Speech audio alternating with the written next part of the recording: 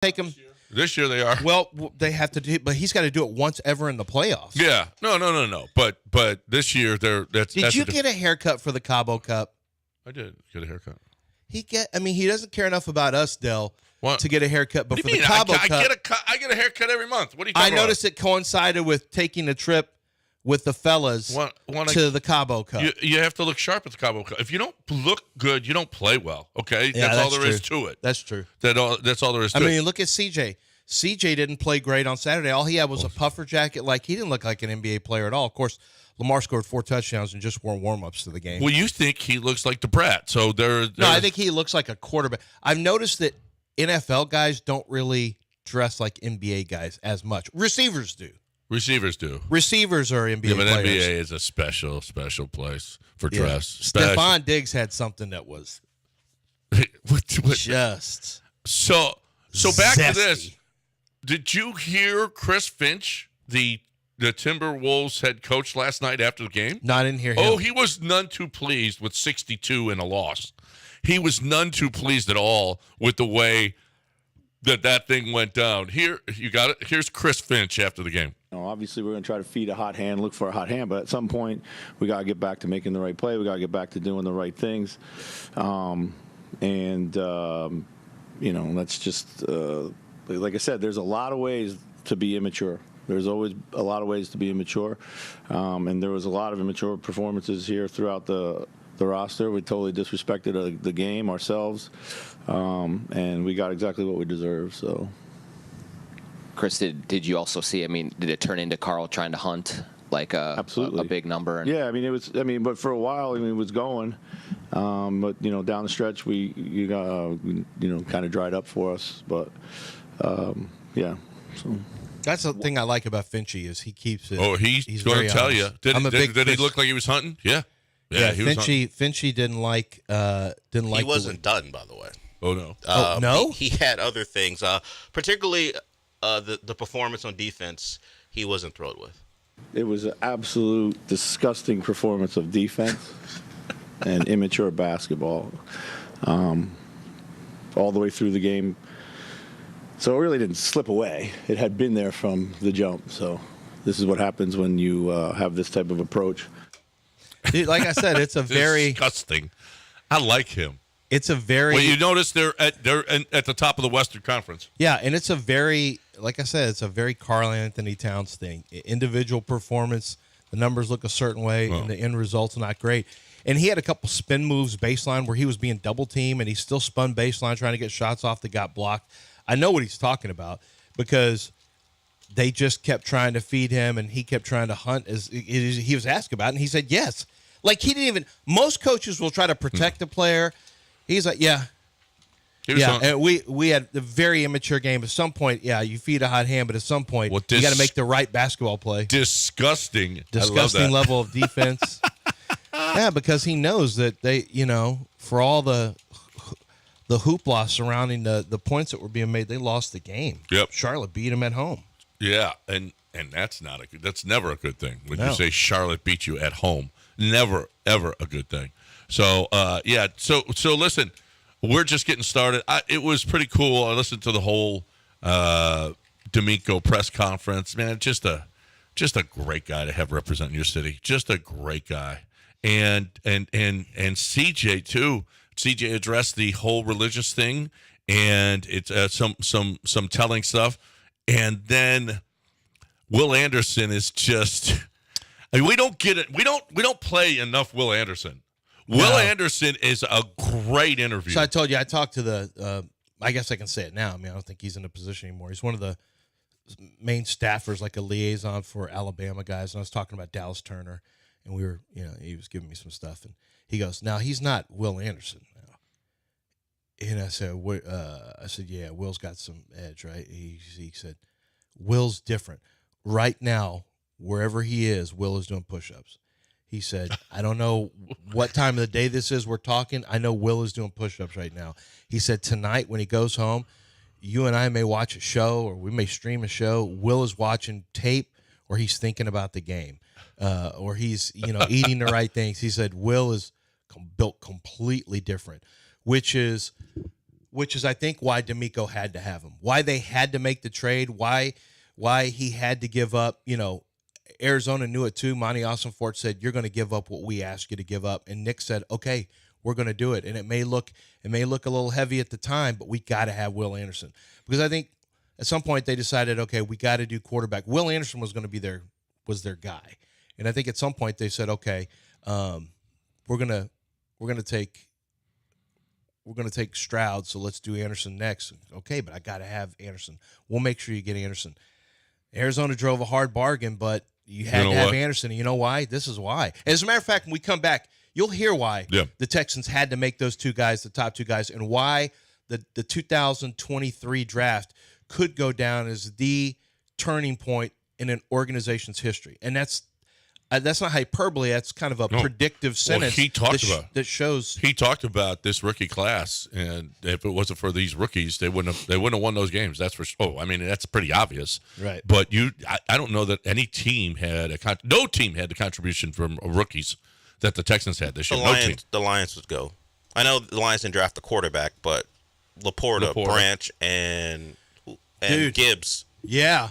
Two monster classes. Yeah, but wait, Will Anderson, Stroud, Patterson, Juice. We can't keep saying Patterson. Won. The Texans had the best. Wait. Leading rusher, the tight end. Is he their leading receiver? Yeah. And then you also Amon-Ra, but he's got a ton of touchdowns. The number one tight end. He was actually the second tight end in all of football. Three of your guys that you're going to mention for the Texans were out with injuries for a chunk of time. Tank, Patterson barely played at all. Yeah. He had like 4 games.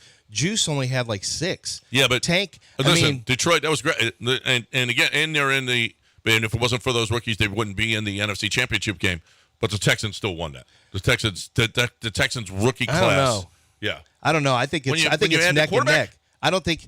Yeah, but obviously that's an advantage. But I think it's neck and neck because what they provided for, like, those are major producers for Detroit too. I think touchdown makers. I think it's 1A, 1B. Yeah, these are guys who make touchdowns. But these other two guys are literally culture changers for Houston. That's why it's like, I think it's one in the AFC and one in the NFC, and they're both spectacular. But I knew Detroit's would be really good. I wasn't sure on Houston's, although I did love Tank. You all take Detroit. I'm going to take the Houston draft as far as the best. And as a matter of fact, ESPN already rated it the best. Well, as long as I'm right, because ESPN is never wrong about stuff like this, about ratings. So I'm right, and you two are wrong. The group that hires who they hire. Let's bank on what they think. I don't care what ESPN ranks. No, that's what ESPN. And I'm looking for NFL networks. And you know where I rank Lance. You know where I rank Doc Manavis? Tops in the world. That's where I rank Doc Manavis. King Charles is having a prostate. I don't know if he's already had it or what, but last week I texted Doc Manavis and I said I think he's having surgery. They were talking like it's going to be surgery, and it's just an enlarged prostate, and that's the worst thing I've ever heard. If you know someone with an enlarged prostate, or you have an enlarged prostate, or someone in your family has an enlarged prostate, and they're talking about surgery, because doctors are still performing surgeries on enlarged prostate. Stop them. Tell them to go to 975prostate.com. Doc Manavis gives you an IV, okay? You're going to take an MRI. You're going to do an ultrasound. You're going to maybe X-ray. I don't know, but the process is a couple of things that she's going to look, make sure. First of all, you got to make sure that there's no cancer. And then you got to, then if there's no cancer and it's just an enlarged prostate, man, oh, man, oh, man, oh, you want to talk about easy. You sit in a chair for about 45 minutes. All the pain there is putting that IV in. That's it. So if you're looking for the best way, if you have an enlarged prostate, there's only one place to go. 975prostate.com, 975prostate.com.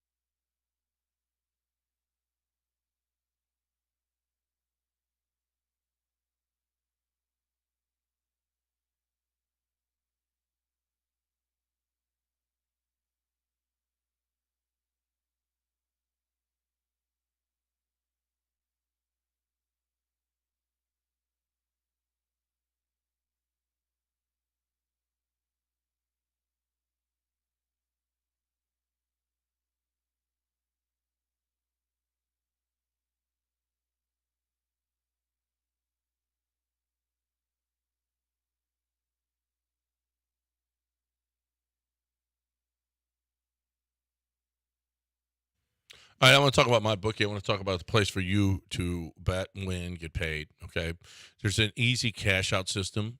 There's an early exit on parlays. There are bonuses just for signing up, but you got to put in promo code Bet975. This is the way that you can, have fun watching the games. If you like to have a little something on it, a little something. You know what I'm saying? It makes it a little bit more interesting. And if you got a problem, then you know what? You need to see somebody about that. Then you need to do that. But just to have something on it, to have a little fun, it's now it's unbelievable and it's so good. And there's so many sites. This one is so easy to navigate. MyBookie.ag, promo code Bet975. So easy to get in, so easy to get your money out, so easy to bet.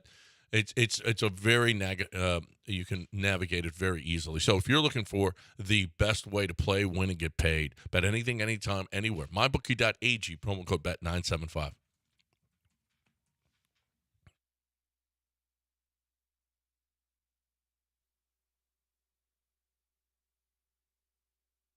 One is currently taking advanced classes in thermocryptonucleotides. The other takes remedial classes in buoyancy.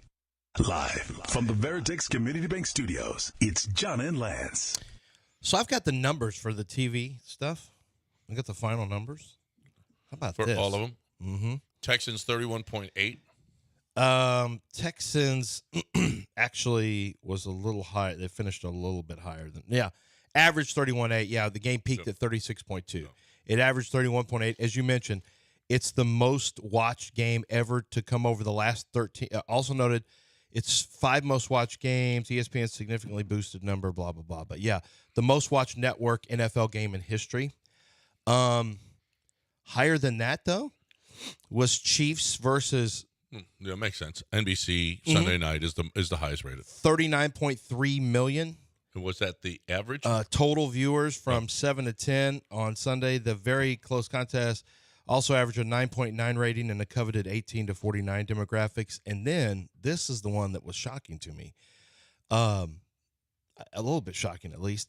The rating between the January 20th matchup.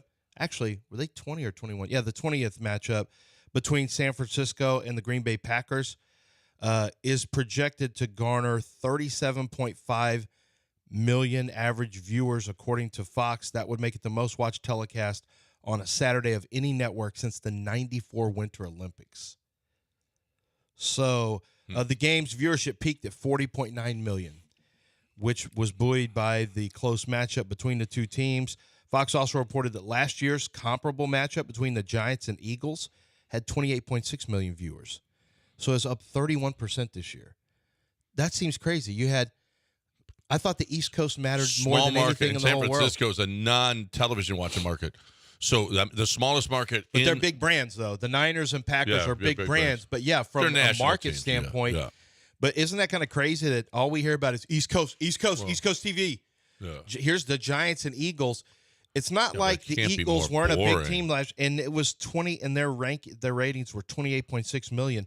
This one is going to be 31% higher with the Niners but NFL viewing was up 7%. I do wonder if some of that is where they can capture numbers a little better now with more and more cord cutting. If Nielsen's doing a better job of capturing streaming data, but regardless, NFL ratings were up 7% this year, and this is a monster playoff run. So far, it's a monster playoff, ratings. Mm-hmm. So we'll see if it continues. You've got Lions versus Niners. You've got, Chiefs and Ravens are going to be huge. Those are going to be huge ratings. Chiefs both of those games are going to be. I mean, Detroit with the storyline of Detroit never getting there. San Francisco is a national team. But in the Chiefs, it's going to be. They put it right. It's Chiefs Ravens at night. Yeah. Yeah. Yes, it is. And I have a lot. I feel like, I don't know if this is true, but I feel like a lot of the people who said they're going to boycott the NFL, I feel like they might be watching again. Yeah, I think a lot of people, who were none too pleased with the NFL. Yeah, it's back. It's back. Not to worry. It's back, Lance. You're gonna still have a job. Don't worry about it. Don't worry about it.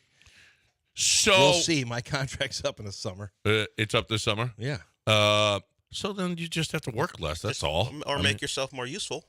Prove to them that you're useful. Yeah, I'm trying to. Just go off into the sunset. Probably easier. The sunset. He's got 4 more. Doesn't you have like 4 more college tuitions to pay for? Yeah, and 4 more years to live according to Gilbert's math. Well, 3 more. Maybe you just. Well, just make sure you got a nice insurance policy. Yeah, I do. Yeah, I mean a lot for those college. I don't have a lot. Yeah. I keep it very, you need some very more term life. JT selling very insurance now. modest. Your son is selling insurance. Yeah, He's I no see. longer giving kids what's circumcisions. He He never did he ever- circumcision. that was I thought he Tebow, was. wasn't it? I thought he was a He worked for the church. Now he's Yeah. working for an insurance He company. didn't he go to exotic locations like Destin to give kids? Yeah, he did, but there were no Exotic. circumcisions there. He did go. Oh, that to, happens in Guatemala, yeah, not Destin. foreign Wait, lands. did he ever He throw did go a to sh- foreign lands like Destin. Did he ever throw a shovel pass to Aaron Hernandez in the championship game? He never did that. Never That did was that was Tebow. that was Steve. Was it a shovel pass or a jump pass? Yeah, jump pass. Yeah. No, shovel passes wasn't until Pat Mahomes. No. When I say shovel pass, where you go this way and I think they had one that dragged under too. Maybe. I mean, they scored a lot of touchdowns. They probably that game. did, but I just thought JT had more important things to do in the church. No. Well, actually, he feels like he's selling whole life to young people, trying to get them a savings vehicle and make it a long-term, financial investment. That's what he's It trying. actually does work. It does work. It does work. You make your own bank. All those, You're your own bank as opposed to borrowing. and he's doing it in Dallas. He's doing it. Are you afraid of the douche factor in Dallas affecting A him? little bit. Okay. A little bit. But that's where money is. I don't want though. it rubbing off on him. Nah, That's where understood. money is. Yeah. Steven Shell. He's in the SMU Steven area. Shell's up there from Texas Custom Patios. He's like, dude, the amount of money in Dallas is stupid. Yeah. He's like, there's a bunch of River Oakses up here. Yeah. No. Dallas is a bunch of. That's why it's so. Yeah, douchey. I mean it is. That's why it's so it is douchey. what it is. Not that everyone in River Oaks is douchey, but Okay. I didn't say that. I mean, What there I'm is- glad it's you There's gonna be cleaned it somebody up. from the Cabo Cup that's gonna be there from River. Oh no. Actually, So be careful. I'm being careful. Not. That's what I said. Not everyone. Okay. Certainly not our host. Not him. Not him. No. Anyway, so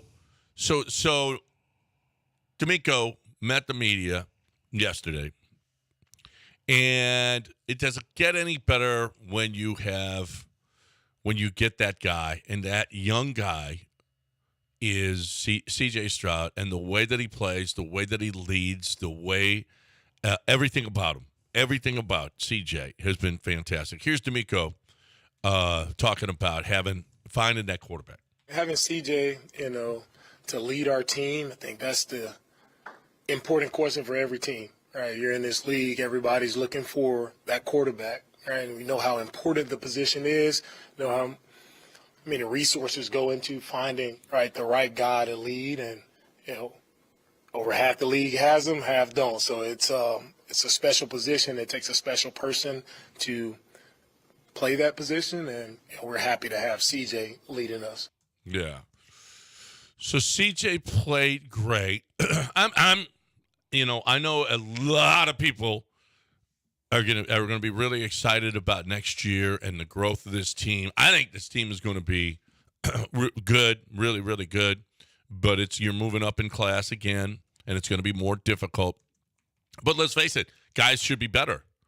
Now, this offseason is going to be a pretty big one. What do you do? There's a lot of decisions to be made. There's a lot of players to sign. When you're bad, it's easy. You just keep trying to get better.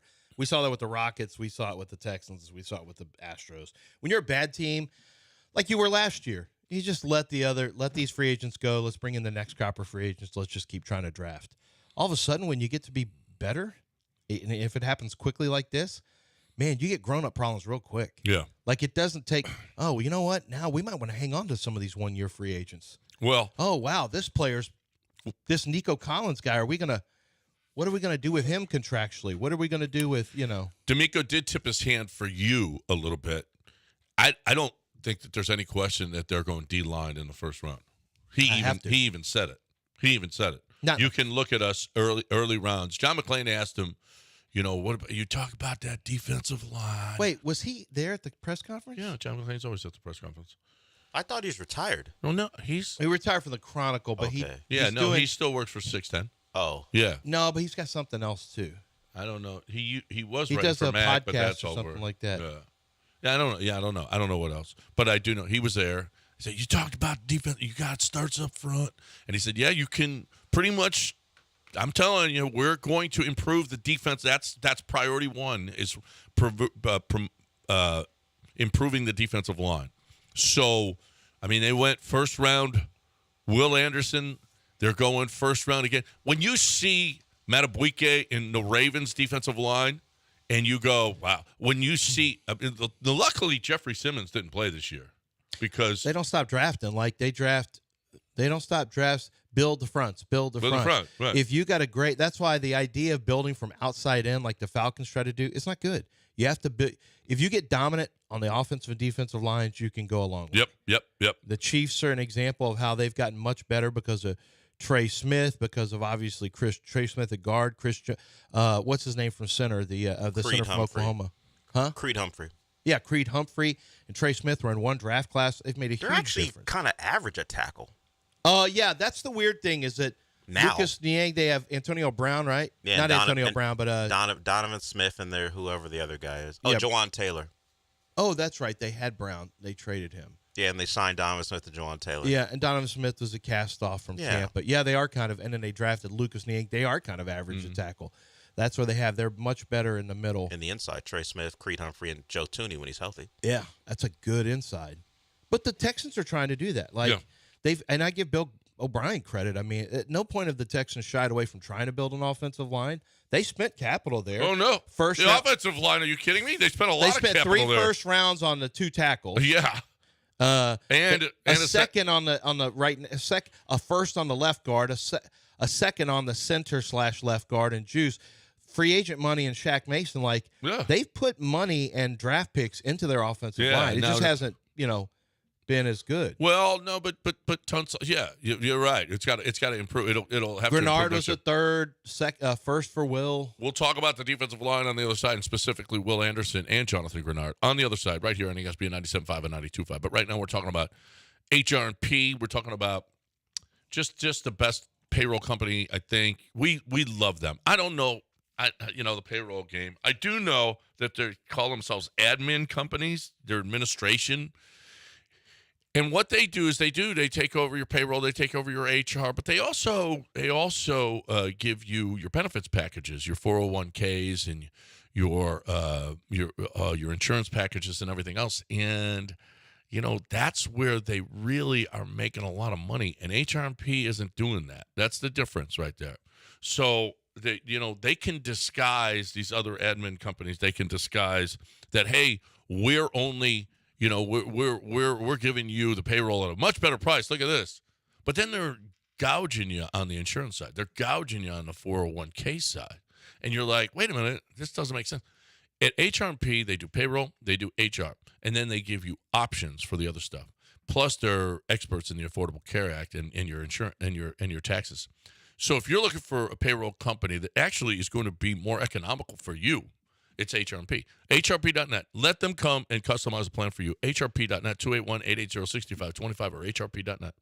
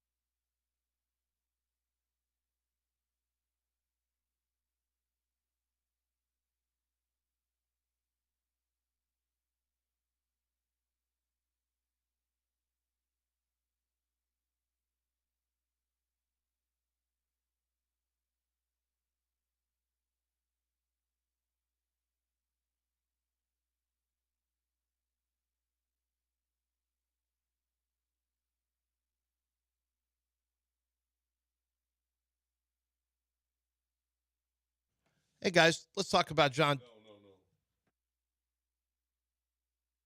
Okay. Yeah, I was talking about John Daspit. Yeah, exactly. Exactly. That's exactly what I wanted to do, is talk about my friend John Daspit, who has been doing this for years and years. He's not that old. John Daspit started young when he was at Fulbright Jaworski, was one of their leading lawyers there. And he's brought some of the lawyers over with him from Fulbright Jaworski because he started his own law firm, and he got into the personal injury side because he saw that there was a lot of goofiness in that side. It's the personal injury lawyers. John really tries to distance himself from a lot of them because he doesn't like the way they operate, and a lot of them just are attention getters. And then when they get your business, they just get to settlements as quick as they can, so they get their percentage and they leave, and that's it. And they're not there. It's just a turn and burn. They're just churning you out, and that's all it is. So they're not treating you any better than the insurance companies are treating you. What John Daspit does is he looks at the case, finds out how you've been injured. A lot of times in this area, you'll have refinery or offshore injuries. You can be hurt on the roadway, whatever the case may be. John's going to look out for making sure your medical bills are paid, your time off from work is taken care of, physical therapy, your surgeries, and of course your pain and suffering. That has a number, and he will help determine that based on how badly you were hurt. And for some people, it can end up being loss of life, and he's working for families to get compensated for that. John Daspit is the guy that's on your side. He's a very good lawyer, and he will work to get you the best settlement possible, he and all of his lawyers. 713-CALL-NOW. That's 713-CALL-NOW. Or go to DaspitLaw.com.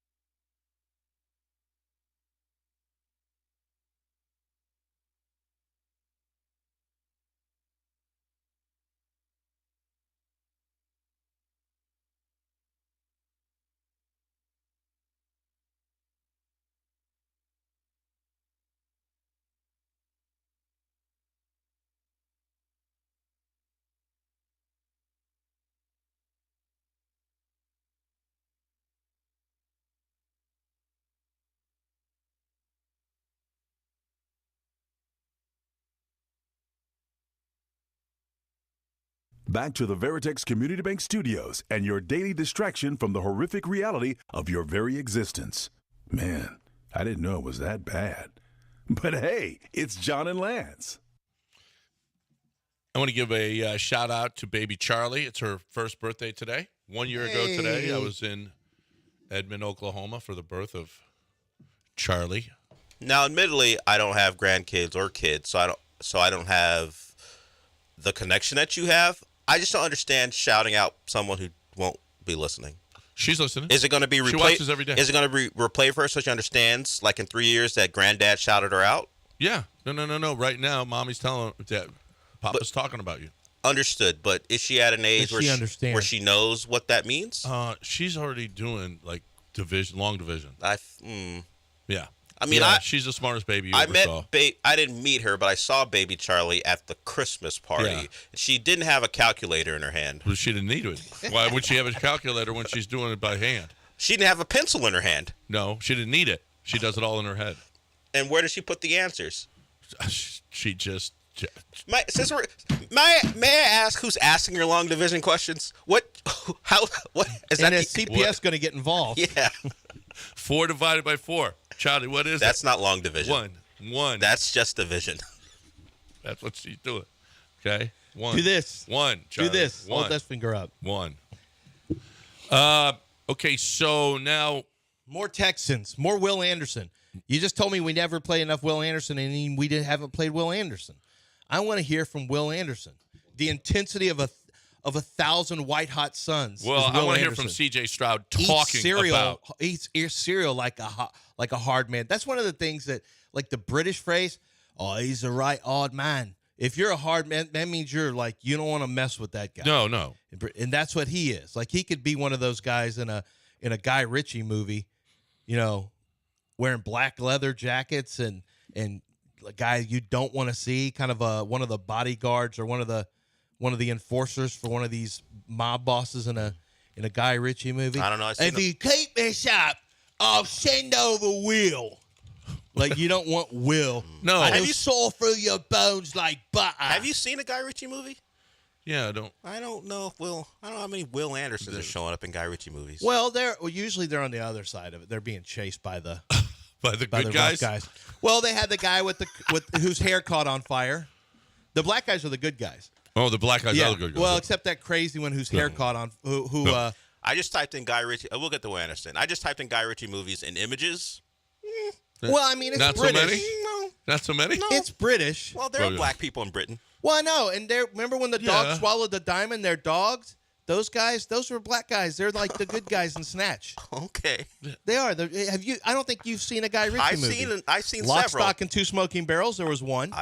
One. He was a lunatic. At least there's one. He was a lunatic. There and he was could have one. been played I by think this has proven his Will point. Anderson. Okay. I'm just saying. One. I mean, I'm glad that you're putting Will Anderson in a Guy Ritchie movie. That's pretty cool. But Take a look at the pitch in EPL. How many black Americans do you see there, mate? Like that one fast guy from the U.S. national team. Eddie Robinson. Johnson? Yeah. Him. All right, so CJ addressed, hey, these two are going to be linked together, second and third overall picks.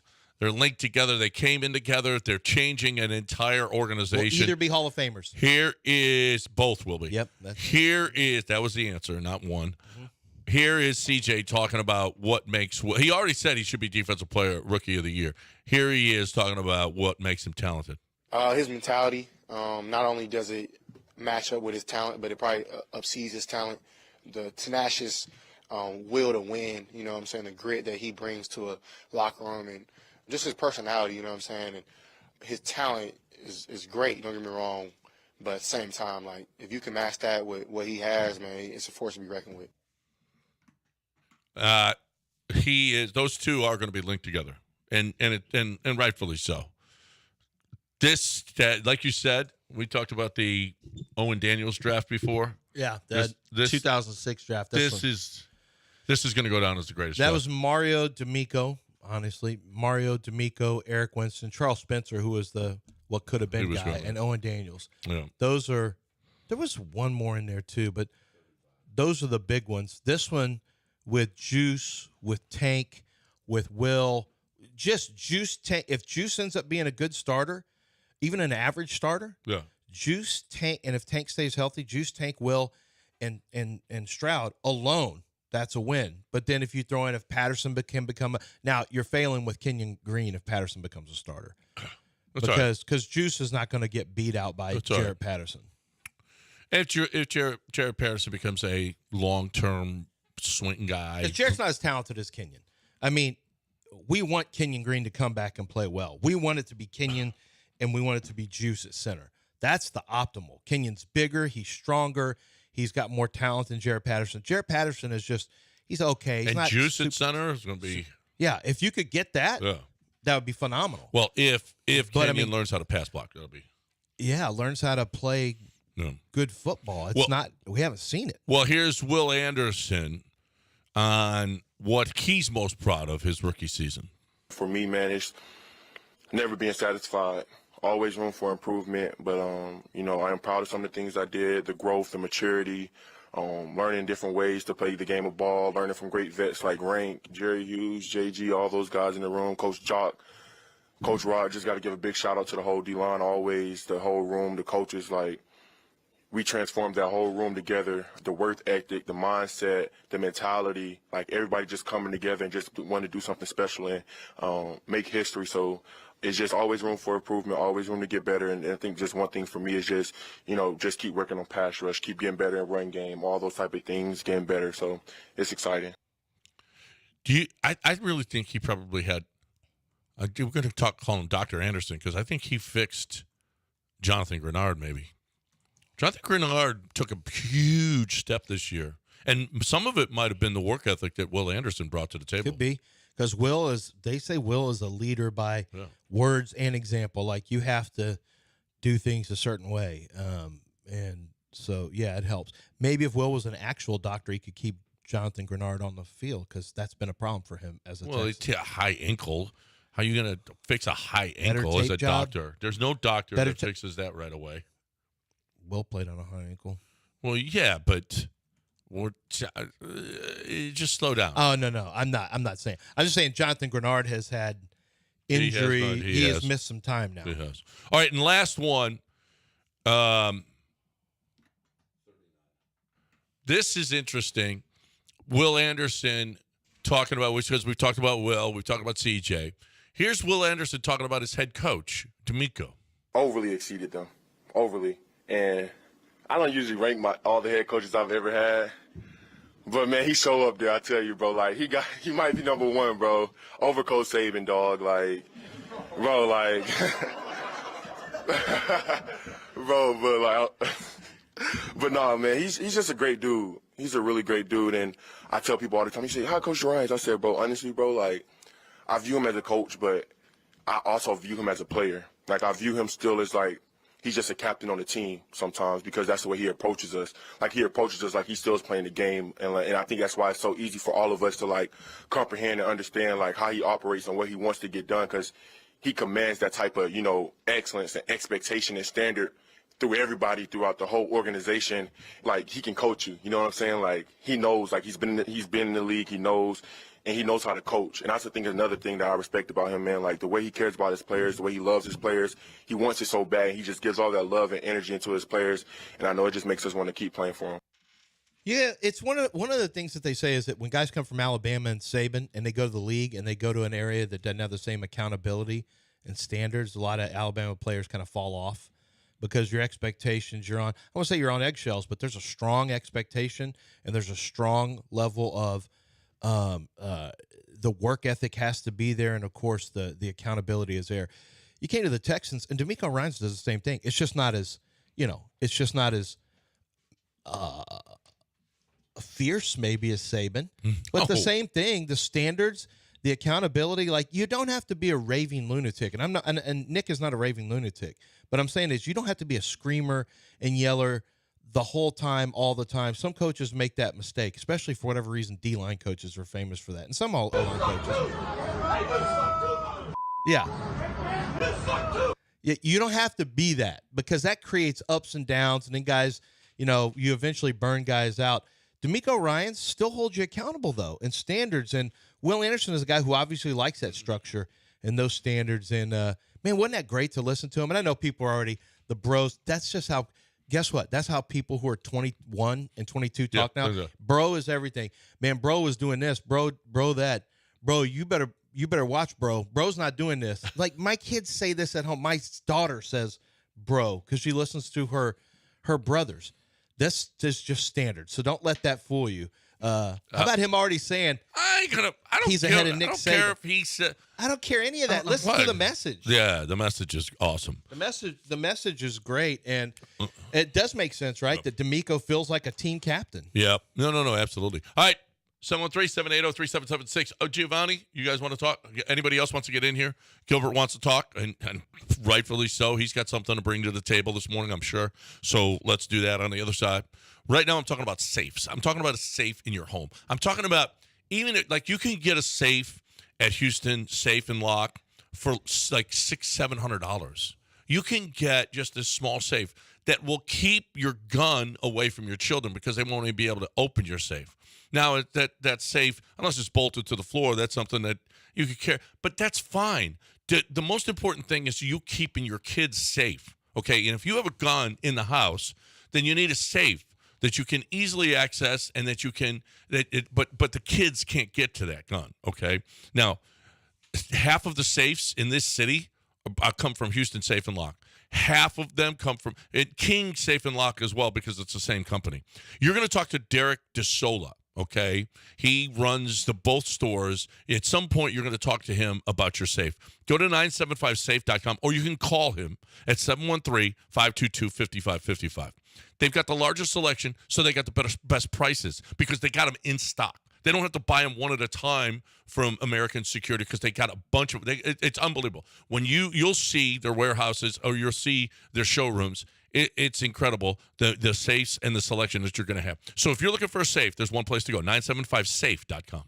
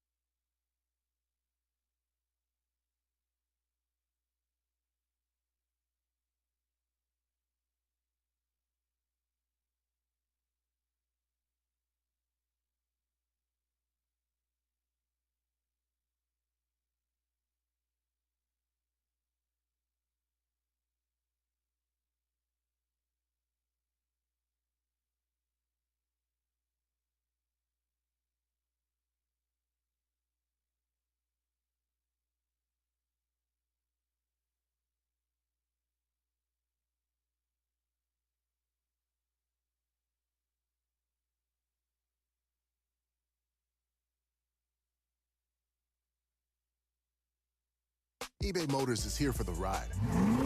120,000 miles of night drives, daily commutes, and who knows how many. Are we there yet? Through countless fixes, elbow grease, and a new radiator, you kept your ride alive. With eBay Motors, you have over 122 million parts to keep it running. And with eBay Guaranteed Fit, they'll be the perfect fit every time. Plus, at these prices, well, we're burning rubber, not cash. Keep your ride or die alive at ebaymotors.com. Eligible items only. Exclusions apply. Yeah, we're replacing the carpets too, so don't worry about that. No fresh powder yet, but Dan's Ski Lodge has an avalanche of projects. Those 4 rooms are getting hot tubs. He needs a staff engineer to navigate a flurry of new requests. And all of those will be fully ADA accessible. Indeed can help him hire great people fast. I need Indeed. Indeed you do. You can schedule and conduct virtual interviews all from your employer dashboard. Visit Indeed.com/credit and get $75 towards your first sponsored job. Terms and conditions apply. Hi, everyone. If you've been injured in an accident that was not your fault, listen up. We have legal professionals standing by to answer your questions for free. Call now and find out if you have a case and how much it's potentially worth. Call 800-384-1340. I'm here with spokesman John Wolf. So, John, tell everyone listening who should call right now. Well, Maria, first off, thank you for having me here. It's always nice to answer the listeners' questions. Now, as far as who should call in, anyone who's been injured in an accident and think you deserve compensation, give us a call right now. 800-384-1340. You'll find out if you have a case and how much it's potentially worth. Thanks, John. You heard it, folks. Take advantage of this opportunity and call now. 800-384-1340. Advertisement sponsored by Legal Help Center, may not be available in all states. Hey, time for me to talk about DraftKings Sportsbook. We're going to be there on February 5th and 6th, and we want you to come. But here's the deal is go anytime. It's such an easy trip as opposed to going all the way to Vegas. It's just a couple hours down the road. Makes so much more sense, so much more economic. Listen, I saw like 3 nights in Vegas at Caesars is for the Super Bowl is $7,000. How expensive is that? Anywhere in Vegas for the Super Bowl is going to be crazy. Well, you've got a Las Vegas hotel right here with the casino, with the sports book, the huge sports book, wonderful sports book, with the golf, with the pool, with the nightclubs, with the 12 restaurants. You got it right here. There's no reason to go to Vegas when you got this facility, which I love. Golden Nugget facility. This is one of my favorites. Anywhere, anytime. It's as good as any Vegas casino. GoldenNugget.com/Lake Charles. You're looking for a great place to play, have some fun, get your gamble on. GoldenNugget.com/Lake Charles.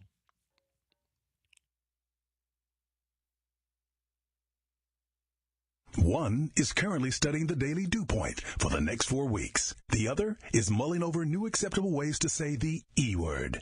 Live from the Veritex Community Bank Studios, it's John and Lance. Yeah, I saw a story. Did you see that? The cheapest hotel room at Caesars for 3 nights is $7,000.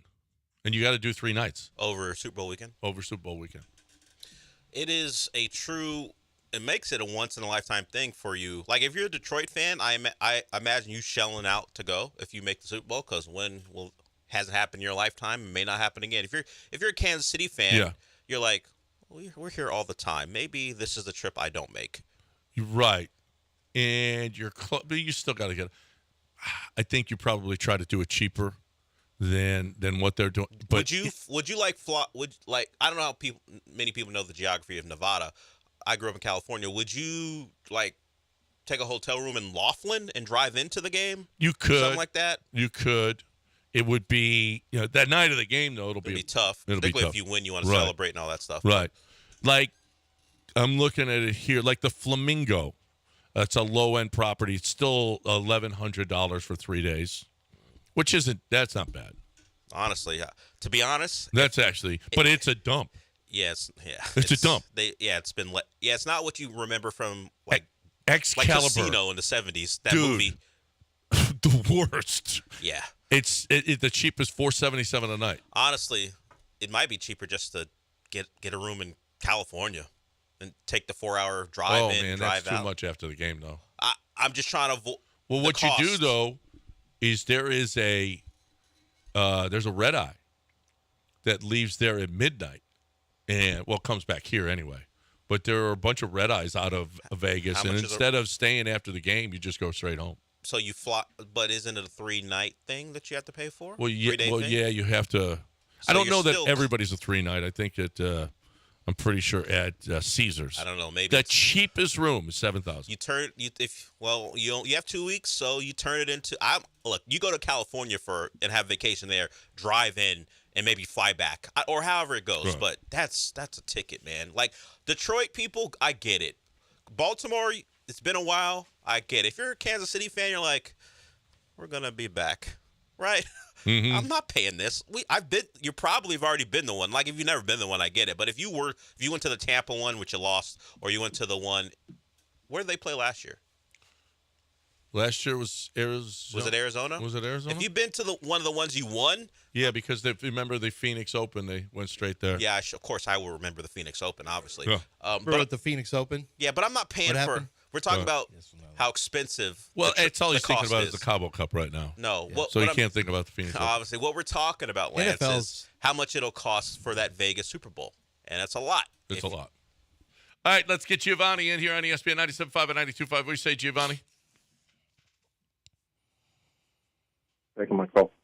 I just wanted to know, I saw on the news about the Chiefs recently, back when they were playing the Chargers on the 7th, there's this guy in Kansas City, his 3 friends come over to watch the game in his backyard, and apparently they froze to death back there. Yeah. And he says he didn't even realize they were dead back there until the next day when the cops showed up. 3 people died. 3 people froze. Up. 3 people froze 3 to death. 3 people watching froze football? to death in Kansas City after he didn't even know. Yeah. How about that? I mean, what do you do? He killed them? I think he killed them. Thank you. Yeah, okay. well, wait a minute. So, hey, Columbo, you're doing this all the way from Houston? Hey. He's got speculation. He's guessing. He just thinks he killed him. But wait a minute. Let me ask you the question. I think he killed him. Hold on. Just hear him out for a second.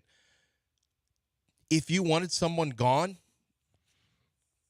yeah, getting them to freeze themselves outside, yeah, I it's guess. kind of brilliant. It's not a bad. What was the cause of death? Hypothermia. Yeah. Why were you guys watching? We wanted to be part of the element. We couldn't afford playoff tickets, so we just wanted to be part of the, we wanted to be part of the game, be in the elements. And so that's what happened. I wouldn't just, Giovanni, with a name like Giovanni, that's not an everyday name. That's not a basic name. That's a guy who's, who probably out. is willing to, he's probably willing to think outside the box, his third eye or whatever they call it, where he's able to see different things. I don't know about the third eye. Kind of like Gussie, he can write in the he air. said third eye. He didn't use a color. Okay. It's third eye. Okay. Not a different eye. I don't like talking about the third eye. The third eye you get, it's in the middle of your head. It sees things others don't see. You're talking about a completely different thing. Let's get Charlie in here before we. Hey, Charlie. Hello? Yeah. How you doing? Hey, what's going on, guys? Good morning. How you doing, Charlie? Good. Hey, I just want to talk about two things real quick. Man, first, in regards to the Houston sports, man, I feel like it's probably the best, like in terms of like looking forward to. You know, we got like pretty good head coaches and managers like in Ime Udoka and Nico Ryans, and I feel like Joel Pott's going to fit the bill nicely with them as well. And I think that those three coaches, the fact that they're minority coaches and like they're geniuses. I feel like, I don't know, I saw that press conference yesterday with Joel Potter and Josh Hader, and he seemed like the right guy for this team. Like he's like pumped and he's like smart. I feel like he's going to fit the bill. And yeah, the last thing I wanted to ask was I might have missed the time and you said it, but can you repeat, John, what time and the caller number for the Sportsman for the Cabo Cup is? Please. Thank you. Something about the foursome for the Cabo Cup. I thought I heard. Yeah. You never giving put away in the number? Are you giving No, away? but I'm going to give you the number of how you can watch the big game with us at Warehouse Live. I'll do that on the other side right How here many on ESPN. spots are you giving away there? Does Justin know you're doing this? Giving away all of his spots? Yeah. And listen, it's because there's a band there. Is there going to be a ticket to get in? Yeah, for but it's people who free. aren't winning? It's free. Okay. Yeah, it's free. Yeah. Oh, no, it is But free. there's plenty of place for everybody. VIP Yes. tables he's giving away. Even if you don't get a table, there's more tables. But these are the VIP tables right in front of the stage, and this is going to be this is special. cool. It's and going to that's be really, what we're really cool. giving away for people to win? Yeah. And people have asked. People have asked the number of people. I just said table. So is there a number attached to the table? How many people can come? I would imagine it could go four to a table. Okay. Yeah. Well, they're desks, like school desks when you were in third grade. No, they're not. You No, get it's your a own desk. where you can table. put- It's a table. It's just a school desk where you can put a pencil. No, and you at don't the write. top. You don't. That's write, what I do. I trick people. And you don't write underneath. Come in and you get a desk No, like when there's you're in not school. a desk. It doesn't say like Jolene does stuff on the desk. It doesn't say that. I just picked a name no one would have, so I didn't insult anyone. For a good time. Yeah, for a good time, call Jolene. Call It Jolene doesn't is a pretty safe. Yeah. That's pretty safe. I know it's Jolene. Okay. Yeah, I bet she's not under 40. Probably aren't that many jail. What I'm talking about now is the Chastangs. And speaking of 40, how about 80 plus years? 80 plus years the Chastang's been doing this. 80 plus years the Chastang's been selling cars in the city of Houston. You don't stay in business for 80 plus years unless you do it right. And Patrick learned it from his dad, Joe, and Joe learned it from his dad and his dad. And it's just been one Chastang after another, just doing it right, doing it the right way. And you don't stay in business unless you have integrity, unless you care about your customers, unless you give them the best product that you possibly can. It ain't easy staying in business for 80 years, people. It ain't. And the Chastang, you know why the Chastangs are? Is because people can trust them. You can trust that every time that you walk into that Chastang store, that they're going to give you the best deal that they possibly can.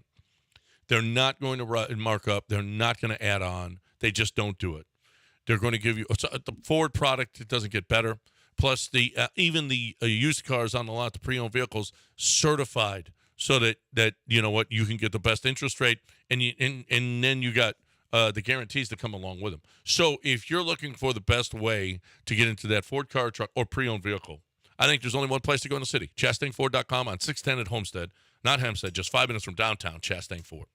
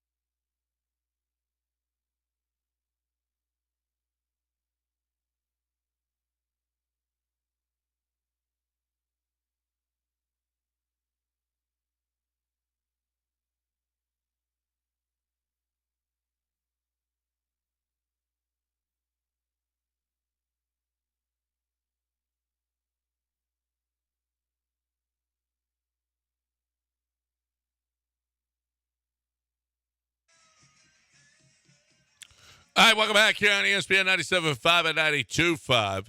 Before we got a full board of calls in here that want to talk Texans, but we got to mention, we're an hour in, and we haven't even mentioned the Josh Hader press conference. Josh Hader is, I read an article yesterday by somebody at, was it CBS Sports? I don't know where it was. Anyway, it was the Astros did something that was pretty amazing, actually, in a year where you thought it was just going to be all about economics. They signed a huge contract at a position that they were already strong. Mm-hmm. I mean, you got a Brian Abreu and a Ryan Presley, and then you go and add a Josh Hader. It's like, all right, wow. So how I'm devil's advocate. I'm not. I'm excited about having Hader, but how there are some people who say strength in his strength, which is a philosophy a lot of people will use, but why not earmark that for position baseball? I mean, lineup baseball, since your lineup was a little inconsistent last year, and you are likely to lose at least Alex Bregman. What are your thoughts on that? I think you're going to lose Alex Bregman anyway. Alex Bregman's going, just like Kyle Tucker, he's going to free agency. But what about paying one of those guys? Well, you're going to pay Altuve. But he won't play as long as Bregman. Well, no, he won't play as long. But you're not giving.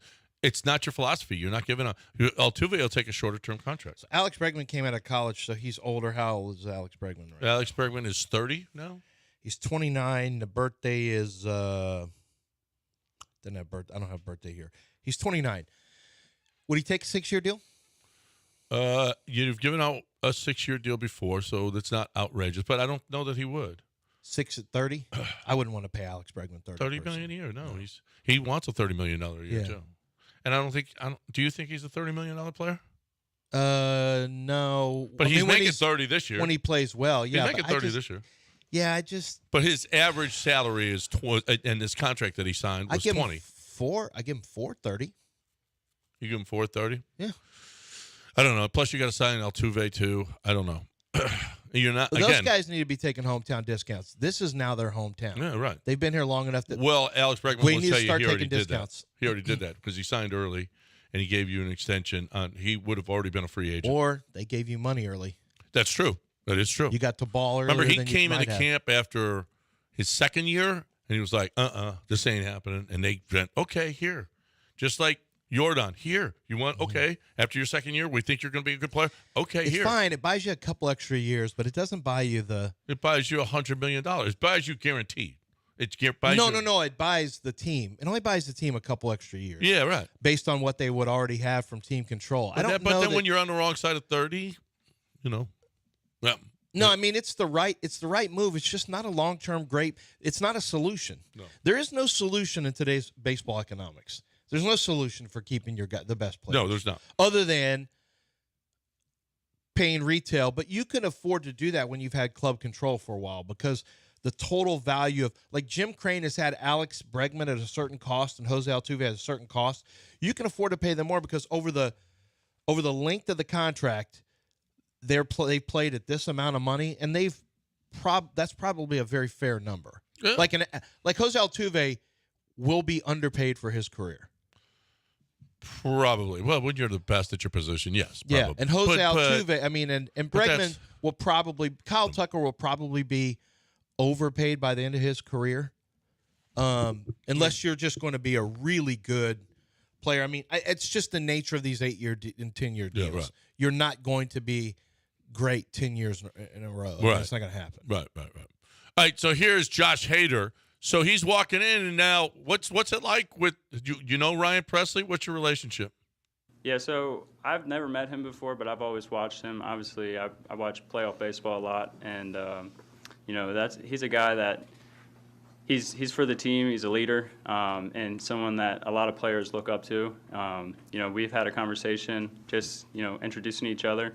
And, we're excited to get together, be able to see each other in spring and just learn from each other. I think that's the biggest thing is this guy, you've seen what he's done in the postseason. No matter what he does, and he's a guy that you want on your side and you want to learn from. That's cool. We'll find out. I think it's going to be just fine. You're not going to put up the numbers, but Ryan Presley has made a bunch of money already. Brian Presley has slipped just a little bit. His strikeout percentage is 27%, was 27% last year. Hader's career is 44%. It's so funny. You're paying Hader $95 million over these 5 years. Do you realize if you had not traded him for Carlos Gomez, he would be leaving you right now? Yeah, that's right. That's right. Yeah. So instead of having him those I miss years, Go-Go. Oh, what a great player he Yeah. was. I mean, how many times did the helmet come off after swinging? No. 1,000? was the worst. Let's get who's up. Keith. Keith's a Raven fan. No. He's gonna have to wait. It's Mike. Mike is next up. Hey, Mike. Hello, sir. How y'all doing? Good, Mike. How are you? Good, Mike. I'm doing good. I was just about the Texans, about them, their next season, about the running game. I think that's what killed them, obviously, in the playoffs. They couldn't do anything. Well, it's funny. D'Amico Ryans was asked about Dameon Pierce. Do you have that cut, Del? It was a short, brief answer. Did you see that, John? How about zero snaps? Zero in that game. He was asked about... He did return a kick, but he had 0 offensive snaps. Talk about... I think Didn't he fumble the kick? No, I don't think he fumbled the kick.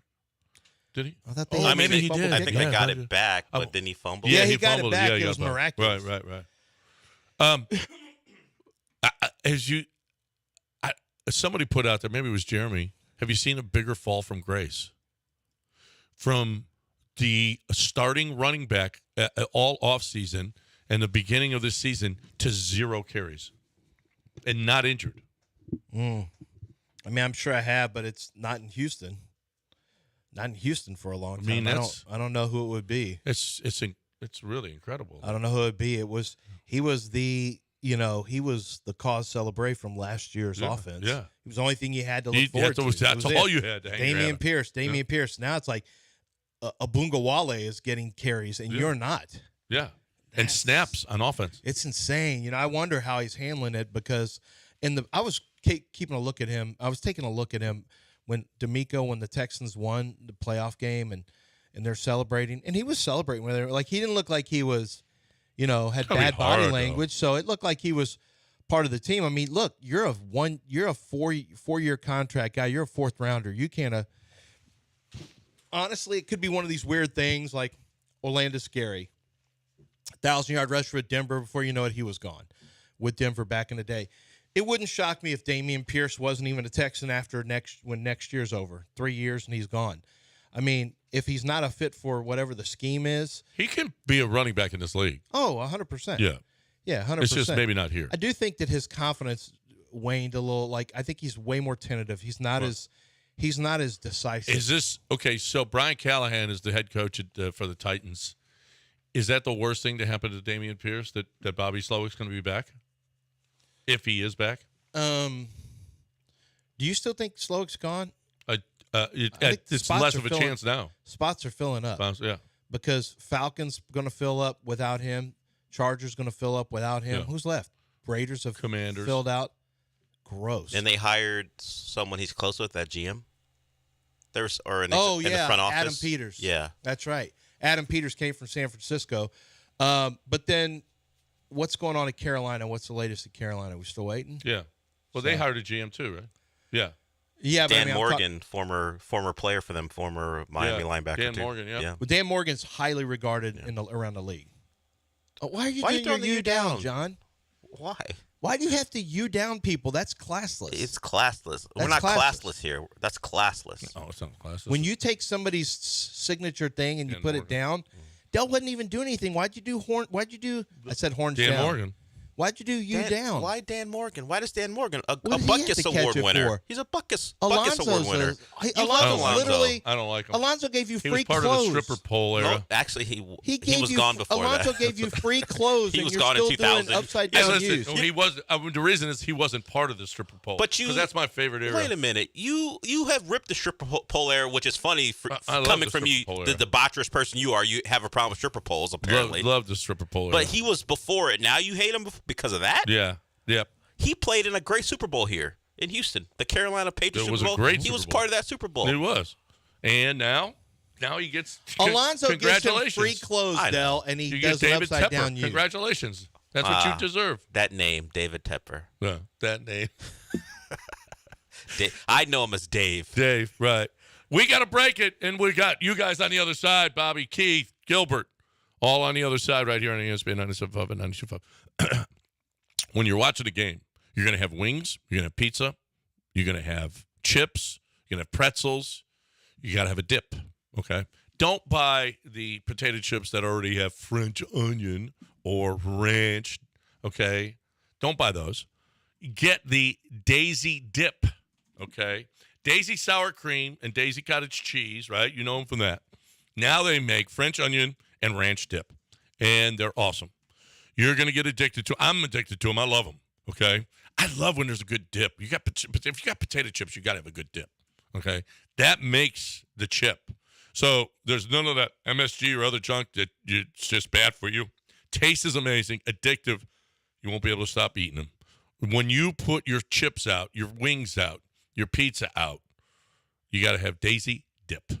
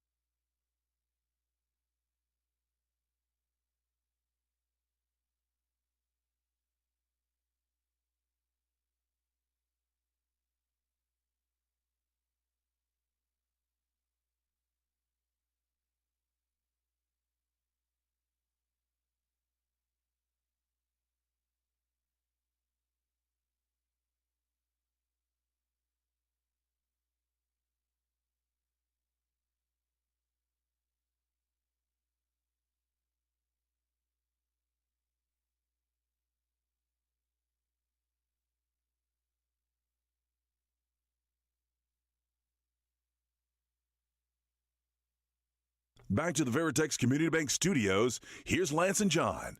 Scratch that. Reverse it. All right, welcome back here on ESPN. We're gonna clear this board, and in the next segment, we're gonna play a little game. And if you can guess, the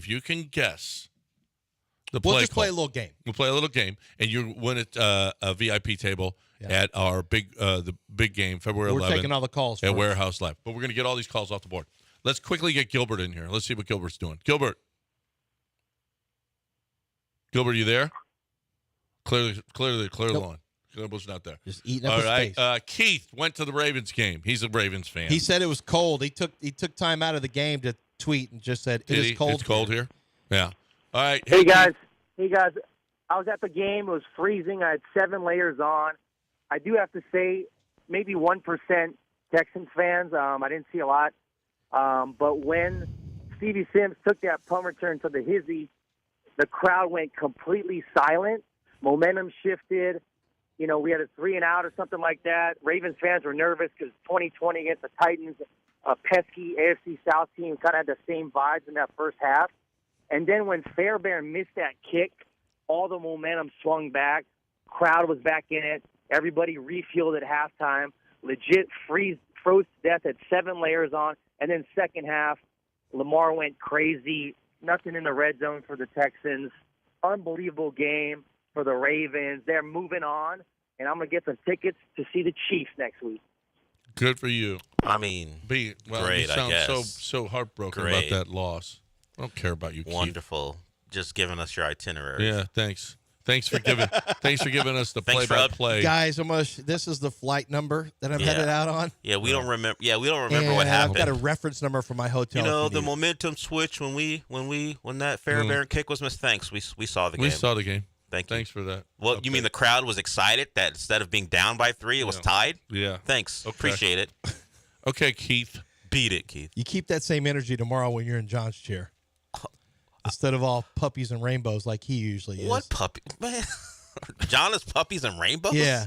Everything's Professor Positive over there. Is that you keep your new that name? same, dark. You keep your same dark energy and intensity of the red hot sun that is your hyper-focused That is hatred. how I go through life. Yeah. No, he's Don't always worry. like, Don't worry about it. Don't worry. He'll be fine. Yeah. The problem for you is it'll be mostly looked at you. Yeah. The red hot sun will be on you. You'll get sunburned. Which Bobby? Let's do Bobby Texans offense. All right. Hey, Bobby. Sir, they're ready for your interview. Who is it? Is this Seattle? Hey, who gets the pleasure of talking to Bobby the Legend Slowick? Answer me. This isn't the Seattle Seahawks. Oh no! Is this Bobby? Is this Bob? Is this cocky Bobby Slowick? Hey, I'm just talking about the greatness, the greatest thing to ever touch the gridiron, the offensive genius running the Slowick offense down your throat. I don't like the down your throat stuff. We're not taking shots of Bobby the genius Slowick. We're not doing that. We're the greatest to ever touch. As our offensive coordinator, he's Bobby Heenan. He's good. It sounds like Bobby the Brain as opposed to Bobby the Slowick. Listen to you. What was that? Interview or listen to you? I need to know. Bobby, we see that you're interviewing later today with the Commanders and the Falcons. Which would be your preference? Garbage organization, but I can maybe help them out of the gutter.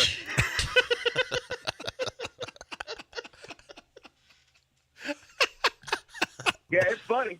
It's Cocky funny. Bobby. Look at that offensive production. That's a real funny joke. Well, how about? Well, you didn't score an Bobby. You didn't score an offensive. I can help him out of the Wait, gutter. Bobby, you didn't score an offensive touchdown against the Ravens. Are you getting a little ahead of yourself? A little uppity, as they say? Okay. Listen here. I took that garbage offense as far as it could go, hanging on to my coattails of greatness. It takes some to hang on. You got to have a tight grip to ride to the top of this mountain, and they couldn't hold on. Listen, I called every great play, triple reverses, single reverses. That's not even a reverse. If you're running the Slowick offense, you better run it to perfection because that's my expectations. I listened to Delhi in this interview. Actually, he's asking the right question. That is.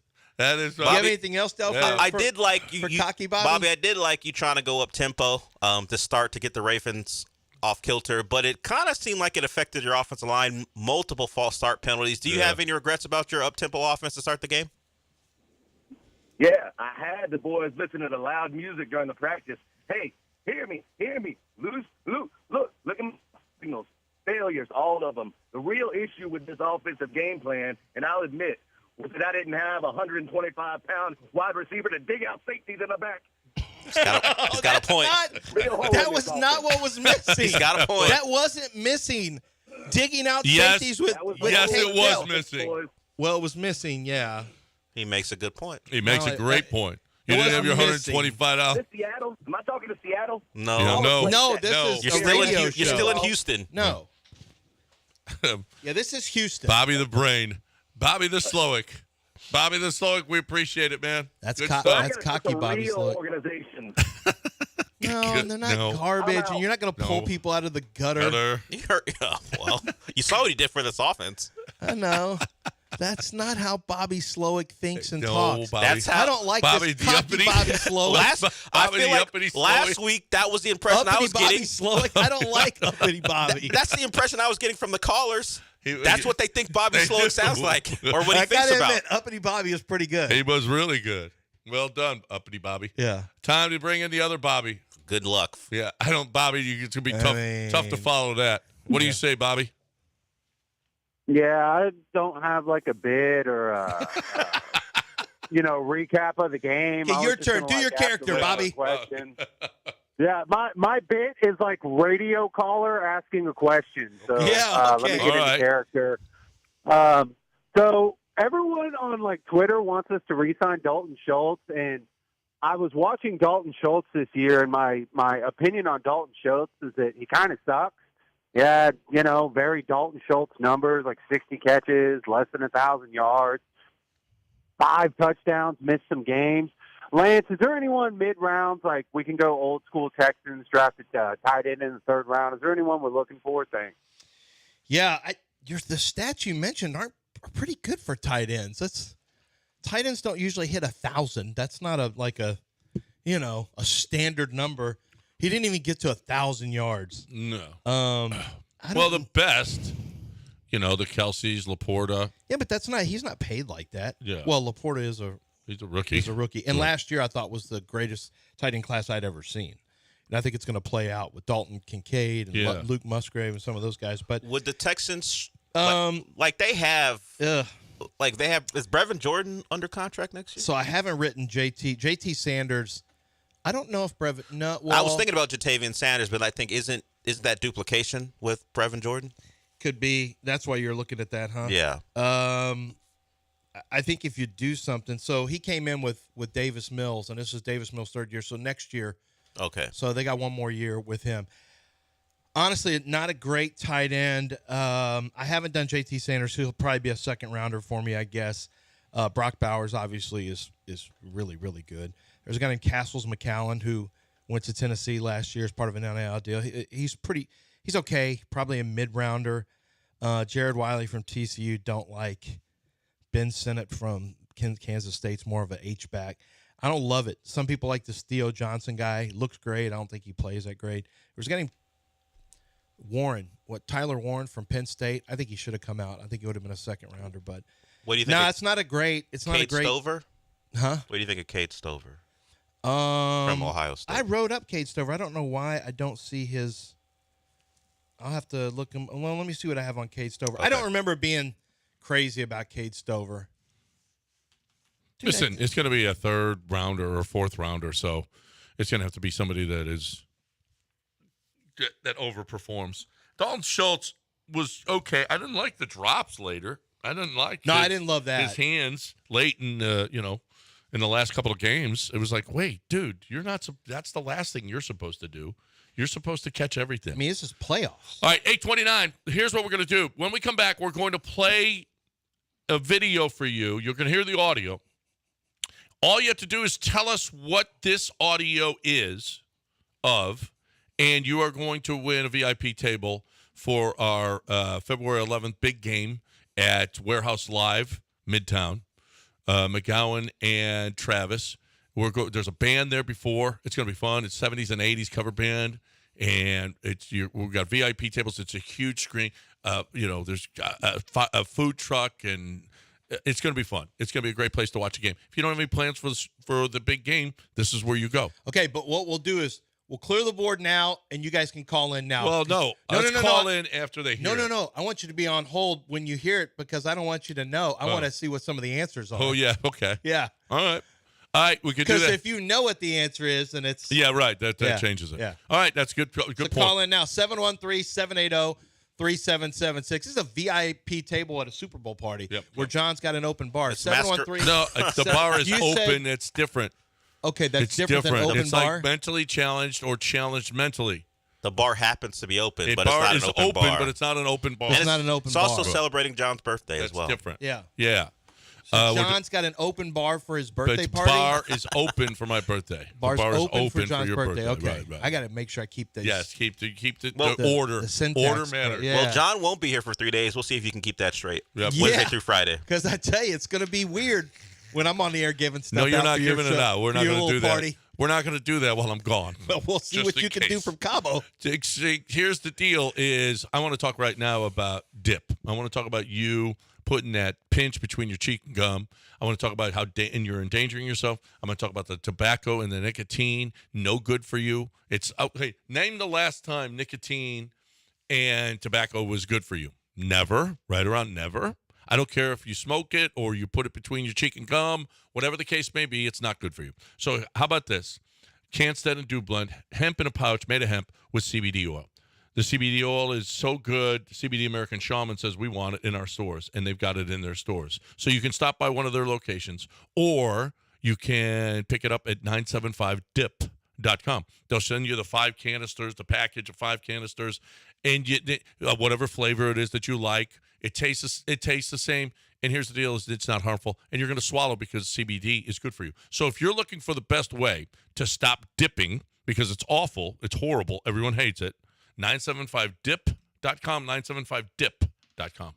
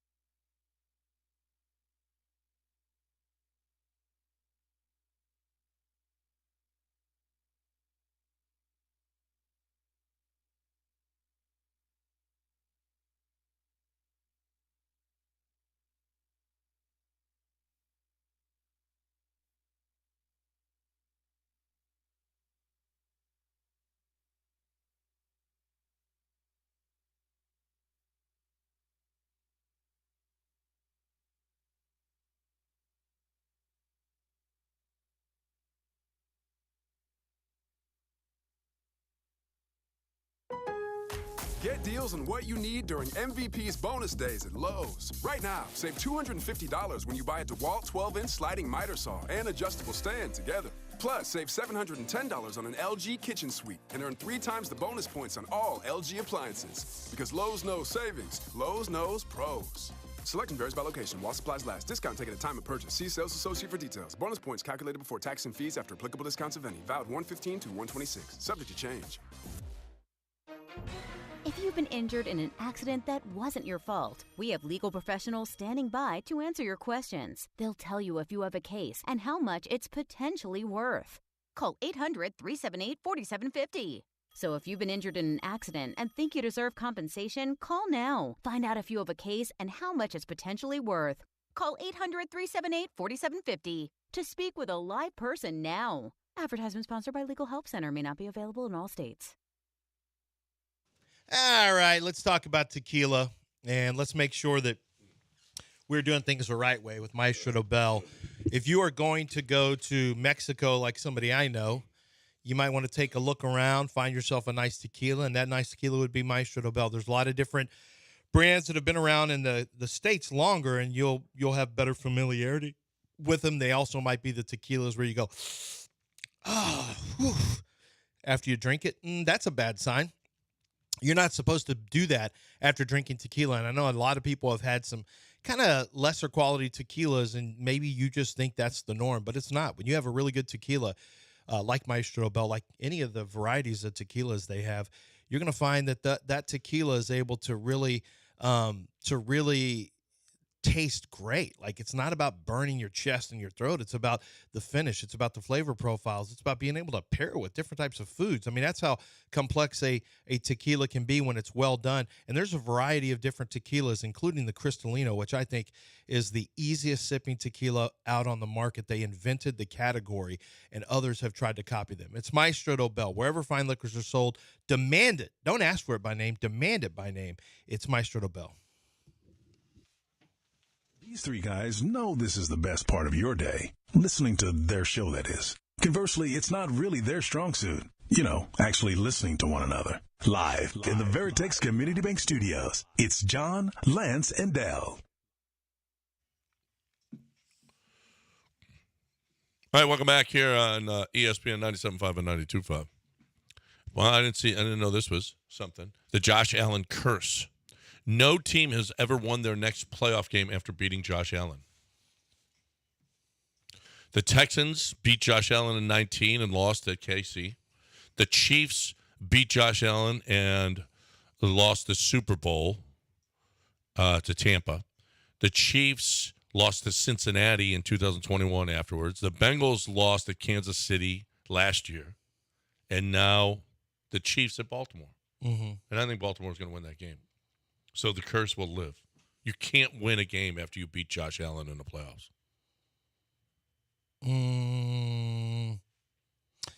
Yeah, you know, Solis is like, I'm just going 15 over 8. I'm just going Mahomes over Jackson. Guy who's done it versus the guy who hasn't done it at that level.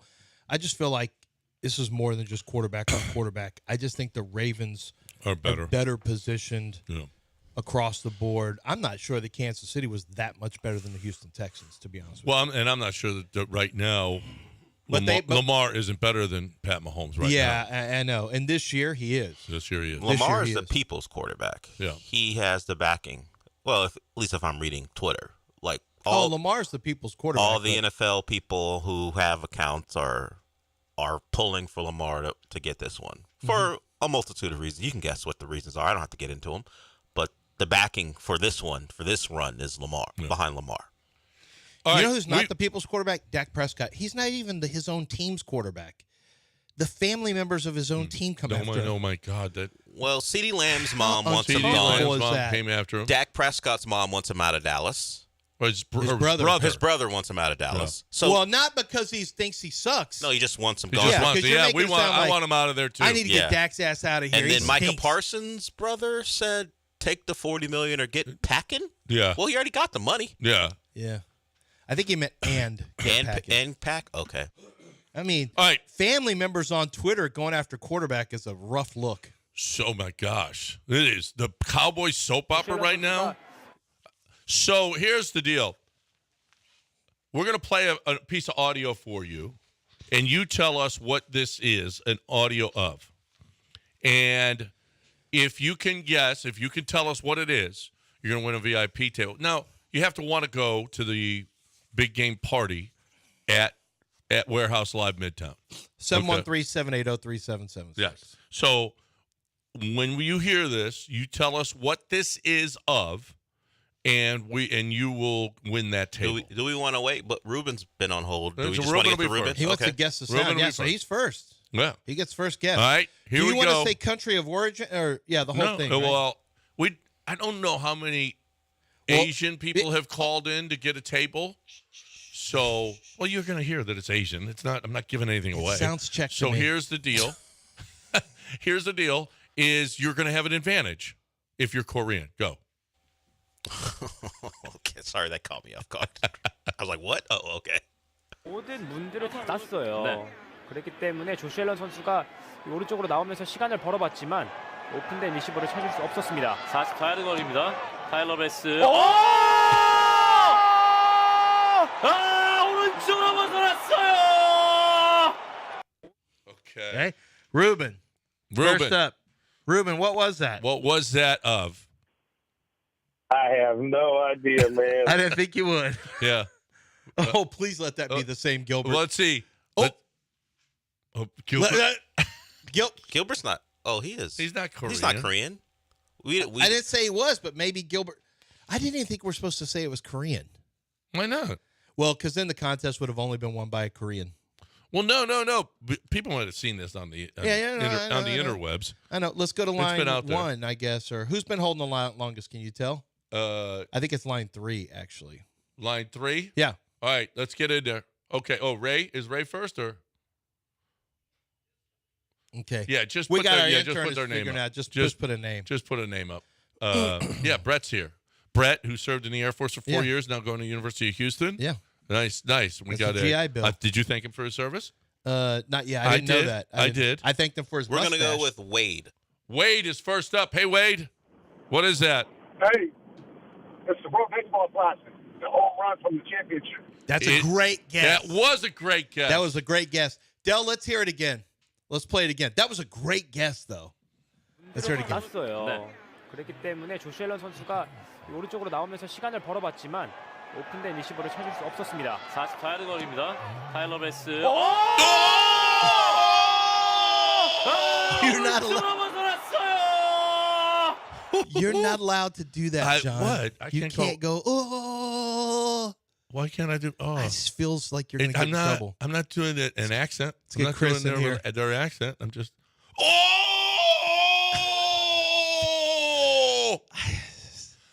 Who's next? This is Chris. Steven. Steven is next. Hey, Steven. Hey guys, What was that's that? that's the Korean call of Tyler Bass missing the field goal. That is correct, sir. There it is. That is Tyler Bass missing the field goal. Can you go? What's your plans for the big game? Can you come on over to Warehouse Live? Did he hang up? Steven, are you there? No, I'm here. Are you going to? Do you want to come over to Warehouse Live and watch the game with us? Yeah, let's do it. All right. Okay. do it. We're going to put you All on right, we're hold and gonna get your put you- yeah. information. John, I want to play it again, but can you tell us can you just kind of guess what they're saying? I'll translate it. Okay, translate it. Okay. Here we go. Okay, so Steven won. Congratulations, Steven. 그렇기 때문에 조시 앨런 선수가 here's Tyler 오른쪽으로 Bass 나오면서 시간을 lining up 벌어봤지만 for the field goal. 오픈된 리시버를 찾을 수 없었습니다. 37 yards. 타일러 베스.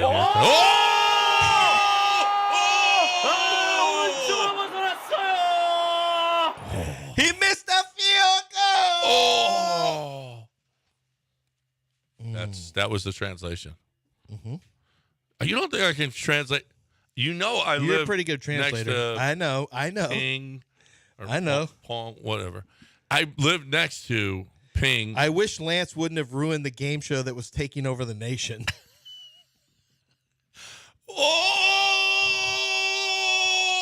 Somebody said female golfer. That's not. That wasn't female golfer.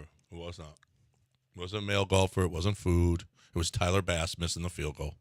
Okay. They don't play that in Korea. I don't know that we ever. Yeah, we had Korean names. Absolutely. We had Korean names. Korean names? What are you talking about? On male golfer, female golfer food. Yeah. Oh, yeah, I'm sure you did. Yeah. It's KJ. You had to have Korean names. Yeah. That's pretty much all the women's female. golf. Yes. Yeah. Yeah, all the female. Yeah. Pretty much. Yeah. So Steven is the winner. That's the call of the. So apparently they were happy that the Chiefs moved on. They sounded happy. Or they're just reacting to a giant. Yeah, a big they're play. reacting. Kevin That was a huge Harlan. play. Kevin Harlan was very excited too, but he didn't. Gus Johnson and Kevin Harlan get super hyped about misses. Not Jim Nance. Or they get super hyped about bad things happening Jim too. Nance always has like the thing he wants to go to, so the excitement never takes over. He's got something he needs to say, some line he wants to get out there. Yeah, he's prepared. You know who's not? Tony Romo is. I don't know how long Tony Romo lasts. Well, now. so you know He Tony did Romo sign took a big bunch deal. of crap this year, but Well, they no, said he no. wasn't as. Yeah, I didn't get to hear the game at all. At well, the restaurant. no, watching. he's like losing it. He's losing it. What do you mean he's losing it? So, at one point during the game, they were saying, "There's 70,000 people." And Jim, that's just like at my house, 70,000 people. Only there's no one there. And it was like, what are you talking about, Tony? He imagines being in front of 70,000 people at his home. That's what I got from it. What? Did you hear that? Yeah, I thought he just I imagine like I'm playing in front of 70,000 people, but actually there's really no one there. There's no. It's just what? It's I guess the same thing like when you're a kid. It's like when you're doing the whole countdown. Yeah, that stuff. I guess that's what And he's you talking hit, about. You hit the basket? Yeah. Yep. All right. Congratulations playing our game, Yeah, Steven. that must be what he was talking about. Yeah, I don't know.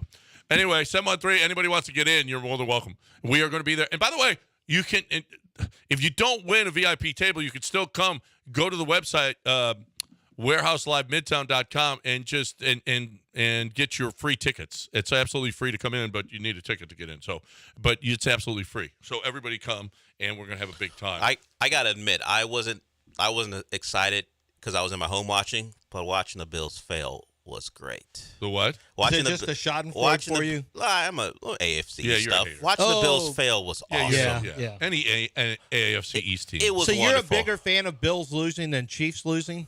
Sure, because they beat us in a game, I expected them to win. I expect Miami to lose. Whatever. The Bills, I hate. I can't stand their fans. And the other thing from that game, the fans are a little much. They are high on themselves. Yes, for whatever reason, they don't win anything, but they're very high on themselves.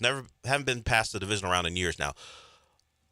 Jason Kelsey, everyone's celebrating what he did. So excited about him. That's a two Americas thing, because there's a certain segment of America who's like, oh, look at the big fat guy who's an offensive lineman out there celebrating. Bert Kirshner is who he looked Bert like. Kreischer? Kreischer, yeah. That's what I thought it was. The bit is that no one gets that guy's last name right, so you're right in on the bit. But I'm like, okay, that's what he would be doing if he never played football. That's what it looks like. Jason Kelsey fits right in. What's the big deal? Right. Except he's a Hall of Famer.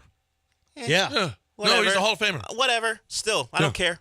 No, why is that a big deal to people? But he was better to look at than Taylor Swift. Why? Yeah, but I'm starting to be over. Because Maggie Gray Perloff, Andrew Perloff's co-host on the show he does, she's a big Bills fan, and she's like, I am so over. Stop coming to our tailgates and drinking our alcohol. I'm so over every time I see turn on a TV at Kelsey Brothers. It's kind of true. Like, well, that's I'm starting to because get they're over Kansas City. She can't stand them. No, but I'm starting to get overwhelmed with.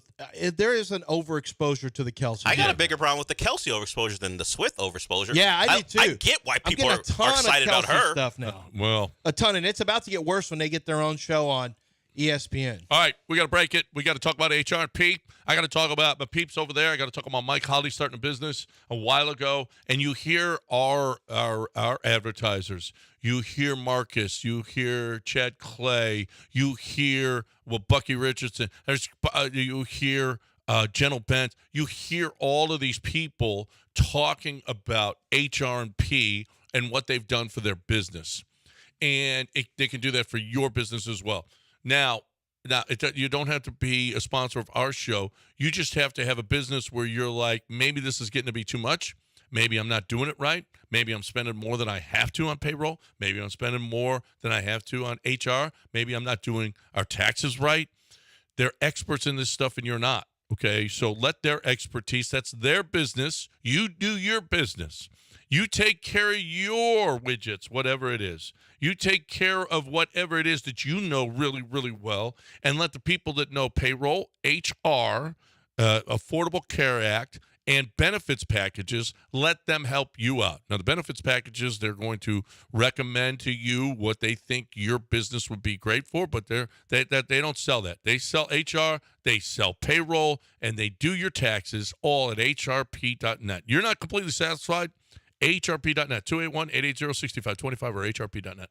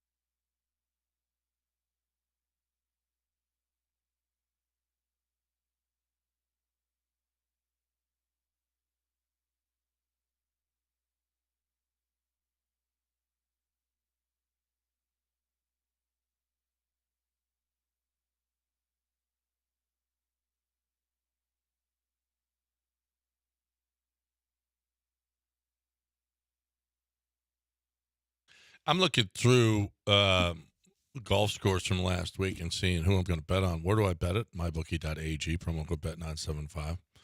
I'm trying to figure out right now, who I'm going to bet on this weekend. I like the Ravens and I like the Lions. And where do I bet it? MyBookie.ag, promo code bet975. I like to get a bonus when I sign up. MyBookie.ag, promo code bet975. I like to get out of my parlays early. Where do I do that? You know. Where do you get paid? You know, you can have an early cash out. MyBookie.ag, promo code bet975. They do so many things that the other bookies don't do. Okay, early payouts on parlays. You can get out early of a parlay. All of the things that you could possibly bet. Easy website to navigate. It's where you should go. If you're looking for a great place to play, win, and get paid, mybookie.ag, promo code bet975.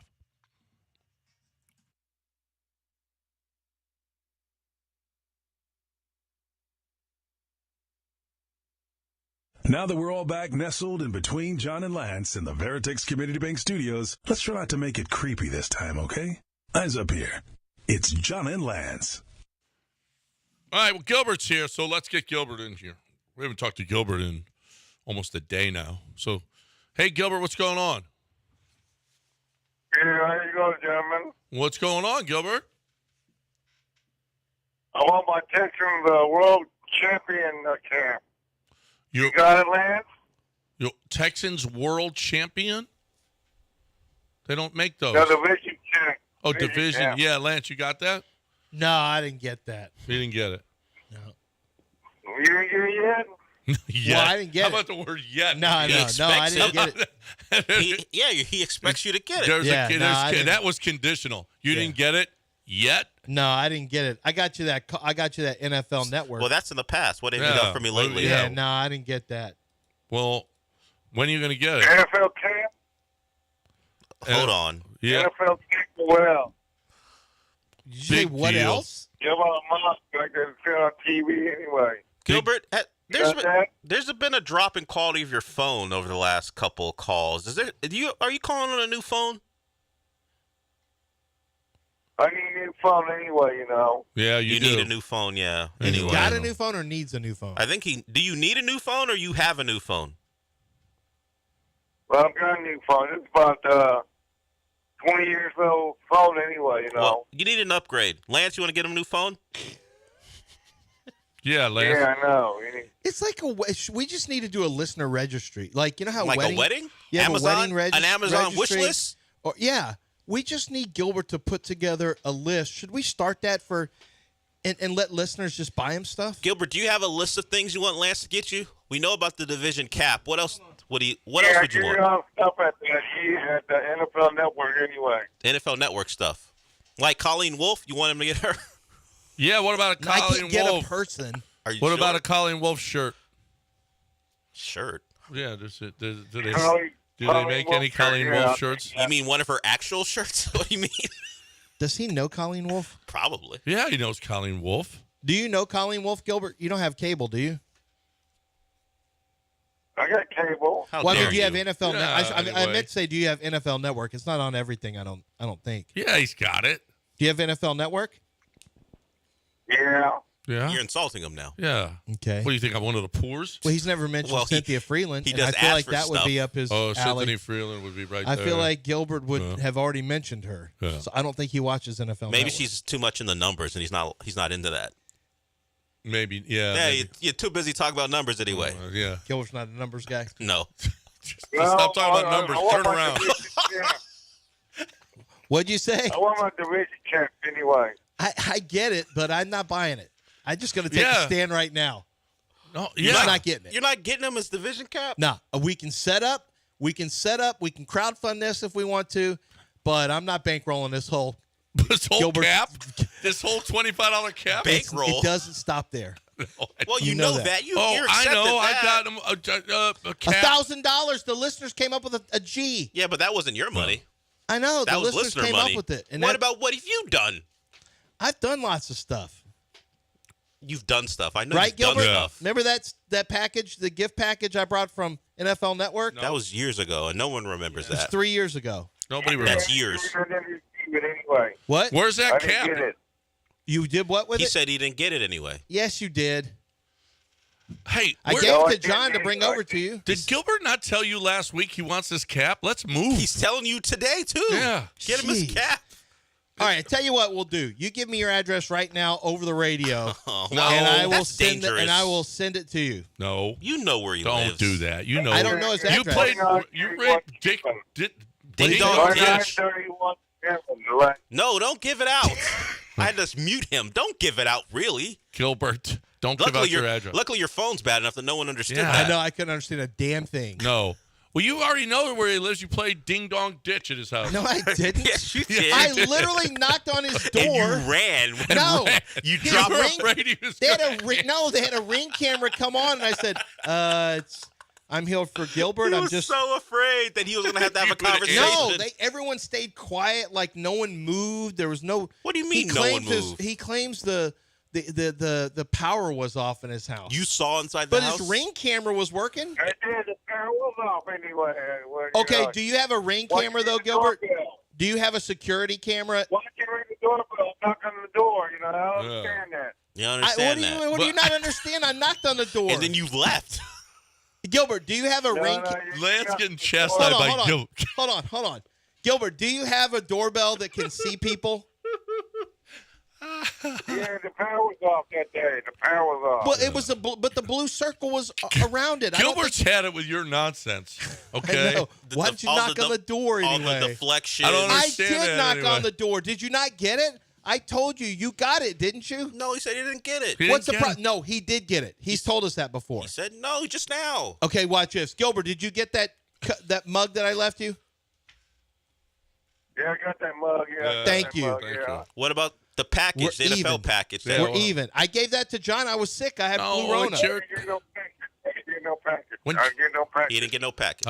You got to take it up with John. He's probably got a picture of Colleen Wolfe and something else there. Pictures of Colleen Wolfe. You know Colleen Wolfe, and you were right there to get him a division Texans division. You know hat. what? I swear on everything. Hold on, Gilbert. What are you doing? Don't move. You gonna go through your email? Don't move. No. Where's he going? Yeah. No, hold on. Hold on 1 second. What are you this doing? is a pretty good point. So Tony Romo was struggling as we get close to the Super Bowl. I'm shocked. That is true. That is a thing. That is true. Gilbert, can you give us some predictions on the games while I check on something? What game do you want him to predict? Gilbert. I picked Baltimore to win. Baltimore. He's got Baltimore. Thank you. What's the score? What score? Yeah. 27-17. All right. Double-digit win. That's a legitimate score. What do you have for the Detroit-San Francisco game? Who wins? Baltimore. They can't. Okay. Well, the There we Super go. Bowl, I Okay. guess. The Super Bowl. But what about the game What between about San Francisco and Detroit? Who wins? Detroit. Okay. It's an Whoa. upset. A little bit of an upset. You got a score for us? By 10 points. Ooh, not even close. Brock Purdy going to have an awful game. By 10 points. Can you give us a score? We're looking at over-unders too, Gilbert. Where's my hat? Hello? Yeah. Hello? Yeah, can you give us a score? Hello? Not without the hat. No. No, he Well, I've had this is all. What did you want to find? I'm trying to call Colleen Wolfe. I'm seeing if she's awake so I can get this phone Are you call in- done. are you And crazy? that's it. And Are we're you- even. he doesn't want to talk If to Colleen her. He doesn't talks want to to him, talk we're to even. Colleen Wolfe. Why he would wants you a not want to picture talk of to her. Colleen Wolfe? She's great. What's he gonna do? What's he What's he gonna do with a Oh, phone no. call? Why'd you have to? 9 o'clock. I was going to say he would rather see her in person, not what are you going to do with the phone call. I'm waiting for the Mel Tucker comment. That's frankly what I was. What are you going to do at the phone call? Or do we have to? You need to Google former right. Michigan State head That's all. coach. Bye, Gilbert. Thank you for calling. And that's it. And Lance is going to get that for you. Don't worry. That division hat. Yeah, that division hat. A Colleen Wolfe shirt. You know what? And though? I Google, and she's on the West Coast, so I just texted her. Are you awake? That sounds creepy. Well, you better unsend that. I know, and her unsend husband's gonna that. go, hey, unsend. Should I unsend? Yes, unsend that. All right, What's the how do matter I- with you? How I do hope I she has. unsend? I hope Did she I has her. edit? Oh, wow. You can You can press down on it, unsend it. You better. That's weird. That is. Are weird. you awake? Are you awake? I was supposed to be awake by now. Wait, it's not letting me unsend. Oh, you're screwed. Oh, you better edit then. Should I do more? No, just never mind. You haven't Hang updated up. your phone. You're screwed. Just hang up. Hang up. He's texting. Hang up. Hang up. You up? I didn't say delete, you up. I said, delete are you the whole awake? conversation. Are you And say, awake? I don't have that. Why don't you just send? Oh, when we come back, I gotta get a ruling from you guys. All right. My wife says I'm a creep. You Well, just proved it. She's the favorite. You're a huge underdog. And Underdog Fantasy can help you enjoy football and basketball more than anything. Play along with the games. This is why I love Underdog Fantasy, because Underdog Fantasy makes it so much more fun to play along with your favorite NBA games, for example. It's a fantasy game, but it's real money. You win real money. It's right here in the state of Texas. I've been doing this for 3 years now. The user interface on the app is awesome. Super easy to navigate, very easy. You download the app from the App Store. Use promo code Lance. They are going to match your first deposit from anywhere between, they'll match your first deposit, minimum deposit of $10. They match it up to $100. But this is a great opportunity for you to enjoy, not only enjoy watching the games, but if you pick 5 players correctly, you have a chance to win up to 100 times your money. And as I mentioned, it's legal in the state of Texas. You pick between 2 players and 5 players, but it doesn't just stop there. If you use promo code Lance and you get in, your first deposit is going to be matched, and you are going to get a special pick of higher than 0.5 total yards. So you are going to basically win. They're giving you a winner. They're giving you a winner and a chance to win up to 100 times your original play. Don't miss out on this. Use promo code Lance. Underdog Fantasy. Must be 18 or older and present in the state where Underdog Fantasy operates. Terms apply. Concerned with your play? Call 800-GAMBLER or visit ncpgambling.org.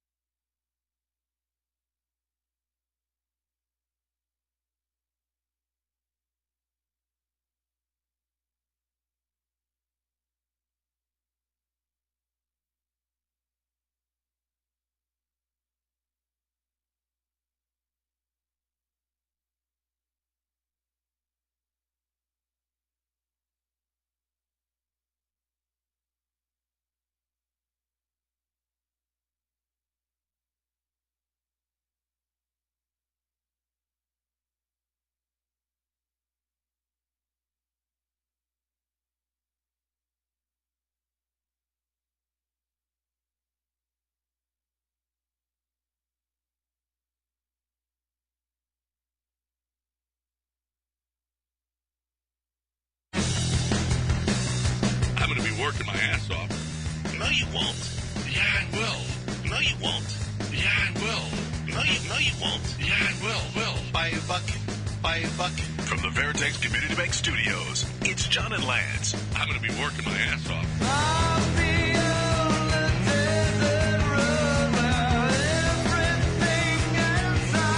No, you won't. Well, for For those you don't know what that's in reference to, I am going to be taking the next few days off, going down, playing in a huge event. So I'm not going to be here for the next 3 days. Dell is going to take over. Who's running the board? I don't know. I have to look. There's like one candidate. It'll either be Sean or Brian, depending on how it's set up. It's probably Brian. Yeah. So you're going to get Dell and his anger, and you're going to get Lance. I'm not angry. I'm just a truth teller. And Lance and his creepiness. So why does your wife think you're creepy? I don't think I told y'all this story yet. If I have, then my apologies. So my wife thinks this is a creeper move. And I don't think this is a creeper move. Compared to you taking pictures of the influencer in France or wherever you were, Germany, whatever. Yeah. Okay, that one.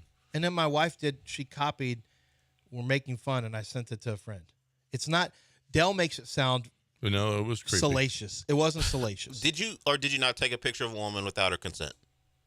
Yeah, but you're making it sound like it's a bad thing. We always do that. You do this all the time. I always see you doing this. Stop making fun. No, I don't. I don't take pictures of women without their consent. Hey, you know what? Then don't do stupid stuff out in public if you don't want people to take pictures of you. What stupid stuff? You're making it up. Mm-hmm. See, exactly. All this stuff. All that dumb influencer, lame-ass influencer Don't try stuff. to include me in your creepiness. You did it. I don't do that. But that wasn't creepy. I was making fun of somebody lame. Did you keep the picture in your phone? Just because you're hot doesn't mean that it's a creepy move. I'm making fun of the lameness. Was she good looking? Yeah, it's in France. Would you have taken a picture of a woman who wasn't attractive? Yes. That's a lie. She was doing stupid stuff? Maybe. But would you have kept it in your phone? The answer is no. Do you still have it in your phone? I have to have it for context. No, you don't. What context? That you're a creep? Against this. When I'm the slander. Give Gilbert that picture and delete it. Yeah. This is Colleen Wolfe. Print it up, send it. Thanks for everything, Gilbert. Colleen. There it is. There it is. Yeah.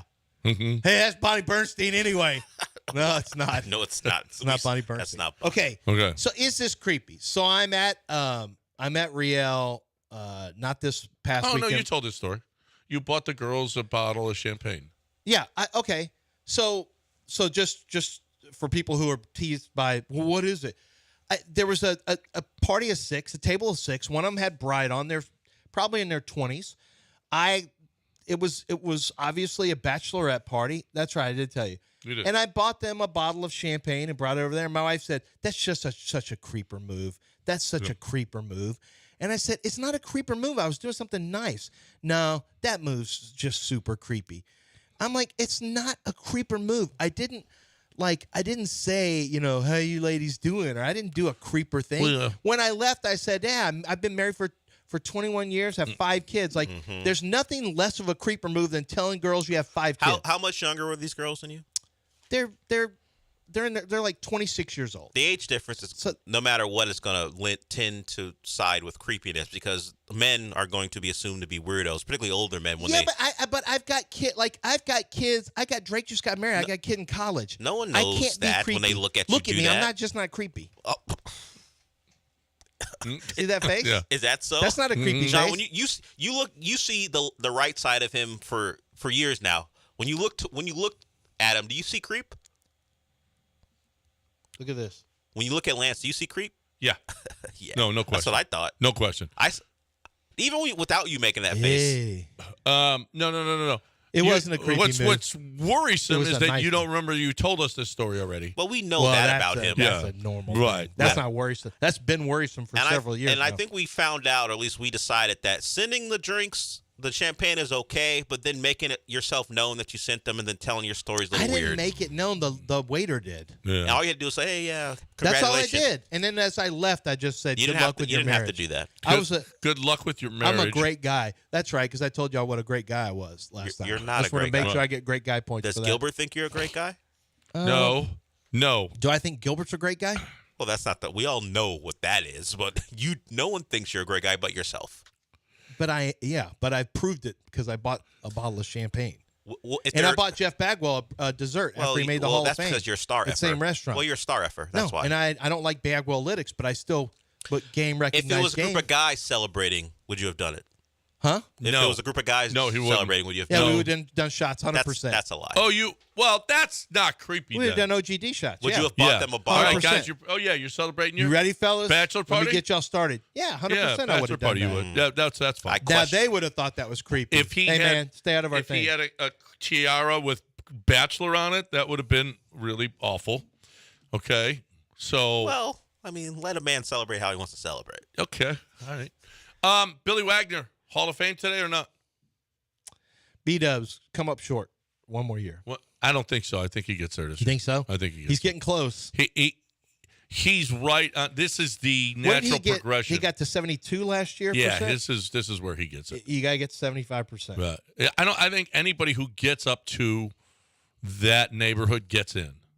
Let's see. I'm going to see what the exact. Who will numbers- have a greater career as an Astro, Josh Hader or Billy Wagner? Left-hand closer. He was at 68.1. Oh, last year 68.1. Yeah, he's not getting in. for election. He's got to but take he that. jumped up from 51% the year before. Oh.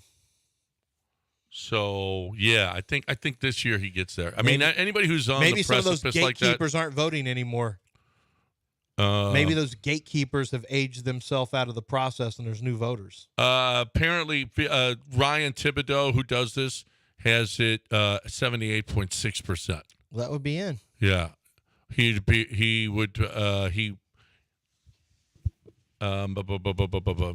I think he gets in. We'll see. He said it's going to be a nail biter. We'll see.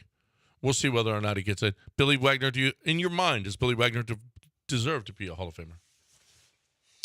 I have to go back and look at the other guys who are in for comparison's sake. I mean, I feel like Billy was Trevor. The guys of his, Mariano is a little bit. There's a after limited him. amount of Trevor closes. Hoffman. I think it's close. I think Billy's on the borderline for me. I don't know that it's a lock. Is to Goose get. Well, Gossage is. Well, those guys used to roll more than an inning. No, too. right. Yeah. I mean, that was a whole different thing. It absolutely Getting was. to close. So, yeah, it's just harder for closers. On this obviously. the week that we got Josh Hader, I kind of feel like we got another lefty closer. Well, 50. You said 51 to 68 to 68 last year. Man, that's a huge jump. Huge jump. Yep. So I think maybe this is the year for Billy, and it's good. I don't have his number. I forgot. Do you have his? I don't forget. I know we called him before. I don't know why I don't have his number. Yeah, let's not call Billy. Yeah, he needs 75%. But he went. He had from 51% to 68 last year, trending well in this cycle. And I think if you get around 68%, you get in. Who are the other names to watch? Oh, I don't know. I don't. Is that just a Billy Wagner article? So, two other former closers, contemporaries, Trevor Hoffman and Mariano Rivera, are in. Let's see. Oh yeah. Well, listen, Barry Bonds, Roger Clemens, Sammy Sosa, Kurt Schilling are all off the list after last year. So that helps. That helps Billy because they took up some votes. Absolutely helps Billy. Yeah. Todd Helton, 72%. He's in his 6th year. Helton will get over. He'll get in. Billy Wagner is next up. Andrew Jones, only 58%. He won't get in. Gary Sheffield in his 10th year. He'll never get in. Hall of very good. Carlos Beltran, known cheater. He's out. A-Rod, steroid guy, never in. Never. Manny Ramirez, steroid guy, never in.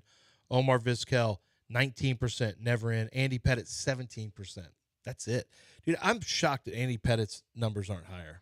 Well, he doesn't have the wins. No, it's the playoff thing. But yeah, it makes you feel like he's at got one more. point he was the greatest playoff pitcher ever. Bobby Abreu, Jimmy Rollins, Mark Burley, Francisco. How about Mark Burley is still on the list, but Lance Berkman isn't? That's just insane. Bobby Abreu's on the list. Berkman's not.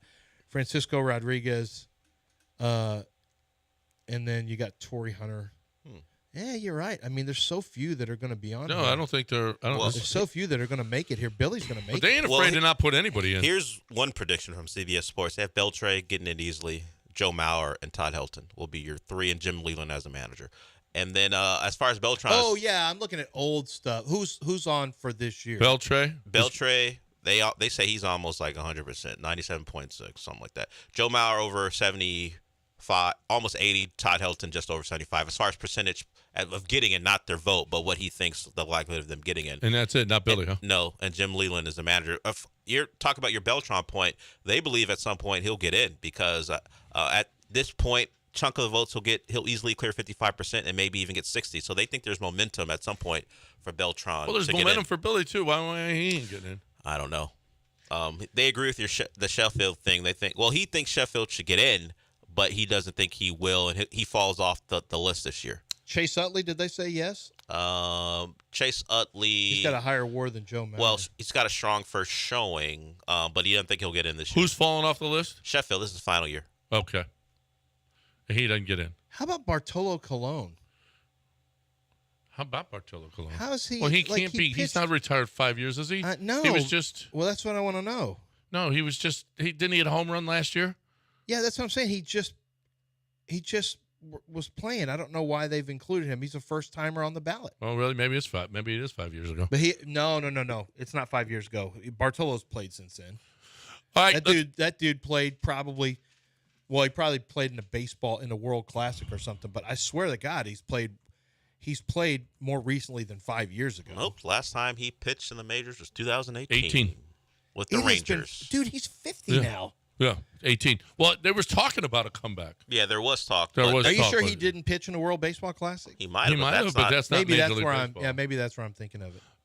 Let's talk about how you're watching your games. Let's talk about the snacks that you're having. If you're having snacks, if you're having wings, if you're having pizza, if you're having chips, if you're having pretzels, if you're having whatever it is, you want to dip it into a ranch sauce or a French onion dip, a ranch sauce, a ranch dip. Yeah, I got it. Daisy dip. It's addictive. It's awesome. If you're looking for the best way to enjoy whatever game you're watching, Daisy Dip is here for you. You will love, love, love Daisy Dip. It really is addictive. When you're having people over, if you're just sitting around watching a game, man, make a Daisy Dip. They're just delicious. I love the French onion. I love the ranch as well. You're looking for a great way to entertain, Daisy Dip.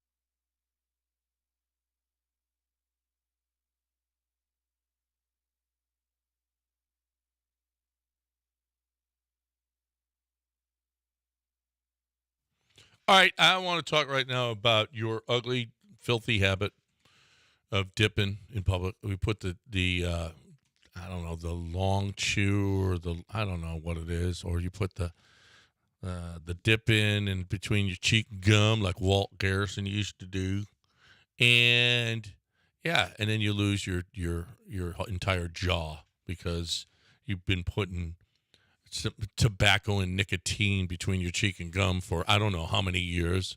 Same place. You think that's not going to affect you in any way, shape, or form? It is. I don't know if you heard, but tobacco is bad for you. Nicotine is bad for you. Well, here's the deal. Canstead and Dublin, they don't have that. They have hemp in a pouch made of hemp with CBD oil. So it's not only going to help you, and it tastes like it. You got wintergreen, you like citrus, you like dark fired, you like whatever it is, the flavor that you like, you got that at 975dip.com. So we've been unbelievable. We're probably Texas has turned into their biggest their biggest advocate at 975dip.com because you guys have responded. So keep responding. You're looking for a great way to get out of that dip. 975dip.com, 975dip.com.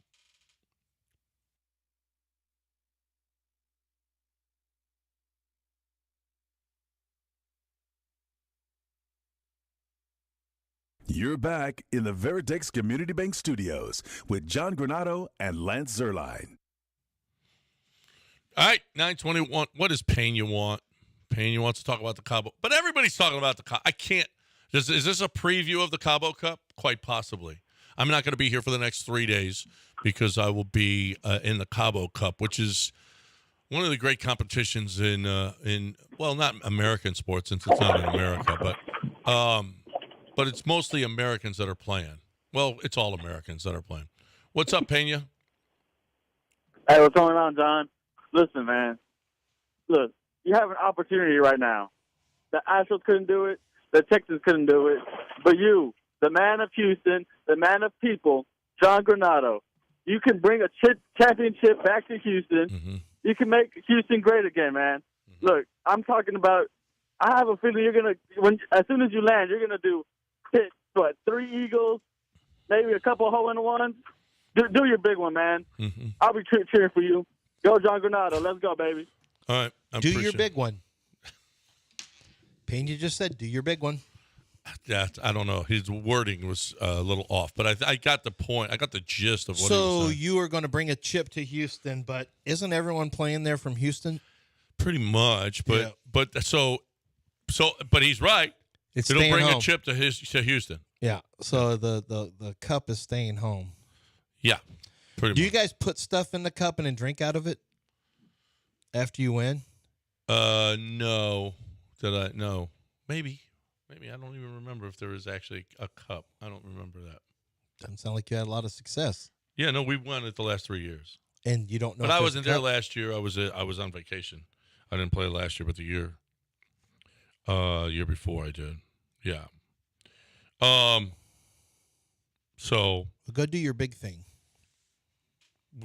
My what? Pena said, "Go do your big thing." Whatever that big thing may be, means. Just do it. Yeah, I don't know. Sound it off. I think he just wants you to do it big. I think is what he means. Yeah. Yeah. Do it up. Enjoy that's yourself. What we're gonna do. Hey, Kenny and Tiffany, 25th anniversary. Shout out. Kenny's up at Highland Pines, and I played golf with him up there before. Mm-hmm. Congratulations. Tiffany, beautiful family, wonderful. Congratulations. This is a golf show pretty much now. Okay, Highland Pines. I mean, Lance had to bring you back from checking out in segment 1. Yeah, at 7:01. Yeah, he's since. It's happening again at 9:23, 9:24. Well, we can see the finish line here now. Yeah, no. I'm gone tomorrow, Thursday and Friday. Don't think that I haven't pretty much checked out the whole show. But we understood. All right, can I ask you a question before you go? Yeah. From a standpoint of in basketball, when you look at what Jordan has done and what LeBron has, what they've done, like who do you think is the greatest? Oh no! See, this is what I get. Last time I took a vacation, these two were having a Jordan, a LeBron versus Jordan had a new argument. show that we started called Undisputed Hot Takes, where Undisputed Takes. And Jordan versus LeBron was something we thought we should lean into because it hasn't been explored before. Gross. And it got people to call in, and that's what we're about. And they were giving listener interaction, getting Listener people interaction. involved, unlike yourself. Well, I'll give you an example. I'll just use basically ESPN questions. Is it a bigger win for Mahomes or a bigger disappointment for Josh Allen? Which one was bigger, the Josh Allen loss or the Mahomes win? 713-780-3776. Undisputed Hot Takes is on right now, and we want to get your thoughts on that. Is it a bigger win for Mahomes or a bigger loss for Josh Allen? Whose legacy was more affected? Whose legacy was more affected by the Chiefs beating the Bills once again? Yeah. Let's get some legacy talk going. Like right now, what is the legacy for Laramie Tunsil? Is it a Pro Bowl legacy or a jump off sides legacy? It's a false start. False start legacy or Pro Bowl legacy? Which one? If you ask Texans fans, it's false start. Okay. Dell, what's the legacy for Jalen Green right now? What's his legacy? I mean, it depends. Some people look at him and go, "Oh, that's Josh Christopher's buddy." I knew that's where you'd go. Or his progressive on-court attire with the nails. What do you think is? What do you think? Legacy What is Alpe's legacy? The menu in Turkey, what they eat. No, the kind of meat they eat. Oh no. Or 22 a game. Yeah, I think for most of us and here, kind of a neck beard too. He does have kind of a neck beard. Yeah.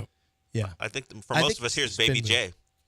Yeah, We the think of him Baby as J Baby is J. the legacy. It's not whatever conceptions you have about the food in Turkey.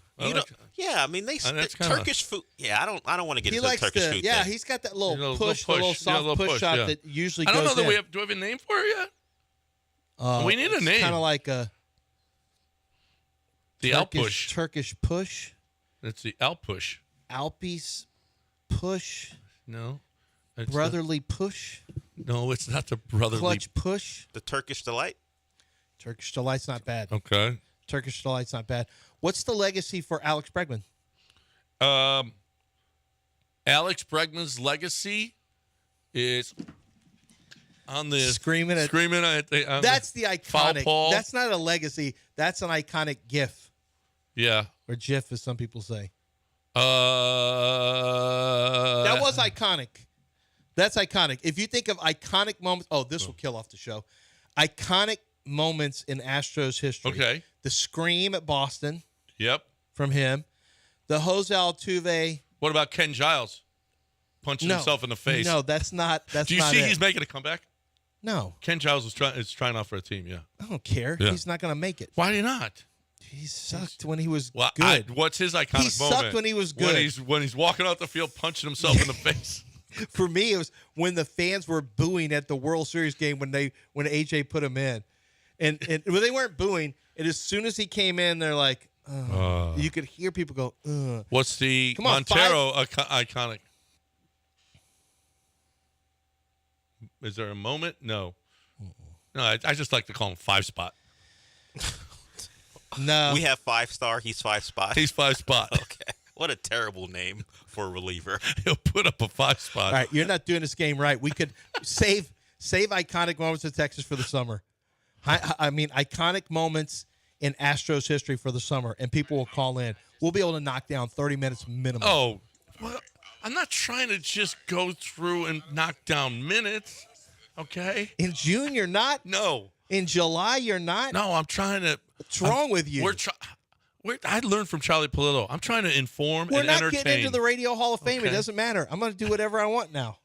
I'm not getting into the Texas Radio Hall of Fame. And have a few laughs along the way. Have a few laughs along the way is important. That's right. Yep. That's what I'm trying to do here.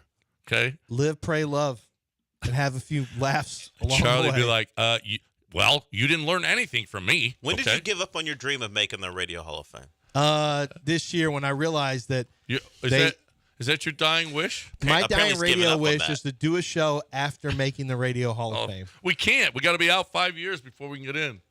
No, you don't. Oh. We're actually nominated. I'm pretty sure that's why we didn't get in. I mean, it's very inside for us. There's somebody running a counter. There's somebody a counter campaign running for you a guys? counter campaign against us. Yeah. Well, it's probably because this show decided I think it's AJ we're going to Hoffman. make an inside joke or something only 4 people know about.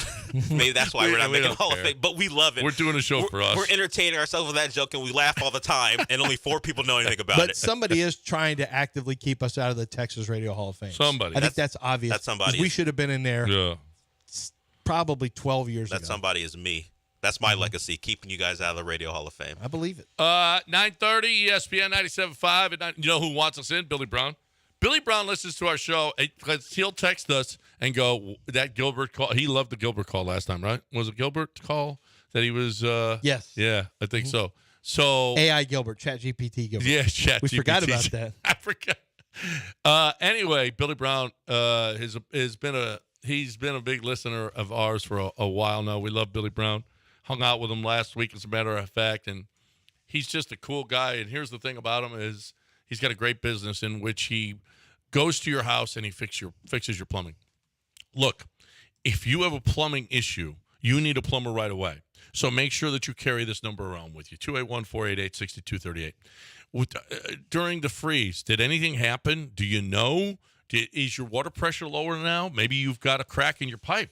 You don't know what's going on. If something has happened with your water pressure or in any way, shape, or form, there's something that quite possibly could be going on at your house. Why would you take a chance of just letting it sit there like it festered, like it did for me? And I had part of my flooring came up, and I thought it was a slab issue. It turns out water was coming through the slab and messing up the stuff that was underneath the laminate flooring that had been in my home, the laminate wood flooring. And so we had to first fix all the pipes. That's the first thing we had to do, and that was our friends over at Aqueduct Plumbing Company. Trust them with the big job. Trust them with the small job. Trust them to find what's going on. It's aqueductplumbingcompany.com.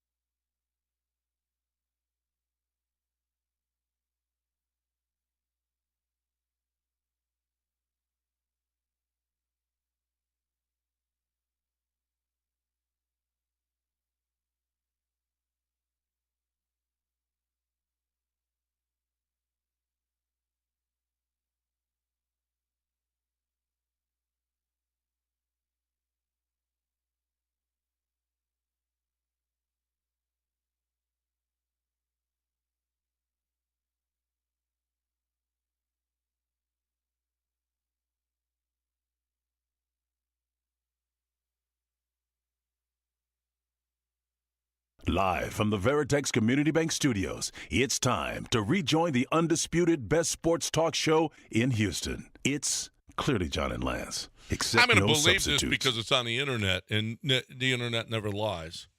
Mariano Rivera versus Billy Wagner, stat lines. Mariano Rivera, 211 batting average against. Billy Wagner, 187 batting average against. Mariano Rivera, 262 on base percentage. Billy Wagner, 262 on base percentage. Slugging percentage, Mariano, 293. Billy, 296. Strikeout rate, Mariano, 23%. Billy, 33%. Mm-hmm. Walk rate, Mariano, 6. Billy, 8. I mean, his stats are right there. What's blown saves on Billy? You know, blown saves are kind of hard to find for some reason. Yeah, I don't know. As a stat, but I seem to remember when Mariano was in a game, it was over. Yeah, well, Billy Wagner pretty much too. Let me see. Billy Wagner saves. Billy was pretty freaking good. Yeah, I don't know why that I remember Billy as being good. I think not because great. he was our guy. Maybe could be some of it. know, and you remember every blown save or every. Oh, here, no, they got saves and blown saves here. And what's the difference between the two? So, Billy Wagner saves. Mm-hmm. He had 422 saves. Okay. In his career. Whip. It doesn't have it. Have what? I thought he had blown saves. It didn't have blown saves on it.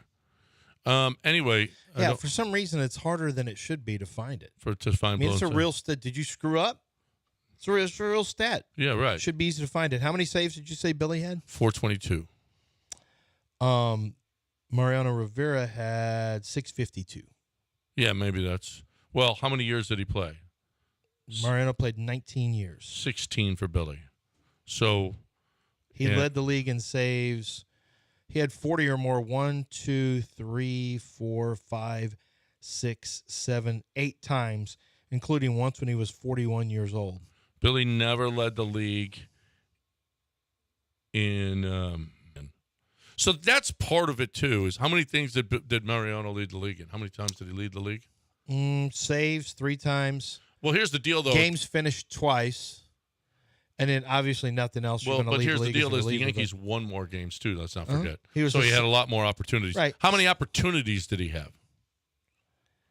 Opportunities in game. How many games did he pitch in? He pitched in 11. Well, see, 15. Billy only pitched in 853. 11-15. Because the Astros didn't win as many games. Well, look at the percentage of games versus saves. His saves was in the 400s. 853, 422, which is about half. Yeah. And what was Mariano's? It's close to half. 652, 11-15. Okay, better than half. That's 1,300. Yeah, better than half. Better than half. You look at Cy Young. He finished in the top 3 4 times. Mariano Rivera finished in the Cy Young Award votes 4 times in the top 3. Billy was Cy Young 4th and 6th. All-Star 1, 2, 3, 4, 5, 6, 7 times. Mariano was probably every year. Quite a bit. Yeah. Mariano Rivera. All-Star 7 times was Billy. Billy was really 13-time All-Star. Yeah. I mean, Mariano's the best ever, so. Yeah. No. But he does have some comparable stats. That's why I don't love that comparison. It's data dredging. A little bit. Yeah. A little bit. What's his WAR? What's Billy's WAR? Career is for Mariano Rivera is 56.3. Career WAR for Billy, I don't have it here. I don't know. Doesn't have it here. I said 53. I'll find it for you. Yeah, quick. Find Billy's. Billy Wagner's career WAR. So Mariano Rivera's is 53. And Billy Wagner's is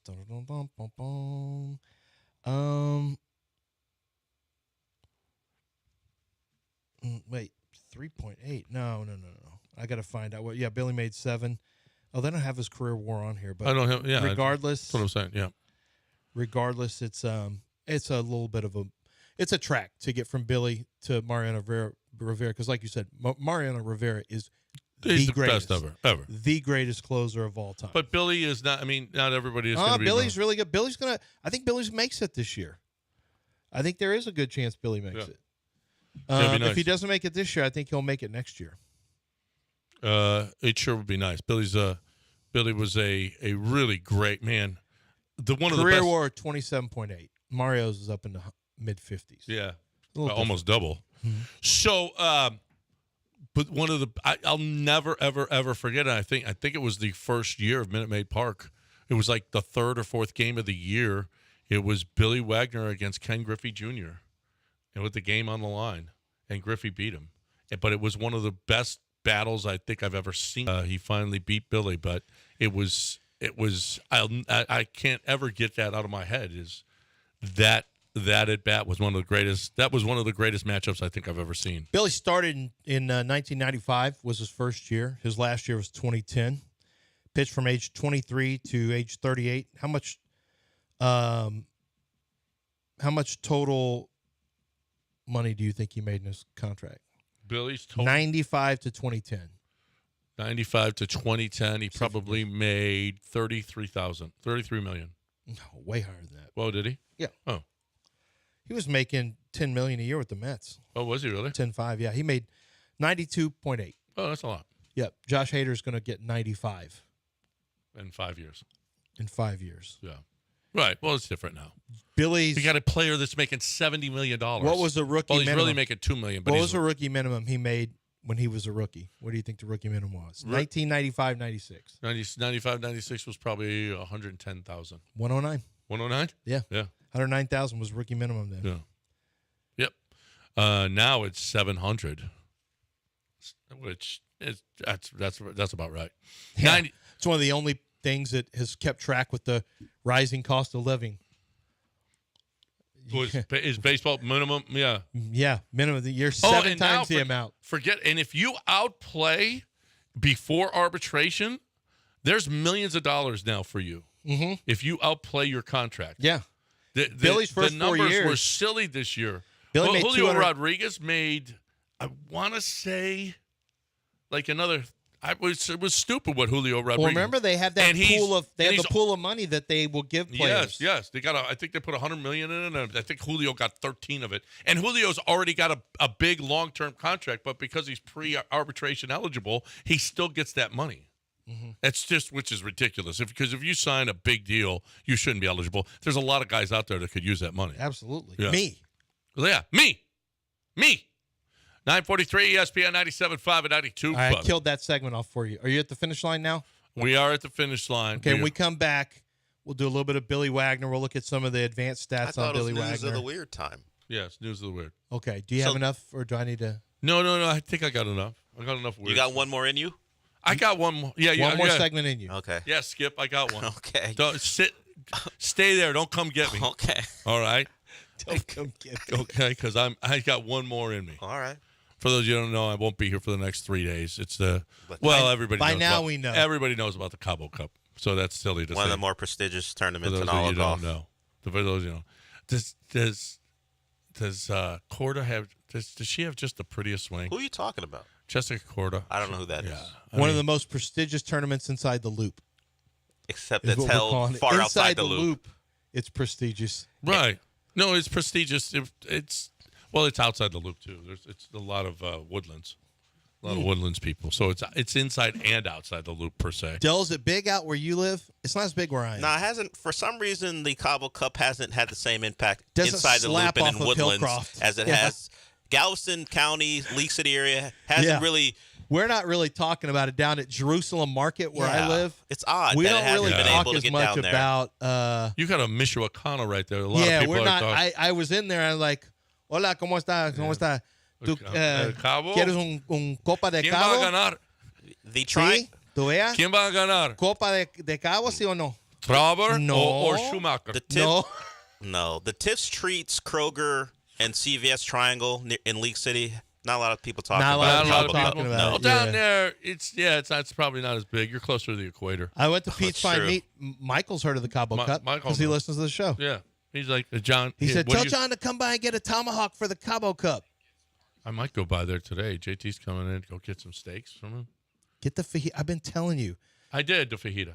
It was great. The fajita when he vacuum seals the stuff. Yes. It's the best. I know. I love it. It was excellent. It was excellent. I'm talking right now about the PVF world. All right. If you're in the oil, gas, or industrial business, you need pipes and valves and fittings and flanges and forged steel and couplings. We're your station for flanges. Okay, we're the 975 flanges. Okay, that's what we're all about here. Well, actually, that's not what we're all about. That's what TPC Industrial is about. Houston and Archie, great guys. If you know them, they're just wonderful, wonderful, and you're going to do business with them. But here's the thing: is you don't know them. If you don't know them and you're in this industry, the PVF industry, then you need them. Okay, any part you need, stocked or not, they can get it. If you're looking for a particular item, give TPC Industrial a call today. They're gonna work their tails off to get you exactly what you need, and then you're going to be going with them all the time. They'll be your provider. They've got it in stock. And if they don't have it in stock, they'll find it for you, all right, on time. They got a full state-of-the-art distribution center to give your next project the right supplies. Trust TPC with your PVF needs, all right? Call 346-226-3866, 346-226-3866, or easier yet, go to TPCINDL. That's TPCINDL.com.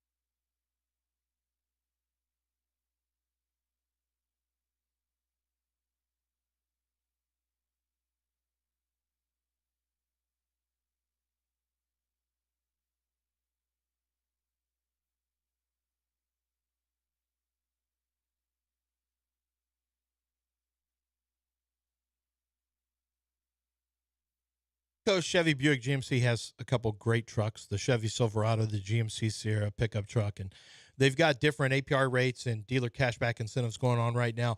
I want you to just go directly to the site right now or as soon as you get to work, lantzcars.com, lantzcars.com. They've got they'll have pictures of it on there. They also will have vehicles that are headed on the way, so you'll see what they have available and what will be available shortly. And you know, there's so many things that you don't even think about, like the SUVs for Buick. Buick has some awesome SUVs. The Enclave, to me, is one of the coolest SUVs out there. A lot of interior space, great interior function and features. You've got the GMC Traverse, the Chevy Traverse, which I'm a big fan of. The GMC Sierra pickup truck, as I mentioned before. You're going to find something you love. They give great trade-in value on any of your vehicles. And the main thing they want you to have is a great car buying experience where you want to come back for your second vehicle. That's the most important thing for them. It's out in Angleton, about 42 minutes from downtown. It's well worth the drive because they're going to save you thousands. It's Gulf Coast Chevy Buick GMC.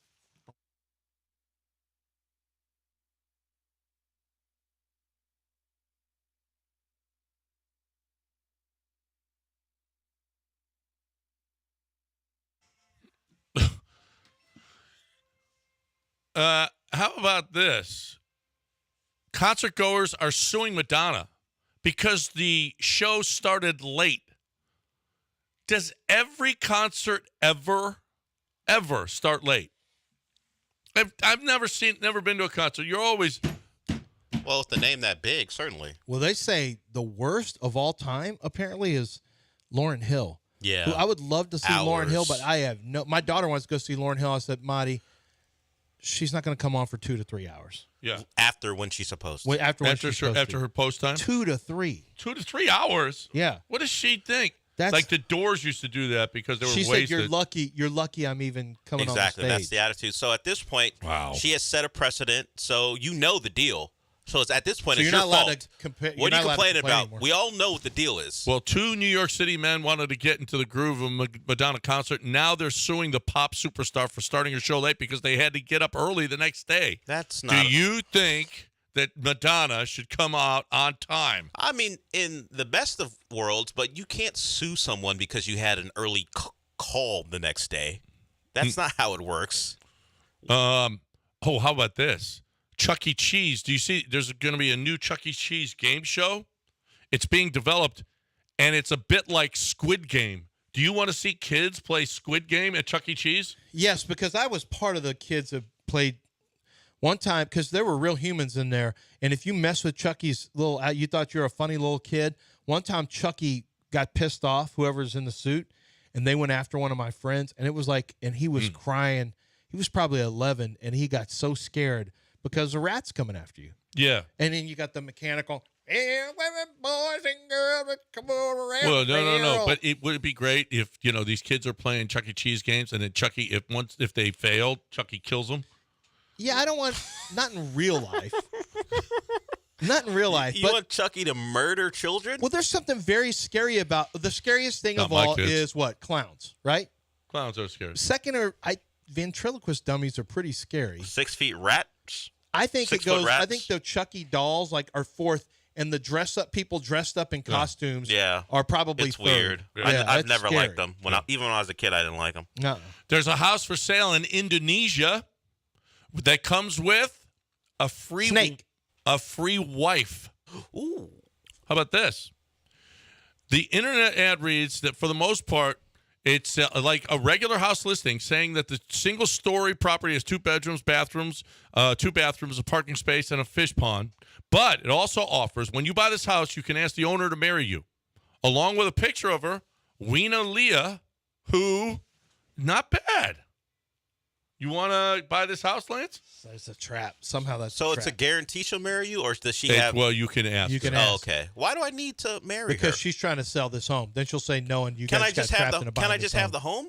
Is she that appealing that I'm going to buy a home in Indonesia? Well, they're trying to bring as many creeps as possible to the table. How many creeps are there out there that will? Okay. Yeah. And then, this is like, what's a 90-day fiance? You'll get there. She'll be a terrible person. She won't marry you. Yeah. You won't want to have anything to do with her. Now you have a home you don't want. This is a setup. Can we just live together for a while? This is Squid Game 90-day fiance. Yeah, right. You're going to buy that house. Now you have the house on your back, and she's going to be terrible. When you're gone, Dell and I may come up with new game shows. And pitch them to Netflix. Saturday night, Madison ambulance was called to a home. The woman says the heart attack that she had during the Packers-49ers game was just a misunderstanding. Apparently, she's watching the game, and as the Packers are losing at the end, she says, I'm having a heart attack. So her niece called 911 when, in fact, she was just saying, I'm having a heart attack. Yeah, not a real one. Not a real one. She's just, the game's But you know stress. what's going to happen? They're charging her for it. You know what it is to get an ambulance to your house? It's expensive. It's super expensive. It's super expensive, yeah. That's why people don't want to take ambulances. It's not that they don't trust the ambulance. It's that they know that they're about to save a lot of money if they just go in a car. Yes, and go to one of the urgent cares. I'll drive myself. Although urgent care, those bills come too. Yeah, urgent care is. Yeah, they're not free. Apparently, here's the quote that Ron DeSantis put out there. That he quoted Winston Churchill. Okay. As he took himself out of the presidential race. Okay. Success is not final. failure is not fatal. It is the courage to continue that counts. But on closer look, apparently Churchill never said that. It was actually in a Budweiser commercial. So it's still a good saying. Except now Budweiser. But you can't Bud go. Light. No. But you can't. Yeah, the Bud We're Light back. thing. They're back. But They're the back. problem is you can't go. The Kid Rock's back. They're back. Everyone's back. The issue is, as the great Winston Churchill once said, "No, that was a Bud Light commercial. That That's was the a problem. writer. That's that the was problem." That was a 28-year-old Yeah. who wrote that. You're trying to quote Winston Churchill, and you got the 28 social media director from Bud Light writing something. Yeah. 28-year-old. Yeah. Sorry, Ron. That really was a Bud Light thing. That was really good. Budweiser, yeah. That's a good saying. That's a good saying. It's a really great saying. Yeah. Success is not final. Death is not fatal. What is it? Failure is not no fatal. No one knows. I already He's already exited out. He's done for the day. I've already closed out the show. Yeah. Well, yeah. Surprisingly enough, Lance had to keep you in it. Yeah. Because usually it's the other way around. Well, I just saw how early it was trending poorly. In a bad direction. Minute one, like, oh my God. 7:01. It's already trending poorly. Out. This man been dreaming about Cabo for 2 weeks. Oh. And he was in the home stretch. So I hope they don't call HR. I mean, here's the deal: is if you or somebody that needs HR, you need help with your HR. You can't do your HR. You shouldn't do your HR. We don't do our HR here. Before we had HRP, we had a payroll company. I don't even know if they did HR, but we've had plenty of issues with HR. And you know what? You got to do it right. And if you don't do it right, then you're going to pay for it. You will pay for it in the long run. People have lost businesses, so make sure that you do that right. Make sure that you do your payroll right. How much has it costed you? When Mike Holly started this business, he started it with technology that is second to none, that he has developed, and he has made this, the payroll that he does, the technology, something that is so economically sweet for you that I have seen them go to a business and they customized a plan for them, and where they sold the business, they saved the business like $150,000. That's a big number. That is a big number. What's your business wasting on payroll? What's your business wasting on HR? What are you wasting on your Affordable Care Act or your taxes? Are you doing it wrong? You might be. HRP.net, 281-880-6525.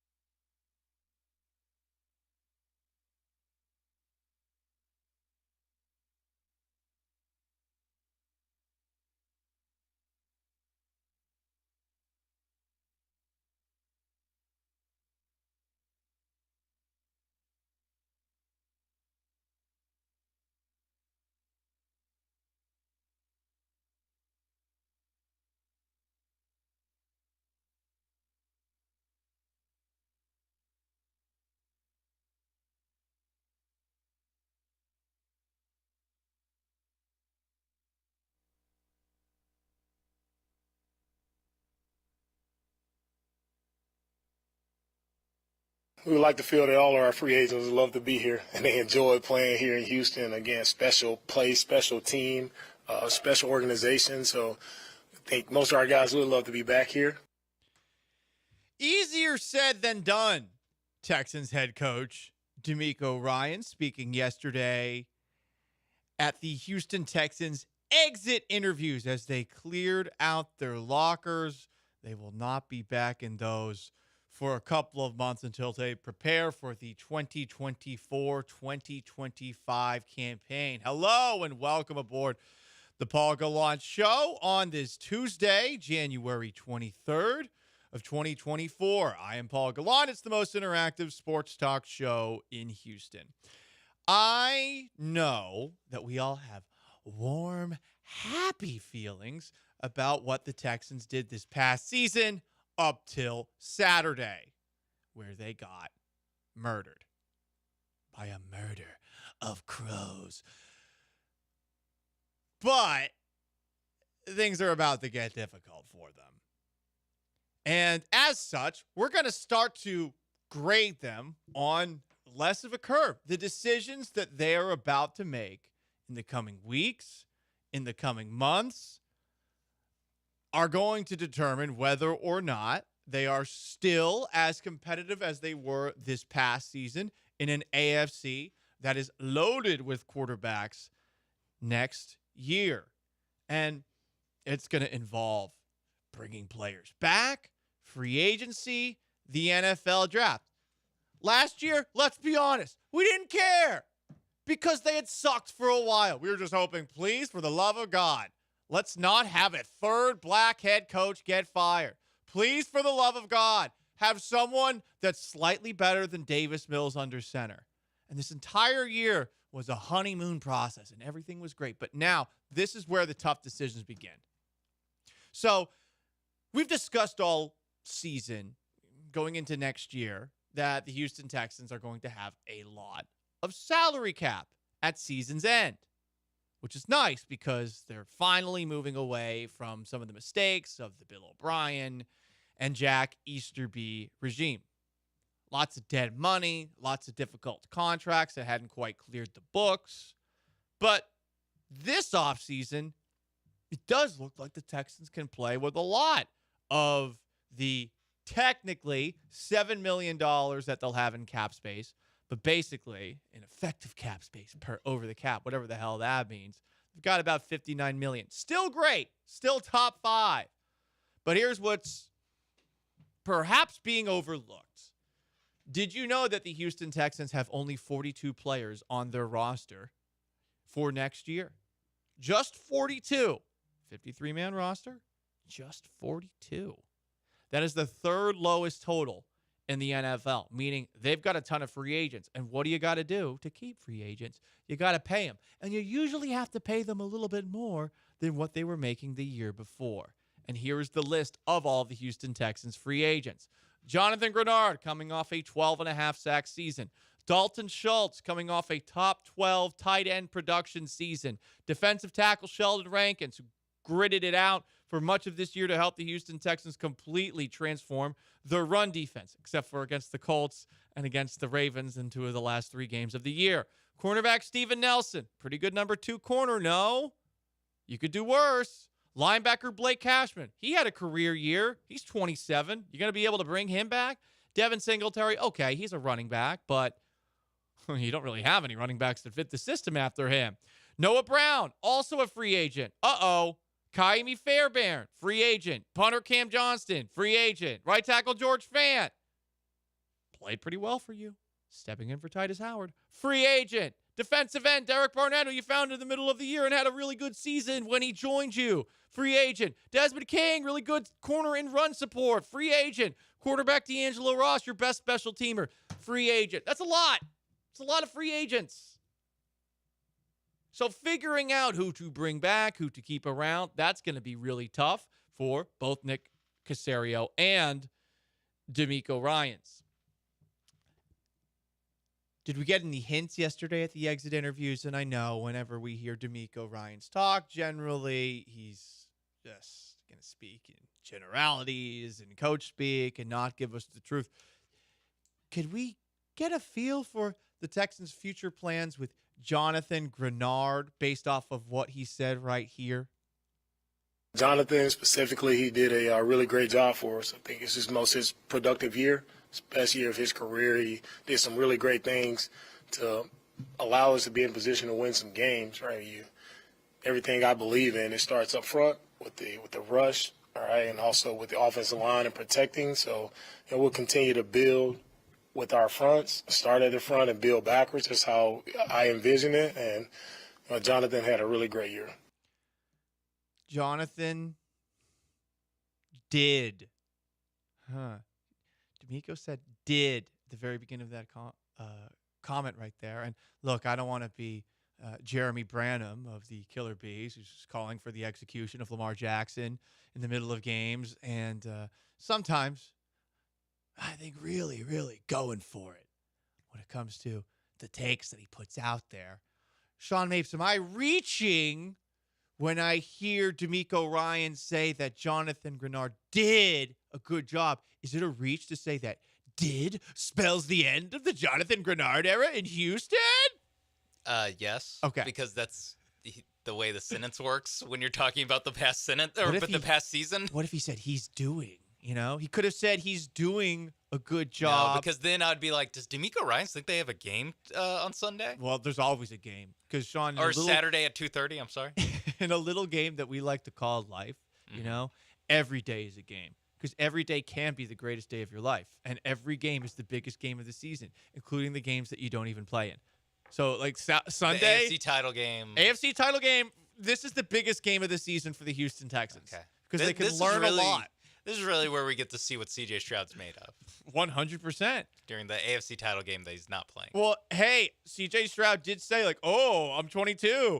I finally have some free time. Nope.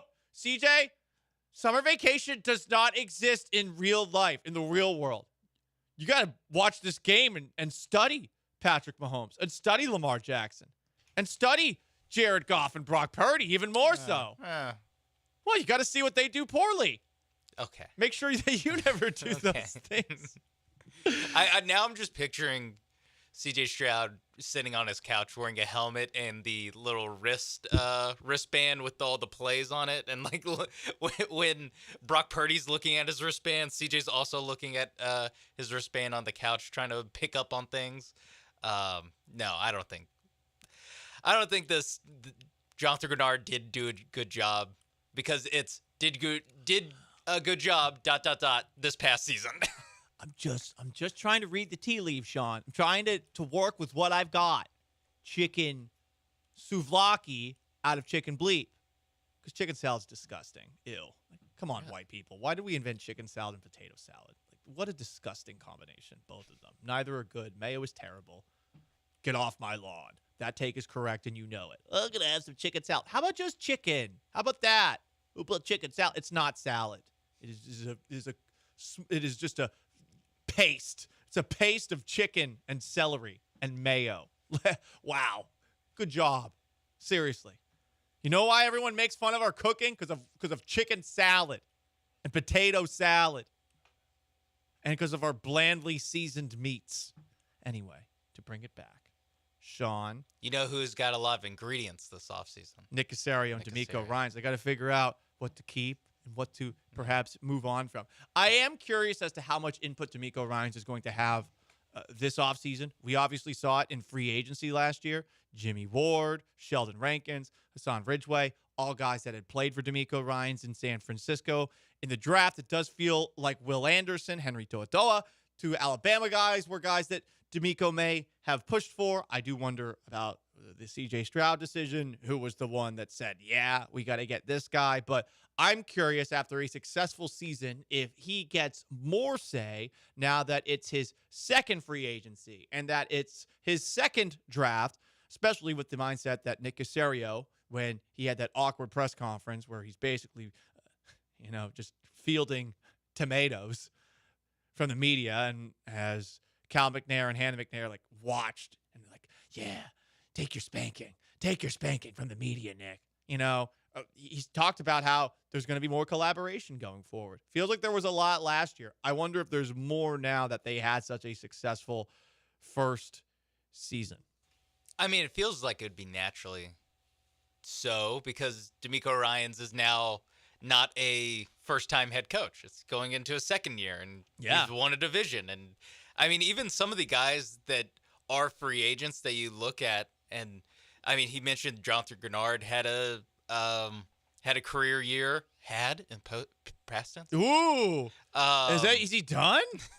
Wow. Did you just announce that Jonathan Grenard is going to retire? Unbelievable. Sheldon Rankins, Blake Cashman, all these guys have gotten. I mean, Derek Barnett got so much better under D'Amico Ryans that it is a situation of when it's especially the front defensive guys, especially the front seven. I if I was Nick Cassera, I would be like, so D'Amico, what you looking for in the front seven? Because it's obvious he knows what he's looking for and he can coach these guys up. 100%. So we'll see what happens going forward. Lots of tough decisions for the Texans. And this offseason, I don't think it's as easy as everyone's making it out to be. Oh, they got a ton of free agent money to play with in free agency. Sign Derrick Henry. Sign Mike Evans. I don't think it's going to be quite that easy with all the guys that they have to bring back. You want to weigh in on that? 713-780-3776 to call in and to text. And you can join us on YouTube at ESPN Houston and watch the show live and comment there. Interesting comment that I want to react to on the other side when it comes to the world of Houston sports. And basketball has become such a me game, especially based off of two momentous occasions in the sport last night, one of which was a lot more embarrassing than you would think.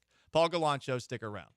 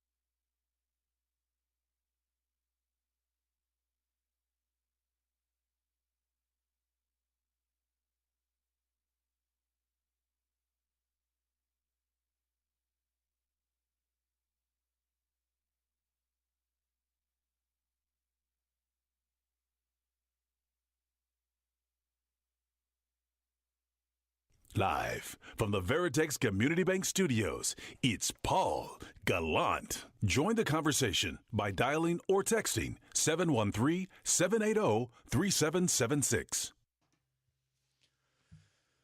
Most interactive sports talk show in Houston. I did a drive-by on chicken salad in the last segment. I believe it is a disgusting paste. Just have chicken. You don't need the mayonnaise. Someone on the text line said, you obviously haven't had Waldorf chicken salad. Okay, so now it's douchey sounding on top of already being a paste of chicken and mayonnaise. It's got mayonnaise, it's got sour cream. And yes, there are some interesting elements that are added in addition to the celery. Ugh. Add mayo and get rid of the sour cream and get rid of the celery. And guess what? You just have chicken. I don't understand why. Why would you turn chicken into this? There are so many good things you can do with chicken. You can grill it. You can fry it. You can just, you savages. And yeah, I think it is an indictment on we the whites that chicken salad is a thing. Same thing with potato salad. Unless it's Greek potato salad, then it's a little bit different. Because Greek potato salad, as someone who used to work at a Greek restaurant with a bunch of people that were on work release from jail, Greek salad is art. And the real ones, no. I wish I knew anything that was like a Greek saying, Sean, because right now I'm like struggling to say something that's not Italian. I was like, ooh, gabagool, but wait, that's Italian. Mange, that's Italian. Yeah. I don't know any Greek sayings. I also know Latin, but that's not helpful either. Not either, no. What's in Greek potato salad? So basically, they put the potato salad at the bottom, but the rest of it is like this big old fancy salad, and it's like a foot high. At least the place that I used to work at. With all the work release guys? Oh, yeah. No, those guys rule. Like, one of them slapped my boss one day. It was hilarious. The boss was like this fat guy with Tourette syndrome, and the noise that he would make because of his Tourette's was like, no, I'm not kidding. Like all day long. And he was a lazy douche, just terrible. And one of the guys, he was disrespectful to one of them because he thought he was better than him because the guy was on work release. The guy just open hand slapped him in the face. I didn't see it, but I heard it. It was at the cashier. I turned around. It was something else. Anyway, guys, sorry, that's a little bit too much talking about salads today. If you want to weigh in on the Houston Texans offseason, you can. Mike Bui, ESPN Houston on YouTube comments, Grenard's going to be too expensive to keep. Chase Young will be available for a prove-it contract. Guys, Chase Young looks like Jadeveon Clowney. He's not Jadeveon Clowney. He's got the size. He's got the dreads. He's got everything except for the ability. We all saw Clowney on Saturday. Clowney might not work that hard in the offseason. Clowney's always been a damn good player. Has he been great? Has he been worthy of the first overall pick? I suppose not. But Clowney, when he's on the field in a game, is good. Chase Young, exact opposite. He looks like he should be good, and he's not. Ask any Commanders fan. They will tell you the same thing. Just saying. It really does prove that, especially on defense, I feel like, because they don't, on defense, you don't have yards, touchdowns, receptions, rush per carry. That on defense, a lot of it is just reputation and kind of like what you look like. Yeah. Like, do you just look like an NFL defensive lineman? Well, congratulations, you're good. Remember Sean Oakman at Baylor? Yes. A terrifying football player, terrifying human being as well. From what I've heard from my friends that went to Baylor. 6'9", 287 pounds. Played at both Penn State and Baylor. What? Interesting timing. What? A guy who was not drafted in the NFL. Because there was a sexual assault charge right before the 2016 NFL draft. But if you've ever seen that guy, like, that's exactly what we're talking about with a Chase Young. Like, he looks the part. Was he the actual player that could live up to the part? Based off the fact that he's never been able to get to the actual NFL, I would argue no. But he has played for the Triangle Torch, the Bismarck Bucks, the West Virginia Rough Riders, the Los Angeles Wildcats, the FCF Wild Aces, and the Toronto Argonauts. I was about to say, if he played for all these teams and not an XFL team at some point, that'd be insane. But he did play for the LA Wildcats. That's true. Chad Rivers asks on YouTube, Houston sports Mount Rushmore, and this one's easy. Everyone knows it. Brock Osweiler, Randy Bullock, Chad Qualls, and Ken Giles. Everyone knows that is the Mount Rushmore of Houston sports. Embrace debate. Another comment. Here's a subject, Paulie, from Junior Broncos. Are Mahomes and Travis Kelce the best postseason quarterback and tight end combo ever? Yes. I hate you. I hate you. You know what you're doing there. Nope. It's Brady and Gronkowski. Travis Kelce is probably going to retire early, and you know what? I think that just shows that his compete level isn't as high as that of Rob Gronkowski, who had to walk away from the game because he was sore and his body hurt. But how old is Robert Gronkowski? I don't know off the top of my head, but I'm going to pretend that I'm right because I am right, because Rob Gronkowski is better than Travis Kelce. And you know what? If Rob Gronkowski, if he wanted to date Taylor Swift, he could steal Taylor Swift from Travis Kelce. I'm sure that would happen. Robert Gronkowski is 34 years old. He's 34? Well, listen, some people, they realize that it's time to step away. And you know what? Guess how old Travis Kelce is? Travis Kelce is also 34. Damn it. Well, this one backfired. Hey, want to talk a little basketball? Let's talk a little basketball and change the subject, because none of this ever happened. These are not the droids you're looking for. Hit the music.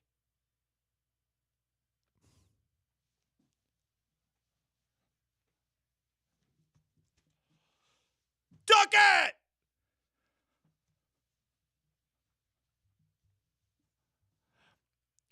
All right, guys. A day of selfishness in the NBA last night on the anniversary of the late Kobe Bryant scoring 81 points in 2006. Joel Embiid scored 70 points.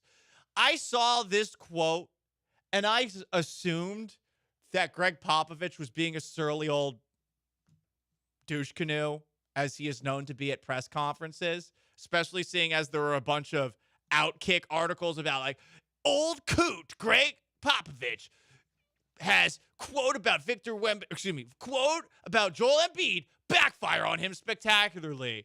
And then I actually watched what Popovich said about what the Spurs plan to do to Joel Embiid before last night's game.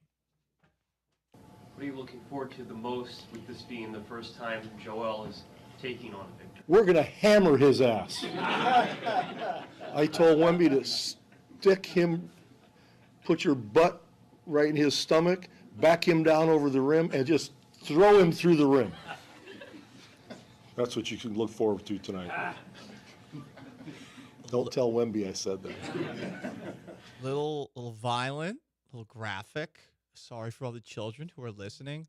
Pop went further, saying, I don't think it matters what we do. I can give you some bull bleep if you want. And I think that was the bull bleep. Joel Embiid proceeded to score 70 points. My God, the Spurs are bad. Yeah, I like that Greg Popovich just knows, hey, listen, you can't sit here and ask me, so how do you plan to stop Joel Embiid? It's what are you talking about? I like that he just does not give the it's going to take commitment from all the guys on the court. And no, it's just you know what? I respect the honesty. For a guy who has been such a great coach for a while, you would think that he would maybe get a little egomaniacal in this spot. And no, he's like, he basically said, we suck. Yeah, our best player is 19 years old. Probably don't have a lot for Joel Embiid tonight. Sorry. It's something that you could literally only do if you're Greg Popovich. If Steven Silas tried this a couple years ago, would not have been as funny. While we're talking about things that literally only one person can do, Karl Anthony Towns scoring 62 points in a loss is something that literally only Karl Anthony Towns would do. I don't care if the Timberwolves are good this year. I don't take them seriously. I know Joel Blank calls them the Timber Puppies. And yeah, I agree with that assessment. Here is Timberwolves coach Chris Finch on Karl Anthony Towns scoring 62 points in a big fat L. We totally disrespected the game ourselves, and we got exactly what we deserved. So, Chris, did you also see? Did it turn into Karl trying to hunt absolutely a big number? Yeah, it was. But for a while, it was going. But down the stretch, you got kind of dried up for us. But yeah. So. Karl Anthony Towns being all about the points and not about the dub. I gotta say, surprised this doesn't happen more. No, when a guy seems like he is on pace for either career night scoring or breaking the franchise record in scoring. And okay, maybe this doesn't matter in the grand scheme of things for the Timberwolves, who have such a good record to open up the year, but it's very on brand for, of all people to do this, Karl Anthony Towns to be the one who scores 62 points in a loss. He is a very, very, very talented player, but no one takes him seriously because of a variety of reasons. Mainly, they have to do with him not exactly being the most physical player despite his size, and on top of that, Minnesota's general lack of success despite Towns being praised as this all-worldly player. Yeah, I mean that's what it is.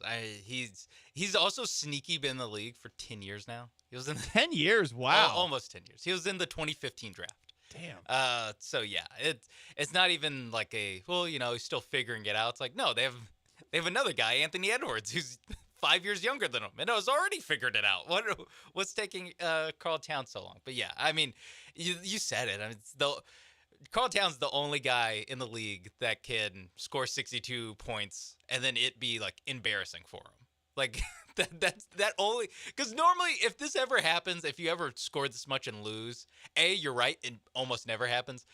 But B, you can always spin it as like, well, no one else on his team showed up. Yeah. Or, he's taking an undermanned team and he was going shot for shot with someone else. It's like, no, he played one of the worst teams in the league, the Charlotte Hornets, right? Charlotte Hornets. Yeah.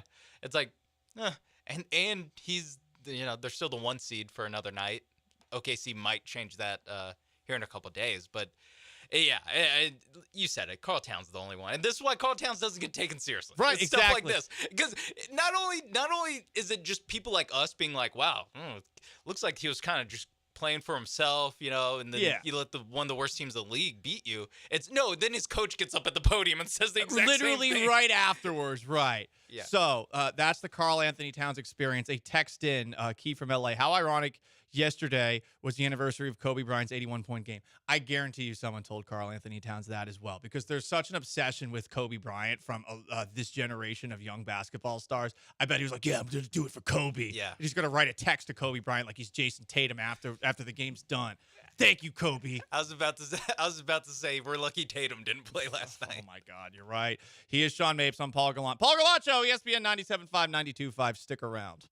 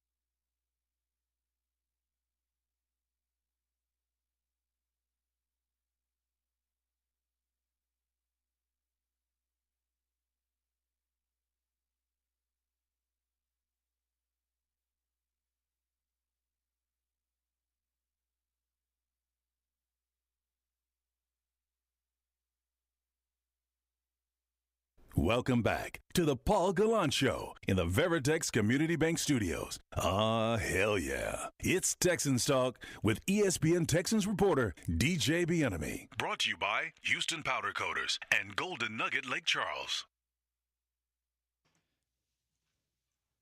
Well, I suppose it's gloating time for Mr. President, for the Louisville grad himself, DJ Bieniemy. Greetings.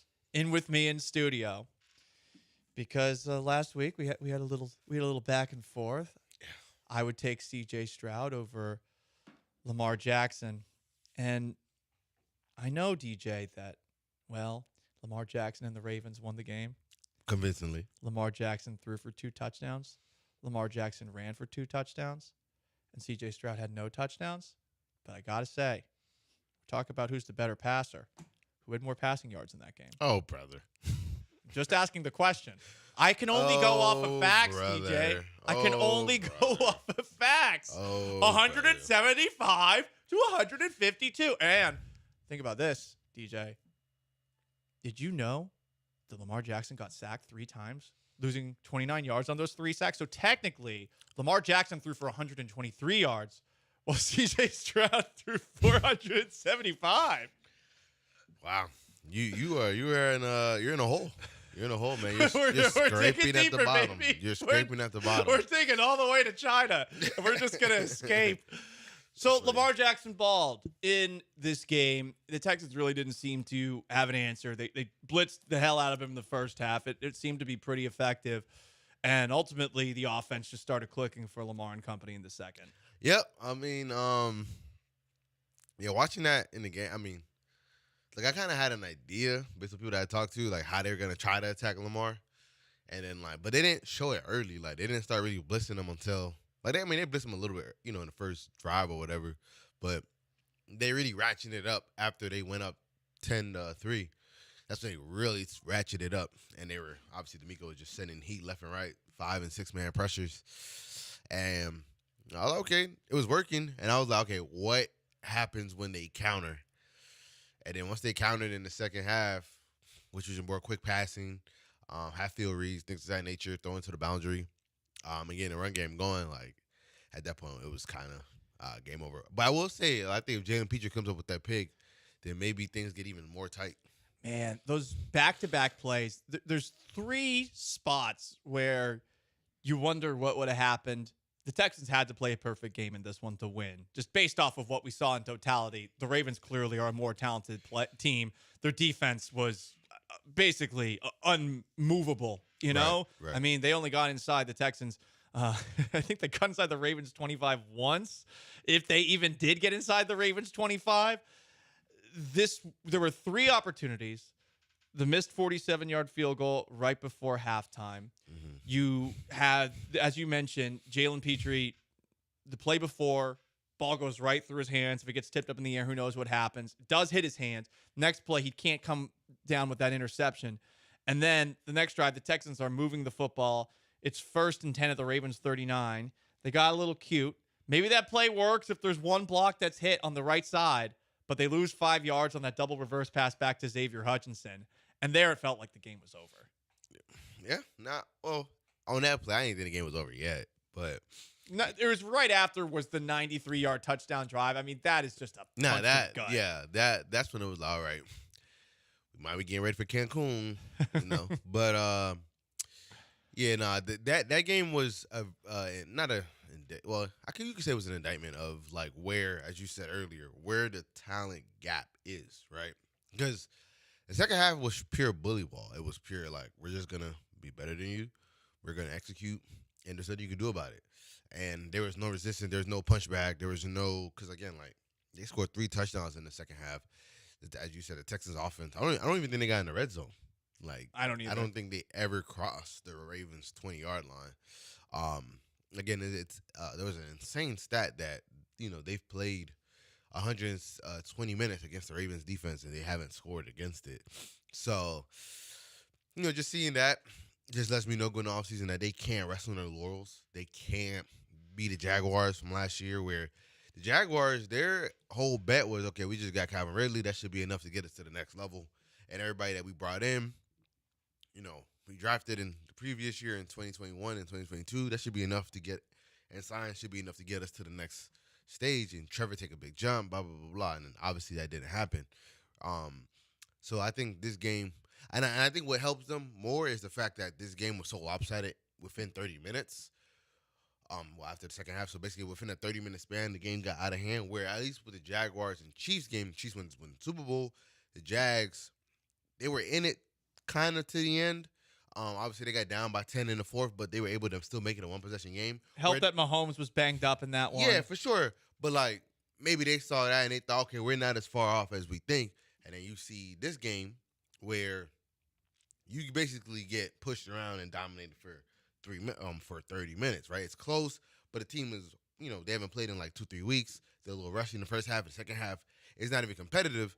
Then I think that can be the punch in the face that gives you, checks you back into reality that even though, yes, you did make it to the divisional round, things of that nature, you're not that close, right? You still have to add. There's a lot that you have to add because now that the season's over, we can be honest.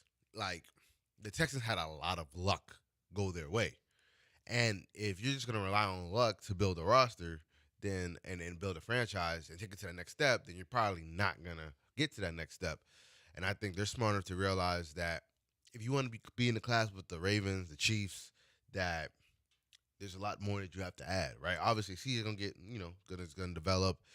Obviously, Nico had a great year. Tank is gonna come back, but there's still more pieces that you need to add to compete with a team like that.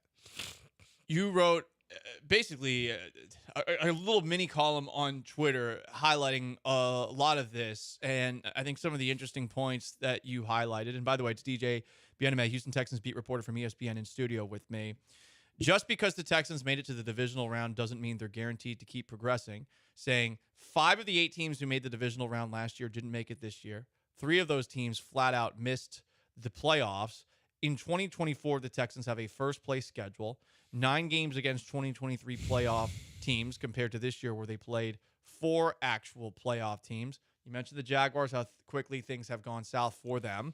Or, I guess... Same with the Titans. Same Titans especially. I mean, they're hiring Brian effing Callahan of all people. What a boring hire. Well, I don't judge hires. I wait. I do. I wait till they actually get on the field or whatnot because you just never know. Everybody thought Frank Wright hire to Carolina was a great hire. You're 100% right on that, but I will say this: if you're a Titans fan and you've already suffered through them hiring Mike Mularkey and Mike Munchak, hiring the son of Bill Callahan, who again had a decent time with the Oakland Raiders, he did make it to a Super Bowl, but hiring the son of Bill Callahan when Bill Belichick still hasn't been hired. You fired Mike Vrabel. I'm just saying, there are still options available. Jim Harbaugh, and you got the son of Bill Callahan. I wouldn't hire Bill though. I can understand Jim Harbaugh, but I wouldn't hire Bill. I understand that. Bill's like 100 years old. Yeah. Why'd you want to hire a guy that's almost 100 years old? He's the greatest mind in sports history. Yeah, but I don't want to say the game's passed him by. I don't think the game has necessarily passed him by, but Bill needs power, and I don't want him having full control and full power of everything. And that's fair. Because he can't build a roster anymore. Right, but at the same time, I mean, the Titans would be lucky to have him, and For sure. They're an embarrassment Debatable. as a franchise. Well, okay, and Amy Adams Strunk. I guess we give her credit for not hiring Bobby Slowick away since she's so obsessed with everything that's Houston. But hey, they go with Brian Callahan. For sure. Thoughts and prayers. I mean, good luck. We wish them well. We'll see. We will see. We will see. I'm just the one that's doing this. I can't stand the Titans. I hate their fans. They're morons. They don't understand how the NFL works. They are more focused on the Tennessee Volunteer Football Program that is never coming back. They're dead and gone forever. And, oh, look at us. We're making a foray into the NFL. Woohoo! Yeah! Marcus Mariota's good. Mike Vrabel, we're better than him. Losers. Anyway. DJ Bieniemy with me in studio. Oh, I'm good. I'm good. I'm happy. I'm happy that they're hiring Brian Callahan. What a bobo franchise. These losers. Good luck. They're just trying to strip more parts and then beg their city to finance another stadium less than 25 years after they built the one already. Anyway, I'm sorry. I need to get back to talking about the Houston Texans. Yeah, DJ's annoyed. He's like, as we were saying before that beautiful rant, that yes, like just because you get to the division round does not guarantee like you're gonna continue to progress. As I said, like 3 of them flat out missed. Right. And I think that first place schedule, because like think about it. Imagine if you replaced, all right, the Cardinals were they're part of the last place schedule. The Broncos were part of the last place schedule. I feel like there's somebody else. Oh, and the Jets were part of the last place schedule. So they went 10-7. Imagine if you replaced those 3 teams. Well, let's say you replaced 2 of those teams, right, on the schedule this year with the Bills and the Chiefs. The Texans probably aren't in the playoffs right now, right? Yeah. So like it's not necessarily like, they can't overcome that. I think they absolutely can. It's the fact that when people say, oh, well, you mentioned first place schedule, it doesn't make that much of a difference. 1 or 2 wins can make a difference between you being in the playoffs or you being at home. yeah, you backed into the AFC South crown. Yeah. I mean, the Jaguars had to fall apart for the Texans to get that. Now, Yeah, that's a good point. Now, it is funny to think, hey, well, what if the Texans played more first place teams? Maybe they wouldn't have these, pants poopage moments that they had against the Jets, against the Panthers to an extent. Yeah. Maybe they'll play up to the level of competition. That's but then true. you see a team like Baltimore, you see a team like Buffalo, and a team like Kansas City. And with the way that those 3 teams played this past weekend, it does feel like the Texans have another rung at least to climb to get into that. But I think every other position, like, you can make an argument, except the end and D tackle. But every other position, you can make an argument like we should find an upgrade good. But again, you can always make the argument, should we add more? Especially a receiver, tight end, running back, cornerback, 2-3, safety, linebacker.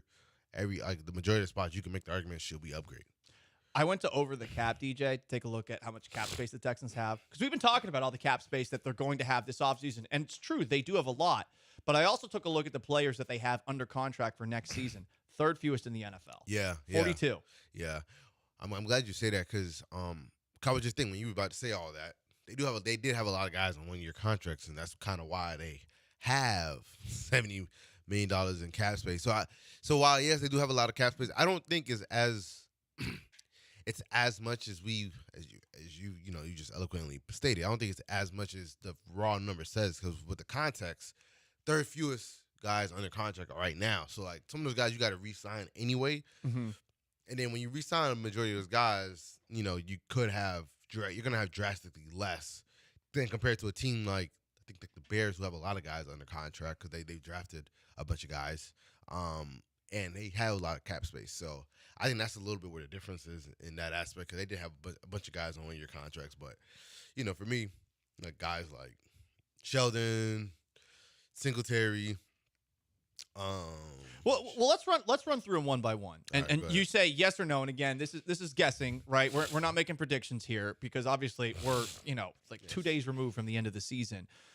At the top, Jonathan Grenard. Yeah, you got to bring him back. Like, I don't even think that's a no-brainer. He'll be the most expensive of all these guys that we're about to list. Yeah, absolutely. But rightfully so. I mean, he's a 12.5 sack guy. Like guys like that, you can't let hit the market like that. You know what I mean? Like you got to try to nail guys like that down, because he's so vital to what D'Amico wants to do. Like he wants a ferocious pass rush because he wants to be able to rush with 4 all day, every day, and not have to blitz. And you can do that obviously if your coverage on the back end is good, but also you have a nasty front 4, and Jonathan Grenard fits into that. Dalton Schultz, yes or no? $7 million last year. I would assume he's going to ask for a little bit more this year. Yeah, I mean, I think you can. I don't want to say you can play hardball, but I think you can let him test the market a little bit. Because like he got a little bit more. Like, is he worth $10 million? I don't know. Top 12 in production, but yeah, it's a tricky spot where you think you have C.J. Stroud. If we get somebody else, is that going to work? Is Brevin Jordan in an expanded role? Is that going to work? Like you can talk yourself into. Yeah, exactly. And you can just draft his replacement or whatever.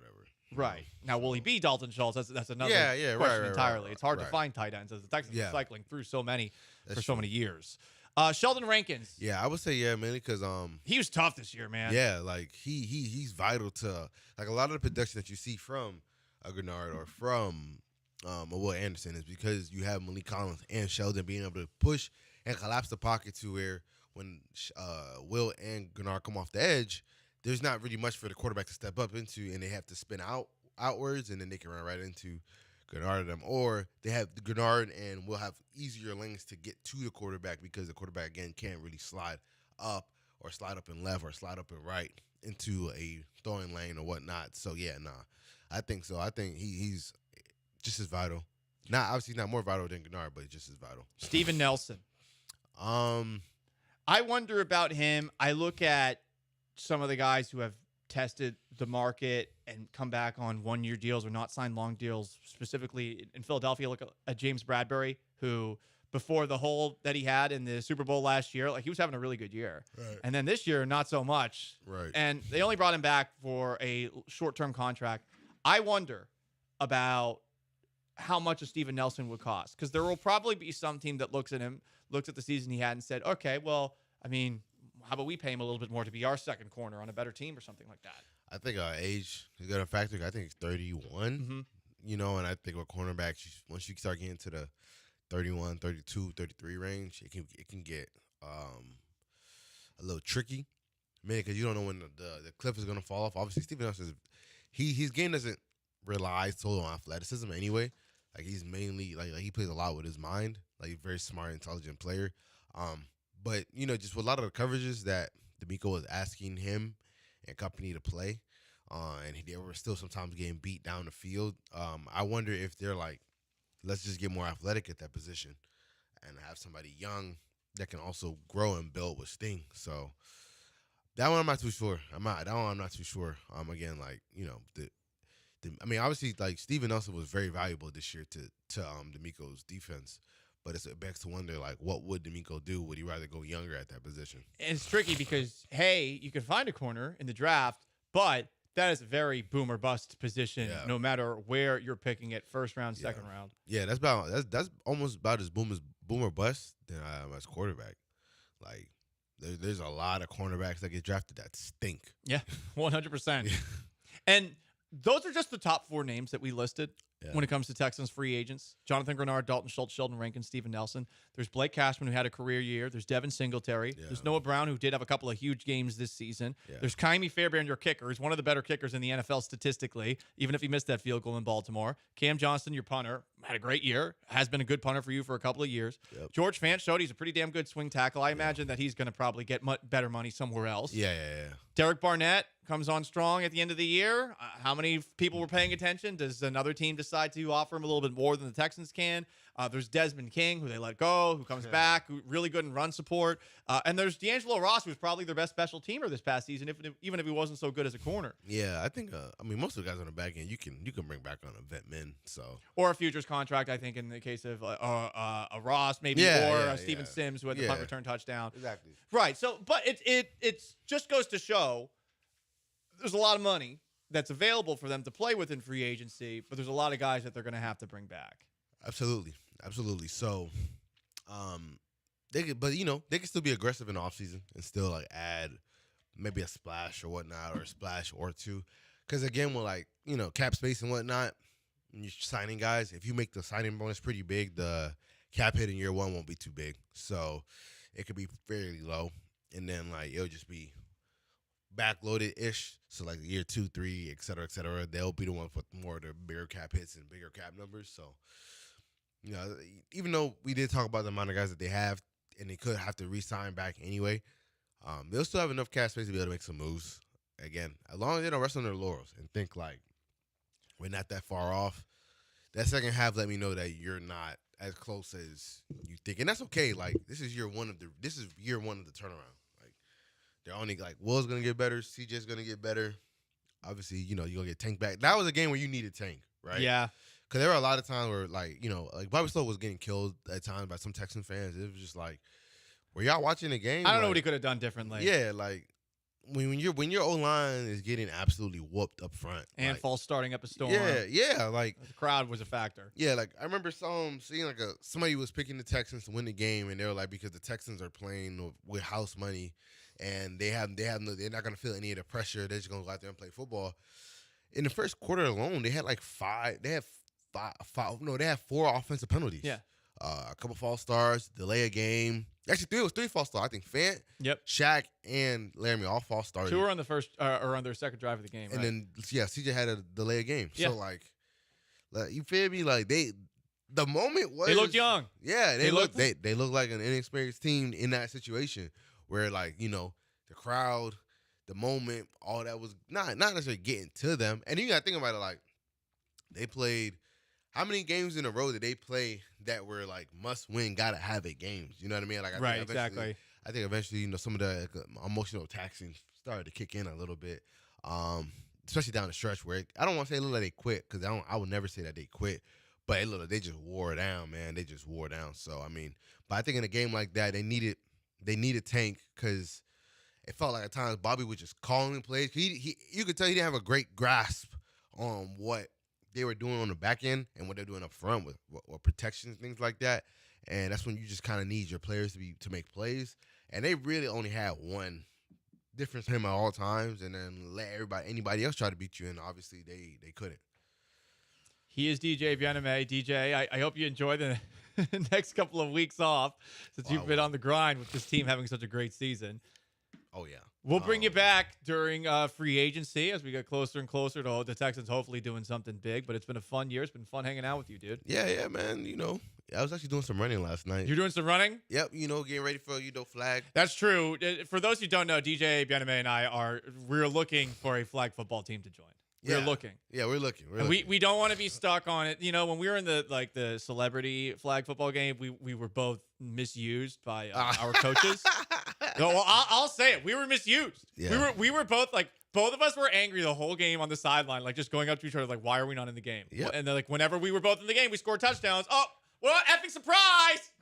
Well, that's because we was doing co-ed, and you said you want to do co-ed. Yeah, so I want to meet a wife. So you could meet your wife, but I want to meet an athletic wife who appreciates how good I am at flag football and who will tell me that I'm a legend. That's what I want. That's what you're laughing. I'm being serious. How dare you laugh at what my future wife is going to call me all the time? A legend. Legendary flag football player, and go ahead. He's DJ Bieneme. It's always fun with DJ. DJ, I'll see you later, dude. All righty. Paul Gallant Show, ESPN 97.5, 92.5. Stick around.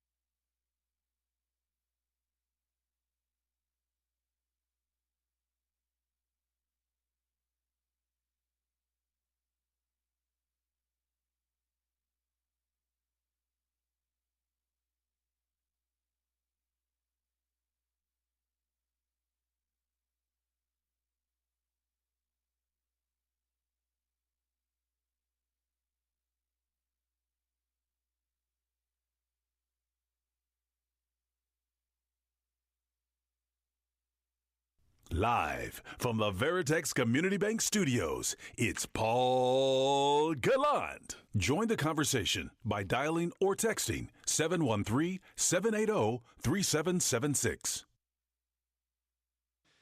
Most interactive sports talk show in Houston, live. You can watch us on YouTube at ESPN Houston. If you haven't subscribed already, what are you waiting for? To quote Jennifer Love Hewitt in I Know What You Did Last Summer. Sean's making a face. Sean, you sweet, innocent child, you just don't understand how important that movie was to American culture, not to mention Jennifer Love Hewitt, her Hewitts, and how important they were to American culture in the 90s and early 2000s. 45% on Rotten Tomatoes. Well, they need more. That's probably from critics. Yeah, they need more. What was the audience 14-year-old score? boys too. What was the audience score? Hold on. That's not Probably easily 100. acceptable.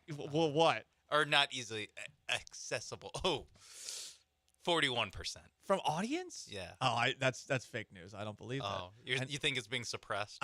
I agree. It is being suppressed. Thank you for putting that statement out. Oh, there's a sequel? I Still Know What You Did Last Summer? Yeah.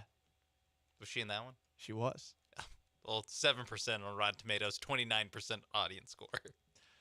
Well, hey.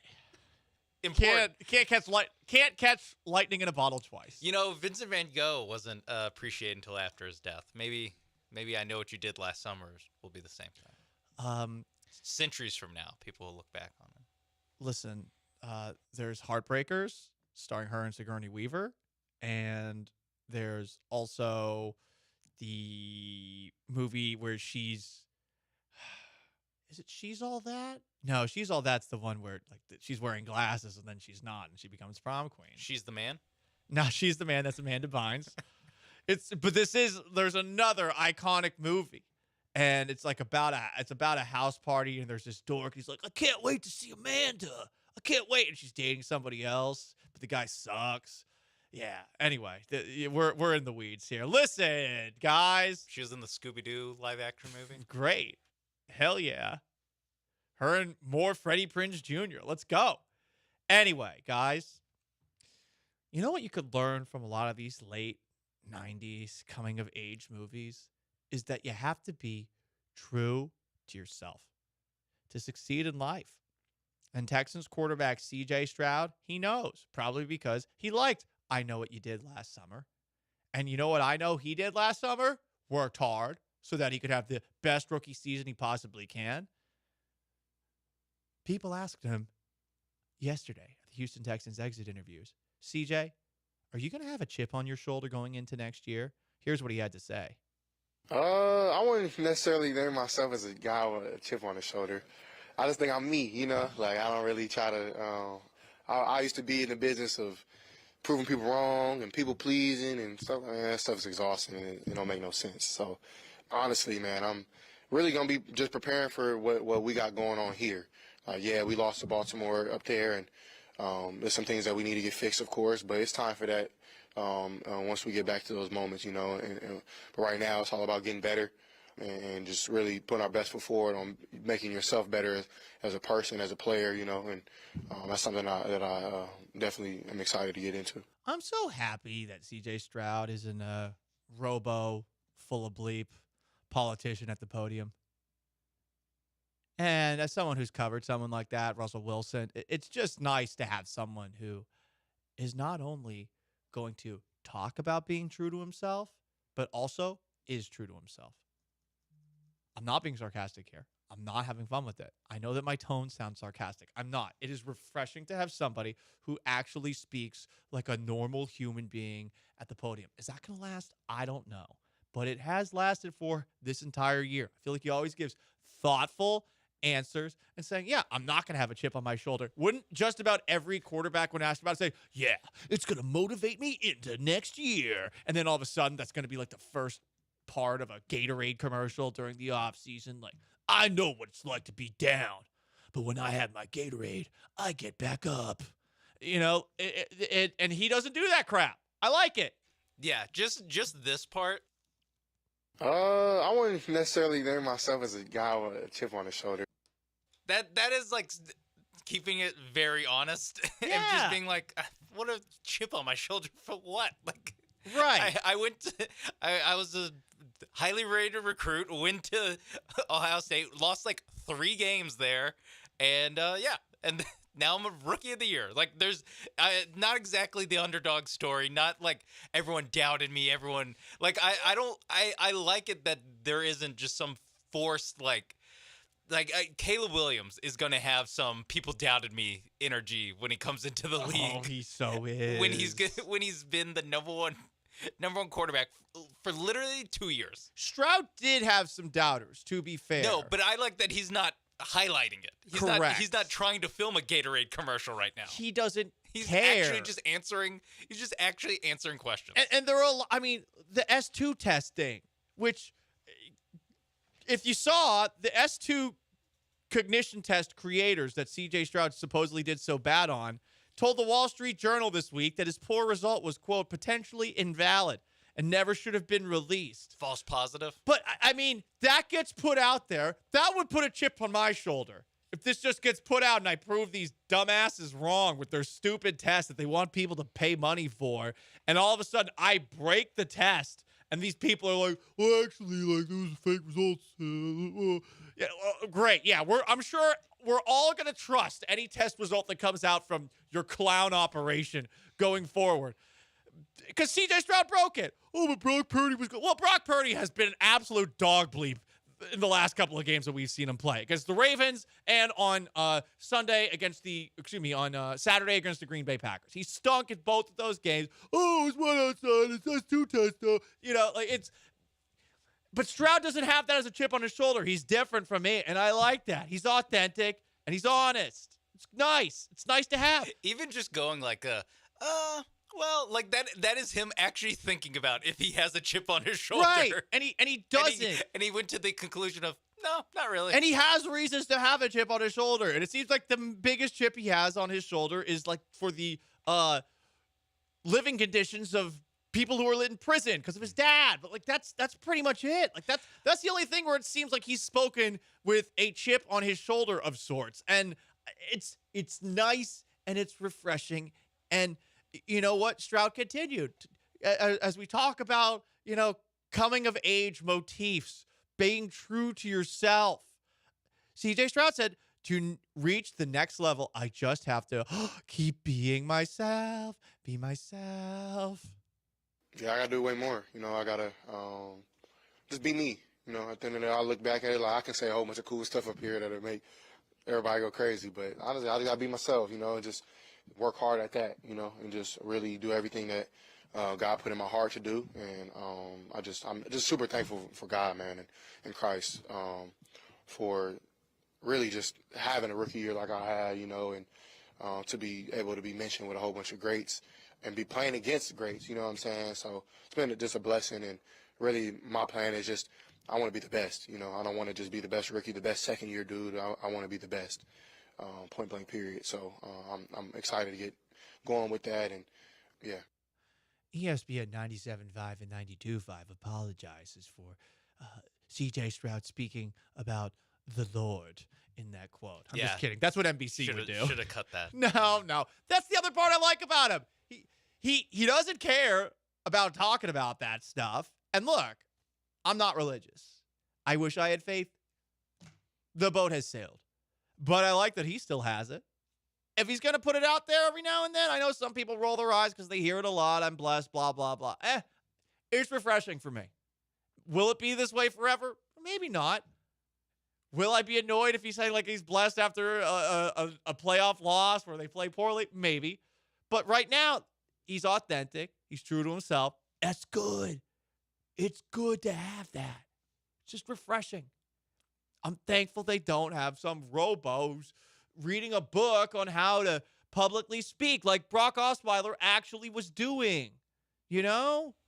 Yeah. That the overly cautious politician quarterback is tough. Russell Wilson. And I was thinking about it. I think Tom Brady to an extent. The reason chip on my shoulder Like, just I automatically am like, what are you talking about, dude, with chip on your shoulder? I think Baker Mayfield ruined having chips on your shoulder for everyone. Or at least talking about having chips on your shoulder. You can have them. Just you don't have to tell me about every single one of them. All right, dude? Let's go through, before we go to break, Sean, all of the quotes that came out of the Houston Texans exit interviews yesterday. We'll just read them, that may or may not have been a tad hyperbolistic. Just thumbs up, thumbs down? Yes. Gerard Johnson changed C.J. Stroud's life. Quarterback coach of the Houston Texans.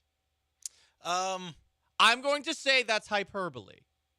Now, I do think that Gerard Johnson has helped C.J. Stroud out, but I don't think that Gerard Johnson has changed C.J. Stroud's life. Personally. Yeah, I want to lawyer this and be like, well, he did change his life. I mean, he was a football coach that he had. There were decisions that affected butterfly effect, but no. I mean, I think CJ was going to be pretty good no matter what. Gerard Johnson, great job, but changed his life is a bit much. Right. Gerard Johnson changed my life because he helped me run a 4.840. Yes, exactly. At the old age of 25. You got to wonder, if Gerard Johnson had been working with me for more than 10 minutes, would I have been able to get to 4.6 like so many people claim? I don't know. I guess we'll never know. Important questions that need to be answered.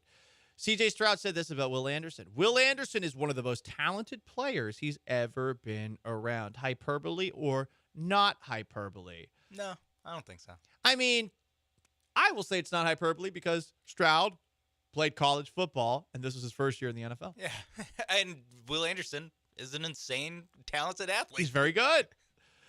Let's go to some other players. Hyperbole or not? Will Anderson ranked DeMeco Ryans ahead of Nick Saban for his favorite coaches. Now, I think DeMeco's definitely a lot easier to play for. I don't think he's as much of a hard ass as Nick Saban is, but I think of a Will Anderson, I'm still picking the guy that I've won a natty with. I don't think he won a natty. You know what? Or no, he might have his freshman year. But he wasn't playing probably a lot that year. Yeah, he did his freshman year in 2020. Okay. But the pandemic year. Yeah, also Astros. Probably wasn't as fun. Yeah, I mean, I would. It is pretty wild. It's not like Nick Saban's like out of the news. It's like, well, he just retired. If you want to throw him a bone, maybe, I don't know. Will Anderson thinks Nick Saban wasn't a good coach. Yeah. Misleading headline for the ESPN Houston. 7-time national championship winner, worse coach than first-time head coach DeMeco Ryan. Hyperbole. Hyperbole or not hyperbole? Will Anderson said the Texans are building something special, citing Myles Garrett, Jadeveon Clowney, and the Jaguars' Josh Allen. I'm going to say that's not hyperbole. No, not hyperbole. This is special. Yeah. I'm not sure if I trust Josh Allen on the Jags' opinion on this, but yeah, but I do trust. I trust Garrett and Clowney to an extent. I trust Clowney more than to an extent. I want to see Clowney here next year. Wow. Bring him back. Do you want DeAndre Hopkins again too? Yeah. Get James Harden back Hey, while we're at it. Just bring 2017 stop. back. Let's be honest. If the Texans had DeAndre Steven Nelson, then. Butterfly effect. Well, that's true. Will Anderson to Christian Harris, quote, people don't understand how much better we're going to be next year. Hyperbole or not hyperbole? I think that's hyperbole. I think most people are expecting them to be a lot better next year. Yeah, if they're speaking individually, then maybe not hyperbole. But as far as the Texans, the Texans are going to be one of the hype teams going into next year. 100%. One last one. Chris Sims on Christian Harris. This is not a Houston Texan. Chris Sims is a Texas football legend, Sean Mapes. Chris Sims on Christian Harris. The Texans also might have Fred Warner Jr. at linebacker. Christian Harris is all over the field. Is that hyperbole or no? Feels a little hyperbolistic. Yeah, I agree. Very hyperbolistic. But he's working with DeMeco Ryans, and DeMeco Ryans did that with Fred Warner. That's why it's hyperbolistic, Right. is because I can see the math that he's doing. Oh, yeah. when he says that. Yeah, but listen, you gotta have a hot take. Texter asks, what the hell does chip on your shoulder even mean? It is a great question. We're gonna answer that on the other side and go around the NFL. Did Deshaun Watson throw shade at CJ Stroud? Paul Gallant Show. Stick around.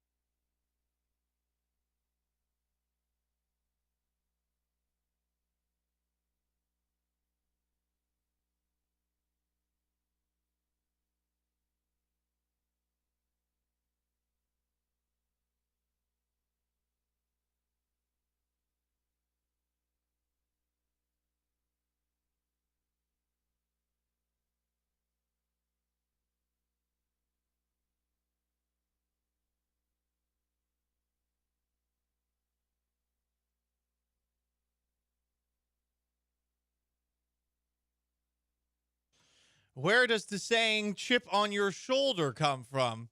Well, wouldn't you know that it comes from one of the greatest cities in all of the United States of America, a beacon on a hill, Syracuse, New York. Ugh.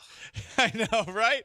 In an issue of the Onondaga Standard of Syracuse, December 8th, 1830, he waylay me, the mean sneaking fellow. I am only afraid that he will sue me for damages. Oh, if I could get him to knock a chip off my shoulder and so get round the law, I would give him one of the soundest thrashings he ever had. And then Mark Twain made it popular in Huckleberry Finn. Classic. He just lifted it, made it big. What year did you say that was? 1830. Okay, good. That's before Syracuse University was founded. So, well, Syracuse can't take credit for that. Some say it led to the founding of Syracuse University. 40 years later. Syracuse's original colors were pink and green, and it was a woman's school. How about that? And then they finally decided to treat men as equals. It's about damn time. It's about damn time. Someone texted in, CJ Stroud has a chip on his shoulder for Jesus. That is true. That's true. Hey, you know who I imagine has a chip on his shoulder this offseason? Bills kicker Tyler Bass, who is not just getting crushed for missing the potential game-tying field goal against the Chiefs. He has also had to experience the call of his miss in every single language, including this one, on Korean radio. 모든 문들을 닫았어요. 네. 그렇기 때문에 조시 앨런 선수가 오른쪽으로 나오면서 시간을 벌어봤지만 오픈된 리시버를 찾을 수 없었습니다. 44야드 거리입니다. 타일러 베스. 오른쪽으로 벗어났어요. Man. You know, sometimes you don't need to understand language to understand the human emotion. I'd be so upset if I was a Korean Bills fan. They seem too happy. They were happy. That seemed like the hometown that Kansas did not City seem like call. a neutral broadcast, right? Right. Now maybe Korea is low-key very pro-Chiefs, the Taylor Swift phenomenon. Or this is the Korean version of Gus Johnson, where it's just Korean Gus Johnson. Oh, can you believe it? It's like 2nd and 10. Speaking of Taylor Swift, guys, big news. I've started following the NFL because of Taylor Swift's lover, Travis Kelce. They're evolving. They are becoming true football fans. There is a Reddit thread of Taylor Swift fans who I guess are commenting on what's taking place in Chiefs games, and all of them were angry about the Chiefs' fumbled touchback. All of them were angry. They had so many questions about it. I mean, that's part of becoming an American football fan. I will say, if you have no experience in the National Football League, and by that I mean like I have experience in the National Football League by watching it, that is probably the hardest one to explain, is to be like, yeah, so if you fumble it where you score and it goes out of bounds, then the other team gets it at the 20. And it's I like, love it. Why is that? It's such a great rule. I don't know, but that is the rule. I love it. And look, they get this is their first experience with football being wacky. And here's the deal. Bad. I'd put you in timeout if I was your parent. I'd duct tape a football to your arms, and I would make you have to walk around with it for an entire day like Daddy Billingsley played by Tim McGraw in Friday Night Lights. I'd do it. I would do it. Anyway, let's continue to go around the NFL, because some Taylor Swift fans were also saying, hey, let's stop giving Mecole Hardman the ball. See? They're actually embracing the sport. Good call. Right? They know ball. They're figuring it out. The Tennessee Titans have a new head coach. They hired Brian Callahan. Is that Tommy Boy's character in Tommy Boy, played by Chris Farley, R.I.P.? That was Tommy. His name was Tommy. Oh, Tommy yeah, Callahan. That's true. Was his dad Brian Callahan? I don't know. Good question.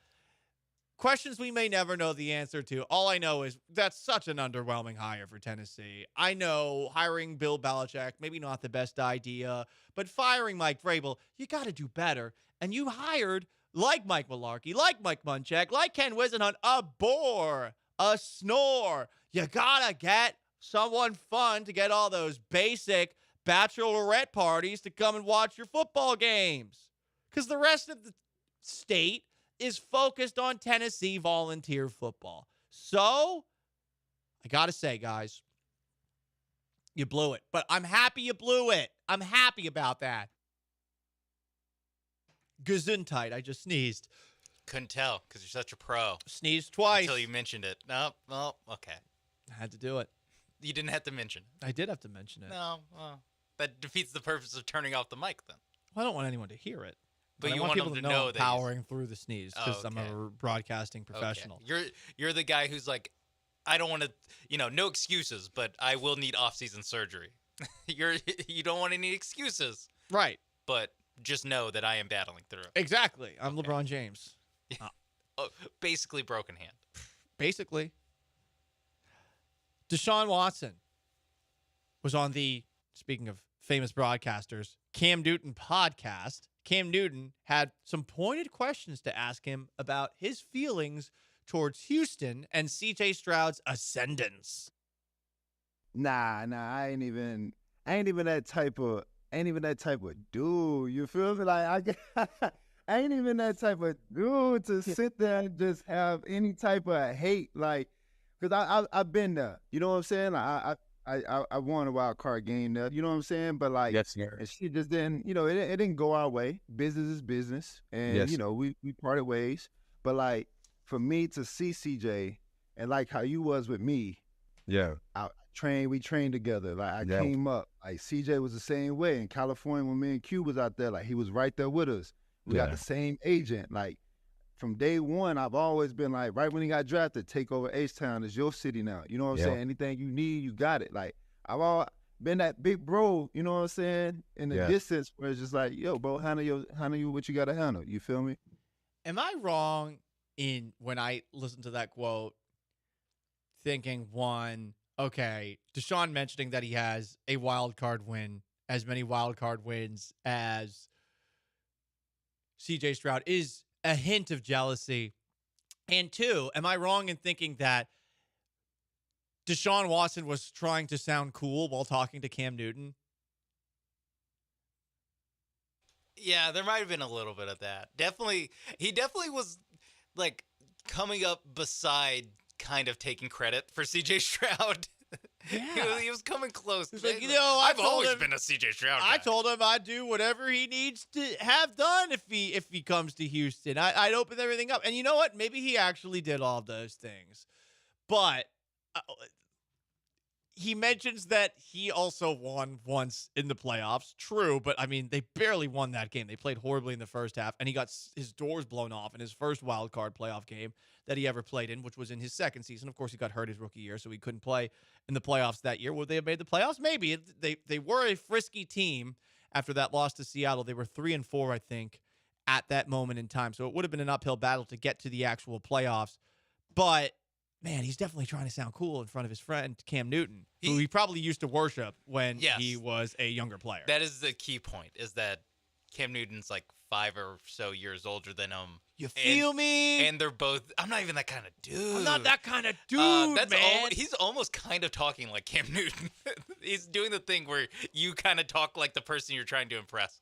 And they're both from Atlanta, too. So that's an extra layer of like, this Cam Newton's probably his hero, and he's pressing him. I'm like, so do you feel a little bit of jealousy that it's good journalism by Cam. Hard-hitting questions. Very good journalism.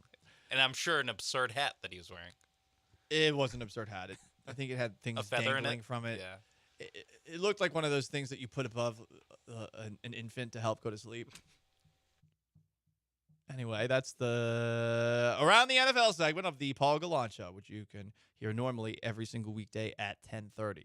Paul Gallant Show on ESPN 97.5 and 92.5, and on YouTube at ESPN Houston. If you haven't already, subscribe to the channel and like the current video that you're watching. Leave a comment. Tell a friend. Up next, the Houston Astros officially introduced Josh Hader.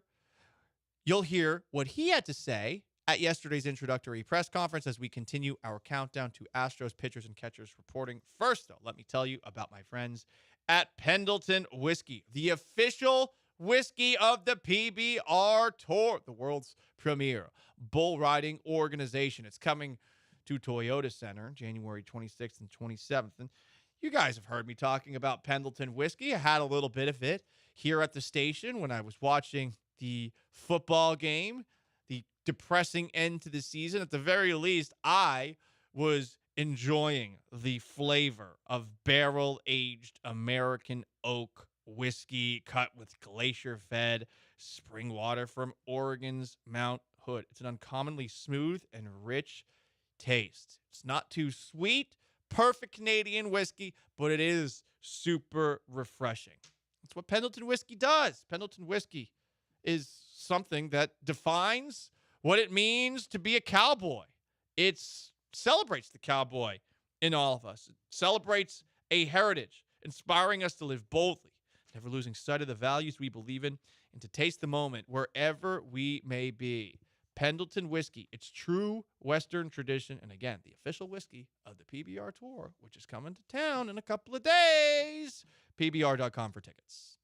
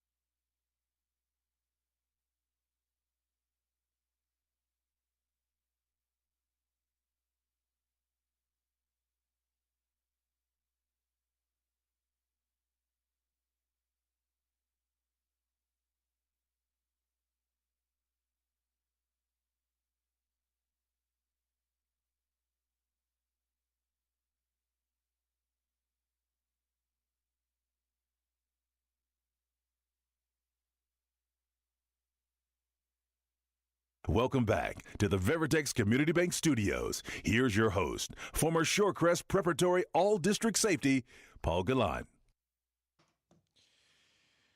most interactive sports talk show in Houston.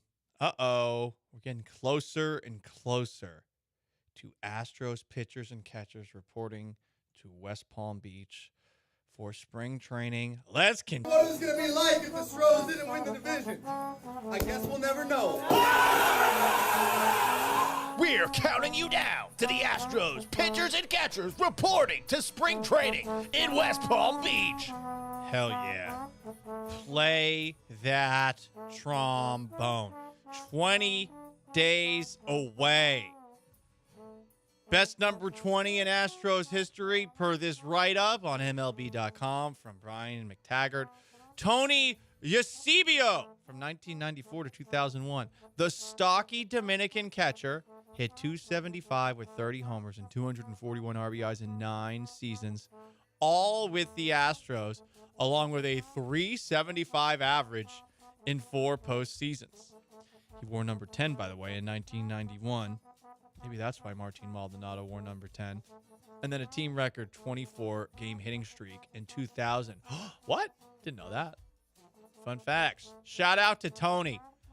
The Astros officially introduced Josh Hader to the media, and he was asked, Hader, if he signed here to be the Astros closer.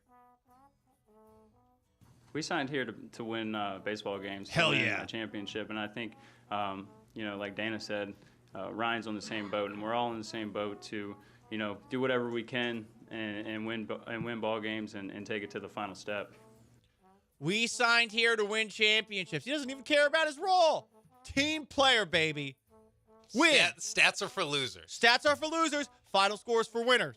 Win, win, win, win, win, win, win. And look, Josh Hader, he saw that Astros success from afar, and he knew he wanted to be a part of it.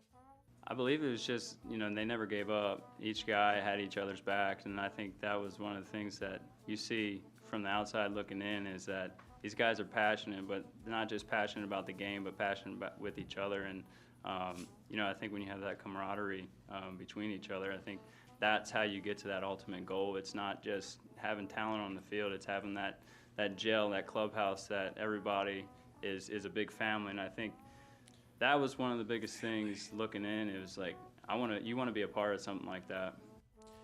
They're passionate about baseball. They're passionate about each other. I mean, isn't that what it's all about? I'm just glad he didn't say they're passionate with each other. Well, hey, what would be wrong with that? It's 2024, No, Sean. you're right. You're being a bigot. You can be passionate. Sean, we could be passionate together. If we watch a sporting event at the same time, if we're both watching, say, a Texas-Syracuse game, say we're watching that game together, we can be passionate with each other. Oh, you're talking about basketball. And football, where we beat Yeah. Texas in the most important games before that black people could play. Well, whose fault was that? Texas. Yes, thank you. Thank you. That's 100%. 100% on Texas. Hey, you could be passionate with each other. Anyway, Josh Hader, this is how he came to be excited about a potential reunion with the Houston Astros, who, of course, he came up through their minor league system with. Honestly, we were really excited. A little backstory. Obviously, we were here. That involved the Astros and just everybody around the organization. And, that was one of the places that we really had in mind. Like, why not be here? We've had a connection before, and this is an organization that really strives ourselves on relationships. I really wanted to be a part of, and it's a special place here. And obviously, they've done great things for so many years now, and obviously to be a part of that for 5 more, that's something that really got us excited. Now, for those who don't know, he said Maria, that's his wife who he met when he was in Corpus Christi with the Hooks way back in the day. A mild critique of the contract, 5 years, $95 million. Is it possible that they wouldn't have had to give him that much?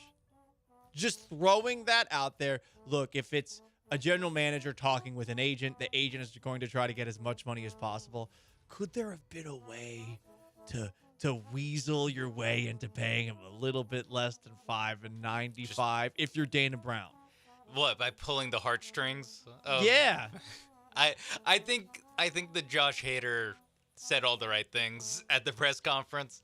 I think that if he had signed with the Dodgers, it would have been a lot of the same, just minus I met my wife here. Probably right. I think he was going. All of these go along with. Also, they paid me $95 million, which is well within his rights. They did. Totally did. Yeah, it is kind of hard to believe, like, why not here? It's like, well, yeah, not $95 million if you're not here. So, something to keep in mind. But I'm just thinking, if I'm Dana Brown, like, do I tug the heartstrings a little bit more? Do I start singing to Josh while we're negotiating? Like, hey, Josh, you know, the stars at night are big and bright. Deep in the heart of Texas. The baby blooms are high on perfumes. Deep in the heart of Texas. I think I butchered that one. He was born in Maryland. Oh. Damn it. But they met. Okay, yeah. The love. Yes, but he grew up in Texas. You can only find love and passion here in Houston. He grew up in Texas from 2013 to 2015 when he was in the Astros minor league system. See, exactly. Those 3 years. I grew up in Massachusetts, but I really became a man in Houston. Man, I love this trombone. Anyway, Paul Gallant Show, ESPN 97.5 and 92.5. By the way, one of my least favorite days of the year is tonight in the world of sports. You will find out why next. Paul Gallant Show, ESPN 97.5 and 92.5. First, I got to tell you about my friends, though, at mybookie.ag. Okay, well, maybe you can't bet with your heart anymore because our beloved Houston football team is donezo, but you can still bet on the NBA. You can still bet on college football at mybookie.ag. They also have live in the flesh dealers for poker, blackjack, and roulette. All of it's at mybookie.ag. And by the way, when you enter promo code BET975, you get an awesome deposit bonus, something that you can turn into bonus cash. You can even refer a friend and get more bonus cash with that same promo code BET975. And you can bet on, I don't know, say the AFC Championship game or the NFC Championship game. The AFC Championship game, I think, right now is probably the Super Bowl. No offense to the San Francisco 49ers because Brock Purdy is looking the way he's looking, and the Detroit Lions, no offense, it's Jared Goff. The Ravens are 3.5-point favorites in Baltimore, playing their first home AFC Championship game since 1970. It's going to be loud. It's going to be probably not optimal as far as weather goes. I really think Baltimore's going to win. I feel like it might be convincing. Who am I to doubt Patrick Mahomes with the way that he just seems unbeatable with the Chiefs defense? But I like the Ravens right now by 3.5. That's the spread.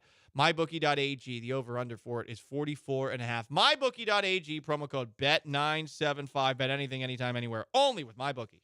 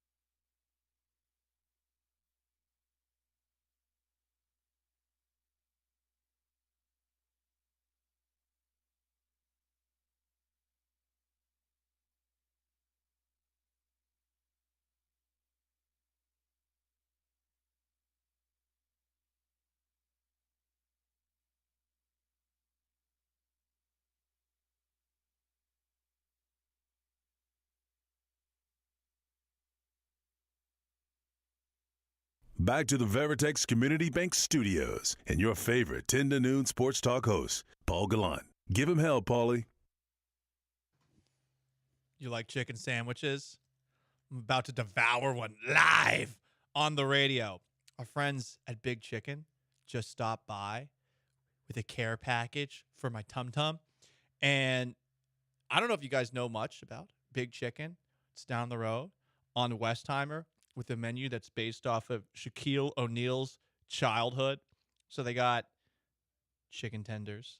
I know that they got something really cool sounding. You like mac and cheese, Cheez-It crusted mac and cheese, handcrafted ice cream shakes, house-made chips, salads. I'm sorry, I can't read because I'm focusing on this sandwich. Oh my God. They had all the different kinds out in the bullpen, and there was a line forming, but they said, "Oh, make sure Paul gets one first." I was like, "Let me just take it to Paul, so we don't have a riot on our hands with people trying to get their hands on these." And they're going through each of the different kinds, and every single one of them, I was like, "Oh, I kind of want to try that one. Oh, I want to try that one." So, yeah, hope you like original. I got buffalo. Could you hear the chewing on the air? Yes. I'm trying to talk over it, so people aren't disgusted in their car. I got really good. Oh, great. Wow, roll up.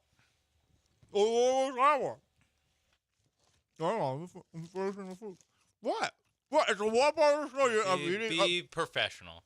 I am being professional. Sorry, you don't have a chicken sandwich, but you can go to Big Chicken and get one. Here. It's right here. I'm practicing restraint as a professional. Oh, well, I'm being a professional, and I'm highlighting how good that was. Because you know what a real man does? A real man? What was a real man? A real man eats chicken on the radio? Well, yeah, real man eats chicken on the radio. A real man eats to highlight how good the chicken is. And that Big Chicken is some good stuff. My God.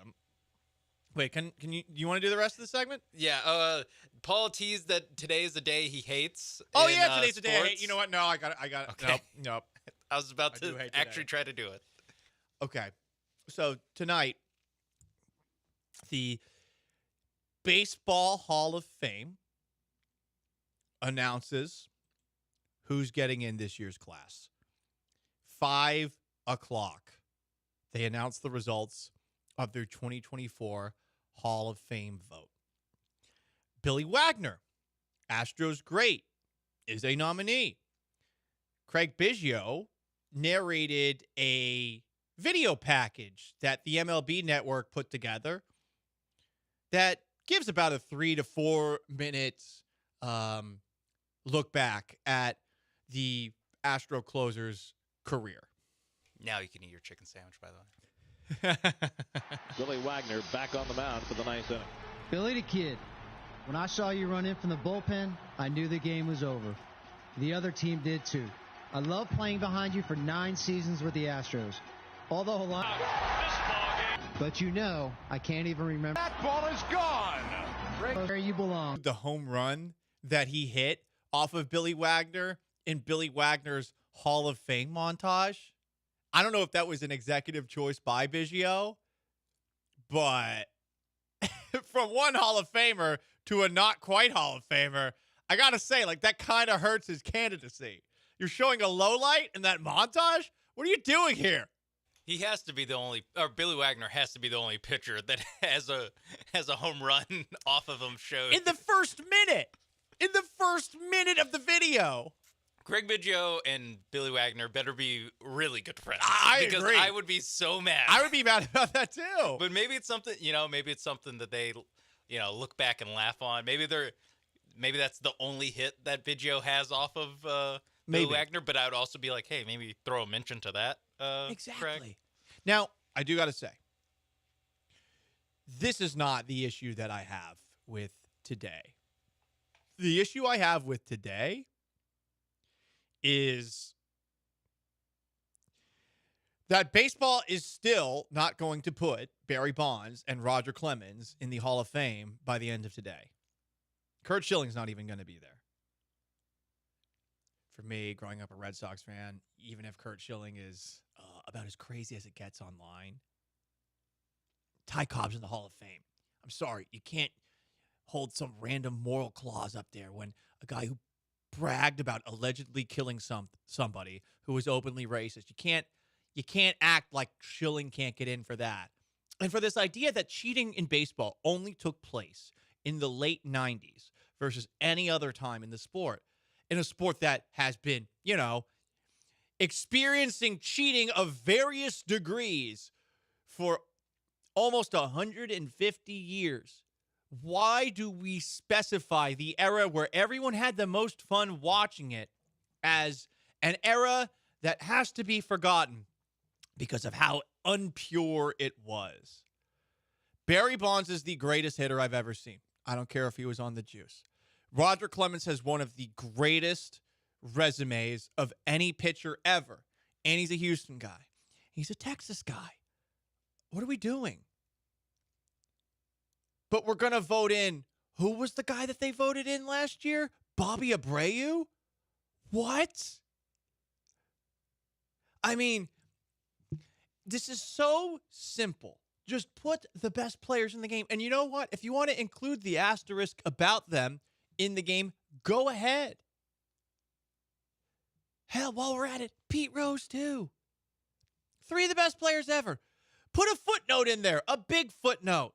It's part of the game. It's a museum to honor the best players in the history of the sport. And if you want to add a little extra context, you can. But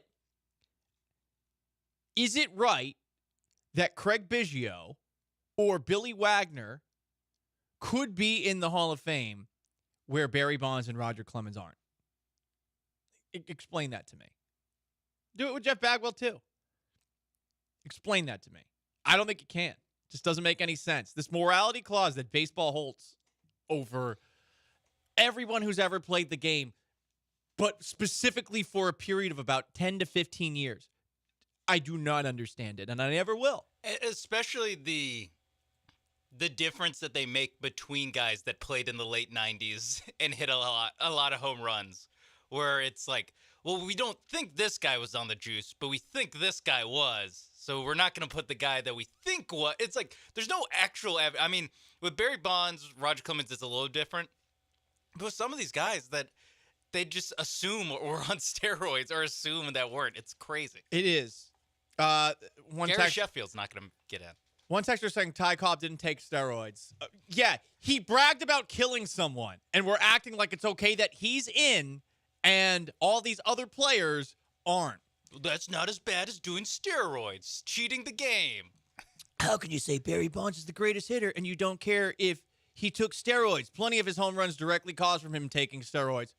Or maybe he was just always an awesome hitter because before his skull ballooned 3 sizes, yeah, he was still a really good hitter and a really good fielder. I don't get it. I'm guessing players ever. But no, I can't go in. Let's elect some random, like Bobby effing Abreu to the Hall of Fame. Bobby Abreu. I don't get it. That's going to wrap up today's Paul Gallant Show. Can't wait for the my column, like sniffing of farts ceremony that all the baseball writers online have. Tom Verducci. Can't wait for that Tom Verducci video. Verducci season. As he like slowly and dramatically types at his keyboard. God, they're such dorks. Anyway, so long. Farewell. Have yourselves a wonderful Tuesday. I'm going to devour this big chicken sandwich. Connor and Beard are up next. Peace.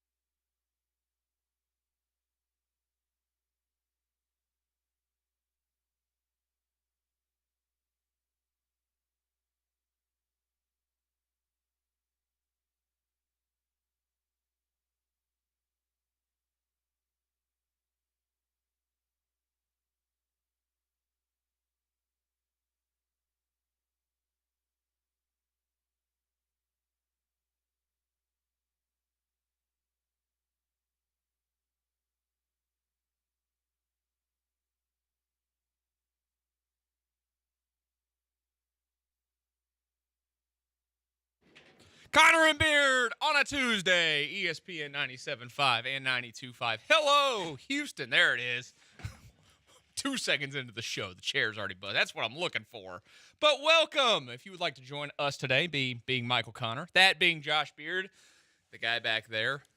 I needed Andrew my chair. Carlson. Yeah, we're right now. We're yeah, right. We're good. It was weird. Everything was weird for a second. We had to do a quick switcheroo on the chairs to start the show. But it is a wonderful Tuesday, even though I just heard thunder outside.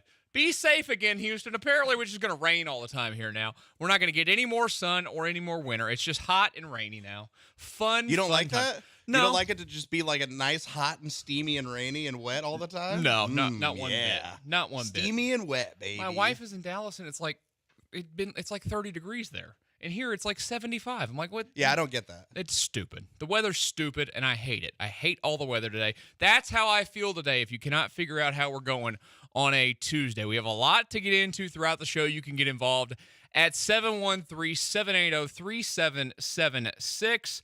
You can watch the show on YouTube. Head over to your YouTube and search ESPN Houston, and you'll see the live stream up there at ESPN Houston on YouTube. We look spectacular today. Josh is all decked out in his Astros stuff. We'll get into Astros. Of course, they introduced Josh Hader yesterday afternoon.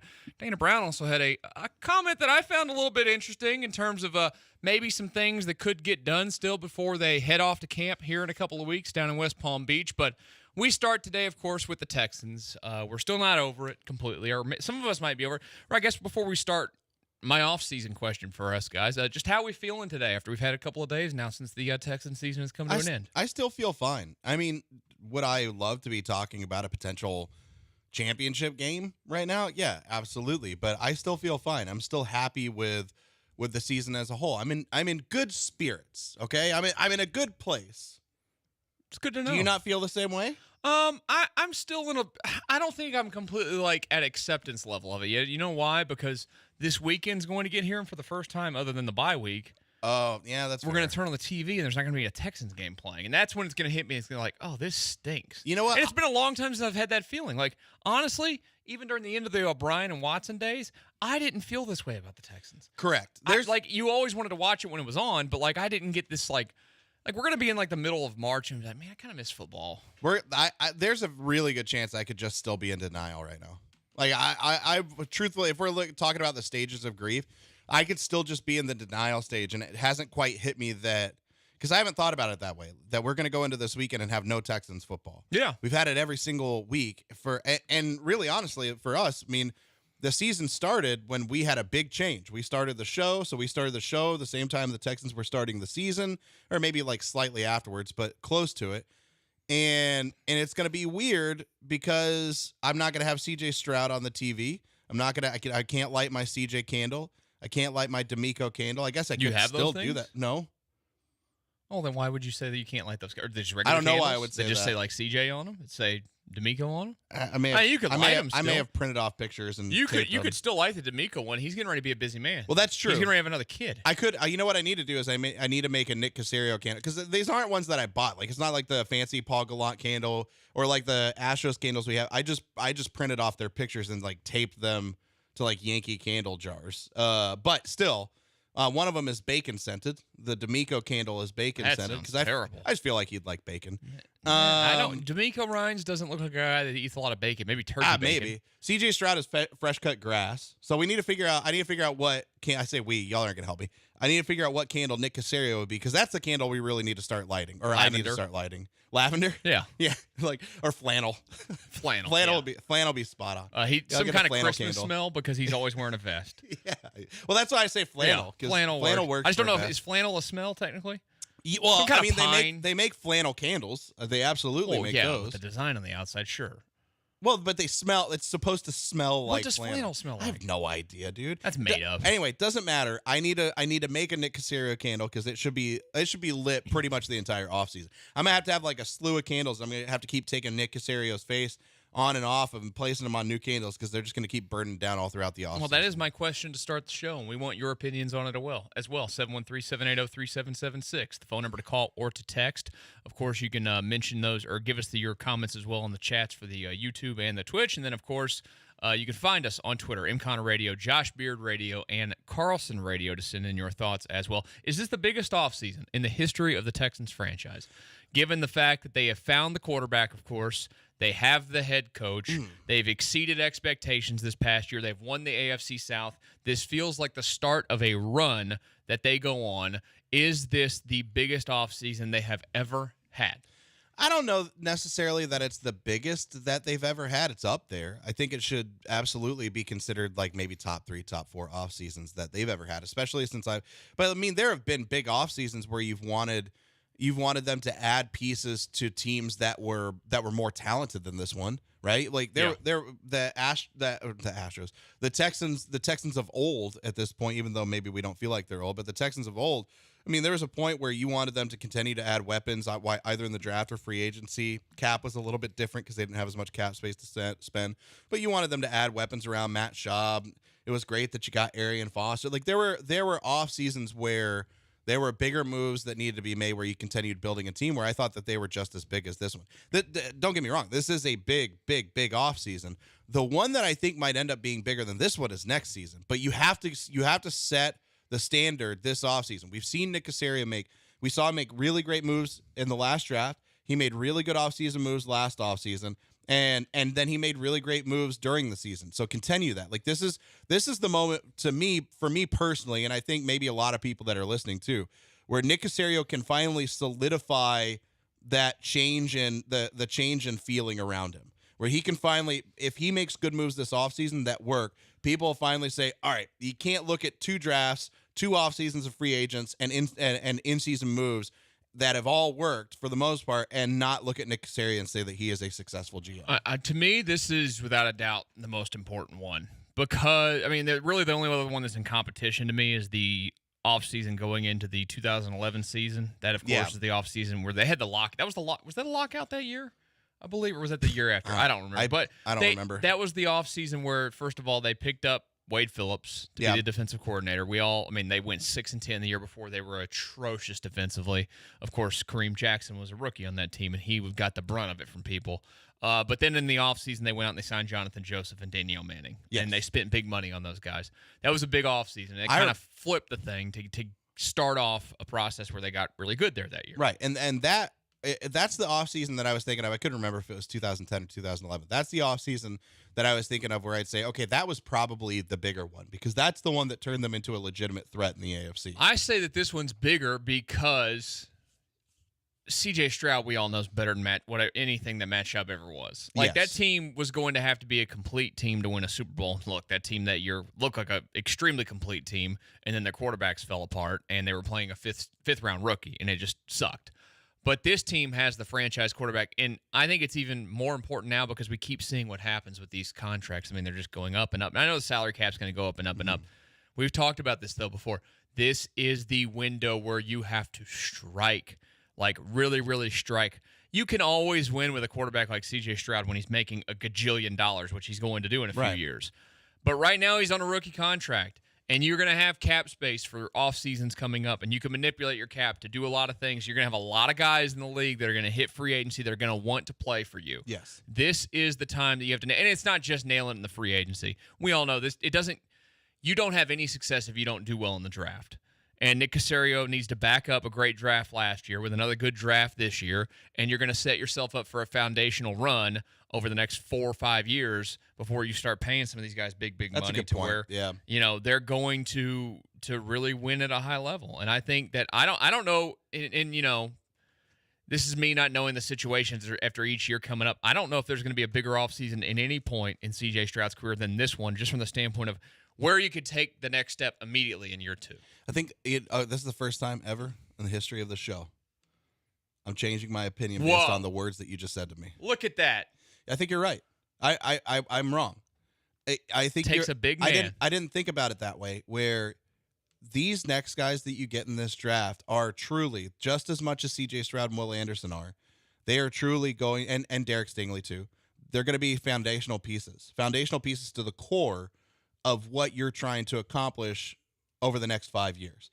And I think the way I'm thinking about it is maybe the problem is I'm already assuming that they hit on guys, and that's a huge issue for me because I tend to get a little bit ahead of myself to where I'm thinking about this offseason, but I'm also thinking about what they can add next offseason to really take that next step, but they have to take this step first. So I agree. I think you're right. I'm wrong. I think this offseason is a bigger deal because this is where you get the foundation, and it really this is where you decide how you're going to build the team, which we'll talk about a little bit later in the show, like theoretics behind team building in the NFL. But this is where you really decide how you're going to build the team, where you prioritize putting those assets, putting the money, and putting your draft capital. And then you get the filler pieces around that. So I agree. I still think the 2011 offseason is bigger, but this is the biggest offseason that the Texans have had because you have to continue to build the foundation. And I think another aspect of this offseason as to why it's so important is in terms of really with your draft is because how late you're drafting. The last 2 years, you've had the ability to draft super high. Yeah. And this year, you're drafting 23rd in that first round with the Browns pick.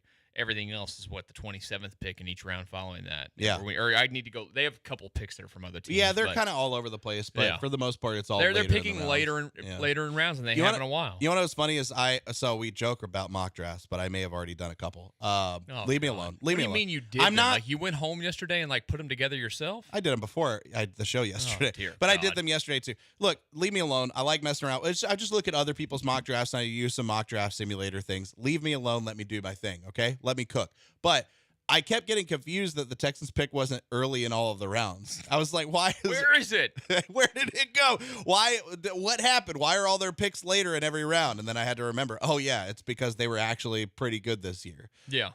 So, yeah, I have full faith.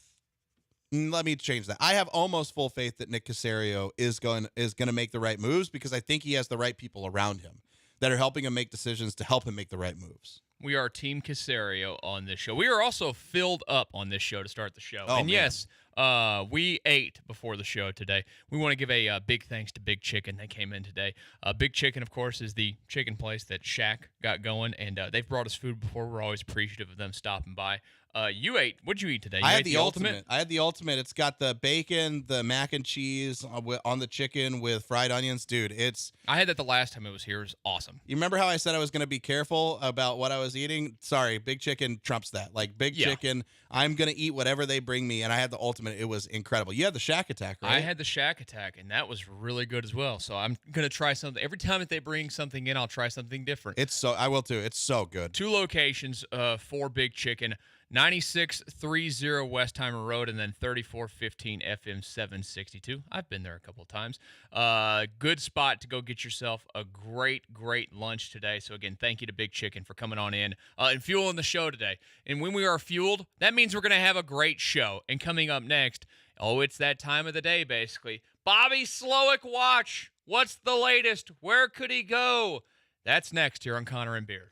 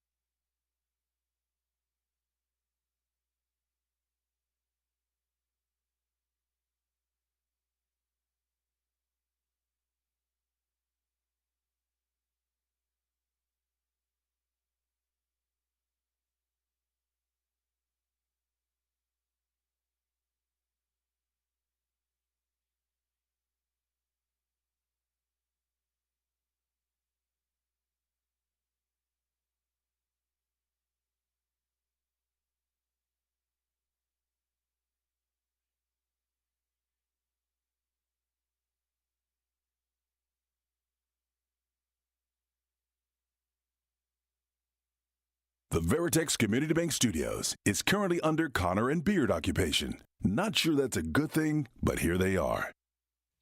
It's a wonderful thing here on a Tuesday. Connor and Beard, ESPN 97.5 and 92.5.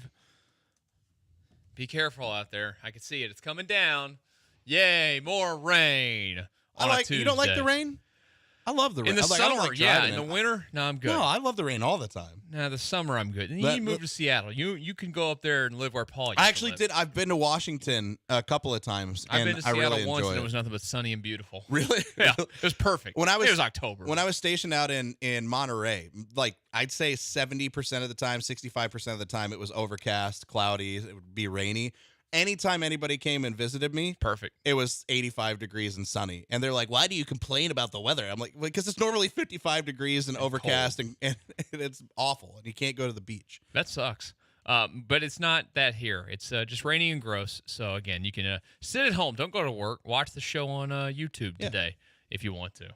Or watch it on YouTube. We'll say hi. I'll talk to you in the YouTube chat. It'll be awesome. Yeah, it'll be a great time. Hey, the Texans, we've done a lot of Texans talk, of course, and we're going to continue to do Texans talk because there's a lot going on with them as the offseason gets kicked off. We'll talk some Astros coming up, 1 o'clock. Josh Hader's press conference yesterday, what we took away from that. But Bobby Slowick watch, guys. It's a daily. That sounded. Bobby Slowick, he did an interview.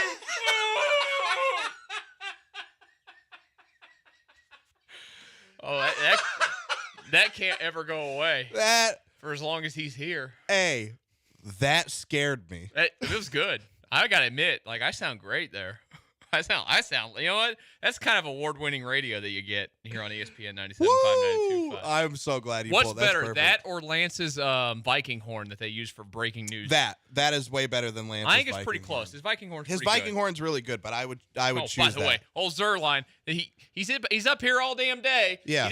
He doesn't show up for anything. He never comes in here and does a segment with us. He sitting there comes in watching usually TikTok. flips us off and whatever, then goes back and watches offensive line film. But he sure knows how to show up in the bullpen when there's food out there. He does. Right as soon as they bring food, I don't think he's watching offensive line. I think he's telling everybody that. I think he's just I watching went in there the other day. He's watching watching TikTok all offensive line. day. He does that. I think it's 75% TikTok, 25% offensive random line. reels on Instagram in my messages all the time. Does It'll be it's reels instead of it'll TikTok? be like a Friday night at 11:30, and I'm getting reels sent to me by Lance Zerline. I'll be honest, it's been a problem for me. I'm bad about sending reels. Like if you had to pull back the curtain a little bit, my love language is sending reels to people. And I think you guys are starting to get close enough to me that I'm real close to sending up, but I have to stop myself every time. Like I want to send you guys send 8, 9, Send 12. No, don't open those floodgates. Dude, my wife is literally doing it right now. Look, I just got one. Yeah. I just got one. You did. She's on her You lunch actually break. did. Yes. All right. So I'm your new Lance. Yeah, he's congratulations. old Lance. I'm new Lance. But Bobby Slowick watch and where he's going. The Titans are out, people. We'll get more into we'll dive into it during the roundup. But the Titans are hiring Brian Callahan. So Bobby Slowick, that was my pick, was that he didn't end up being with the Titans. Yeah. Not going to happen. He's interviewed with the Seahawks as well as the Panthers. But he has been requested for a second interview in 2 places. And those 2 places are the Atlanta Falcons and the Washington Commanders. Now, he has the connection there with the Commanders, their new GM, and I'm forgetting his name off the top of my head. Dear God, what was it? Do you remember his name, Andrew? He's with the 49ers. Adam Peters. Adam Peters, that's right. He just got hired there, so there's a connection there with him. I don't know what to make of the Atlanta one because Atlanta is asking for second interviews basically with everybody. They don't want Bill Belichick. They don't want Jim Harbaugh. I think they're doing one with Ben Johnson. Like literally, they are casting the widest net of anybody. In the Good. coaching I mean, I'd rather circuit. that than like the Titans on a whim being like, all right, Brian Callahan, you're the coach. Out of everyone that we've do a second interview, maybe have multiple conversations with guys rather than just one and hire. So I guess, guys, and by the way, Slowick is going to have an in-person interview with the Commanders on Tuesday. That's today, Tuesday night this evening, and then he's going to go to see the Falcons later this week for the in-person interview with them, the second one. As I mentioned, the Seahawks and the Panthers are the other teams that have interviewed him, but nothing in terms of second interviews there. So I guess if we're knocking it down to 2 teams, it really feels like for Bobby Slowick at this point, unless one of those other teams suddenly puts in an interview request for a second time. I guess if you're going to pick which one he lands at, which one is it? Commanders. I mean, that's where I thought if he is going to leave, it would have been the Titans or Commanders. With the Titans off the table. if he leaves, it's going to be the Commanders' job. I think that job is perfectly set up for a guy just either for him or Ben Johnson. The Commanders are going to end up with one of those two guys. It's going to be Ben Johnson or it's going to be Bobby Slowick. And it's set up perfectly for one of these young offensive coordinators, their first-time head coaching job. They have new ownership who really wants to start fresh with somebody with a new face and both of these guys are running modern offenses that they're going to continue to develop and do cool things with. And they have a brand new GM who wants the same thing. They have weapons there already. They have assets there that they can work with. Their biggest question mark is quarterback, which is a massive question mark. And they pick what in the draft? The Commanders? Third? Second. Man, it's the Patriots are third. That is a great spot to be in. Congrats! You're going to draft Drake May. Drake May, number 2. Who apparently a lot of people keep watching and go, I don't like him as much. Yeah, I don't know that he's a lock to be number 2. I don't think he is once either. we get deeper, Mel Kiper didn't have him at 2 today, which we'll talk later on the first of mock draft season. Inject these mock drafts into my veins. I mean, once we get closer to the combine, through the combine, those quarterback projections are going to change. Caleb Williams will continue most likely to be the number 1, and everybody behind him is going to jump around and do different things. But the Commanders have the ability to draft a quarterback. They have Jahan Dotson and Terry McLaurin are if you want weapons for a rookie quarterback. Imagine if, I don't know, somebody like the Panthers had weapons like that for Bryce Young coming in. You can't do much worse than that. They have a good offensive line. They have the defense is rebuilding. They have good running backs. They have a good running back and then Antonio Gibson, who's kind of just there. They still can't figure out what his role is, but I'd be excited to see what Bobby Slowick or Ben Johnson could do with him.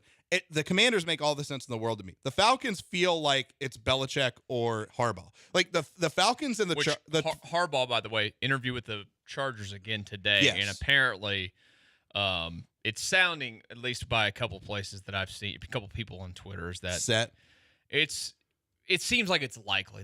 He's got his staff that he'd hire there in LA already ready to go. The Falcons and the Chargers feel like either a combination of Harbaugh and Belichick. So if Harbaugh goes to the Chargers, on the Belichick thing. I don't know, man. Again, with the whole doing, and props to them for interviewing all these people and doing it.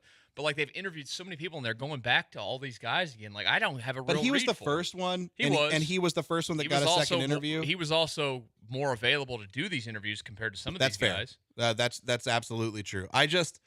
I feel pretty strongly that the Falcons' job is going to go to one of those two guys. Now, there could be a world where maybe Slowick does end up with the Falcons because the Commanders decide to go with Ben Johnson. But percentage chance of Bobby being gone, I'd probably put, with the Titans off the table, I'd put it down at 25%. I think there's a good chance he stays, a better than good chance that he stays for one more year with the Titans' job off the table. Yeah, I'd say right now, if I had to put the percentage on it, I'd say 40% he leaves. Does that feel right, Andrew? 40's fine, I think. Yeah, I think I'm leaning towards him now staying because I was most worried about the Titans opening and the fact that they seemingly had their sights set on the Bengals offensive coordinator this entire time. Better for us, better for the Texans, and I agree with you, Josh. The one that concerns me the most at this point is the Commanders opening, just because all those 49ers and Shanahan-style people, they all just seem to flock together. And they all seem to just stay together constantly. So with that connection there with their new general manager, that concerns me a little bit. But I think I'm leaning towards them staying now. I'm excited for that. And there was the connection there with Tennessee. I mean, their GM, Rand Carthen, came from the 49ers as well. We were worried about that. The whole Titans thing, again, we'll get into that in the roundup. The whole thing feels weird. Do they not know that do they know that Joe Burrow doesn't come with Callahan? Do they have an idea of that? I don't know. I feel like Mrs. Skunk over there knows. I'm pretty sure there's something in Callahan's contract where if he goes to a head coaching job, he gets to take Joe Burrow and Jamar Chase with him. I think so. I think so. I don't know. I'd have to go look. I'll go read it. I'll Google it. I'll give it a goog. Yeah. You do that. You hit that goo. So there's your latest on the Bobby Slowick watch season. I think continues. The way we end Bobby Watch should be the way we start Bobby Watch. So anytime the Bobby Watch ends, we hear that sound. Bobby Slowick, you did an interview.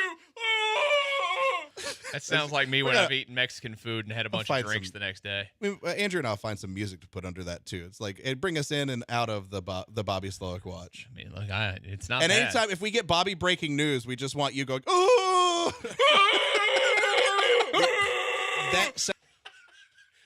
Yeah, exactly like that. Oh, yeah. There's your latest on Bobby Slowick. Hey, how important, speaking of Slowick, is the continuity for C.J. Stroud to grow in year 2? We'll discuss it when we return to Connor and Beard, ESPN 97.5, 92.5.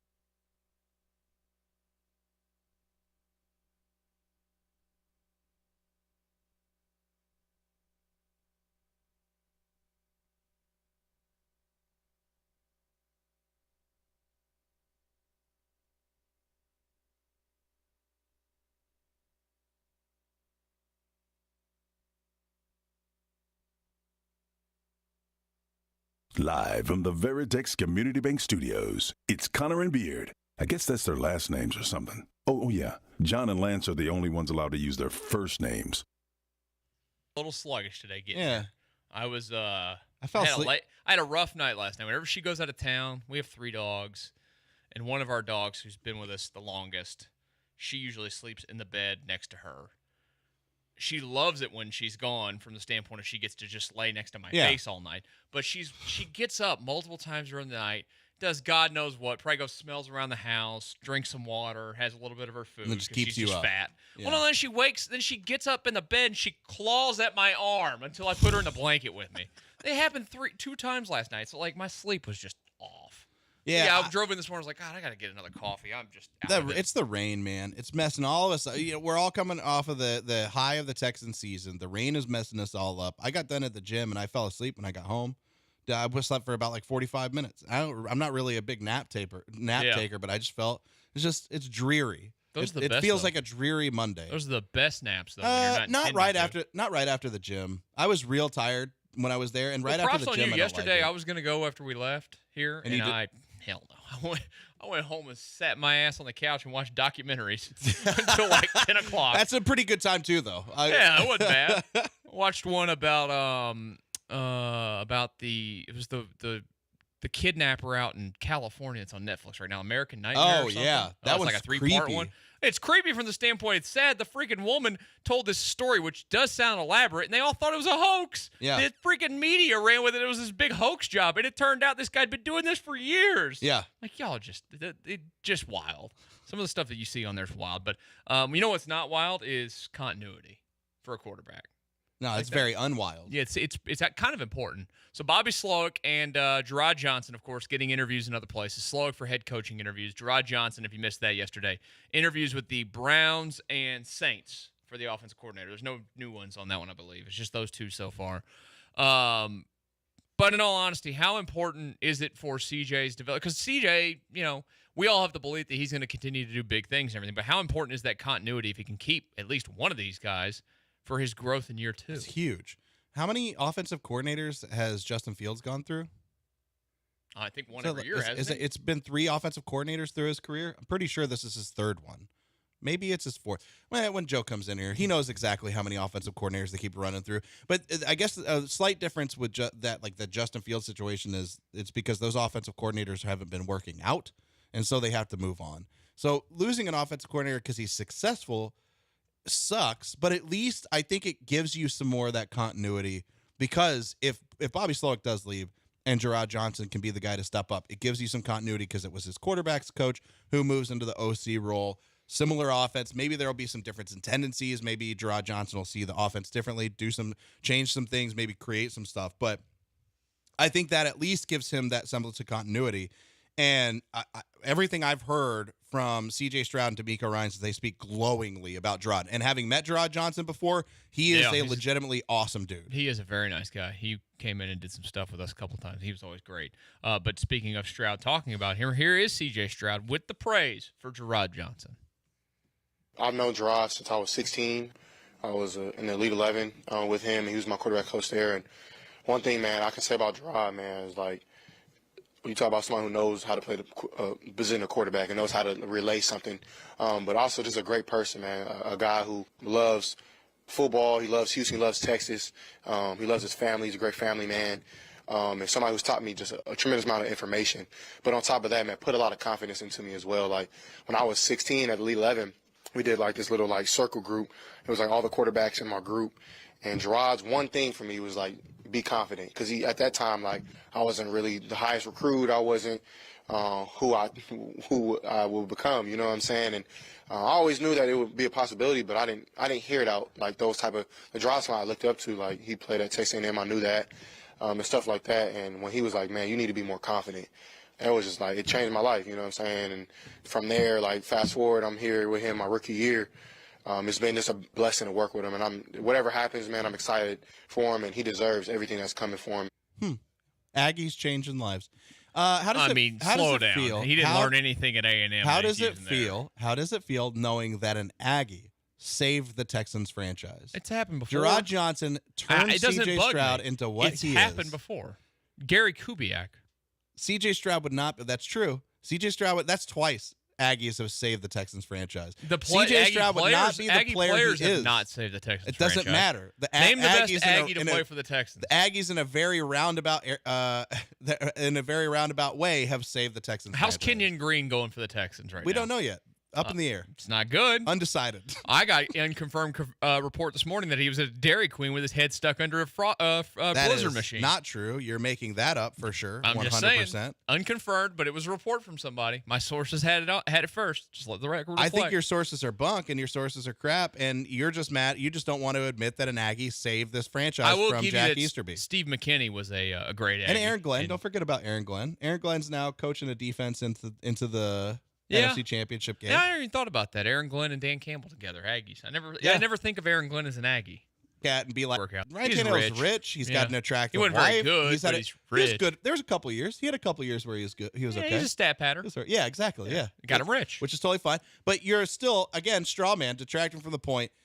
Gerard Johnson, Aggie, saved the Texans franchise by turning C.J. Stroud into what he became. I mean, he had to learn all the bad stuff at A&M, and he's doing the exact opposite of what with that in the NFL. Hold on. The one thing I will say is Gerard Johnson was a very good quarterback, and had he not had shoulder surgery, I'll say this until the end of my days, he would have been possibly the best quarterback the Aggies have ever had.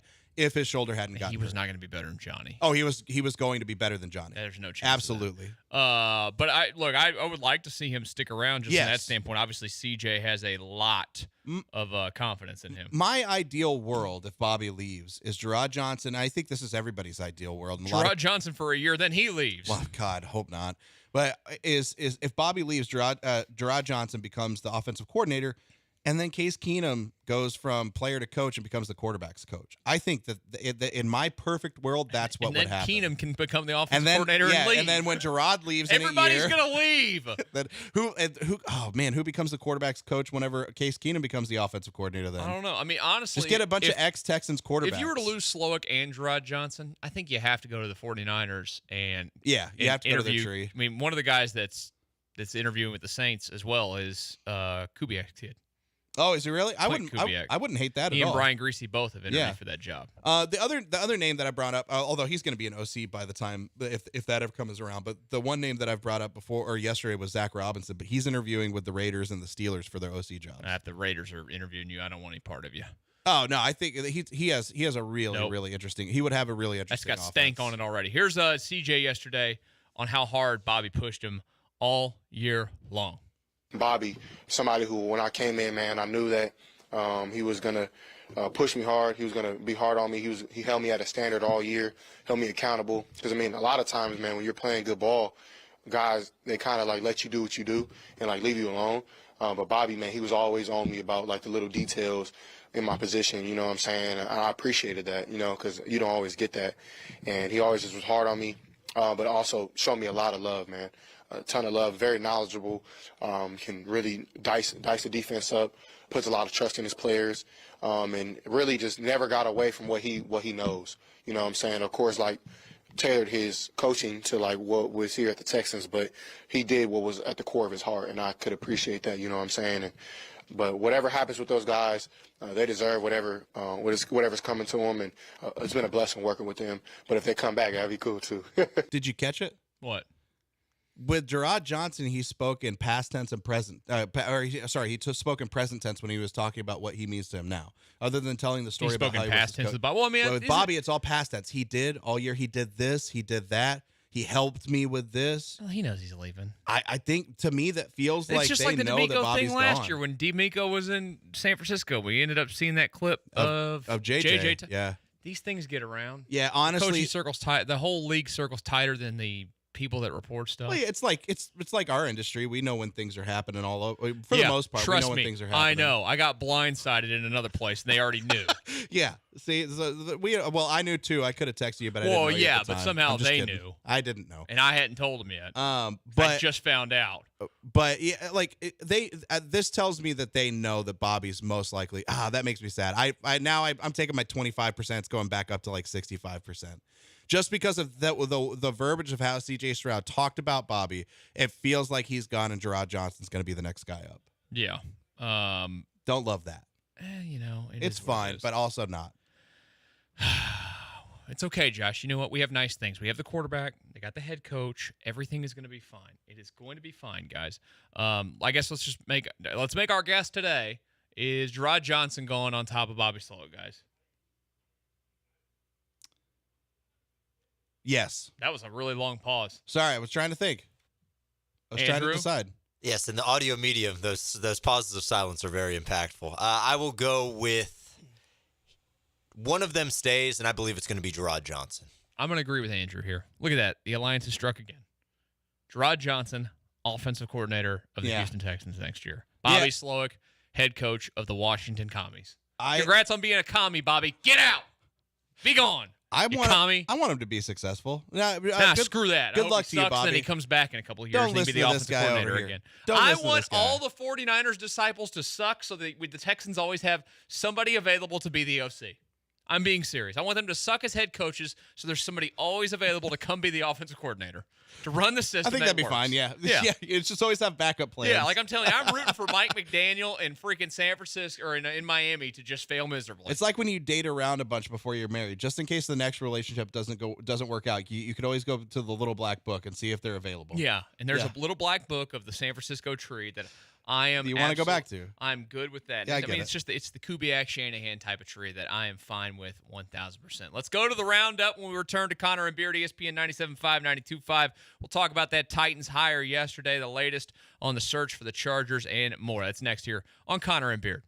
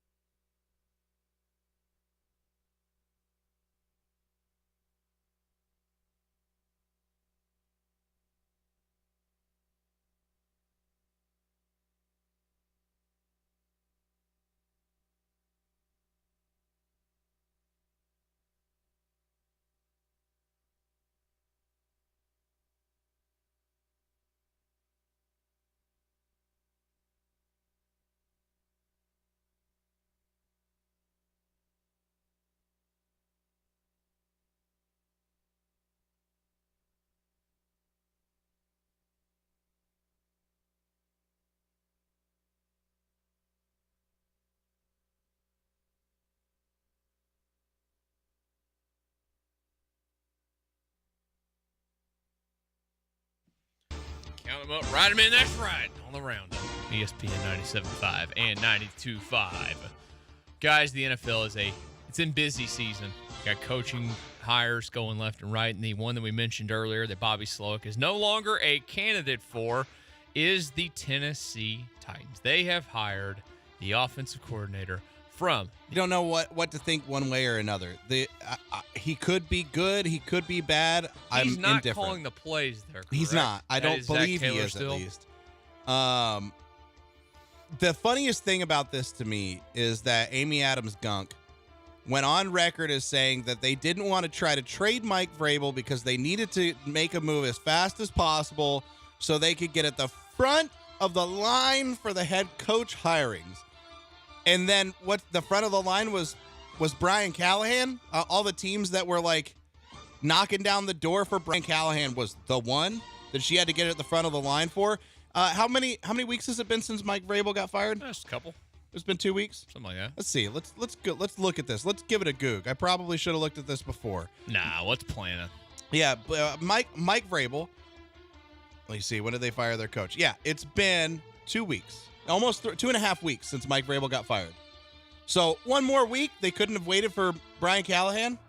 They couldn't have waited one more week while they were working on a trade for Mike Vrabel? Now let me go to the counter of this. I'm looking at Albert Breer's story on this he's with Sports Illustrated still for the moment. I don't know how long that's lasting, but he's a guy that's tied in with a lot of people in the NFL, of course, being the MMQB writer. He said the Titans he goes, the Titans were smart to move fast on Brian Callahan, who may have had multiple options had he let the week play out and they get their guy. says because he wasn't the primary play caller for the Bengals and because the offense he ran was loaded talent-wise, Callahan flew under the radar over the past few years, but the level of respect he has among his peers, including his boss, is obvious, and a lot of folks are nodding at Tennessee's decision to hire Callahan, as was reflected in my text Monday night. In the first piece of fallout here could be whether is his father Bill winds. Oh, no, I don't care about that. But apparently he was one of the higher paid coordinators in the league in this piece here, and he's got a lot of high praise, I guess. Does that make you change your mind at all? No, not at all. Not even close. Like they still could have found a way to maximize their assets instead of just knee-jerk fire Mike Vrabel so Brian Callahan is his successor. That honestly, care about that. Wonderful things for your Cowboys for a few years. The Brian Callahan, Bill Callahan factor has no weight for me whatsoever. Okay, so he could be a very good coach for them. The Bill Callahan aspect, apparently he's going to try and hire him away to join his staff there in Tennessee. Yeah. I didn't realize Bill Callahan's still in the league. I didn't either. He's been the Browns offensive line coach since 2020. You know how much he makes a year as the offensive line coach, it says? $1.5 million. $3 million. What? The Browns value him that much. They're paying him $3 million a year to be the offensive line coach. Wow. That's insanity. And they let Deshaun get hurt. Overpaid. They better open up a few more of those Pilot J's, Jimmy. Yeah. They're glory holes. Look, the Callahan aspect of this, it's like DJ was on with Paul earlier, and there is one aspect of this that I agreed with DJ, where DJ said, I'm not going to judge him one way or another until we see what he can do. I think that's fair. I just don't like the process of how the Titans went about this. And that leads me to believe, which this is very good, if you're a Texans fan, that the Titans are just going to continue to run this franchise like they have no idea what they're doing, and they'll never really have any kind of substantial success because they won't ever be able to make any decisions that are well thought out. I mean, look, I hope he turns into a disaster. I'm not going to. So do I.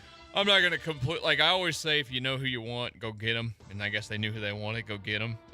Hopefully he sucks, though, at what he does. We mentioned it earlier with the Chargers. There's a report that's come out in the last, 20, 30 minutes or so about that Chargers job. Of course, they've interviewed multiple candidates, including, of course, the man that just won the national championship in Michigan, Jim Harbaugh.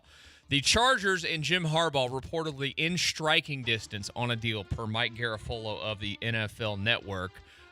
Do we think this happens? But there's a caveat to it. If he does not get the job, the two names apparently to watch here are Mike Vrabel and, wait for it, Pete Carroll. Pete Carroll would be interesting. Now, apparently Carroll is making a big push behind the scenes to try and get consideration for it, but the Chargers are at least keeping their radar on it if the Harbaugh thing doesn't work out, which again feels like a freaking virtual lock at this point. It does feel like a lock. I'd be interested to know what striking distance is for them. He's making what right now at he's making like 8 at Michigan, and he had an offer on the table for at least 11. Yeah. Don't you have to pay, based on how NFL coaching salaries have skyrocketed, aren't you paying him at least $15 million a year probably to leave college to come back to the NFL? Yeah. Minimum. They're also interviewing for their GM spot too. Yeah. So it feels like they'll probably make these two moves at the same time. They just interviewed Donna Ponte for the GM job yesterday. Is there any Harbaugh connection there? I don't know. I was trying to look and see if there was. I don't know that there's any Harbaugh connection really much at all. But this, to me, I think this feels like a done deal at this point. From you bring it up to me reading it, it feels like it's pretty much over. Here's I saw this earlier from Aaron Wilson, who's tied in across the league as well, on things he's heard from sources about the expected staff for Harbaugh there with the Chargers if he is obviously going to take that job. Offensive coordinator, Greg Roman. Defensive coordinator, Jesse Minter. Special teams coordinator, his son, Jay Harbaugh. It's good. Keep it in the family. Yeah. Give his son a chance to start working through the ranks. Bring another Harbaugh to the NFL ranks. I like it. They're going to try and pull a LeBron. They're going to have both of them and Jim's brother, John, coaching in the NFL at the same time. Can I be honest about that family? Huh. I think they're creepy. The Harbaughs? I think they're creepy. What's wrong with them? They just love ball, man. That interview, the interview that we all saw during the first college football playoff game when Michigan won to go to the national championship. Harbaugh does not look anything like he's Jim Harbaugh's son. No. Are we sure that she wasn't having sex with the milkman or the mailman? It's possible. He's like, people would actually, you know, when you look at me and my dad, we look similar, but I have red hair. He doesn't have. He had a red beard back in the day. This guy's got red hair. He doesn't look anything like Jim Harbaugh. He looks nothing like him. No. Whereas Jim Harbaugh looks just like his dad. And that the interview with the Harbaugh parents, that's the one where I think it's real creepy. There's something real creepy with that family. They just love football. They give me the chills, dude. There's something going on there. It's real weird. I want to know where the bodies are hidden, Michael. No bodies, I want to Josh. know where the not real bodies, metaphorical. I want to know where the bodies are. I'm looking at Jay Harbaugh's experience as a coach. He's only coached wherever his dad has, other than being a SA at Oregon State. Was there any Student part? assistant, I guess. Was there any part of him doing the sign stealing stuff at Michigan with that guy, or was he was the kind of interim on the head coach outside? for a game? Was he really? Yeah, he's got a record of 1-0. It says. As Let's an interim go. Head coach. Definitely deserves to be in the NFL ranks. 1-0, undefeated as an interim head coach. Yeah, that's incredible. Feels like we're set for the Harbaugh news to break. He looks a little bit like his dad. He doesn't look anything like him. He looks a little bit like he looks a little bit like a Harbaugh. He's got Harbaugh eyes. I don't think so. I don't think that there's It's one like bit of him that it's looks like him. Hungry Eyes by Like Eric John Carmen, but and, Harbaugh eyes. John and Jim look exactly the same almost to me. Like, not exactly, but There's a lot of similarities. Yeah. And Jay Harbaugh, 1,000% isn't a real Harbaugh. He's somebody else's his dad. Did they adopt him? I think so. Maybe they took a trip to Ireland. Is that the right hire for them, though? Honestly, For the Chargers? Yeah. I think so. I think it's a good hire. I mean, look, you go from a guy in Brandon Staley who was a by the books analytics guy, all the numbers all the time, and we saw how that worked, to Jim Harbaugh, who is a dude who I think he respects analytics. I think there's a lot of what he does, of how he makes decisions in the game that follows some analytical patterns, but he also understands the feel of the game. He understands what's going on with the field. I think he's a good football coach. He has been nothing but a good football coach for his cannot career. believe that the Michigan Wolverines just finally win a title. They have a coach that does. And then he leaves. And then he's like, peace, I'm Bye. leaving for the NFL. Deuces. Honestly, like I'm almost more intrigued of who's going to take over there this late in the game. January the 23rd. Like, let's say it happens tomorrow or today, the Harbaugh thing does. Like, I think it'll be done by the end of the week. Are they just going to hire the offensive coordinator there, keep the continuity? What's his name? Sharon Moore? Sharon Moore. No, I really honestly think Sharon Moore ends up being the new coach of Michigan. That's what I'm saying. It's like Michigan's just going to do that? Yes, I truthfully, honestly believe that. I really do think that they just stick with what they have there. It's just crazy. Which I think it's a good move. I mean, if I was a Michigan fan, it would be it'd be a gut punch, man. Yeah. An absolute gut punch. So there's the latest on the coaching front in the NFL. One other note real quick. The Panthers promoted from within. They hired assistant GM Dan Morgan, former linebacker for the team and Pro Bowler, as their new GM. Can he fix their problems? I'm going to say no because they have a terrible owner. I'm going to say yes. I'm going to say he look can't. at you. I'm going to say yes. Honestly, this show knows nothing about Dan Morgan as a GM. We're just talking about him because we want to bring up that David Tepper's a psychopath. I know Dan Morgan was a good player. No, you didn't. Yeah, I did. I didn't know who I knew you that played. after I read it on Wikipedia. Oh, yeah. About okay. how good of a player he was. Made a Pro Bowl. I don't know. Like, look, I think that David Tepper is crazy. I think he's an insane person. He's an insane owner. But for right now, I'm going to give them the benefit of the doubt. I'm gonna at least give him the benefit of doubt that he'll at least look back on the season and say, I created a firestorm of bad PR that gave bad optics to this team and became a distraction, not just for not necessarily for my players, but definitively for my coaches. And I hope that he would learn from that. So I'm going to be on the optimistic side of things and choose to believe that David Tepper can learn from his mistakes.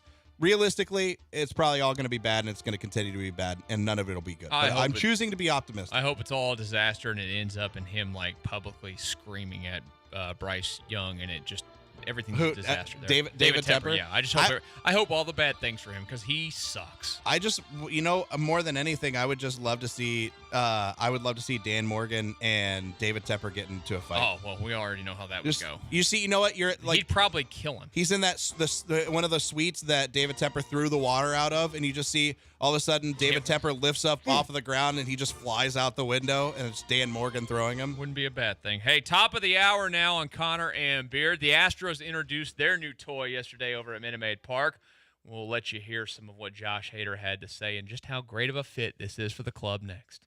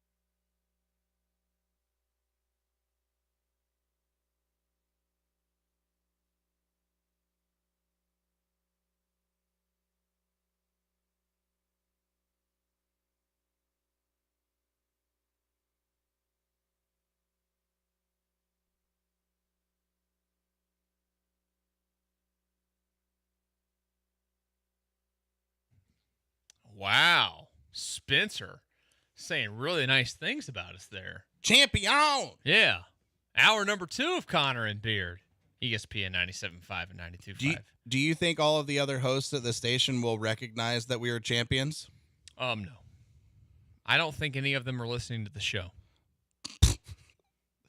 I'm going to be honest. I really That's don't. really hurtful. I have to imagine at least. I know Lance. At least doesn't. Lance is listening. No, he's in his office doing. That man. That's right. He's on it. He's on got this Instagram. NFL.com job that he's that's got to true. worry about. Granado's listening though. Not right? today. I think Granado's going to Mexico. He's but- playing in the Cabo Cup. Have you never heard of the Cabo Cup? I have heard of the Cabo Cup. I know he's Apparently going it's to the the Cabo biggest Cup. golf tournament outside of the Ryder Cup that you've ever seen. He could. Granado, if you are listening, I'm still waiting on my invite to play golf. He could be listening on his phone. You don't know that. Dell's probably listening. I think Dell might be the most likely candidate Dell to be is listening. asleep. Or he's picking up old ladies out of the middle of the road. What about the Killer Bees? The Killer Bees are probably listening to the show. They might be. I don't know. Branham definitely not. He's trolling somebody on Twitter. And Joel's probably hanging out with. Yeah, you're right. They're not Joel's all got listening. young kids. All we do is listen to all of these other shows. I and listen they all never day. Listen to us. I do left too. it on the TV today for the dogs. From 7 a.m. to 7 p.m. This all I do is listen to the station. And then we'll listen to the bullpen. You know, with Joe George. Yes. Which Joe's off the rest of the week. He is off the rest of the week. He's Slacker. By the way, later this week, guys, we'll be out at the Decoy on Thursday. You guys want to come on by and say hello out there. You can even come on by and meet my lovely wife in the final hour of the show. She'll be there. She's coming back from the airport. She's just going to Uber there and meet me there. So you can come over there and she could do the show with us. You want to put her on? Yeah, why not? Okay. We'll see if I'm Andrew going to ask her lots. You know what? Honestly, not a bad idea. I could ask her the she inner work. She won't want to come on. I'll ask her the inner workings of Michael Connor, and Andrew and I can ask her a series of questions to try to figure out how best to operate around you, and maybe get some deep dark secrets. Yeah, there you go. I've already had my aunt on yesterday, so now we can true. have your wife on. That's true. We'll keep it in the family. Keep it in this the family. Week. It's the family week on Connor and Beard. Just like it's going to be family week for the 40 or the Chargers when they hire Harbaugh and he brings on like all of his 19 kids or whatever he's going to do. Yeah, and JJ McCarthy. Hey, yesterday, speaking of family, the Astros, they're a big family. That's one of the themes of yesterday's press conference. They made it official. Josh Hader, the 5-year, $95 million contract. Of course, you hear all the I'm so grateful to be here, blah, blah, blah. He and his wife met when they were in Corpus Christi. Yep. I think she's from there, I believe. So she's a Texas girl. They get from back, Corpus Christi? I believe so. What's wrong with that? Nothing. I didn't say anything. Why are you doing that? Corpus I'm Christi's not a doing fine anything. town. Corpus Christi is fine, and the people from Corpus Christi are fine. What is your problem with Corpus Christi? I have no issues with. You're making a face. I'm not Josh. making a face. Corpus Christi's fine. There's people there are fine too. All right. But Josh Hader, the most important thing that sticks out from yesterday, we'll go through some of what he had to say here. Number one, on if he signed to be the closer. We signed here to win baseball games, to win a championship, and I think, like Dana said, Ryan's on the same boat, and we're all in the same boat to, do whatever we can and win ball games and take it to the final step. I mean, he's doing the right thing there, we're here to win ball games. Everybody knows in their right mind, you sign a player to a $95 million contract. Guess what he's going to be? He's closer. Going to be the closer. Yeah. Speaking of the defined role, though, here is Hader on if he needs a defined role for next season.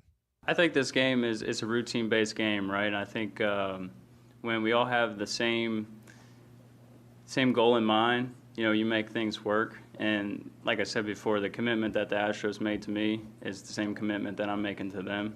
And, moving forward, we're going to do anything we can to win. And that's exactly what you do when you go out there and sign a guy like this quality to this kind of contract. You're going out there to win. Joe Espada is a manager, or is going to be a manager. When he's had his brief moments, he believes in defined roles. You've seen Chandler talk about that, but I know everybody's known that. Like, he is going to, and most teams are like that. That there's a few forward-thinking teams that kind of will, and I'm not saying the Astros are as forward-thinking as anybody still, even with the changes that they've consistently gone through in the front office, they still operate that way. They're going to have defined roles, and the defined role is going to be Hader in the 9th, Presley and Abreu in the 8th and 7th. It's just as simple as that.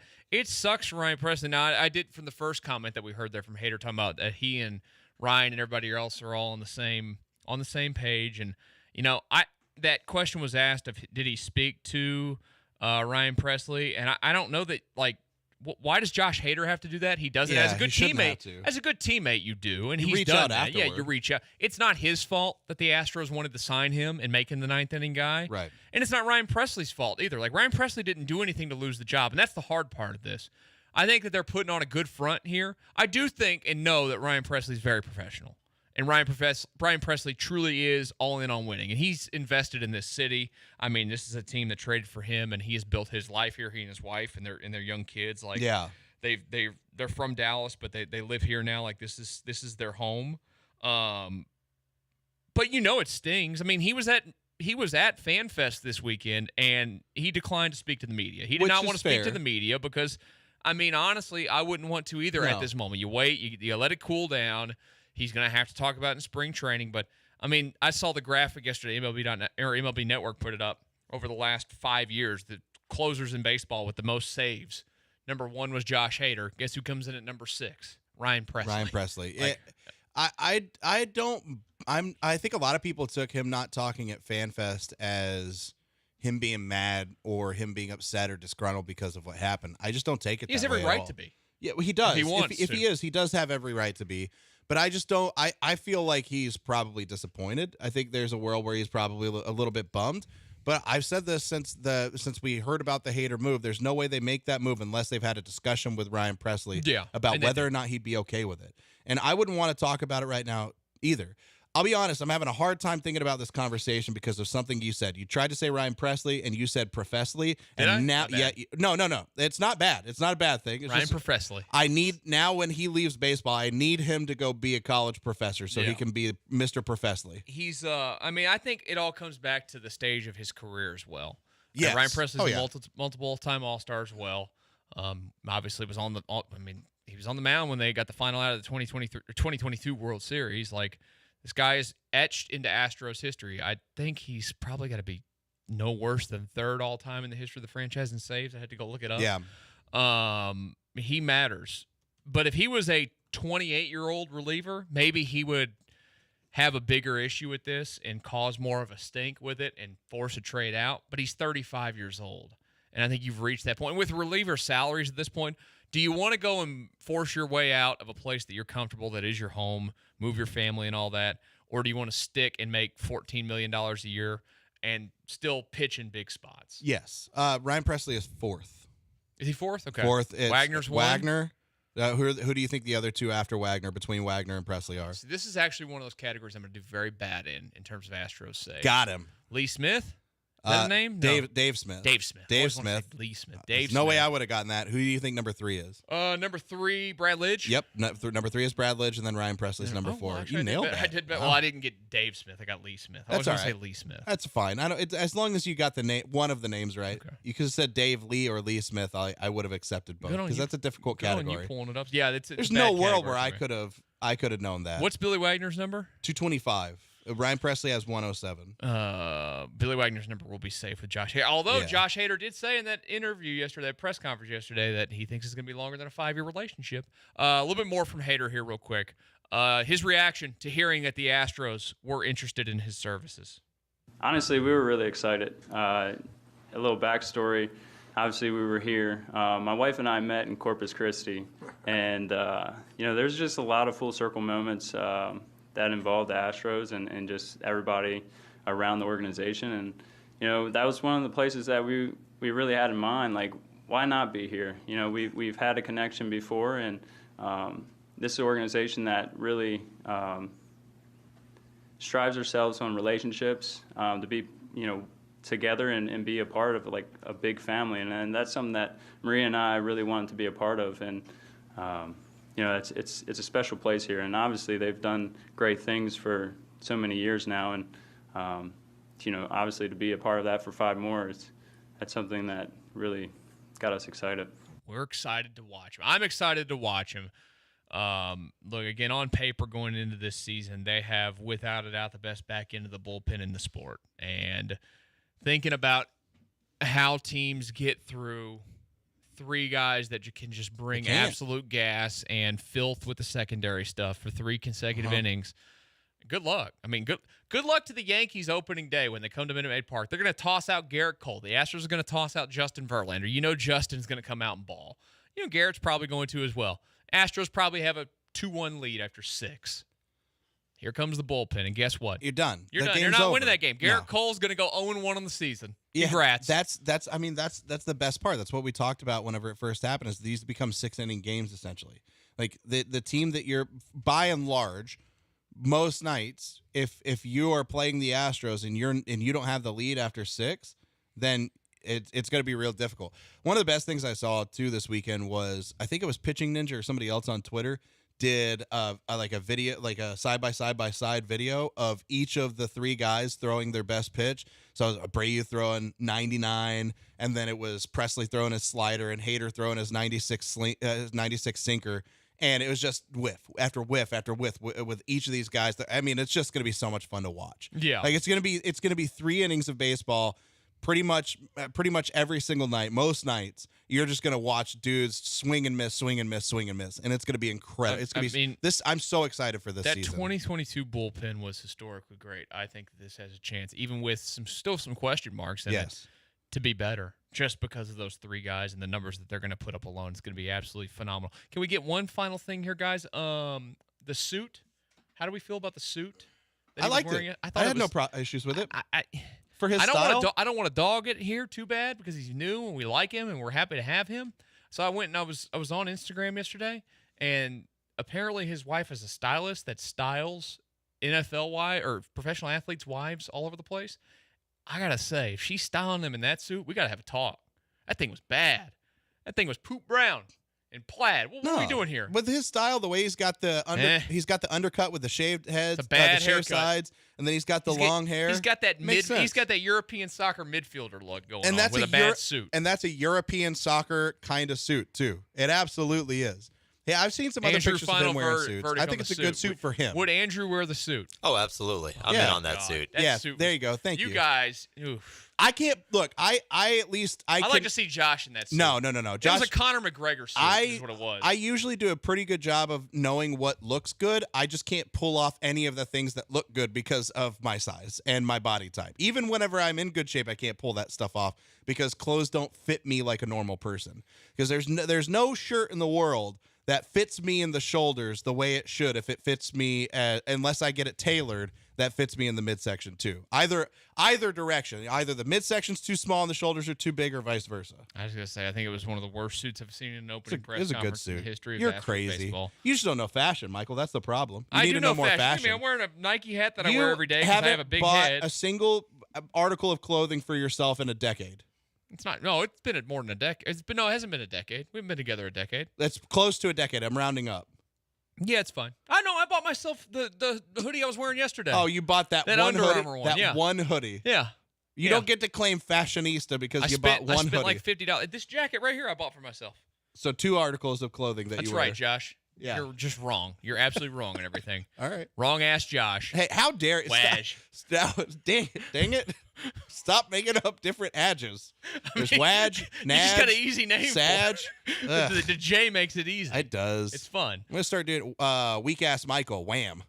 That's not bad. Yeah, that's a good one. Yeah. I like that one. But you know who's not going to be weak ass Josh? Josh Hader. He's going to be strong ass Josh. He's going to be Sag. He's going to be awesome. All season long. Why don't I get to be Sag? I got to be Waj and Vag and all this other stuff, but I don't get to be Sag? Nope, you don't get to be Sag. Josh Hader will be the Sag for the Astros this season. Hey, there's a great ranking system that's been put out. It's so bad that it's good, and we'll tell you about it next on Connor and Beard.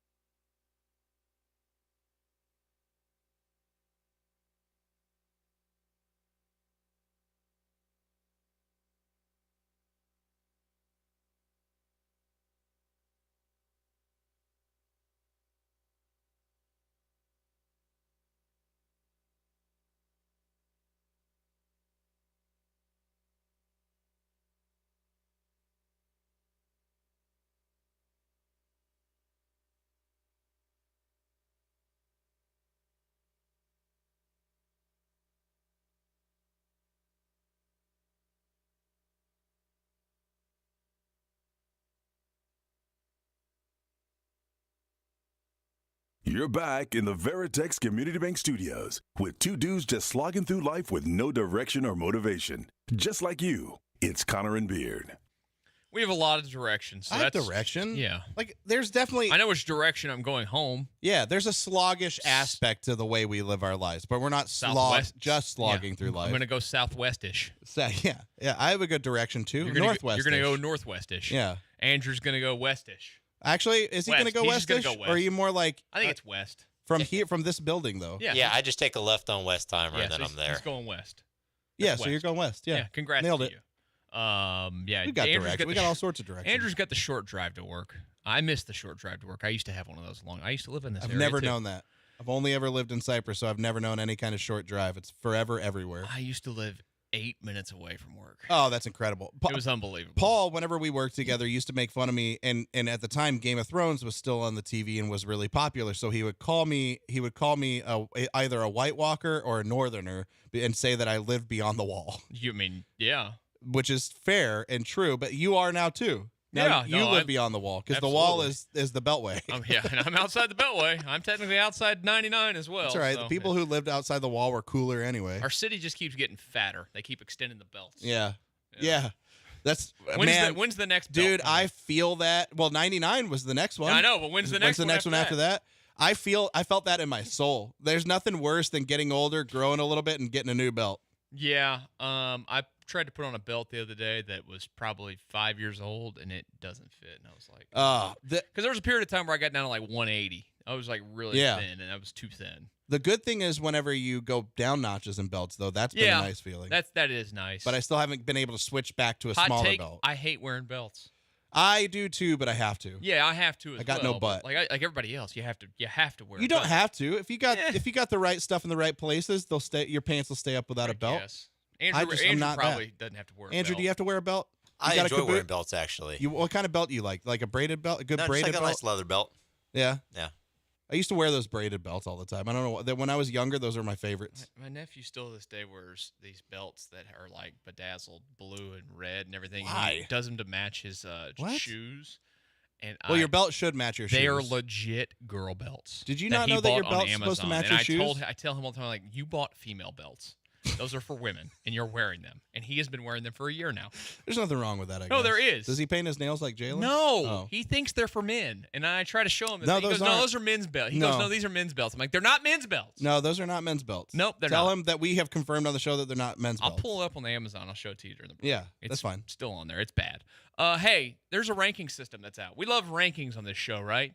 It's one of our favorite things. And Bleacher Report put out a ranking on the top quarterbacks under the age of 25.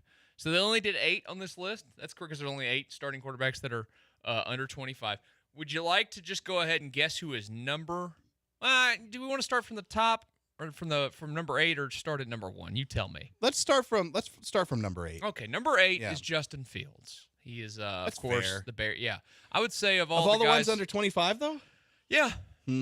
I guess that's fair. I think that is probably a completely fair. Sorry about it, Bryce Young. You're right. He's not on there. No, Bryce Young is not on there. So this is the top 8 quarterbacks. Okay, yeah, the top 8 quarterbacks. Number 7 is Tua with the Miami Dolphins.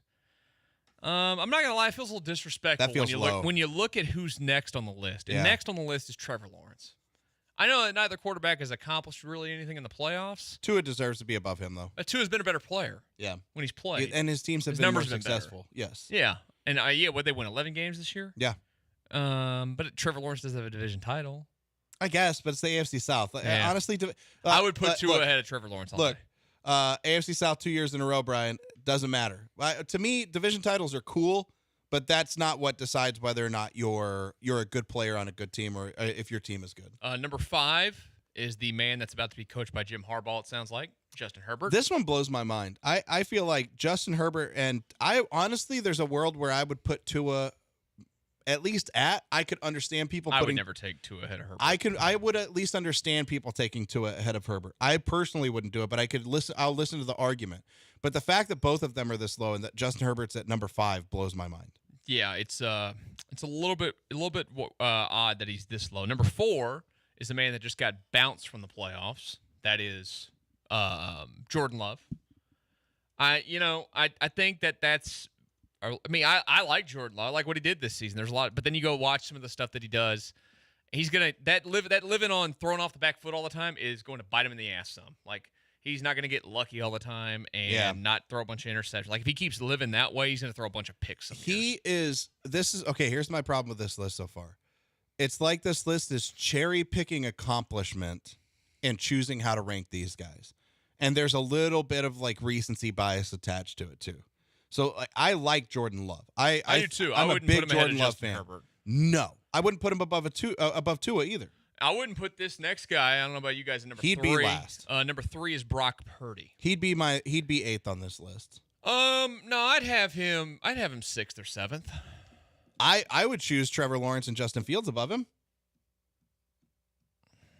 I think Justin Fields with those weapons and that offense would be a more successful quarterback than Brock Purdy. I mean, or at least as successful. I go back and forth. Like, he's so far in the playoffs, or that game, I should say, and what we saw towards the end of the season at times, or some of the bigger games, like, he has had some issues. I'm not trying to completely bury him because he's still a second-year quarterback. Right. And he is in a system that's very conducive to putting up numbers for players like him. So, I go back and forth. Like, I need to see more. I know that the arm strength isn't everything in the world, but I don't want to, like, bury him. No, I definitely... Because he's still, like, you have to go out and execute in that offense. I don't think this is And he's necessarily doing that for the burying him, most though, part. because it's just ranking the top 8 guys. No, that's fine. I can't, in my right mind, say that Justin Fields is a better player at the NFL level right now than Brock Purdy because he just hasn't. Fair. He hasn't been. That's fair. I would still put Trevor. I would at least put Trevor Lawrence above him. Talent wise, sure, Yes. without a doubt, those players are more talented. When anybody's doing a ranking like this, the rankings, and you're doing a ranking like this where you're choosing the top 8 quarterbacks under 25.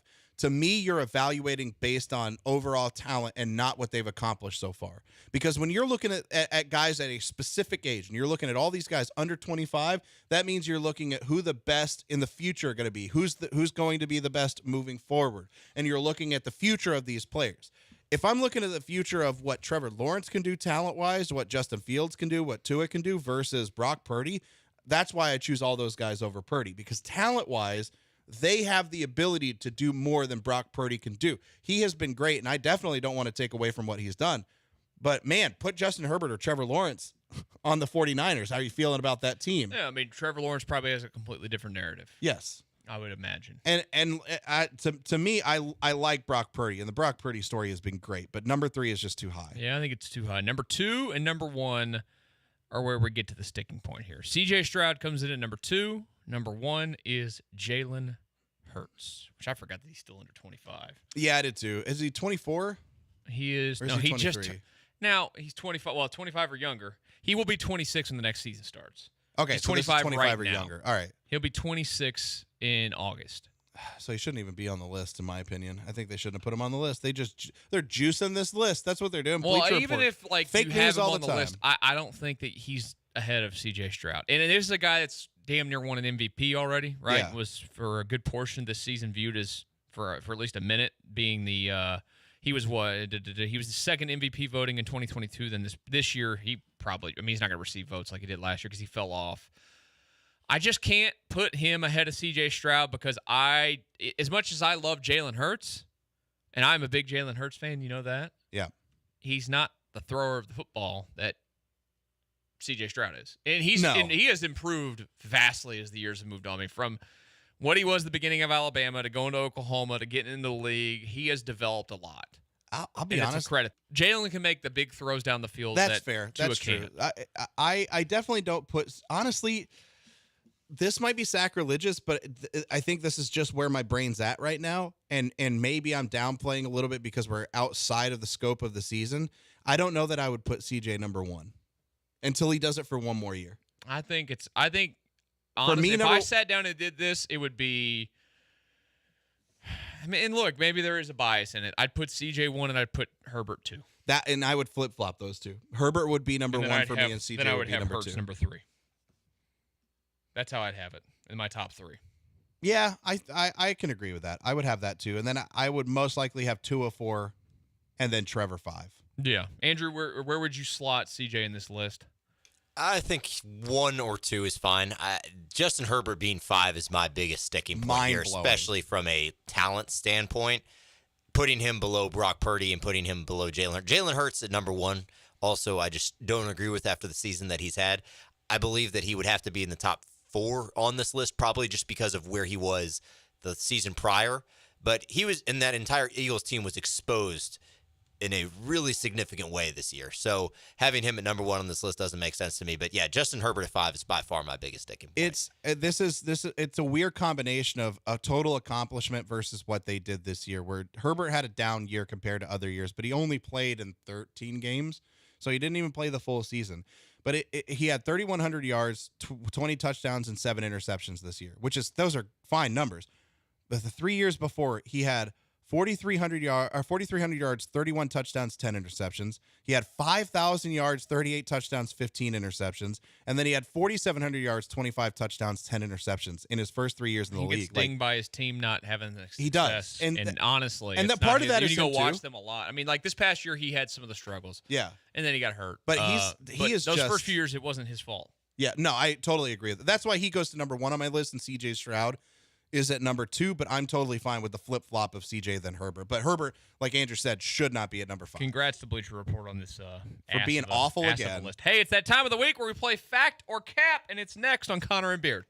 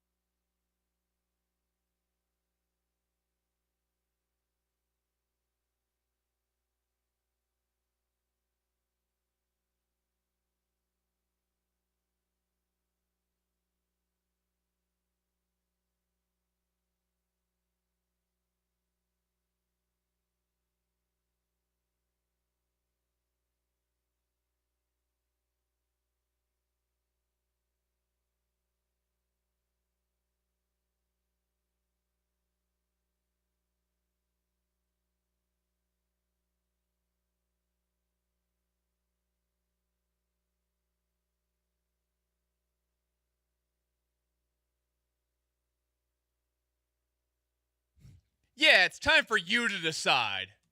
It's not just about us. It's about you two people. You people out there. Need to get involved. 713-780-3776. But this is really for us. Factor Cap. It's a little of both. Yeah, it's a little both. I will say that number that Michael just gave out, 713-780-3776, and on the YouTube, text in if you have a question for Factor Cap or you have a scenario for Factor Cap. We've allowed one listener question before. That's true, yes. We haven't had another one since. Michael banned them for a little while because of the last listener question that we had. Now the Texan season's over, you're allowed back in. You're allowed back in, yeah. So send your questions now. Josh will pick it by the end of the segment. Yeah, I'll pick one or two, and we'll do that. But starting off, let's do a couple of Texans ones to start. The Texans will make it to the AFC Championship game in 2024. Fact or cap? That's the slow nod. Fact. The absolute the noise that you made because you thought I had the absolute gall to ask that question. Put it on my guarantee list right now. Wow. Oh my God, you're guaranteeing Texans in the AFC Championship game in 2024. Oh, I gotta go. go. It'll be 2025, but you know what I mean. All right, so this is a 1 to 5 year guarantee. Yeah. This next season. So AFC far, Championship you're game. 2-1 on your 1 to 5 year guarantee. I don't even have the draft yet, free agency. I just know it, man. CJ special. All right, I'm all in. I'm going to be like Andrew. I haven't bought a player's jersey in forever. I'm going to have to buy a CJ Stroud jersey at some point. I probably won't ever wear it. I almost bought one, but it'll yesterday. be in my closet. In the rare case that somebody invites me to a game, I'll have it available. I almost said win the AFC Championship. Texans will go to the AFC Championship game, correct? That's your guarantee? Correct. I'm not putting the win on it yet. My bad. When they get there, maybe I'll change my mind. I almost bought a CJ Stroud jersey yesterday. I had to go to Dick's to get some track spikes for my daughter. And I had to go to a couple of different locations. So I was just hopping around from... there's other stores. Yeah, well, I know, but a lot of other stores don't actually have track spikes available, and Dick's is the one that does.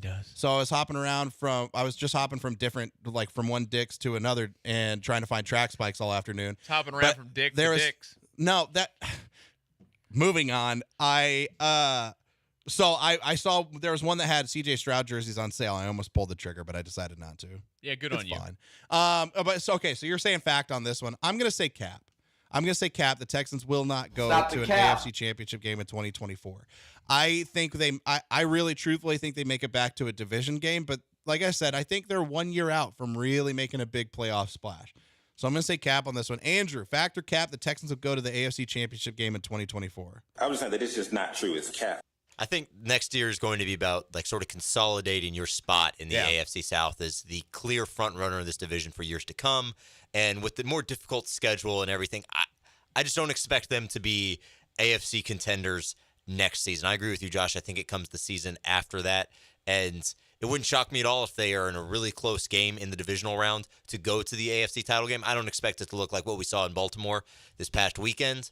But I think they're still more than just a year or 1 year's off season worth of pieces away from competing for the AFC title with some of these juggernauts we have in the conference. Yeah. They're so close, but just not close enough. They're going to be playoff contender, but not like true AFC Super Bowl contender yet. Next on Factor Cap, the next question. On Factor Cap, I have to pull it back up because I was in your keep sending your questions in. Yeah, keep sending your questions 713-780-3776 to ask, and Josh will pick some listener questions after he gets through his. So a little bit ago, we just saw from the Pro Football Writers of America, they chose their offensive and defensive rookies of the year for the NFL. Mm-hmm. Clean sweep for the Texans. C.J. Stroud won the Pro Football Writers of America Offensive Rookie of the Year. Will Anderson won their Defensive Rookie of the Year. So, Factor Cap, C.J. Stroud and Will Anderson will be the NFL Offensive Rookie and Defensive Rookies of the Year. I think it's a fact based on the way everybody's talking about it. I think that it's trending that way. I didn't want to believe it on Will Anderson for a while there, but I've seen too many people saying that they like him as the pick. A lot of people that have votes. That one will be tight though. If he doesn't win it, that's where I'll be wrong. Obviously, CJ's going to agree that CJ is going to end up being the offensive rookie of the year. But I do think it's going to be tight with Will Anderson. But I say fact on this. I think they're both going to end up winning it. Jalen Carter fell off the map enough to where, and Will Anderson finished strong enough. I think. Really, honestly, it's the one game where he was so effective on the 12 snaps that he played. I think that ends up being the thing that pushes him over the edge for Defensive Rookie of the Year. Andrew, what do you say? Let's go! Woo! I do think that he's going to finish like you said, Michael. C.J. Stroud is going to run away with the offensive rookie. Like that's not even a conversation point. He's been the offensive rookie of the year since the Tampa Bay game, and it hasn't even really been a point of contention anywhere in Houston, across national media. It's all going to be about whether Will Anderson can steal the award or not, and he's got a decent shot. If they voted after the playoffs, I guarantee you Will Anderson would be winning this award just because his main competition, Jalen Carter, has slowed down in the second half of the season. Just the way that the Eagles have totally capitulated over this, the last 5-6 games of the season. With the playoff exit they had and the fashion that they left or ended the end of the year, I believe that would have swayed voters into Will Anderson's favor. But because of the fact that playoff stuff is not a part of the award, I still think that there's enough from earlier on in the season that probably carries Jalen Carter over Will Anderson to win. Yeah. Yeah, I think I agree with. I don't know. It's going to be a tough one. Okay. First two questions so far. Rank my factor cap. Good so far, bad so far. Michael doesn't get to answer. I already saw his face. Andrew, you were the deciding factor. This is solid. Thank you. Appreciate it. They're solid sports questions. Next. But I like to get a little wet and wild. We'll get a little wet and wild. I got a couple of good ones. Next, the Texans' biggest need in the offseason is wide receiver. Factor cap. Cap. I was saying that it's just not true. It's cap. Nico and Tank Dell have proven that they are great options. Nico's proven to me that he's number one. I've truly bought into that. I'm not saying that it's not a need. It's just not their biggest need. Defensive line, we talked about a lot. I think that's their biggest need. Yeah. Yeah. Andrew? That's cap. Totally cap. That means lie. I'm not going to say it's defensive line, but I do think they need help there. I think fixing the running game is going to be the top priority for them this offseason. And whether that's someone in the middle rounds of the draft, maybe they go out in free agency. There's already been a couple posts about maybe a Saquon Barkley link or something like that. I personally wouldn't want to spend that amount of money, but I think fixing the running game is going to be the number one priority for this offense moving forward and for the team moving forward. I keep seeing the Saquon one, and that bothers me. I'm also going to say cap on this one. Wide receiver is not the biggest need. I like the idea of fixing the run game, though. Whatever that looks like. Get a more talented running back. Get more depth in the interior offensive line. Whatever. Maybe should I even dare say maybe Kenyon Green can be something at any point? I'm not going to say that. Can I give you a real quick impromptu factor cap? Absolutely. Coach of one of the best teams in the NBA this year just got fired. And that's facts. Adrian Griffin just got fired by the Bucks already. What? Yeah, I just wanted to throw that in. Right now? Why? Yeah, I don't know. It just literally just came out. So, continue. That's absolutely wild. All right, let's get to some listener factor cap because we actually have some good questions from the listeners today. Nothing dirty from what I've seen so far, but I am a real Ron Burgundy, so maybe I say something out here. Let's see. 3881 wants to know the two of y'all combined. I guess he's talking about me and you, Michael. Although you got to include Andrew, so we'll do the three. The three of us combined could drink more beers than Jason Kelce in one night. Cap. I was saying that it's just not true. It's cap. You're underestimating. Josh, we sat here the other night and you were like, I haven't had beer in a while. I can't drink that many anymore. It wasn't a competition, though. I could only drink like 2 or 3, honestly. And I know that Andrew's not pounding them down. I feel like Andrew would be kind of fine. I think Andrew's having. I think if he put his mind to it, it'd be okay. Andrew's like me, I think, when it comes, maybe like you too to an extent now. He's more about trying to find the cleanest drinking options. Yes, that is true. But if it were like hey, you have to drink more than this person. There's a reason why anytime I leave the house to go drink with people, my wife reminds me, hey, be careful, don't do this. There's a threshold in my brain where if I get to a certain point, I don't know when to stop. And it has been a real problem before, and I temper that problem. If I were in a competitive atmosphere against anyone, I would at least attempt. I think the three of us combined could do it. I'm not saying any one of us individually, but I'm going to say fact on this one. Yeah, I think the three of us combined could do it. You don't have enough faith in me. You don't have enough faith in Andrew. And honestly, Michael, I don't myself. Like that you don't have contribute. That's all right. That's fine. You drink like 2 beers. It'll be all right. And Andrew and I will handle the rest of it. How many beers do you think you could knock out if we had a competition like that, Andrew? Is this in like a night of drinking or is this like in a very like confined time span? Let's say during a football game. So like a 3-hour time span at a football game. I think I could put down like 8 or 9. Yeah. That's impressive. Well, look, this would have to be me going back to like my college days, but Yes. I think on a one-off basis, I would do it. I wouldn't enjoy doing it. I would feel god-awful afterward. I think the max you're going to get out of me is 5. Max. I could still put back a case right now. if Case. oh yeah, I could still like a 12-pack. I could or an 18. An 18-pack. Oh. I could still put back a case right now. The problem is well, now we know what one of the shows has to be. 3 hours of show. Josh please drinking don't. a case of beer because, like Andrew we'll get said, your ride home. Well, that's the problem. Is they used to call me Shrek, or because I would just walk around like a big old troll. I get really sloppy. I'm really happy, and I'm a happy drunk, but I'm really sloppy and I stumble all over the place. I also have a tendency to urinate, mostly on myself. And then it takes me like 2 or 3 days to recover. So we could do it. I think we could absolutely do that. That's all right. Well, I'll some of these listener questions that we got, I'll add them to the next Factor Cap. If your question wasn't read, they will get put onto Factor Cap. Or we next could do week. them at the end of the show. Oh, that's true. We could do that. We have too. nothing for the 245. That's segment. fair. We'll save them, so you can still send them 713-780-3776. You can send your Factor Cap questions. We will get to them at some point. Hey, let's talk about a guy that used to play quarterback here. Keep this man's name out of your mouth, Deshaun. We'll tell you about it next.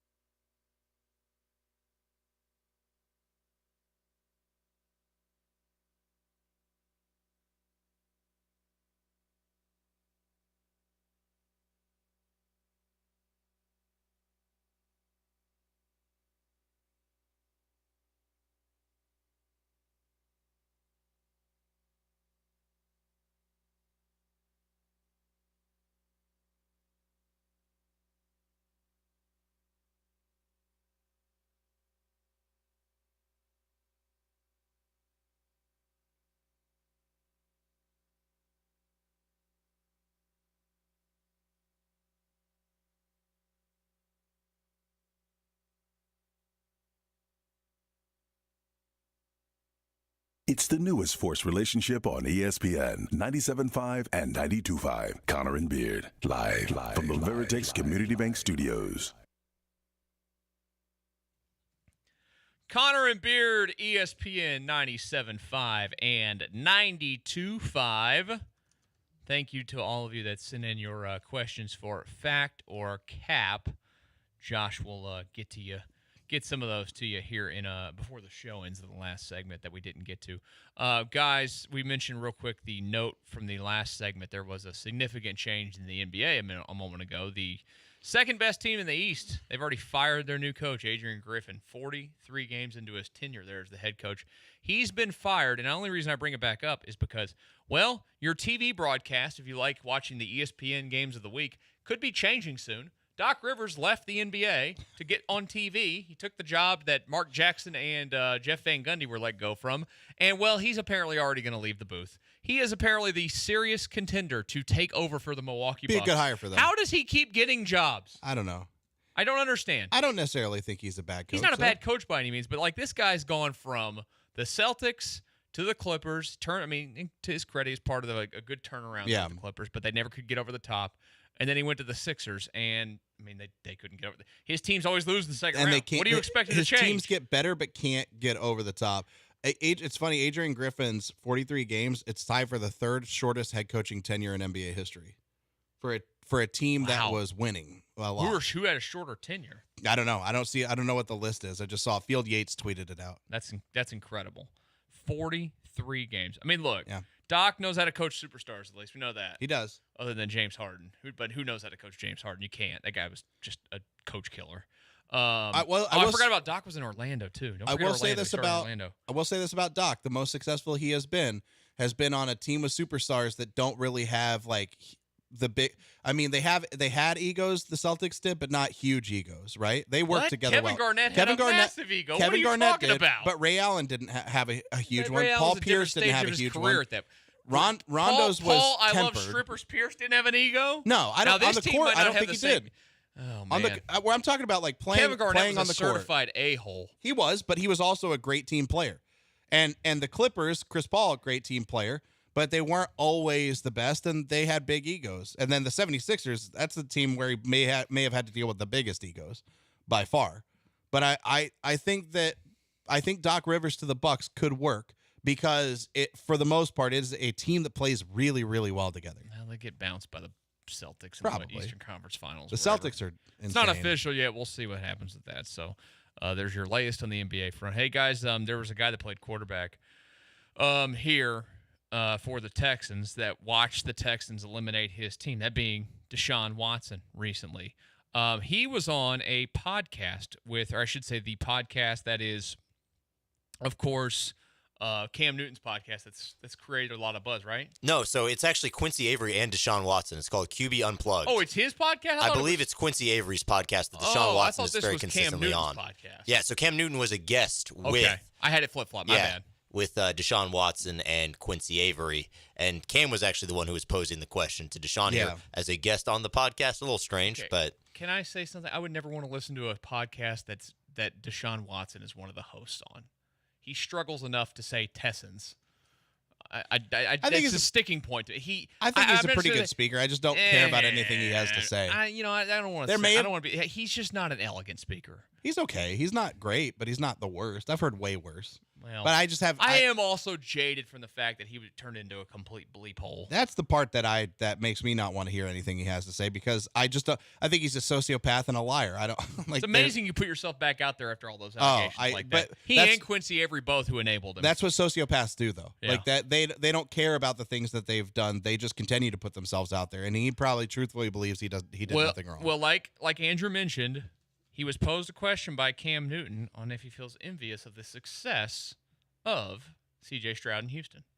Nah, I ain't even that type of dude. You feel me? Like I ain't even that type of dude to sit there and just have any type of hate, like, because I've been there. You know what I'm saying? Like, I won a wild card game there. You know what I'm saying? But like, yes, and she just didn't. You know, it didn't go our way. Business is business, and you know we parted ways. But like for me to see CJ. And like how you was with me, we trained together. Like I came up, like CJ was the same way in California when me and Q was out there. Like he was right there with us. We got the same agent. Like from day one, I've always been like, right when he got drafted, take over H-Town. It's your city now. You know what I'm saying? Anything you need, you got it. Like I've all been that big bro. You know what I'm saying? In the distance, where it's just like, yo, bro, handle what you got to handle. You feel me? God, I hate him. I'll admit it. I don't want to be that guy, but I don't like him. Stay away from our quarterback, you perv. Get away. Don't ever get around him again. Less than 0% chance that he had no semblance of jealousy that 1000%. CJ Stroud made it. He's made living it to in the Cleveland, divisional round. Ohio Yeah. now. We've talked about this before. If you've ever been to Cleveland, Ohio, it sucks. Yeah. You don't go from Houston, Texas to Cleveland, Ohio. He didn't even want to go to Cleveland. Not only did CJ beat the Browns to make it to the divisional round, he also gets to have D'Amico Ryans as his head coach, and he gets to work with Bobby Slokin, Gerard Johnson, and guys like that. Which that was one of Deshaun's big sticking points. He just didn't like the guys that he was playing for. But first it started off with, instead of not being loyal to the team and wanting out and sitting out because he wanted to whine and cry and go somewhere else, and then all the stuff about him ended up coming out. He's just trying to play it off, but he's not even that dude. I'm not even that kind of dude. I'm just gonna do. I'm not. Hey, look, Michael. I'm not even that kind of dude. Tell me you're lying without telling me you're lying. His speech pattern, if you watch the video, the way he has to sit there and think, and if you look at his micro expressions as he's working himself into saying what he's saying, he's sad. Oh, he's lying through his, you know what? He's lying through his happy baby pose. That's what he's doing. And he's lied through a lot of those poses. He has. He absolutely has. But look, you can watch him, and that's why I don't like watching anything he's on, because he can be so believable, and he looks like he's a legitimately okay guy, but you can tell that he's lying through his teeth, and there is a mask, a very well-formed mask that he's wearing. Nothing is more cringy now thinking back on it than when he signed his extension here and they did the Zoom thing and they rolled out all these people on it, whether it was Dabo Sweeney and Justin Verlander was on it. And I think back on it and go, good God, man, it's a period of Texans history that I would just wish didn't exist at all. I'm just being honest with you. And I've told you guys this story. I have a friend that grew up around him in that area over there and didn't hang out with him, but hung out with a lot of people that were friends with. And the stories he used to tell me about, oh, come on, he's awesome. He's the best. And it makes me happy. You know what it makes me think? I can be honest. Watching him suck, you know what it makes me think? That he's not even that dude, Michael. He's not even that dude. That's so cringe. Everything about him's cringe now. Yeah. CJ's up there blessing God. He's got his cross on his thing. You know what? CJ is the gift to Houston that we've always deserved. And I'm just glad we got it. I was going to say something else, but I'm not going to. Deshaun needs to keep CJ's name out his mouth. Keep his name out his mouth. For real, I do want him to lose that agent. I'm not worried about him getting a contract done with the Texans. If they gets here, they'll get a contract done, but I'd want him to lose the agent. Yes. I don't want any of that stink. I don't need any of it here. Get out. Be gone. Anything that's tied to anything with any semblance of Deshaun should be gone. Yeah. So we had a little fun. We saw that the other day. And I was like, hey, we got to talk about this at some point because, well, that dude. That's got to be. Oh, God. Andrew's the only one. Andrew, do it one time for us. Try it out.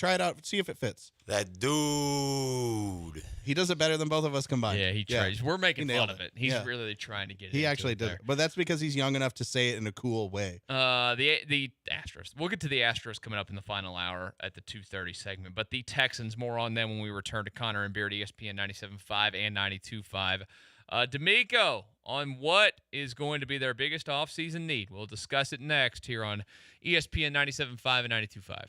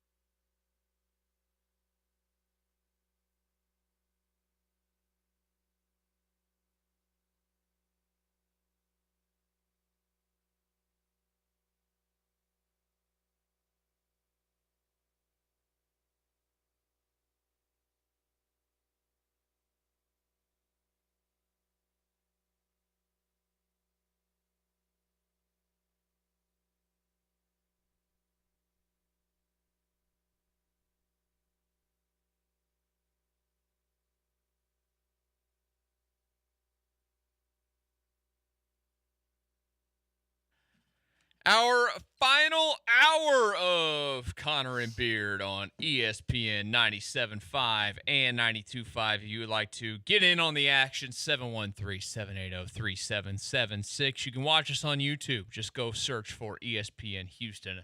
You will find it there. You can hit us up in the chat there as well. And you can always find us on Twitter or X.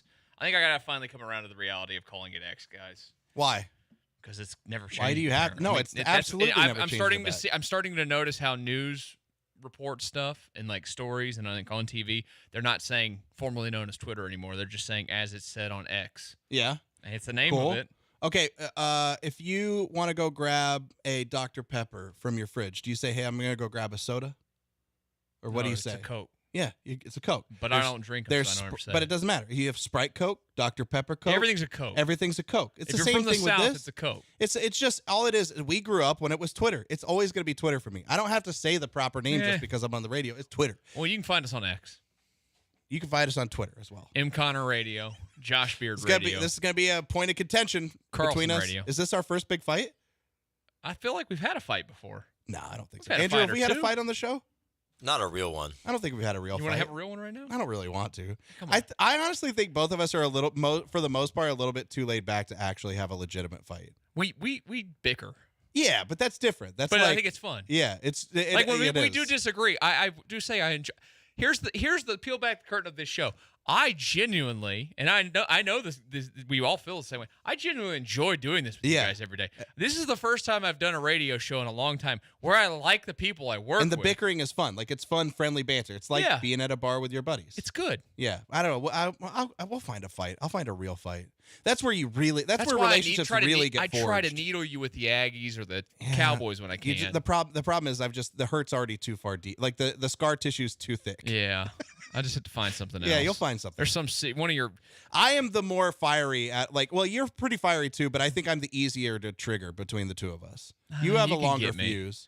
You can get me. I'll find some It's stuff. gotten longer as I've gone along. Yeah. And I think the Astros hardened me on that. They taught me how to have a longer leash. I think you may have given me. I will pop though at some point. You may have given me some ammunition earlier where you said you got blocked by Billy Wagner. My new goal is to get Billy Wagner to follow me and actually interact with me on Twitter. First of all, Billy Wagner, we'll find out this evening if he makes the Hall of Fame. I am so hopeful that he does. I hope he does too. But yeah, he blocked me on Twitter years ago, and I don't know why.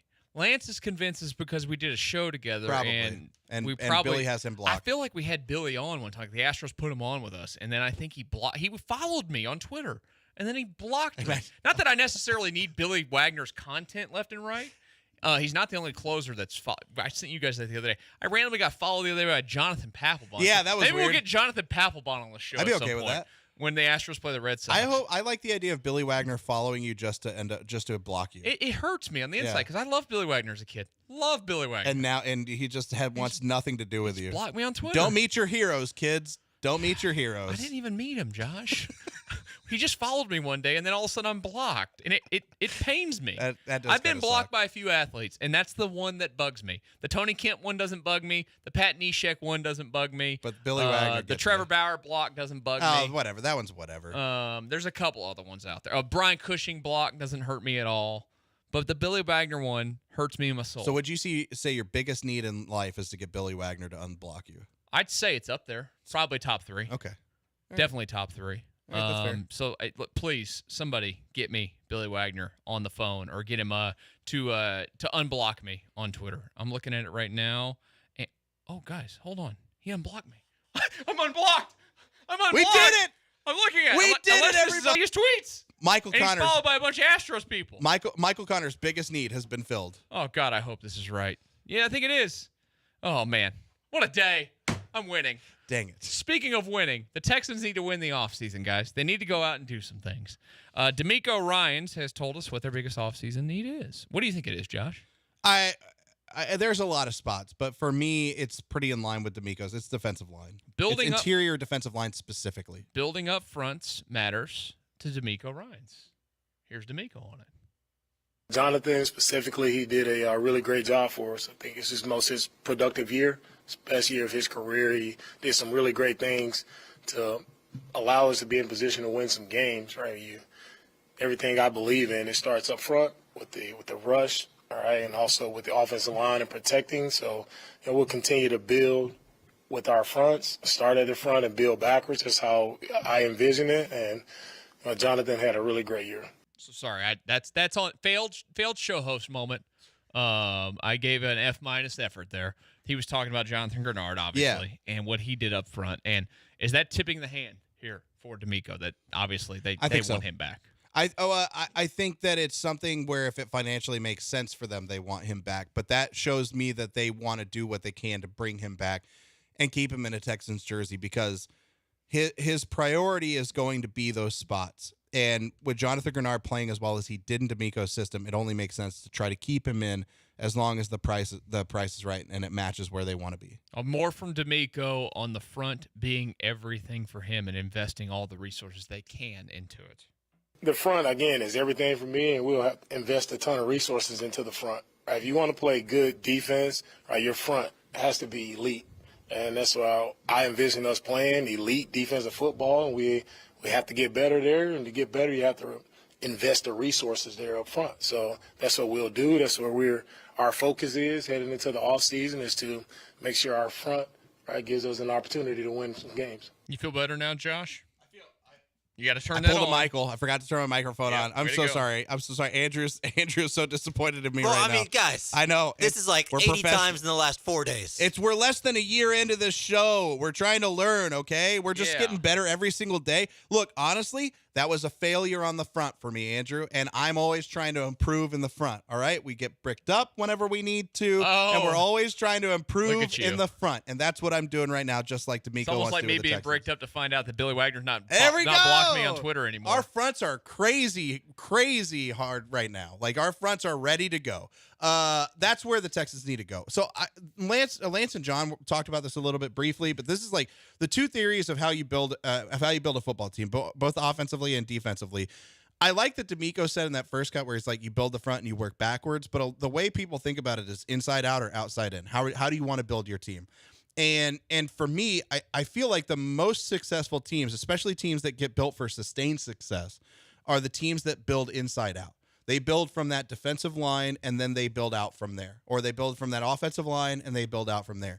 And if you look at like some recent outside-in teams, some teams that went and got skill position players and then finally started bringing in offensive line or trying to shore that up, or defensive line, the Falcons and the Bengals are really good examples of that, where the Falcons defensively, they had some good secondary, they had good corners, but the defensive line, kind of a joke a little bit.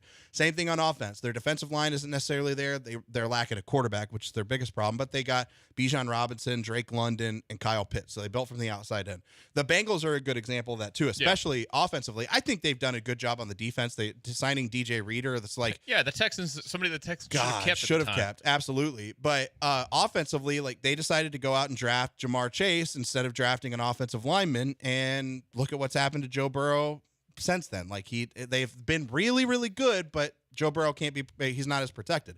But if you look at like some recent inside out teams, the Lions drafted Penei Sewell instead of drafting a skill position player. And they have now become a team because they built from the inside out, where they finally added Amon-Ra St. Brown came on. They added Sam Laporta, Jahmyr Gibbs. Now they're in the NFC Championship game, and they look like a really strong contender. The Eagles were frauds this year, but they did the same thing. They built inside out. Offensive line spent a lot of money. Defensive line, a lot of draft capital. Big deal there. Yeah, and so then they finally added the skill position players after the fact, and it's been really successful for them. I think that having D'Amico Ryans and Nick Caserio on the same page of that inside-out philosophy, where you build the offensive line and defensive line first, especially that interior defensive line, and then you go out from there, you're going to have a lot of sustained success for a long time. It's also about, like, you look at how much it costs to keep high-level guards or high-level D tackles versus wide receiver or a cornerback. Whenever you're starting a window, it's way more sustainable financially to spend money and spend big money to keep guys who are really successful for you in the trenches than it is for you to go out and pay the corners and the wide receivers and the running backs. And like tight end, there's a reason why people love paying tight ends right now. It's because tight ends are way more cost effective for the production that they can give you than wide receivers. Where the highest paid tight ends are around, like, I haven't looked. TJ Hawkinson is like at the top, and it's like 18 per year, 17 per year. It should be different, but what's his face? Patrick or Travis Kelce's never bitched about his contract. He should be making like 20 plus a year, and he doesn't. Absolutely. Because he's never complained about it. He should be. So TJ Hawkinson's average annual value is, let's see, it's around like $18 million per year. And so that versus a high $20 million contract for a wide receiver, what would you rather have? Well, it's more cost effective for you to have that pass catcher at tight end. Darren Waller's got the highest, or no, that's total value. My bad, dog. No, it is Darren Waller. So $17 million. $17 million? Hawkins is 16 and a half. I might have been looking at the signing Kelsey's bonus at then. 14. I mean, yeah, that's look. It's almost $10 million a year different for a high end tight end versus a high end wide receiver. So that's why building inside out is more cost effective. It's better long term. So that's what the Texans should do. They should absolutely be looking at defensive line. And I think that the draft, free agency, everything that's pointing towards a lot of that capital and a lot of the assets that they have are going to go towards building that inside and a strong inside. And then, like, if they don't go with a wide receiver in the first round, this is why I'm not going to be surprised if they go defensive tackle or some kind of interior defensive lineman, or maybe they do go with some offensive line depth. They try to get somebody who could be a more consistent. If you don't believe in Kenyon Green, if you like Jarrett Patterson as a depth piece but not an everyday starter, maybe you go out and draft an offensive lineman who can be your left guard of the future if you really don't think Kenyon Green can be that guy. So there's a lot that they can work with. I just think that inside out build is where they should go. Well, Josh, don't you worry when it comes to building it on the line. Mock draft season's here, baby. Mel Kiper 1.0. Who does he have the Texans taking? Is it on the interior? We'll tell you when we return to Connor and Beard.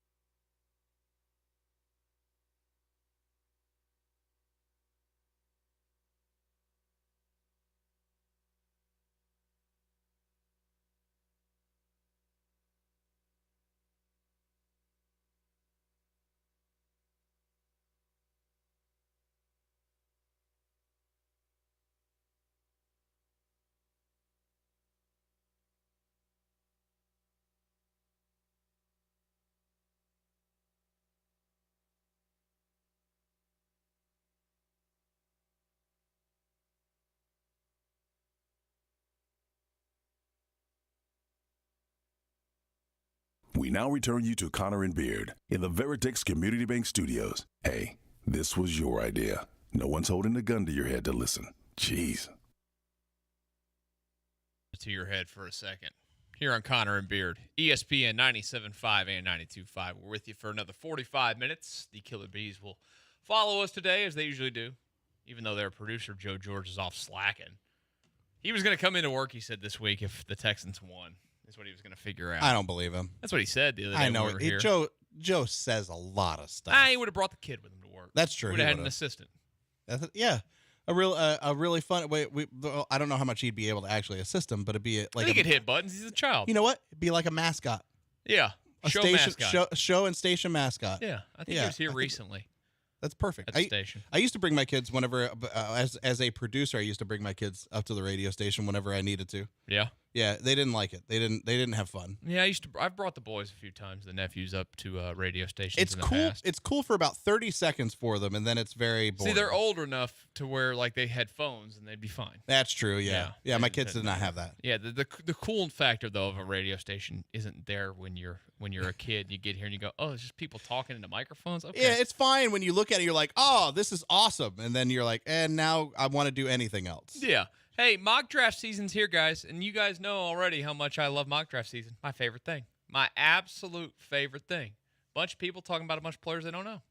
You know, we were honestly going to just start the show and do the whole first hour on this mock draft. Just mock drafts. So when I walked in today and I opened up our Google Doc here, the first 3 segments said mock draft breakdown part 1, mock draft breakdown part 2, mock draft breakdown part 3. Guess what I did? Deleted it. Deleted it. The problem with that is, and like we talked about before, the problem with that is that that's not what we wanted to do. That's not what Andrew and I wanted to do. We wanted to do a full breakdown, and I feel like we need at least minimum an hour, at least one day a week, an hour to break down a mock draft, and then one segment every other day. If you're looking for that show, there is a show on in the morning on a different station that I may or may not have worked They'll on. do That's there for an you hour-long mock breakdowns? minimum. You got that I just there. love mocks. Yeah, well, you can get that. You can get that on your own time. The problem, you know what? You got a Twitch channel. Go home and do it. The problem with you and Andrew can do a Twitch on your own. We can do that. Yeah, Andrew and I will do it. The problem with mocks right now. I'm just gonna heckle you in the comments the whole time. Oh yeah, well you won't watch. To heckle you in the comments, sure, I'll mute it and I'll just heckle you. The problem with mocks right now is that they're just too soft. Right? It's too early. They're too soft. Too soft. So like, how are they too soft? I need because they're gonna move around. Oh yeah, we haven't had pro days. We haven't had combine. I need they make no sense to be going on. Right. I don't like these soft mocks. I need a nice, hard, solidified mock before I can something I could really wrap my head around before the draft happens. Is this what you said yesterday when you went to Dick's? No, I was getting tracks. What are you talking about? You were getting hard spikes? I was getting spikes, track soft spikes. Ones. Okay, I was just making sure. What are you talking about? You were talking about hard and soft. I didn't know if you were talking about the spikes. I was talking about mock drafts. At Dick's. Because they're too malleable, but you need a nice hard mock whenever it gets closer to draft time. I really don't know what that means, but okay. A mock draft. Do you guys want to know who Mel Kiper has the Texans taking at number 23? I actually haven't looked at this, so I'm going to completely raw dog this segment. I specifically didn't want to look at it. You're giving Andrew fits. I know Andrew's freaking out. I'll pull it back a little bit. I'm sorry. I'm gonna say they go cornerback. I don't know the name. Really? Wide receiver? Nope. Defensive tackle. Yep. Wow. Okay. I'm not mad at that. Who do you think it is? With it. Would you like to take a guess? You definitely watch a lot of this team. I know everybody in the country watches a lot of this team, so I'm expecting a lot of great analysis on this guy. Everybody's watching Big Ten football. It's Big Ten. I was gonna say Mekhi Wingo, but no. I don't know who then. Jerzon Newton of Illinois, the Fighting Illini. I can do some breakdowns on him, let me tell you. Okay, go ahead and tell me. He goes by Johnny Newton, so by he's the way. 6'3". Nope. It says he's 6'2". Oh, it's almost said 6'2". 310. His listed weight on here is 295. Oh, too light. Can you tell me where he's from? Illinois. Nope. Warmer climate. Florida. St. Petersburg. Oh, I almost said Fort Lauderdale. How many sacks do you think he had last year? 3. No, higher. He plays in the Big Ten. 6. 7.5. Dang. Do you know what year he is? 3rd. What is that called? A redshirt sophomore. No, he's just a junior. Dang it. And can you give me what number he wears? 67. Nope. What, 92? Single digit. Oh, 4. 4. Hey, look at that. I can't believe I nailed it when you said single digit. I don't know why, but 4 is always the first single digit that I go to. I think he only wore 4 for 1 year because I see other pictures with him with number 94. Yeah, I have no idea who this kid is, man. Anybody that goes on the radio today, and there are people probably in this city, they're going to do that. Oh, I love this guy. He's so great. You've not seen one second of him playing football. He plays for Illinois. What was Illinois' football? Who's Brett Bielema is the coach there now? What were they this year? Like 4 wins? Oh, something like that, yeah. I like that. This is the problem. The one thing that I do like about this is where I like doing. I don't necessarily like mock drafts. I like draft Illinois analysis. won 5 games this year. They didn't go to a bowl game. You didn't see him at all. I like rankings and I like film work. Like when people actually do film work and breakdowns of guys, because I don't know. I like to watch the film, but I don't really truthfully know what I'm looking for. I have a good idea of what looks good and what looks bad versus what we've seen at the NFL level and at the college level and stuff. But it's nothing I do is like what Lance does, where he does like full film breakdowns of what these guys look like. Mocks to me make almost 0 sense.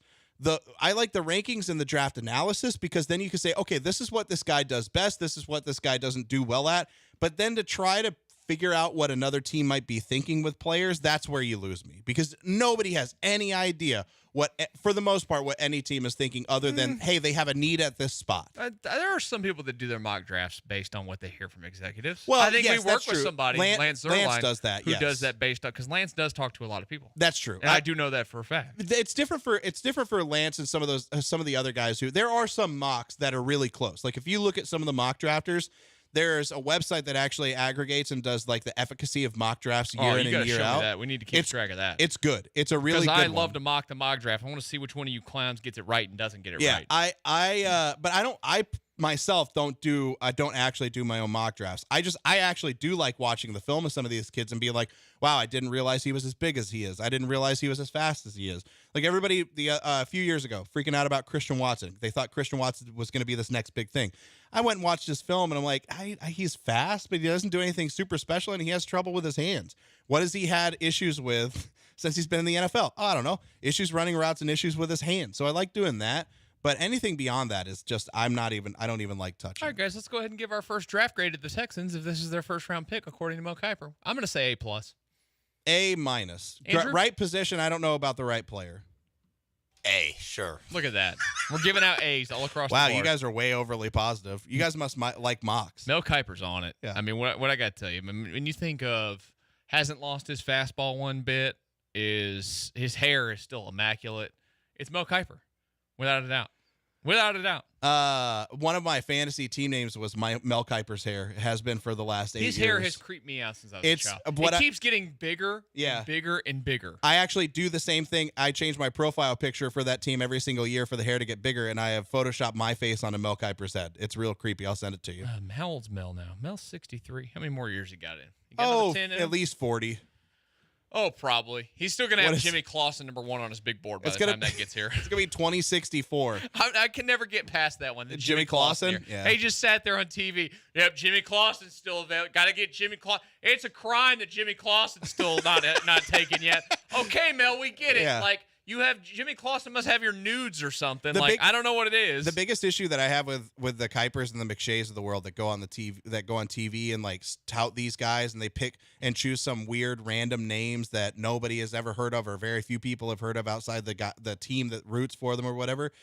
That where there are guys who have left school to go into the draft because Todd McShay mocked him in the 2nd round, and then the guy falls to the 7th round and never sees the light of day. When he could have played college a little bit longer, it's an absolute joke. Like, these guys have so much clout when they do these things, and players legitimately leave school based on these mock drafts that they've seen. One little NFL nugget coming in. Ian Rappaport just tweeted a minute ago. We have a GM hiring that's about to go down, apparently, in the NFL. Interesting. The Raiders are hiring Tom Telesco, the guy who just got fired from the Chargers. Yeah. That's going to happen, apparently. Tom Telesco and Antonio Pierce. All right, we'll see. We'll see what happens. I think Telesco didn't do a bad job with the Chargers, but not. He wasn't great. He wasn't bad, right? I mean, Yeah. like they didn't get over the top, so I guess technically you're bad, right?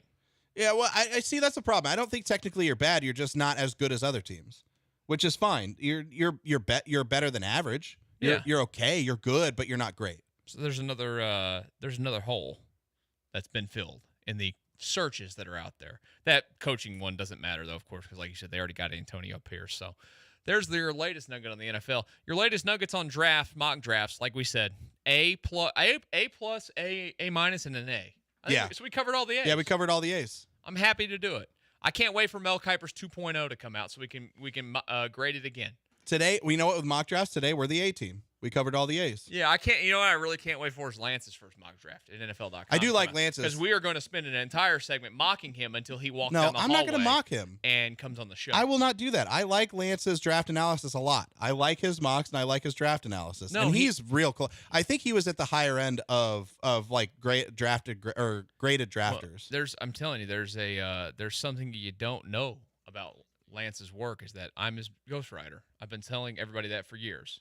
And it's just wow, so it's you that I've been following all this time. You're Interesting. Welcome. It's wow. Michael. I appreciate it. It's Michael Kiper now. Michael, You're very welcome. You got to have the hair though. Yeah, I can't take you seriously if you don't have the Kiper hair. Hey, there was something else that Dana Brown said yesterday about the Astros that might need a little discussing. If you'd agree on what the Astros GM had to say about a possibility of them not being done, we'll tell you about that next here on Connor and Beard. Well, while you're doing all of your mock drafts and all your film work, watch these players try to figure out who might be good, who might not be good in the NFL next year, and look at some rookies that, I don't know, maybe you could have some action on Prize Picks. If you love playing fantasy sports the way I do what I do and take that sports action to the next level with Prize Picks because it's the #1 daily fantasy sports app around.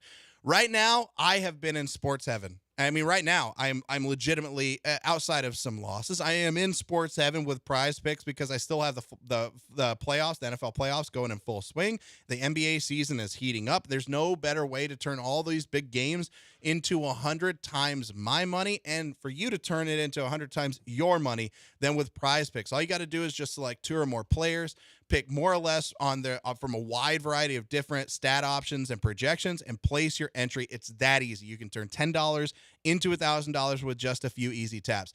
The thing that I love the most about Prize Picks is for a daily fantasy sports app, it is by far the easiest that I've used.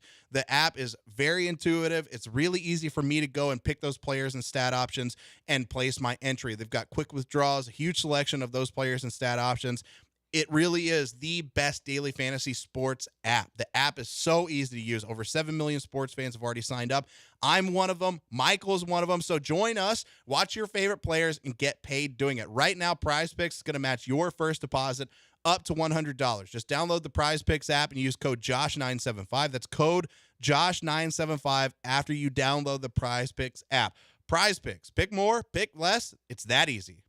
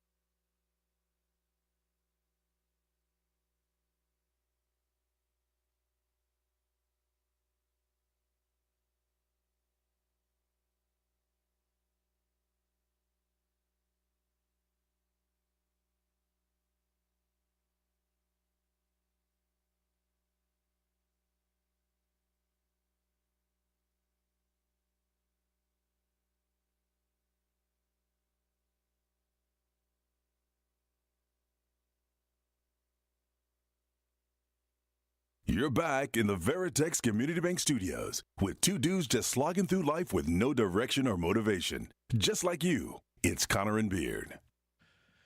We actually almost had our first fight during the commercial break of Connor and Beard. Not me. 97.5. Yeah, the alliance almost got broken for a second because Andrew's over here just. Who's he making fun of? Enzo Fernandez. Some bad player? One of my favorite.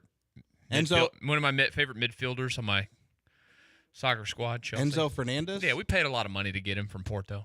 Oh. I mean, like over 100. Is he good? 100 million. I think he's great. You think Andrew he's a over great here player? Slandering his name. He's 23 years old. Andrew, Oh, my God. They haven't won anything with him.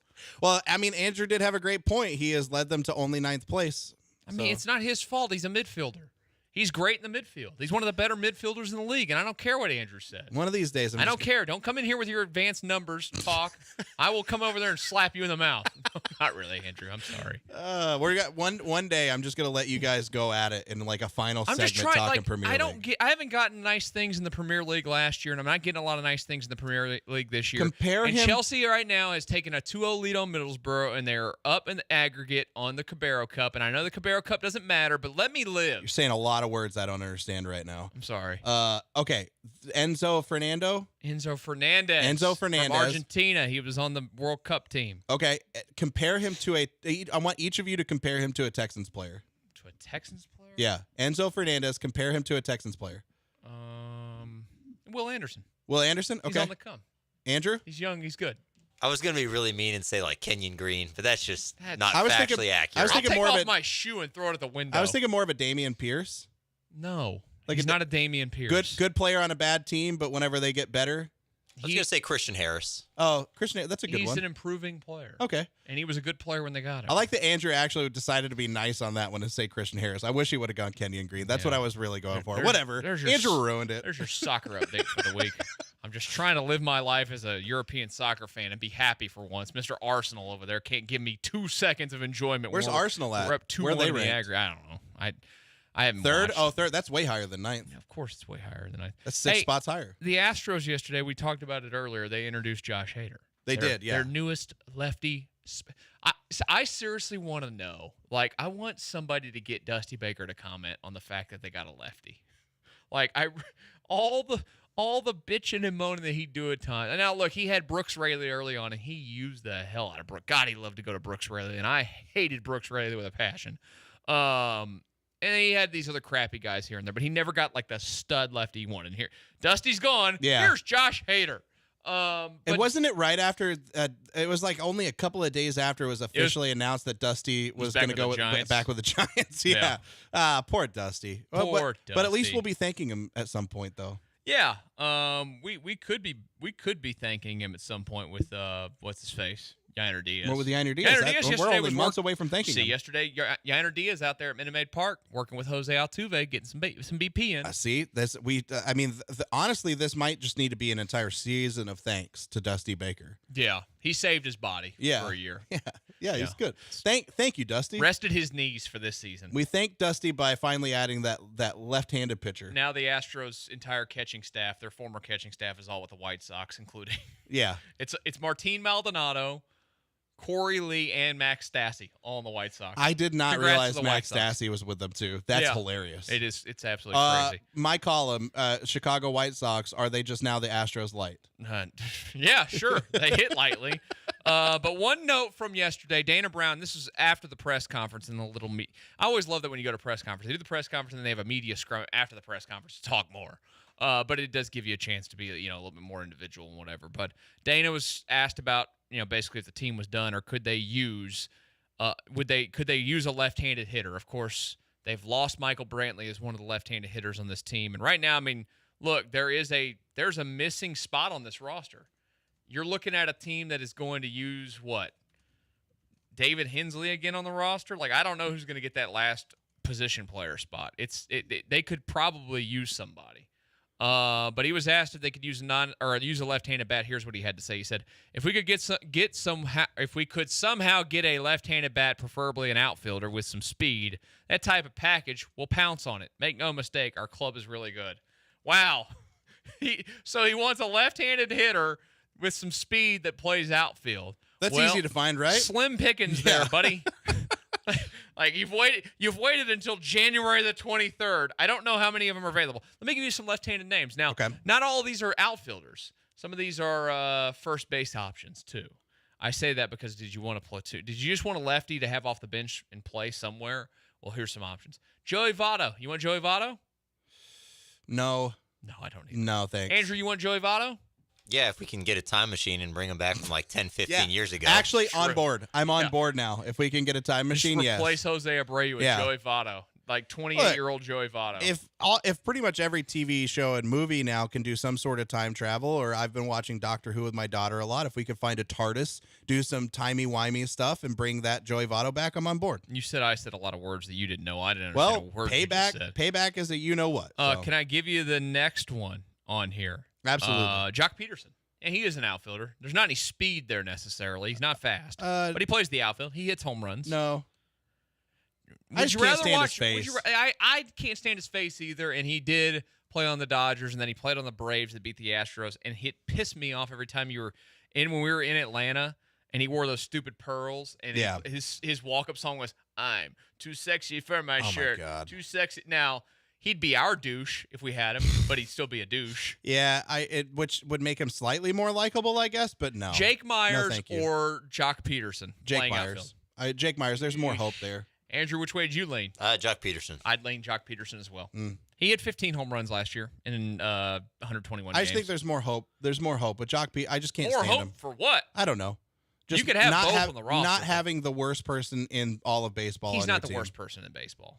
There are He's far worse one guys. of the worst. Well, the next name that I put on here, he's a switch hitter, but he's like a first base only option. Yasmani Grandal. Do you have any interest in that? Walks a lot, but he's a switch hitter. I mean, I like the idea of a. Well, there's one guy on this list that I've already kind of that I'm gonna hitch my wagon to, so to say. Well, is it gonna be this one? Cody Bellinger still available, guys. You want to talk about going big or going home? They've already spent a ton of money on Josh Hader. Why not go ahead and crumble to what Boris wants because he's holding out with Bellinger and give Bellinger what he wants. It sounds like he's still going back to Chicago, at least a lot of people think. But yeah, I like the idea of Bellinger. I think from a production standpoint, he is the one that I look at and say, yes, I would love him, but I'm going to say no here. Well, he fits the mold of what Dana Brown just said. He does, but I'm going to say no. I'm trying to think of what I mean, like... They're not doing it, right? There's no way. No. It would be way too much money. Too much money, yeah. You'd be giving up all those guys that are free agents after this year to keep Cody Bellinger. That's what you'd be doing. I don't know, man. Part of me just says screw it. Just spend the money. Screw it. Just go for it. Just go get another left-handed bat. How much do you think he would cost? I mean, they want like $25 million plus a year. A lot of reports have said that he wants over $200 million. I mean, you don't want $200 million for Cody Bellinger. There's no way. No, I'm out on that. All right, last name here. Jurickson Profar. Yes. Switch hitter. He's been a decent platoon player. Plays the outfield. Plays really all over the place. He's been a decent, I shouldn't say good. He's been a decent utility type of player. He was huge hype machine coming out of the minor leagues. Massive hype machine. Oh, he was supposed to be the next big thing for the Rangers. And never became that. Never. But last year he played 111 games with Colorado and then 14 with San Diego. Only hit 242, 9 home runs. He's not big power. He's had some 20 home run seasons. He's had a 15 home run season, but he's just a role player. Yes.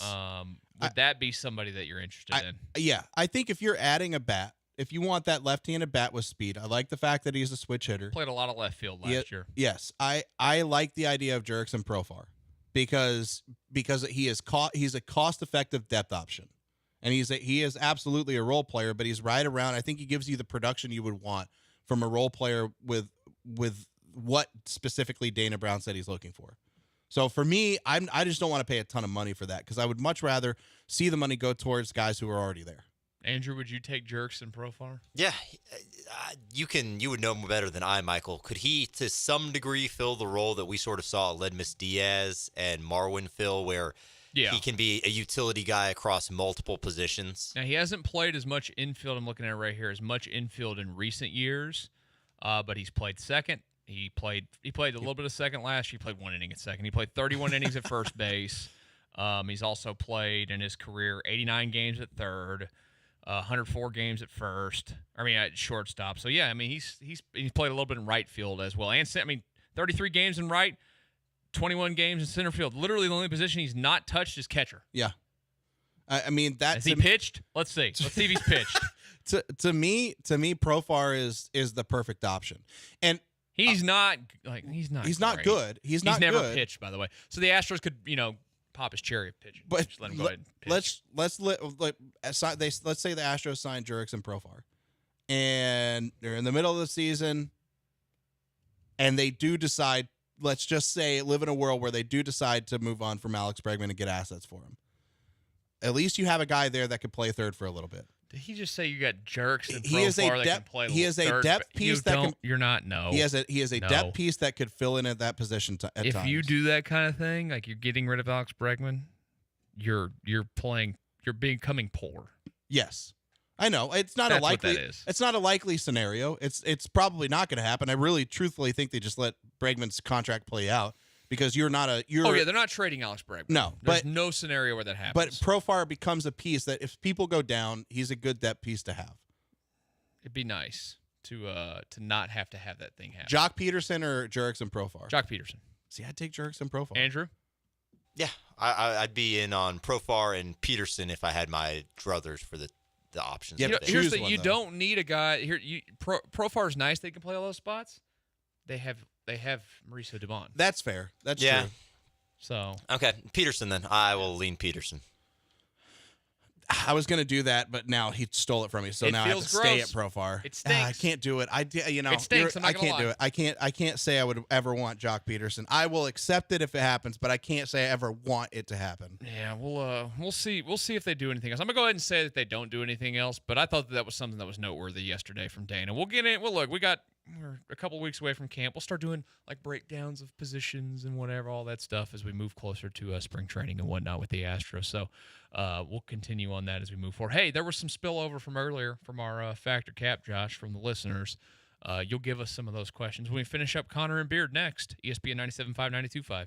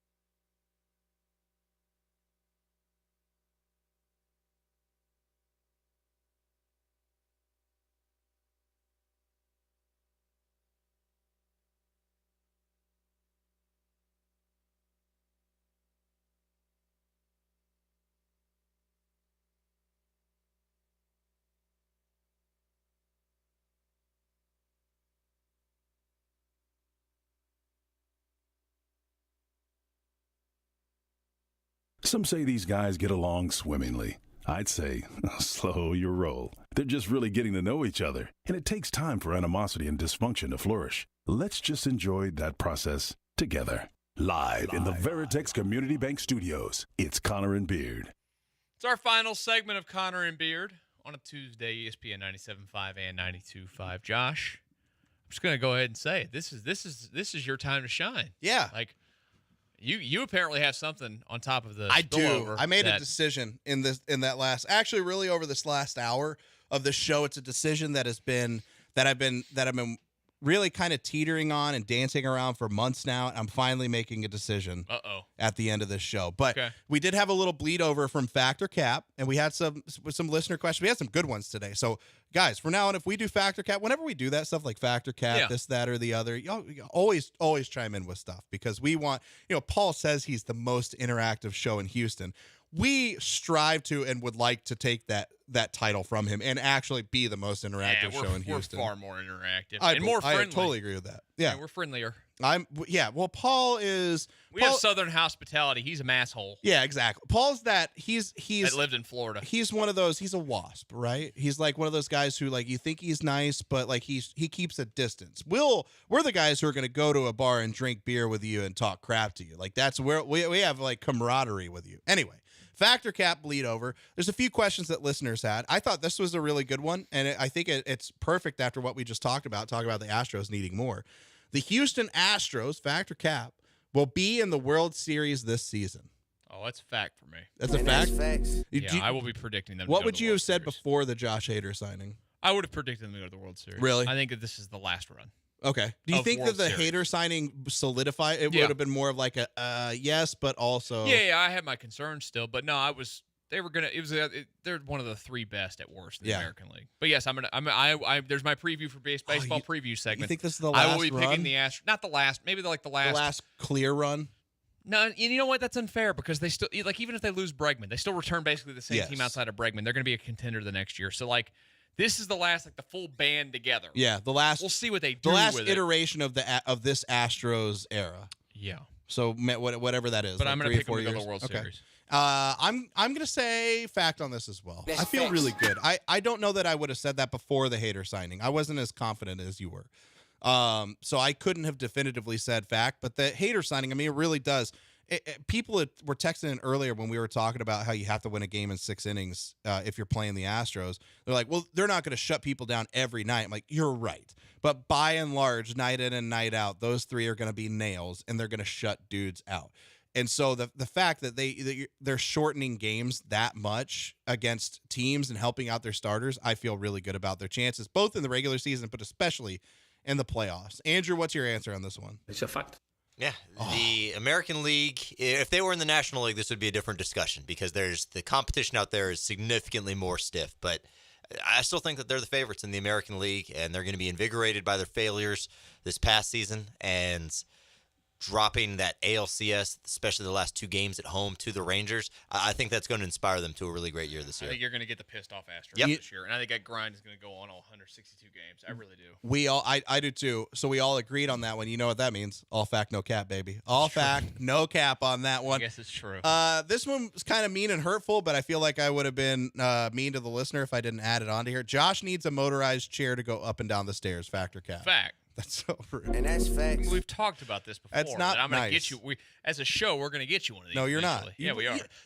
You've said you're going to get me all sorts. You said you were going to get me. I have to grippy accumulate socks, the didn't get cash it. for it first. Grippy Josh. socks are not a huge expense, dude. Well, I looked for them and I actually couldn't find them. My daughter has many pairs. It was like last second I went and looked for them, and I couldn't find them. Couldn't even think of me ahead of time. You had to do it last second? I'm a busy man, Josh. Really? Okay. You're busy? You literally talked about all you did yesterday was go home and that was yesterday. get under the blankets and watch TV. But when that day was there, I wasn't busy was busy that day. All right. I guess so. I'm going to say this is absolute cap. I almost said Stop the the other cap. one. This is cap. I do not need a motorized.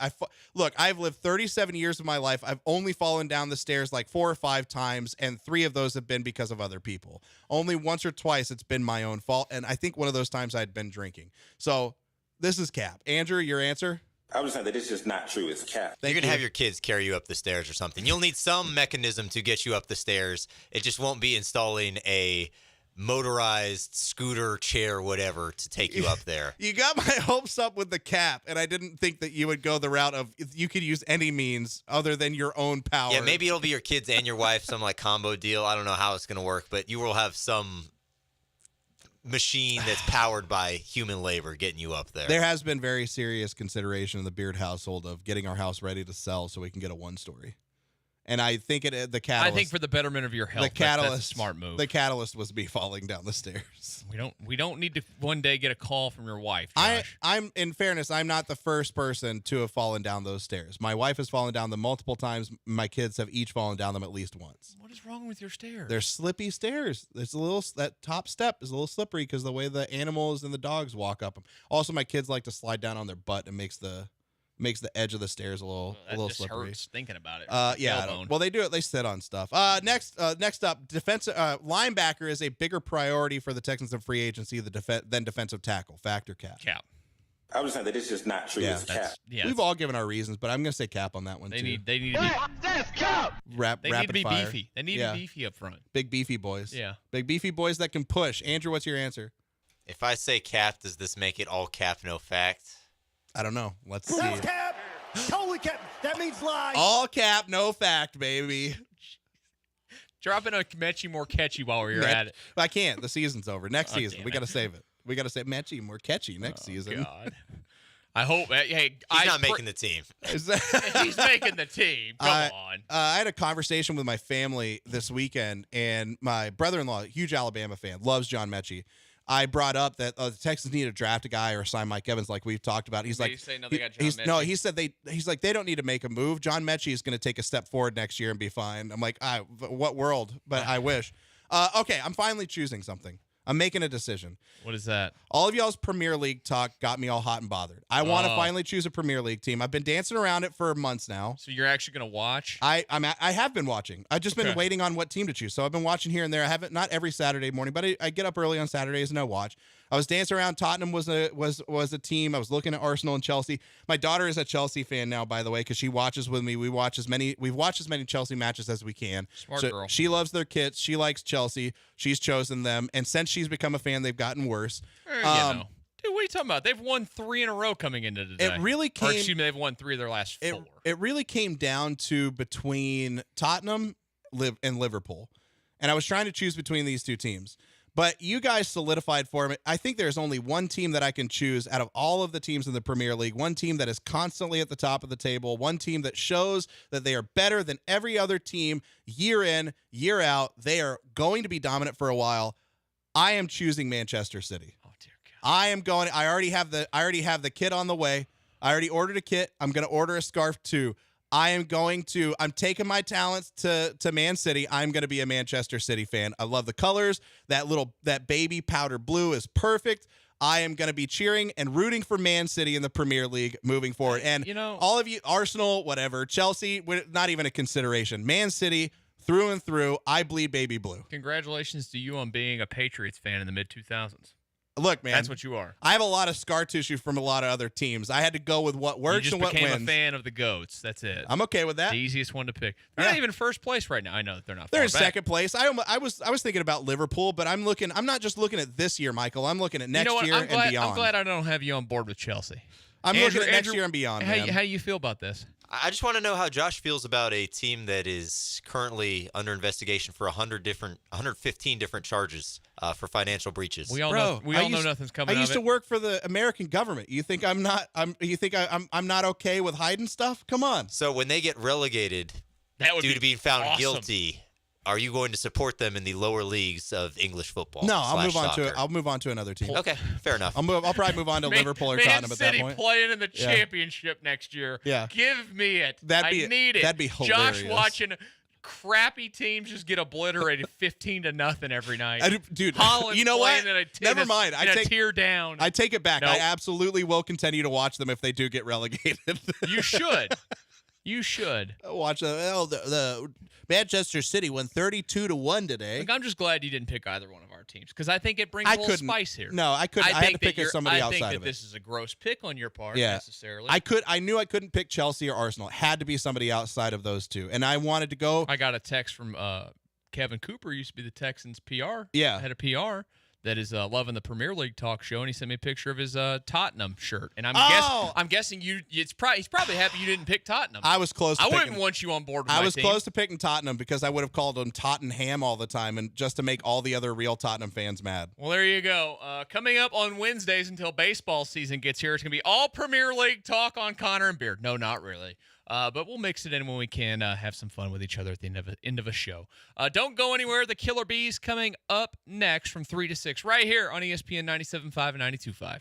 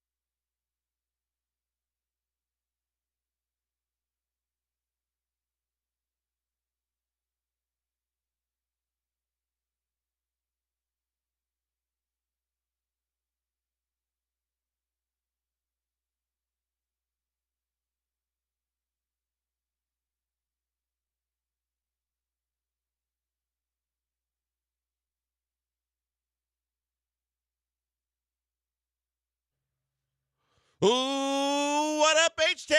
Hey, how we doing? He's blank. I am Branham. It's B-Mac behind the glass. No Joe George today. Joe George is out the rest of the week. Why is Joe George out the rest? What does Joe George have to miss Tuesday, Wednesday, Thursday, Friday in late January? Why? Wrong answers only. 713-780-ESPN. A very busy show. The Hive told us yesterday it's time to start talking about Texans offseason, and because we always listen to the Hive. We are just merely vessels of what the Hive wants us to do.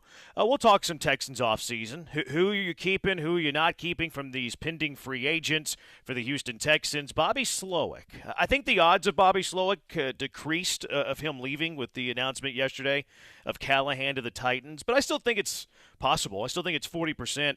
Are we overreacting? Are we overplaying how important Bobby Slowick is to the Texans when you have D'Amico, when you have C.J. Stroud? We'll get to that. Rockets at the halfway point +1. They're one game past the halfway point.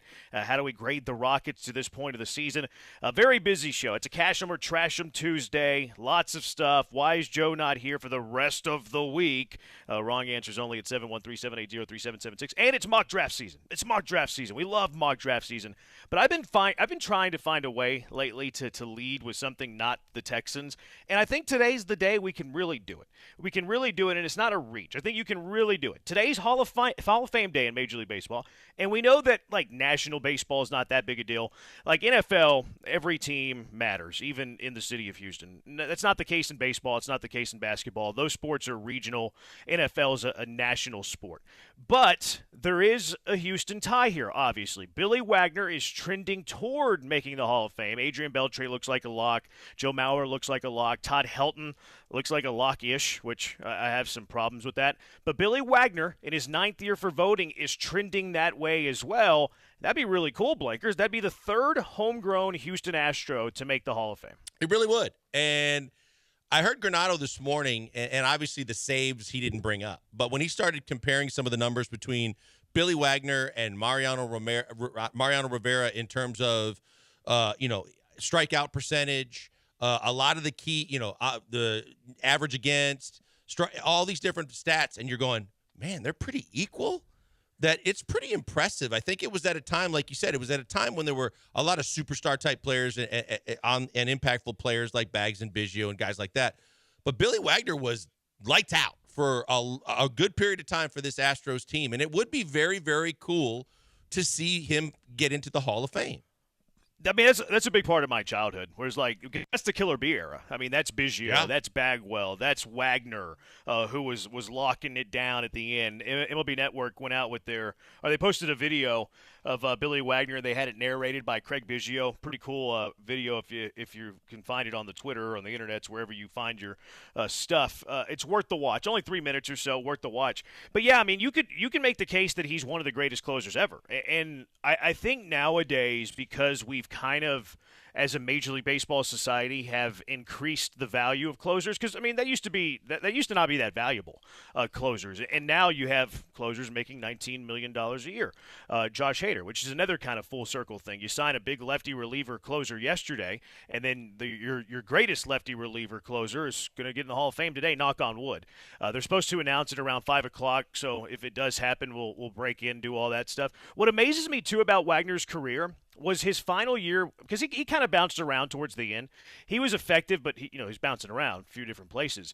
It was with the Braves, and you could make the case that his best season that he's ever had in his Major League Baseball career, in fact, it's his lowest ERA year that he ever had, 143 at the age of 38. He retired.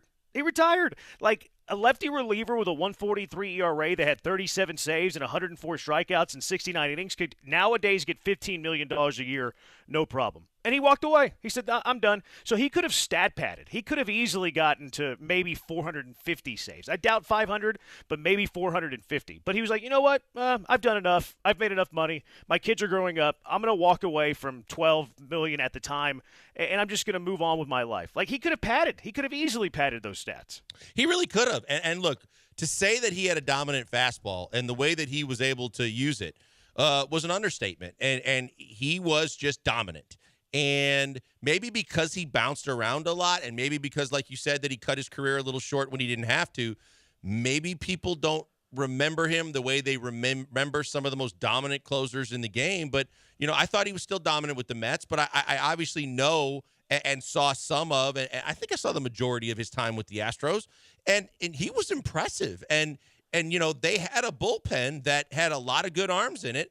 that played a big role in the success of those teams in the heyday of the Killer Bees, as you mentioned. So you're pulling for him, and obviously you're pulling him. He deserves it, I think. It's easy to say you're pulling for him because he's an Astro, like you were mentioning about him in the middle of your childhood and growing up with a guy like that. But I think that he's warranted. And to be honest, Jeremy, there's a lot of guys on this list when you put it on the rundown and when you're looking at guys that could possibly get in that I think aren't guys that I ever think about as being Hall of Famers. I think that the one thing that's disappointing to me when you get to some of these Hall of Fame lists these days is the fact that you're not just sitting there choosing the best of the best with the most dominant superstar players of an era. You're looking at guys that in a lot of cases people are going, yeah, he was really good.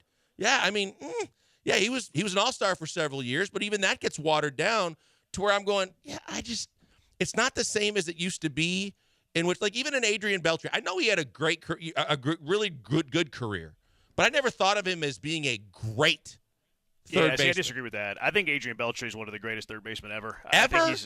Actually, I do. His numbers will stack up against anybody from a third base perspective. I think he's one of the easily top 3, top 5 greatest third basemen ever. I think he's the most underrated third baseman ever. Todd Helton's the first one that came to mind with the altitude in Denver and everything that goes with that. But we see Beltre different, and I thought he was a heck of a player. Look, I thought that he played on a lot of good teams. And his numbers, because he played a long time too, his numbers, like you said, are going to hold up. But I think superstars, I think third baseman, and you think of just stud third baseman. And I mean, right off the top, Mike Schmidt is one of the big, 500 some home runs and dominant, superstar third baseman. But if you think he's one of the top 3 third basemen, I guess I don't see him that way. Here, because I would put Schmidt on that list too, and Schmidt was a 3-time MVP, and Adrian Beltre never won an MVP. So, okay, that's point towards Schmidt. But if you look at just their raw volume numbers, Mike Schmidt got over 500. He was at 548. Adrian Beltre was at 477. He was knocking on the door of 500. Mike Schmidt had 2,200 hits. Adrian Beltre had 3,100 hits. He stacks I wouldn't put him ahead of Schmidt, but that's why I said top 3, top 5, not the greatest. But Adrian Beltre, 5-time Gold Glove at a premium defensive position. His WAR, if you're into that sort of thing, 93.5. His numbers are incredible, and I think that's why he's going to get a very high percentage of the vote. Mm-hmm. Of all these guys, he's going to get the highest percentage of the vote. My biggest deal, aside from Billy Wagner, and I tell myself this every year because I've kind of become a little bit disinterested in the Major League Baseball Hall of Fame because I think it's a sham. Barry Bonds isn't in the Hall of Fame. He's the greatest baseball player ever. And I understand the PED stuff, but why are baseball writers playing the morale police? You're not the one that's supposed to make that call. Barry Bonds never failed a Major League Baseball drug test. There's a lot of guys that have been hinted to use PEDs that are in the Hall of Fame. And then you have a guy like Alex Rodriguez who's currently on the ballot that's getting outvoted by Carlos Beltran. How? So I think there's a lot of morality police when it comes to these baseball writers, and I can't stand it. I don't like it. So I've become extremely disinterested in the Hall of Fame. Mm-hmm. And I tell myself every year I'm not going to get worked up about the Hall of Fame, and then it comes out Hall of Fame Day, and I'm like, I'll find something to get annoyed about. The lead thing is Billy Wagner. If Billy Wagner gets in, Billy the Kid, awesome, another Houston homegrown. That's the 1A lead story when you're talking about Major League Baseball Hall of Fame. The one pet peeve I do have is, you mentioned Todd Helton. And I feel and the guy that I always relate these fringe Hall of Famers to is Lance Berkman, because I think Lance Berkman got flat out screwed. I think Lance Berkman's one of the best switch hitters in his generation. His numbers stack up offensively. His offensive numbers stack up with Chipper Jones, who was a first ballot Hall of Famer, yet Lance Berkman was off the ballot on his very first ever try. It's ridiculous. Todd Helton benefited majorly from playing at Coors Field. It's the best hitter's ballpark ever, quite frankly. Mm-hmm. At least in our generation. Maybe in the early 1900s. I don't know about Ebbets Field and the Polo Grounds and old Yankee Stadium. Although those ballparks used to be big and massive, so I doubt they were offensive ballparks. But Todd Helton, I looked at this today because, I think of Colorado hitters, especially back then, because now, they have the humidifier. They try to doctor the balls to make it even across the board. But when Todd Helton was playing, they didn't have any of that. So Coors Field was producing offensive stud after offensive stud after offensive stud. So I wanted to dive into Todd Helton's road splits. Okay. So all I did was I cut out Todd Helton's home numbers. I didn't give him the benefit of playing at Coors Field. And then I doubled his road totals because he played every year at Coors Field, so it makes it easy to do, right? Just eliminate the home totals, double his road totals. This is what Todd Helton would be if he was not a Colorado Rocky. 287 average for Todd Helton. Okay, it's not bad. 885 OPS. That's good. Hall of Fame good? No. 2,200 hits. Whatever. 284 home runs for a first baseman. 1,094 RBIs. Lance Berkman, by comparison to Todd Helton, 293 average to Helton's 287 if you just double his road numbers. Berkman, 943 OPS versus Helton on the road at 885. Berkman had 1,900 hits. That's something that dings him big time, but that's because he walked a lot. Like, he was very selective. He was very patient. So you're dinging him for being a selective hitter. Not fair. Lance Berkman, 366 homers. Helton, if you double his road numbers, 284, and then RBIs over 1,200 for Berkman. Helton was right under 1,100 if you double his road totals. So what this tells me is that Lance Berkman got screwed, flat out screwed, that he got left off he got voted out of the Hall of Fame voting process after one vote. And quite frankly, I don't think Todd Helton's a Hall of Famer if he didn't play away from Colorado. I think that they should put a bust of Coors Field on Todd Helton's plaque, not a face of Todd Helton. Yeah, I agree with you. And I think that, look, you mentioned it, but there were a lot of guys in that era that capitalized on the altitude in Denver. And, Larry Walker's a Hall of Famer. Larry Walker had some big years when he was in Colorado. What was the third baseman during that year, too, that ended up with the Astros for a couple of years? Vinny Castilla. He had great hair. Fantastic hair. He had monster bomb shots in Colorado. And then, when he was anywhere else, like you said, he fizzled out. So you make it. I think Berkman was completely screwed over by the Hall of Fame. He's one of the greatest switch hitters of all time. The guy was a winner, like you said. He had a great eye at the plate. He was big time on those Killer Bee teams too. But he won a World Series. When everybody looks at all the accolades and all the things done, and he even adds a World Series to it later in his career. But I just think that he got screwed royally by the Hall of Fame. Yeah, and this isn't really so much like, I know that it's taken a swing at Helton. It's more of a Lance Berkman take than a Todd Helton take. I know that I'm taking a swing and Helton's catching strays out of this. But Helton, man, just put a picture of Coors Field. That should be on his plaque. All right, 713-780-ESPN. Do you have Hall of Fame thoughts? Do you even get worked up about Hall of Fame these days? I try not to, and then day of, I get those emotions. 713-780-3776. Also, why is Joe George not here today? Not only today, the rest of the week. What in the world could be going on where Joe George misses the rest of a week? He worked on Monday, but he's not Tuesday through Friday. 713-780-3776. Cash him or trash him Tuesday. Which Texan free agent should they keep? Which one should they go? Biggest offseason questions. Maybe the Astros are still looking to add left-handed outfield bat with some speed. Who kind of fits those criterias that would be a fit for the Houston Texans? Also, is Jose Altuve the most likely active player in Major League Baseball to be a Hall of Famer? 713-780-3776. Killer Bees, ESPN 97.5 and ESPN 92.5. It's good to have HR&P on my side because whenever I make fun of Joe George, I got HR&P on my side.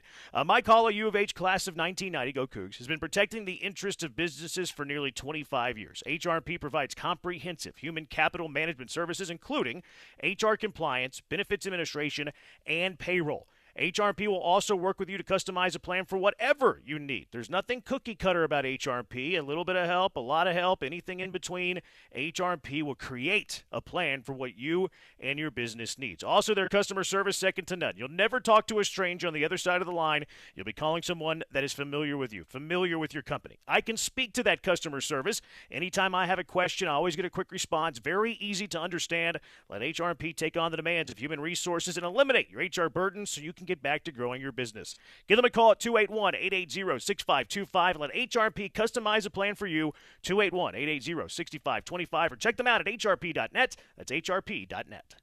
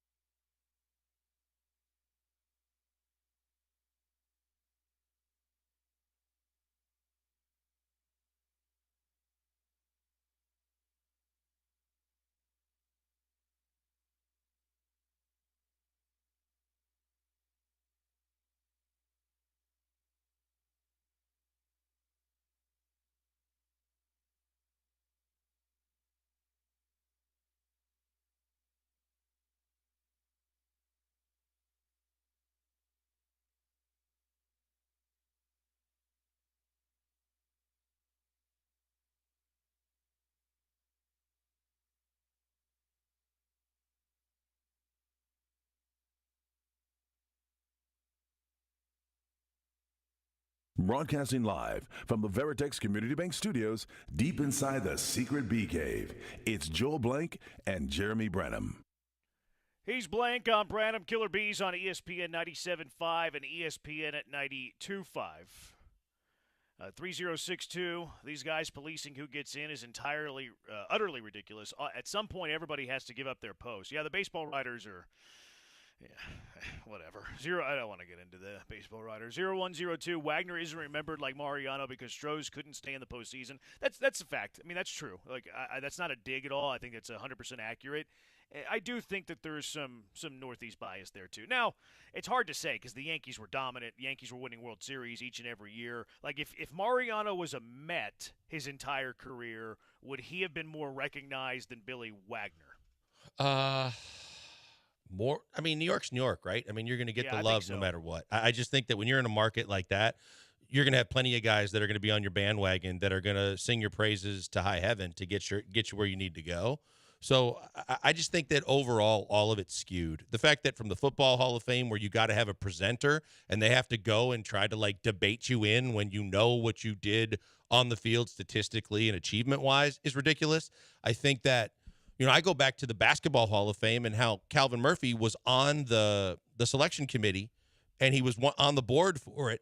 And he said it was so politically driven and there was so much bias that he pulled his name out of the he said, I don't want to do this ever again. And he goes, I can't believe that behind the scenes if people saw how this stuff was done. And it was basically centered around Guy V because he thought that Guy V deserved it way, way, way before he even got in.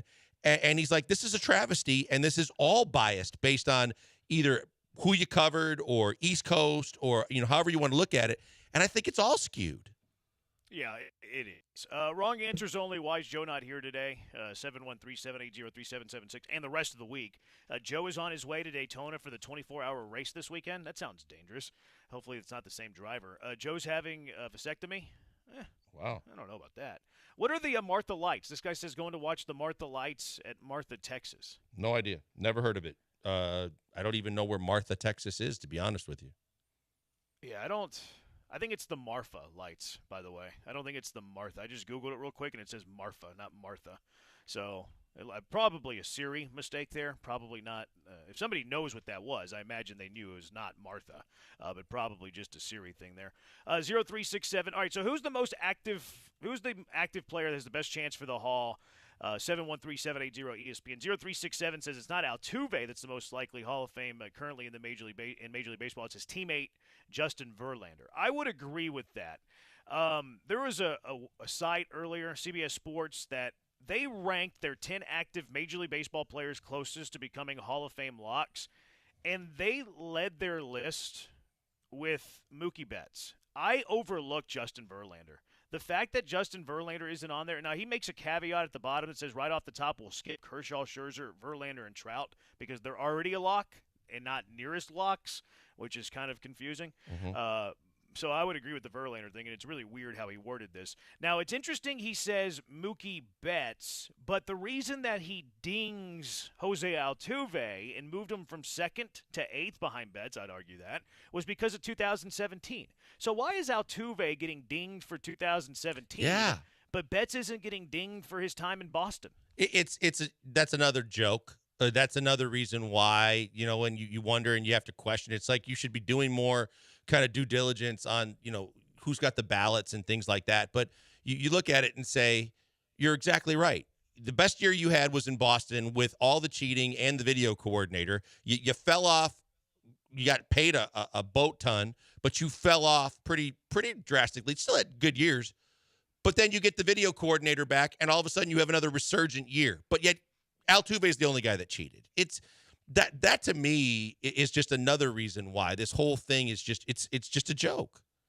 Yeah, that's why I get disinterested in Hall of Fame stuff is because you have these riders playing moral high ground, but they don't have any consistency. So like Altuve, who was on the 2017 team, like absolutely on the 17 team, But everything that we've learned about Jose Altuve was he was somebody who didn't want the signs. And, in fact, there's video evidence of a time when he accidentally got it that he was kind of yelling at the dugout. All of the teammates of Jose Altuve say, Altuve had nothing to do with it, didn't want it, never used it. Whereas Mookie Betts, you can turn to his biggest 2 seasons of his Major League career and have the video guy that you were talking about. Yeah. His biggest season in Boston, he flat out admitted that everybody was doing things. So the inconsistency of Mookie Betts being like untouched when it comes to sign stealing stuff and Jose Altuve being like covered up in stain because of it is, again, baseball writers playing moral high ground when they have no clue. I mean, here's the thing. He's a hell of an athlete. He's a hell of a baseball player. Anybody that can play right field and second base and do it at an above-average level and shows you he's got speed. He was a fantastic right fielder. Now he's going to play second base. Look, it's like the people that want to ding Barry Bonds don't realize he was a 5-tool all-star, multiple-time MVP well before there was the clear and the cream and all the things that everybody want to point a finger at him with. Mookie's a hell of a baseball player, but Mookie cheated too. So if you're going to have one guy have to wear it, then everybody's got to wear it. And there's no way he should be number 1 on your list because between the stories and the evidence and the numbers and the things that you were just talking about and the video coordinator, you can't tell me that he's clean as a whistle. No, I also think that Jose Altuve's got a chance to go down as like the top 2 greatest offensive second baseman ever. He's still got work to do, and he has to stay healthy. And his defense isn't going to be up there with like some of the other all-time greats. Like he's never going to get there in WAR and like some of those new advanced numbers that writers are like trying to be cool and use. But from an offensive standpoint, I think he can be top 2, maybe even like top 1 greatest offensive second baseman of all time. And Mookie Betts is a really good player. Like this is another like argument for a Houston player where another player is catching strays. But Betts is also still 31 years old. You look at his career numbers, like he's still under 1,500 hits, so he's got a ways to go to get like the 3,000 number. He does have 252 home runs, which is a lot, but like with his frame, is he going to be somebody that slugs 30 homers a year for the next 5 seasons? I don't know. Jose Altuve's already over 2,000 hits. Like he's going to be chasing 3,000 if he stays healthy. So yeah, having Betts ahead of Altuve to me is not so much the crime here. The crime here is more that Altuve gets dinged for sign-stealing stuff when he never did it, and Betts isn't getting dinged at all for sign-stealing stuff. The other guys they have behind Mookie Betts on this list, they have Betts at 1. They have Goldschmidt second, which would be cool. You know, played his college ball at Texas State, played his high school ball at the Woodlands High. Freddie Freeman's 3rd, Nolan Arenado's 4th, Bryce Harper's 5th. Manny Machado 6, Garrett Cole 7, Aaron Judge 9, and then Kenley Jansen. Kind of interesting, making the top 10. They have Correa listed as just missed the list, which tells me this is a bad list because I don't think Carlos Correa is anywhere near a Hall of Famer, and I love that guy. This is interesting. Interesting when you look at the active players closest to becoming Hall of Fame locks, and then you leave out the locks like Max Scherzer, Clayton Kershaw, and Justin Verlander. I want to put this list on the list Thursday. You should. Bad Take Boulevard. Yeah, you absolutely should. Look, I just think overall, too, and maybe it's just getting jaded because of the way the balloting goes and because of the way you get in or don't get in. I just feel like there isn't these there's not a lot of surefires that just say superstar, but I don't know how you don't look at the game and the entirety of Altuve's career and just see the greatness, regardless of how much, if you hate the Astros or, you can't just forget about 17. They won another one. Like you said, and look, it's been highlighted and documented by Reddick and Marwin, Correa, all these different guys that came out and said, Altuve didn't do it.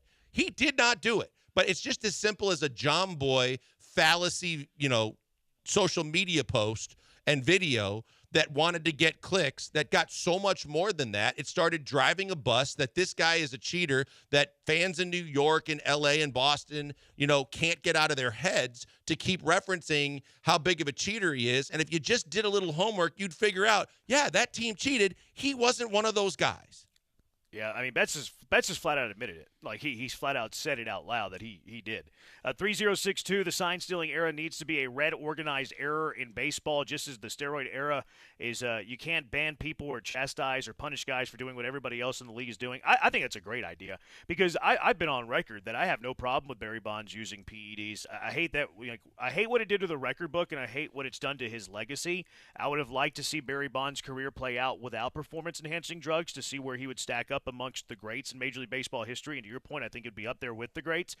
Barry Bonds on steroids is the greatest baseball player in Major League Baseball history, but I can't knock Barry Bonds for doing it whenever he was the best player in that generation, and he's sitting there watching the home run chase of 1998, and Sammy Sosa and Mark McGwire, who are nowhere near the player that Barry Bonds is, they're getting all the accolades, they're getting all the recognition, they're getting all the commercials, they're getting all the money, and Barry Bonds is sitting there. Those guys are juicing. I'm way better than them. How do I catch up? So I don't knock Barry Bonds for doing that. I don't knock any player in that era for trying to keep up with the Joneses. So I like that text a lot. I think that makes a lot of sense. Yeah, no, I hear you. I look at some of the numbers, and like I said, look, it's hard for me. I've always liked Mookie Betts as a player. I think he's a really good dude too, but I just think that he is extraordinary to play multiple positions as good as he's played. We saw Bish being a guy that has done that too.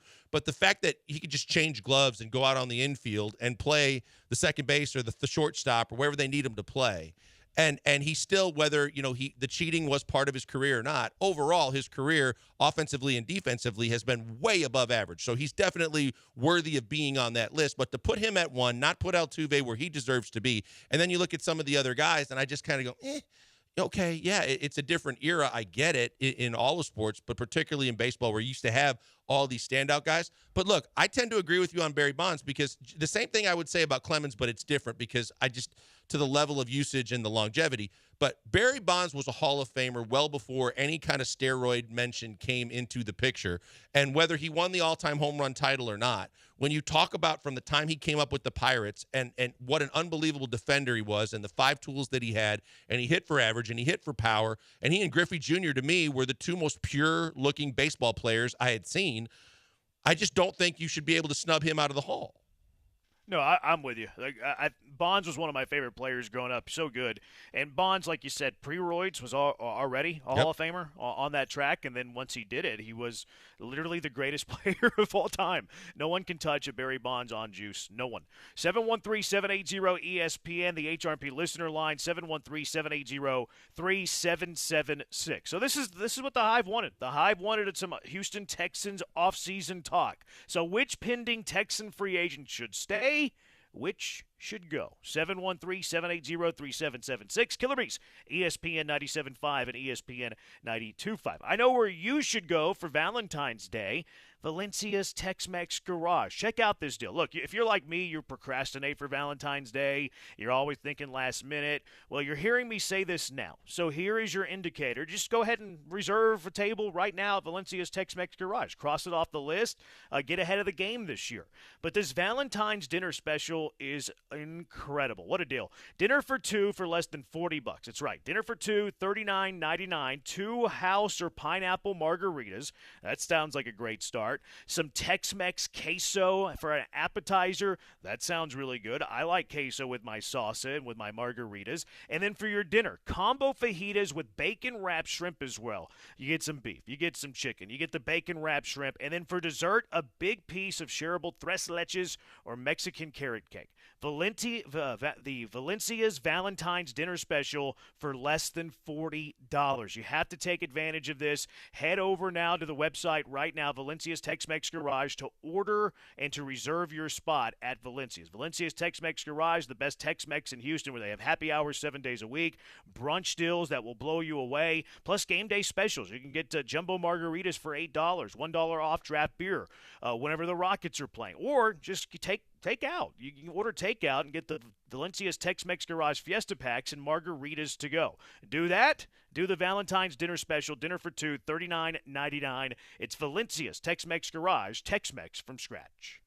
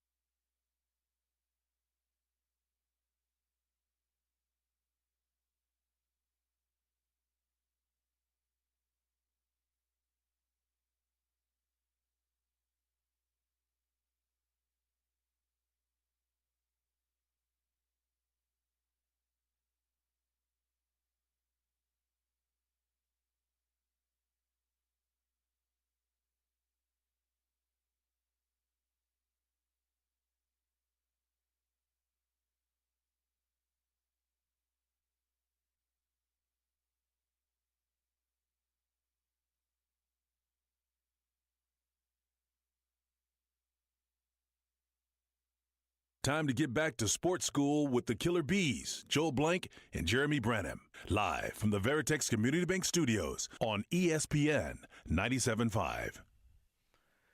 He's Blank on Branham. Where's Joe George today? Where is he the rest of the week? Alex says Joe soft. You just made the list. Kook says Joe is at the Cabo Cup. I wouldn't mind being at the Cabo Cup. Wrong answers only. Why is Joe George Actually not sounds here the really rest of the fun week? from what Granado has said. Is he out in Cabo right now? That's what it is. The Cabo Cup is Granado and 7 of his buddies that have a boat ton of money that are going and having like a Ryder Cup golf experience in Cabo. I thought it was like these Cancun World Series things. I think thought it it's was like actually, you're on vacation, you're going. I didn't realize it was actually Granado's thing. Yeah, he's been talking about it on the air. It's 16 guys, 2 teams of 8. And Granado was talking about how his buddy's house that they all stay at in Cabo is the size of a Ritz-Carlton and all that kind of stuff. I don't have 15 friends that I could do this with. I was walking through the Salt Lake Airport yesterday. I'm in Provo now, BYU tonight. But there was a little, you know how there's kiosk and little shops and stuff inside the airport? There was one called Granado's Italian Market. Really? Yeah, it was hilarious. I almost took a picture of it, but I was really tired. And I was like, whatever. This just doesn't feel funny right now. But in hindsight, I thought it was pretty funny. The Texans do have a little bit of news today. Now, this isn't the big award. The Pro Football Writers Association's not the AP, but the Pro Football Writers Association has named C.J. Stroud and Will Anderson as the Rookie of the Year on their respective side of the balls. So that's good. The draft class looking good for the Houston Texans, a day that will live in infamy for every other team in the NFL.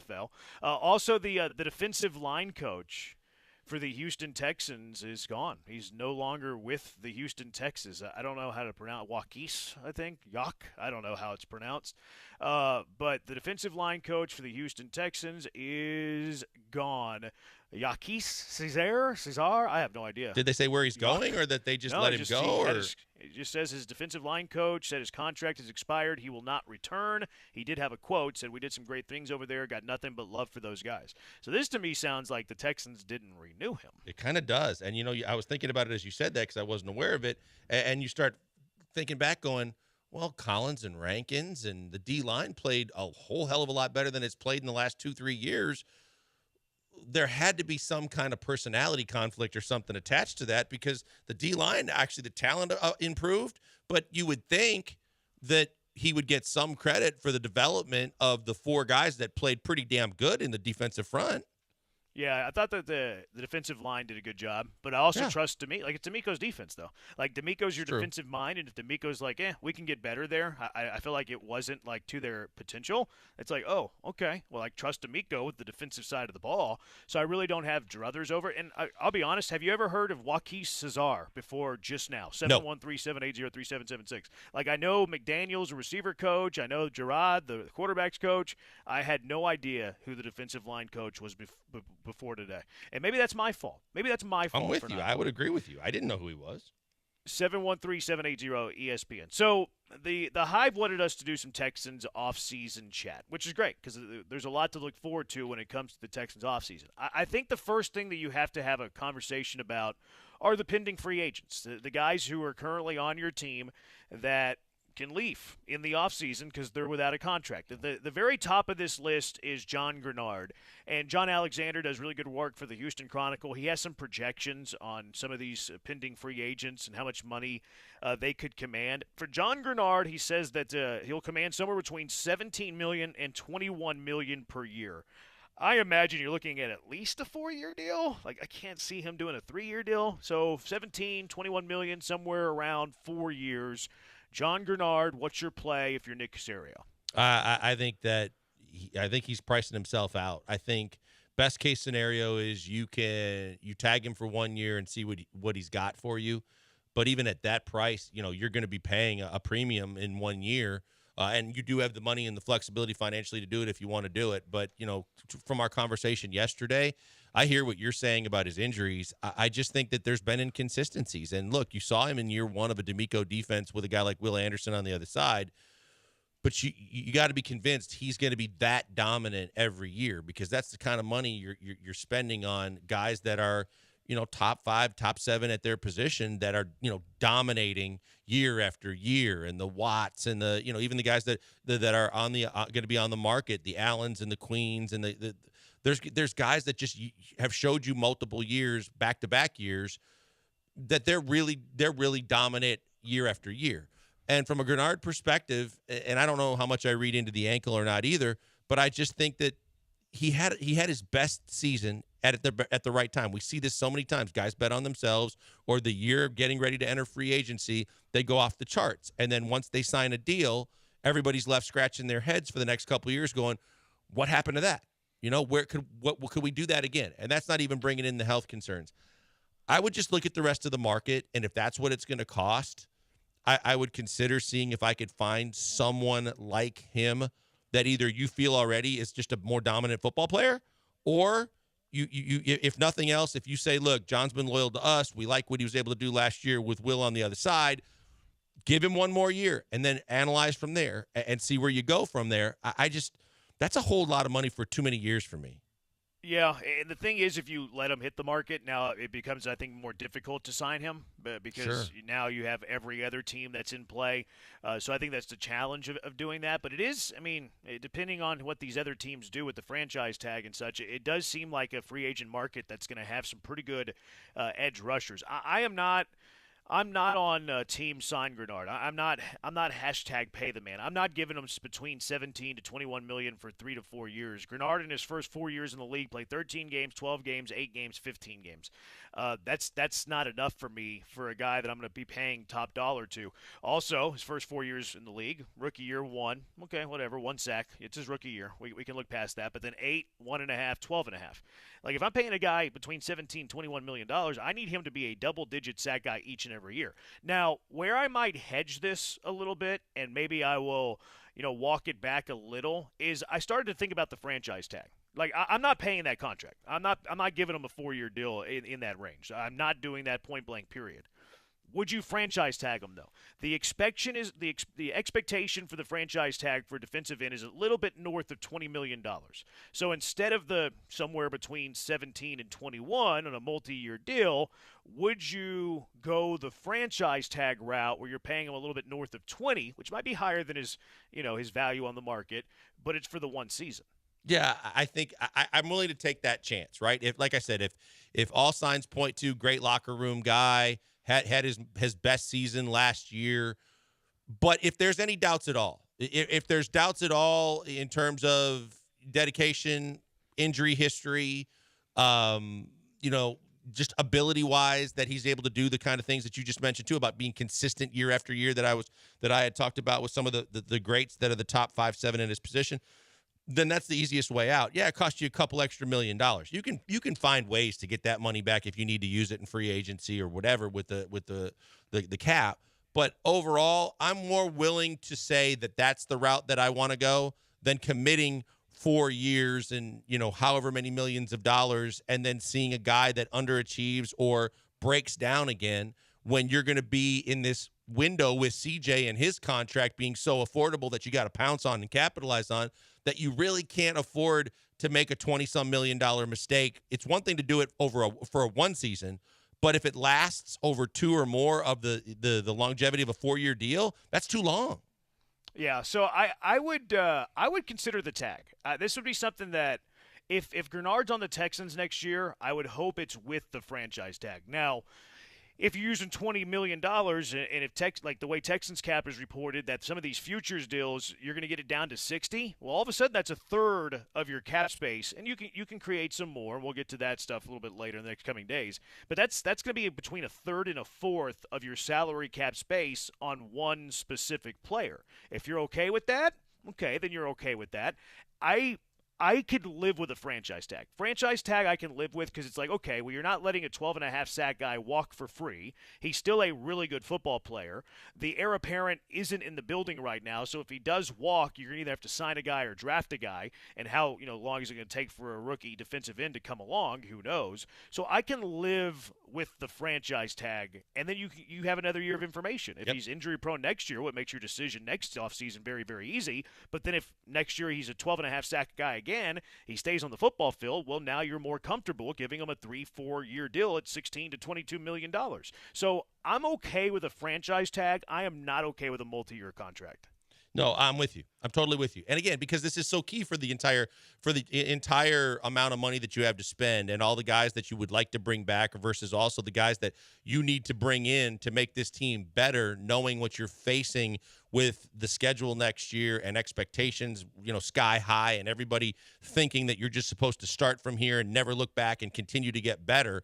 To make those improvements, you have to add. You have to add from the draft. You have to add from free agency. There were guys that did enough to register as impactful players for what you were able to do this year. A majority of those, I would say that they have to have conversations with to try and do what they can to bring back without overpaying. But with all those things being considered, he's a guy that performed well for you for 1 year. But if there, like I said, as long as there's doubt, there's question, and there's an out to it to where you can escape with just another year on the books to find out what you don't already feel good about and then make a more definitive answer in a year's time, then you do that. 713-780-ESPN. Multi-year deal, franchise tag, let Grenard walk. We'll take a look at some of the other pending free agents, too. 713-780-ESPN. It's the Killer Bees on ESPN 97.5 and ESPN 92.5. Guys, we got some big games coming up this weekend. We got games all the time, seemingly every night. But if you're going to have a watch party or you're just looking to relax and unwind and you want some good grub while you're watching good games, I recommend Daisy Dips because Daisy is the name that you know and trust when it comes to sour cream. They always did the dollop of Daisy that everybody puts on their baked potato. But did you know that Daisy makes dips so you don't have to? They make the French onion, they make the ranch, and they make it available at your local grocery store so you don't have to sit there and try to make the right mix like my mom used to make growing up every time we had people over, where she would make the French onion dip with the soup mix and the sour cream and the spices, trying to get it all right. Save yourself the time and make yourself a hero no matter how the games go by serving Daisy Dips because they're going to make everything taste better, from the pizza and the wings to the chips and the veggie platter. They are game changers, and people are going to love that you serve them. Get to the grocery store today and get you some Daisy Dips. You'll be glad you did.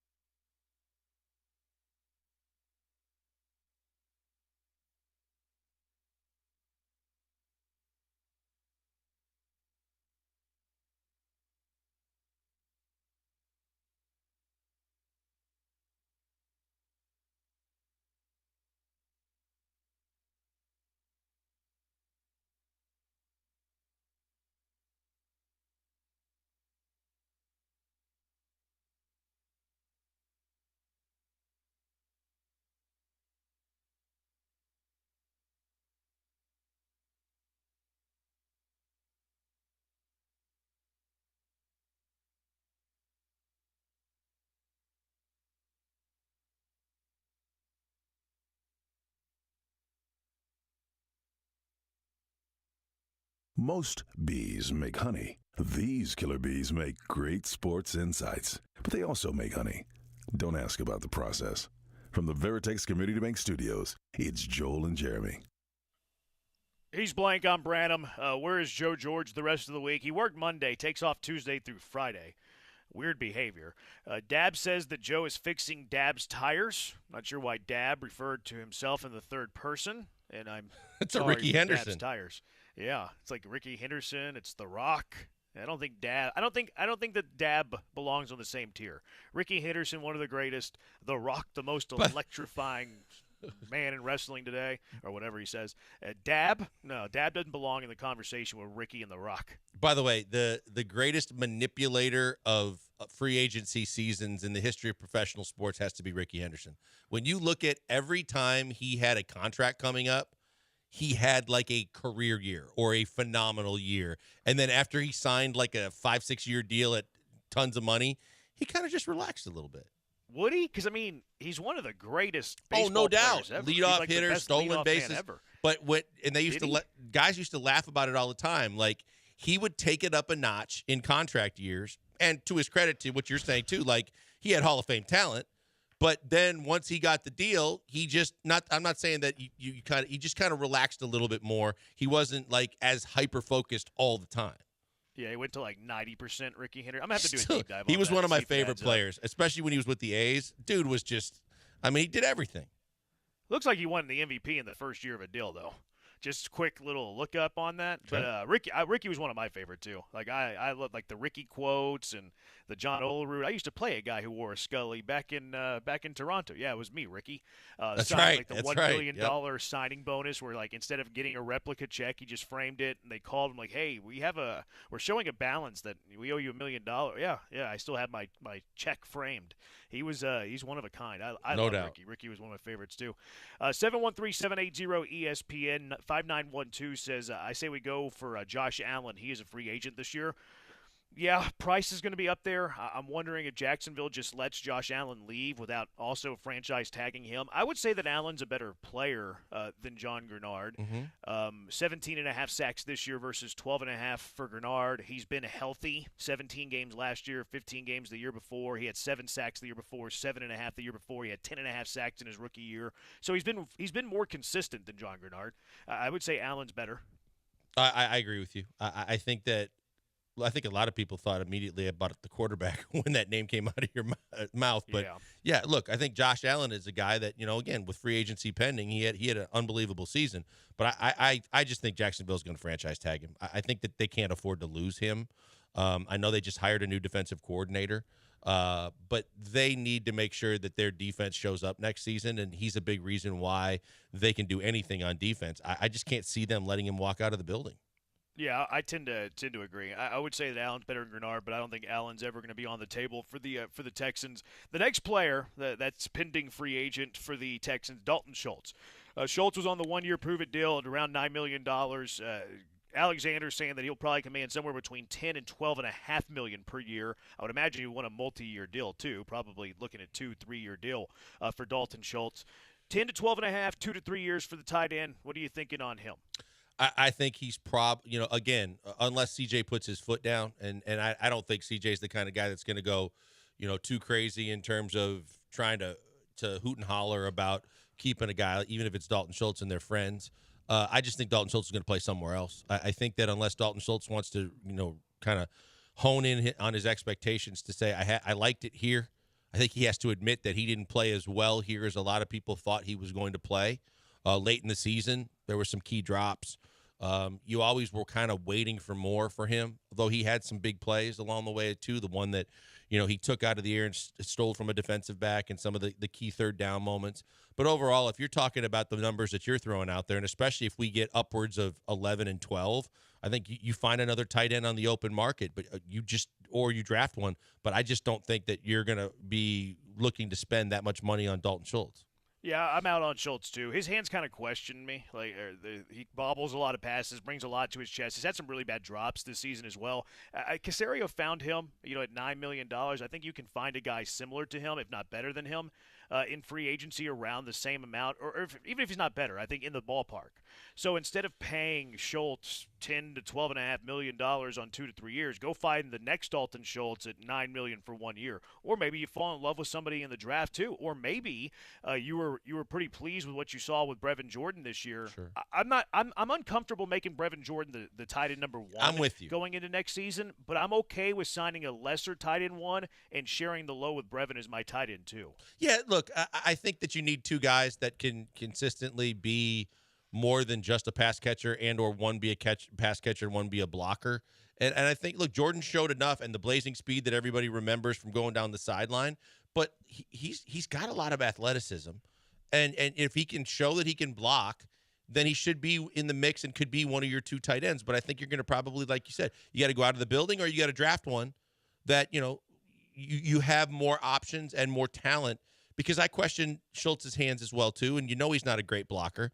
That if you can get someone, and look, last year, the draft for tight ends was extremely good. And there were a lot of good tight ends coming out, and a lot of those guys already showed that they belong. And some of the guys that people didn't have ranked as high, like Kraft in Green Bay, turns out to be a guy that Green Bay relied on more so in a lot of ways than Musgrave late in the year, and Musgrave was dinged up. But the 2 of them, they went out in the draft and they got both of their tight ends for the foreseeable future and didn't have to spend money in free agency. So there's going to be ways that you can add another tight end to the mix.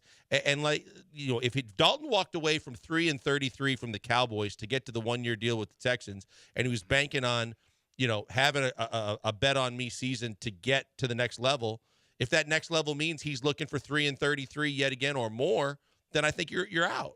Yeah, I imagine he'd be looking for that. You're right. Sheldon Rankins, it doesn't list a dollar value for Rankins. Rankins will be 30 next season. A big factor in the Texans improving their run defense, but was here last year whenever they were not very good at that run defense. What's the level of priority that you have in making sure Rankins is a Texan? I'd pay close attention. I like him. I thought he was a good fit. I thought it was he really stepped up at a point in time. Was he? I'm questioning my own memory, but I thought this was his first year here. No, that was. Oh yeah. It was. I got him confused. I always get him confused with Malik Collins. Yeah. Yeah, and it was that's Rankins' first year. You're absolutely right. Yeah, but those 2 guys were a massive reason, literally, that you were able to stop your run defense was way better. You were able to stop the run more frequently, and that your front 7 was a little bit more respected than it had been over the last several seasons. And I think Sheldon Rankins is a guy, much like Schultz, came in here on a bet on myself short-term deal to try and prove that he belongs somewhere where he can make more money. And I think as part of that, playing for D'Amico, playing the defense they played, and having some of the success that he had, that, yeah, there might be other opportunities out there, but I would think that that's a guy that would want to be here, that they would want to keep. So unless he tries to go overboard on the money side or the years side, that's a guy that I'm not going to prioritize him at number 1 on the list, but I'm going to tell you that he's fairly high in terms of a guy that I certainly would like to bring back. See, I like what Caserio's done with the defensive tackles, whether it's Rankins, whether it was Collins the year before, even Ridgeway I liked. So it's one of those things like, is Caserio just finding these gems and he can do it again? So like the overpaying of guys that you found on value deals is something that I hesitate with, and I'm curious. And then D'Amico also had that quote after the game. I can't remember if it was immediately after the game Saturday or if it was whenever he was meeting with the media on Monday, where he's like, we have to be good at our front 4. And it's like, okay, you didn't think you were good enough? Right, and if you didn't, and they got rid of their defensive line coach today too. So like maybe that's an indicator that they feel like they can upgrade there, because you had D'Amico say we have to get better up front. You got rid of your defensive line coach. These guys are free agents. I wonder if they feel like they might be limited in terms of talent. I would hope not, because I think that maybe it's just that we just have been so shortchanged in terms of the talent we've seen over the last couple of years at the position. But I thought those guys really upgraded the positions and played them very well. And maybe it was more indicative of what he was thinking about the coach than he was the talent on the field. But, I think that you also look at it and say, well, they brought in the kid from Tennessee. They kept bringing guys in. So maybe they weren't pleased overall with, or maybe it was just a depth thing. I don't know. But I was pretty pleased with the way that they played. And from D'Amico's standpoint, you're never going to get the opportunity, and very few teams are going to get the opportunity to have the D-line that he coached in San Francisco. So, yeah, you can upgrade, and then you can have a pipe dream. But I thought those guys played fairly well. 713-780-ESPN. What about a Stevie Nelson? What about a Devin Singletary? 713-780-ESPN. It's the Killer Bees on ESPN 97.5, ESPN 92.5.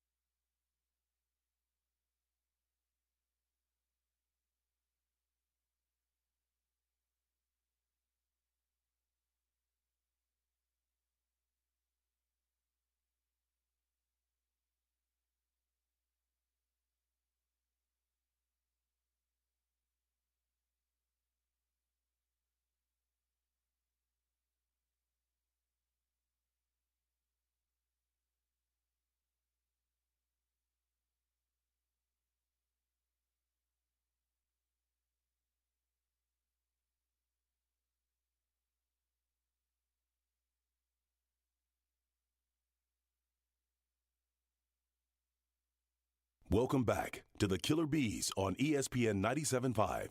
Killer bees are also known as Africanized bees. And we all know there's nothing Africanized about these two guys. It's Joel Blank and Jeremy Branham. He's Blank on Branham. Brian McDonald in for Joe George today because Joe's taking off the next 4 days. Why? Why did he do that? Wrong answers only. 713-780-3776. Junior says that Joe's at a break dancing competition. Does he have the frame to break dance? I'm not going to. No. No, I don't think he does. I don't think he has the frame to break dance. 4624 says that Joe went to Chicago to start a GoFundMe to keep Justin Fields. Huh. I don't know if Joe's on the Fields bandwagon. I think he might be on the Caleb Williams bandwagon. He was, and then he wasn't, and then he was, and now I think he isn't. He can't make up his mind. He cannot. Because remember, he jumped off the bandwagon on the Bears and looked for a new team. Then he was on. Now he's back on again. Yeah, he can't figure out what he's doing in life. 7976 says that Joe is hunting for dead bodies with Spencer. I hope that Joe can put up with all of his lies. 3062, Joe is casting his vote for the Baseball Hall of Fame. See, that's the issue, is that you have voters that are similar to Joe that are voting on baseball players getting into the Major League Baseball Hall of Fame or the Pro Baseball Hall of Fame. Fact. It's not good. I think Joe actually, from what I heard too, I thought he was exploring the opportunity of starting a flash dance hot yoga class. Huh. Yeah. Complete with leg warmers. Yeah. That would be that'd be quite the sign. That'd be quite the scene, I should say. He could get he could get the singlet from Stutes. Oof, that'd be awful. Steven Nelson, 31 next season. Where are you with bringing Steven Nelson back? It's been good. Like he got a raise before the year. Like he was taking a shot at Caserio, but then they gave him the raise. He worked hard. He was a captain. Was good. Was solid. 31 next year. Where are you at with Steven Nelson? Yeah, I think you can find another Stevie Nelson. I think that just what we saw with the whole putting it on social media, taking shots at Caserio, not happy when he didn't get the deal. And then, look, they gave him a deal they really didn't have to give him. but I think that he's going to be a stickler for money. And if he's going to be a stickler for money at this point in his career, you probably are going to be able to find another Stevie Nelson that's a little younger, maybe a little better, and probably less expensive than what he's trying to get. And even if it's like a push on the money, I think there's going to be corners out there that are younger and maybe more athletic at this point in his career that I think you can move on from Stevie Nelson. This might be something you look for in the draft because I think that corners are difficult to find in free agency, and it might be a thing where you split the difference. Like once Steven Nelson walks out the door, maybe you try to sign a veteran stopgap on a short-term deal for cheaper money where you also try to draft the guy who's going to be the future of the position. So I tend to agree with you on the Steven Nelson aspect of it. 713-780-3776. 0002 says signing a true number one receiver like Mike Evans would be great.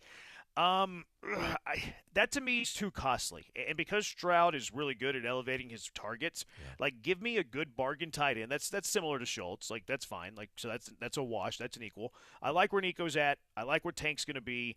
I want to add a third receiver to that trio, but I don't need to be shopping at the top of the free agent market for it. No, I'm with you. I'm with you because of the fact that Tank came on so quickly, that Nico finally had the season we were all hoping for from the time that he was drafted, and that the two of them look like they could be a really dynamic pair in the wide receiver room. And you've got the possibility that, you know, whether it's Hutchinson really developing into something or Mechie, now he can focus on football again, uses the offseason to really get back to where he was at Alabama, and he could step up. But, you know, I think they'll move on from Woods. I think that there's the possibility for sure that they're going to – and I think Noah Brown's probably gone too. So I think you could add one or two. But I think there's a lot of talented receivers in the draft. I think that there's a lot of possibilities to add to the room without having to go spend $20+ million to try and get a veteran wide receiver on, even if it's Mike Evans on a 3-year deal, as opposed to a T. Higgins and whatever deal he's looking to get. I just feel like you have enough in the room now based on what we know now from as opposed to when the season started that you don't have to go get a big money wide receiver. Blake Cashman was really good this year. Really good for the Texans. Took the step up. I saw some interviews from him after, like whenever they had the final locker room availability, and he's very honest. Like, yeah, I didn't expect to play this much. D'Amico did a good job with me because I played well. I had a lot of productivity. I would love to be back here, but there's the business aspect of it as well. Like Cashman, to me, certainly overplayed what we thought he would make in this offseason. And I'm curious for a guy that they maybe got the most out of if they're willing to pay a guy that's really, really close to his ceiling as a player, especially when he's 27 years old. See, I think system, we always talk about this, especially offensively, but I think system matters in a case of like Cashman. It was just the perfect storm with D'Amico, the system, and the fact that his ability to cover and his ability to be physical turned out to be a guy that, you know, with opportunities that opened up for him that he took full advantage of. I'd love to have him back. But if that's his mentality and he's trying to think about cashing in, then I think you can probably go and try and find another Blake Cashman. Now, you know, you did this a year ago and you found some guys, Perryman and some guys that came in that were pretty good. But I think you're looking to go a little bit above that, and I think that Cashman played extremely well, but I think a lot of it was the fit with the system. So if he tries to price himself out to where you feel like that's a stretch for what he brings to the table, then you go out on the free agency market, and I think there are other guys like him that you could find. But if I had my druthers, I would hope he'd come back because I think he's the perfect fit for the way D'Amico likes to play. Yeah, I'm a fan of Cashman too, but I feel like he's playing really, really close to his ceiling, and if he's trying to get top dollar for that ceiling, then you probably have to look in a different direction. If you can bring him back on a fairly team-friendly deal, I'm all for that. Same thing with Devin Singletary. Devin Singletary had a really good year. He came here to be the backup for Dameon Pierce. It was way better than Dameon Pierce in this scheme and in this system. His salary this year was under $3 million. If you can get Singletary at $3 million or cheaper, it's a slam dunk, automatic, no doubt about it, because he did have a good year. Now, you might still be looking to upgrade at the position, but a backup at $3 million is what he already was. So I'm all for signing Singletary, sticking him around. Now, if he starts wanting upwards of $5 million, I don't know. Okay, you read my mind a little bit, but here's what I was going to throw at you because I want him back. And you and I have had this conversation previously before we knew just how primary he was going to be in the backfield. And I thought that they would bring him back. I thought he would be good to bring back. But here's the two scenarios, right? You can get him back Are you willing to go 5? Not over 5, but are you willing to go 5 to bring him back? Is he your starter? Well, that remains to be seen based on what they do in the draft, I would say. So if it's a draft guy, I'm willing to go to 5. If it's a draft guy, I'm willing to go to 5. If you're trying to sign another running back in free agency too, like a lot of fans right now, and look, I don't hate the idea. Like, I'm usually not pro pay running back that's around 30 years old, but if they had Saquon Barkley on a $20 million 2-year deal, I ain't gonna be mad about that. You kidding me? I think that would be a lot of fun, and I think it would make opposing defenses terrified. Now, it's not like what I personally would do, like not my primary decision. I don't know if it'll be Casario's or D'Amico's. Maybe it will be. Like San Francisco spin on Christian McCaffrey. Like, will D'Amico have that same mindset? I don't know. So I'm not saying it's like fan fiction, but a lot of fans have the idea of a Saquon Barkley, a Josh Jacobs. So if you're going to go that route, I can't spend $5 million on the backup of Singletary. But if you're going to go Singletary and then like a third-round running back, maybe that third-round running back beats out Singletary. Okay, that's fine because you're not really, you're not spending those finances. You have a $5 million deal, and you have a rookie deal. I think you can live with that. See, here's what I was going to say. You either go $5 million or you go 2 for $7 or 2 for $8 if he wants an extra year. Because either way, I think he's earned the right to come back. I think that he did enough when systematically he was obviously a better fit than Dameon Pierce, no matter how good Pierce looked in his rookie year.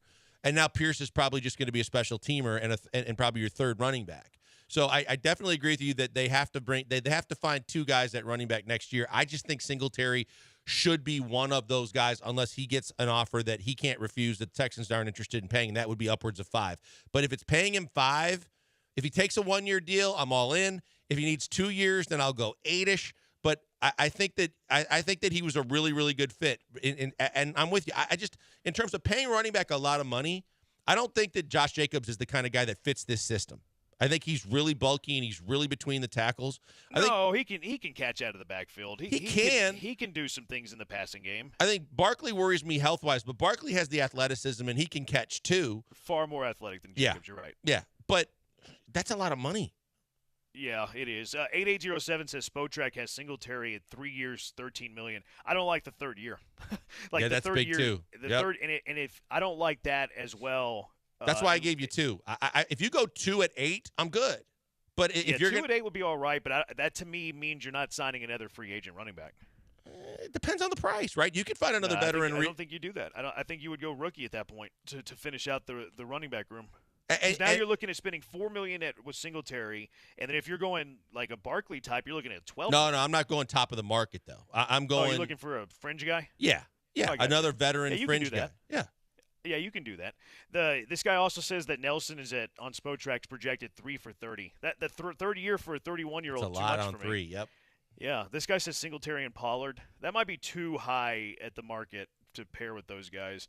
I mean, it'd be good. But I think Pollard's going to make a significant amount of money. 9271. I'm out on Grenard. I am paying him top dollar for. I don't know what he meant to say here. I think he meant to say I'm not paying him top dollar for a player who's hurt every year, and I don't see more than, and then that's where it finished. So like that's not a complete thought. I think he says he doesn't want to pay Grenard because he's injury prone. Which I agree with. I would franchise tag him at most. What about Eckler instead of Barkley? Boy, I'll tell you what, but he's got some miles on the tires too. You talk about the ultimate guy. I think in his heyday, obviously with his ability to catch the football and be a dynamic runner both between the tackles and getting to the outside, I think he's the perfect fit systematically for this team if he's in his heyday. But I think all indications are he's looking for 3+ and he's looking for 10+ a year too. I just don't think that they're at a point in time right now, and I don't trust how much he's still got left on the tires either. Yeah, that's what worries me too. He was really bad this year, was really good 2 years ago. So it's one of those things that like if you can get him on a prove it deal, like sign me up. Right. If you can get him on a $6 million, $7 million prove it deal, which I doubt. You're right, I doubt that. But I don't know how much the market's going to be there for Eckler, who had a really bad season. So I'm intrigued. I would be having that conversation with the agent. I think you're right that 95% chance that he's going to be demanding too much, but I'm at least having that conversation with a 5% chance that I can get him on a prove-it one-year deal. See, I think that he's one of those guys, unlike some of the guys we've talked about that bet on themselves and won, he bet on himself and lost. So if you can get a Nick Caserio deal like he's gotten with a 1 year on Schultz, and Eckler's willing to give you, a 1 year 8, 1 year 8. I'm like, yeah, for 1 year to prove it again, and with the versatility he brings to the offense, I might consider that. Yeah, he's caught 100 passes out of the backfield a couple years ago, too. 0046, are we completely out on Pierce? I am. He can be on the team, but I don't see him being a significant factor.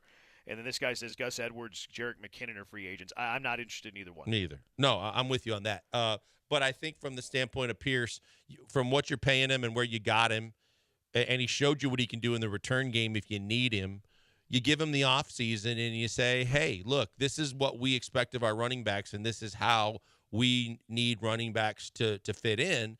And if you can kind of change your style a little bit, and maybe it means you slim down a little bit too, so you hit the holes and you got a little more shiftiness, so be it. But other than that, he's too good of a deal right now to just say you're going to cut.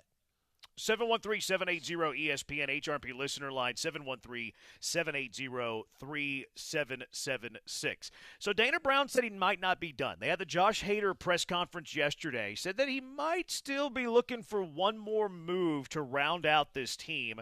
What is that one move, and who could be some names in the mix for that conversation? 713-780-3776. It's the Killer Bees on ESPN 97.5 and ESPN 92.5. Hey, it's basketball season. We were talking earlier about how the NBA's halfway through their year. Rockets have been better. That's good. We know that on the college side of things, Houston top 5 team. That's awesome to see.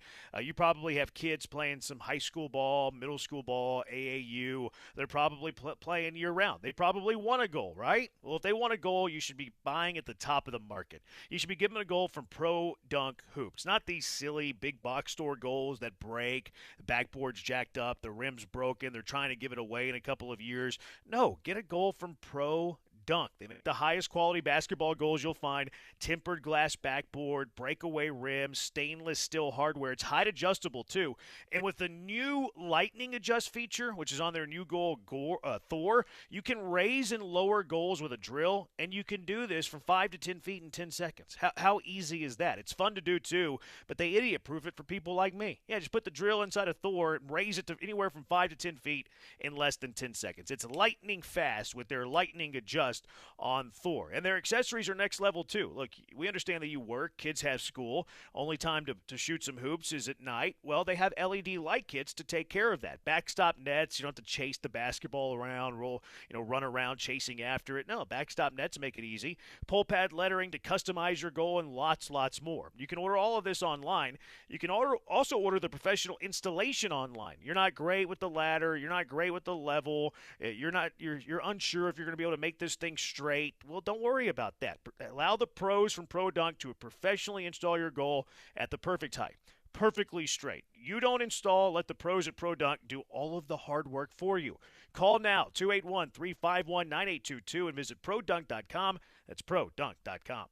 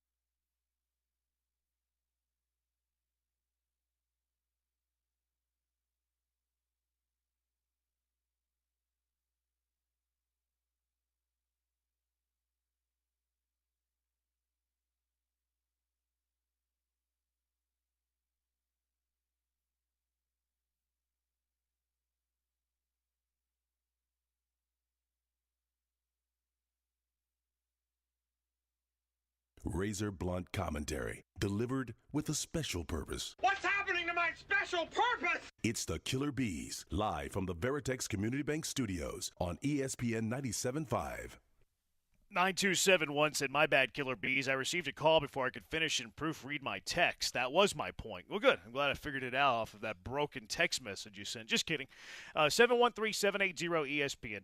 He's Blake. I'm Branham. Brian McDonald behind the glass. No Joe George today. No Joe George on Wednesday, Thursday, or Friday. Where could Joe George be? Where is Joe George? Wrong answers only the rest of the week. 2906 says that Joe is in an eating contest. If Joe was in an eating contest, maybe he is, I don't know. He didn't tell us what he was doing. Right. What would he be eating? What would be the contest that Joe George would most likely be in? Deep dish pizza. Yeah, I was going to go something Chicago, too. Yep. So that's a good call. That would be a miserable thing to be in an eating contest for, though. Oh. Like, could you imagine how full you would get and how quickly Yeah, I was just going to say full? the gut bomb and then the after effects about an hour or two later could be devastating. Yeah, that wouldn't be pleasant. And you're probably going to eat faster than you get full. So it's going to hit you fast. You're going to get bloated. It's going to be awful. No good. All right, so wrong answers only. Where is Joe? 713-780-3776. The press conference for Josh Hader was yesterday, which was cool. He's an Astro. He didn't say he was going to be the closer. They didn't deny it. They didn't confirm it. I guess we're just going to have to wait and see until opening day. I kind of get the feeling he's going to be the closer, just based on the fact that they had to call Presley and get his input. The fact that it's $19 million. Like, if you would have signed him to be your setup man, I don't think that you're calling Presley to get some sort of reaffirmation.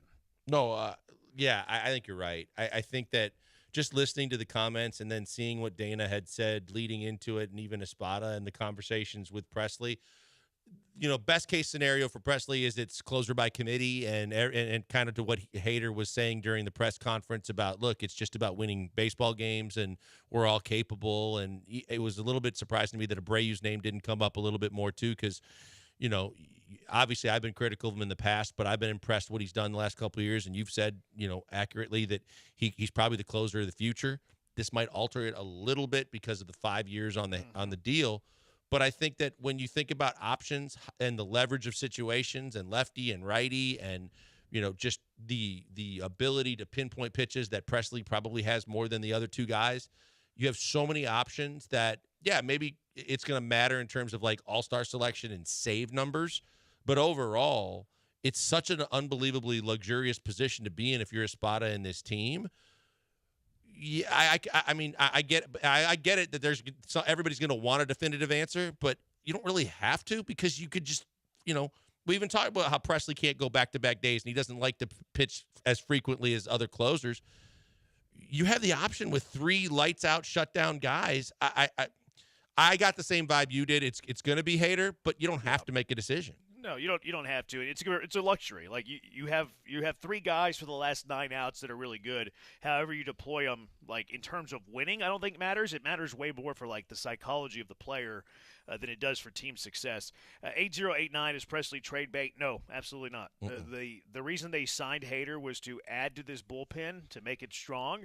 They didn't add one guy to take away another, because now you're right back into the same hole of not having a bullpen. You still have holes in the bullpen. It's just they're the lower leverage guys and not the high leverage guys. But what was interesting? And you go ahead. No, I was just going to say the thing that you think about it, was that a text message? Whoever sent that in, think about what we were talking about before the Hader signing. We were talking about needing 2 bullpen arms. It was 1, and then the wishful thinking was probably 2, because you knew that with the guys you were losing and the guys that they were trying to consider internally, you'd be much better off trying to get 2 veterans. And so you got 1, and you got them at a way bigger price than you thought that they were going to pay. But that doesn't mean that all is forgotten now and all holes are fixed. Yeah, I mean, you have 3 or 4 spots to fill. Now, the good news is that they're the low leverage things, and you don't feel nearly as bad about it, because you have maybe the best back end of the bullpen in all of Major League Baseball. And Dana Brown was asked about it yesterday too. Do you think that you might still sign an arm to add to some of the middle relief as opposed to the back end? And he's like, no, we have some internal options.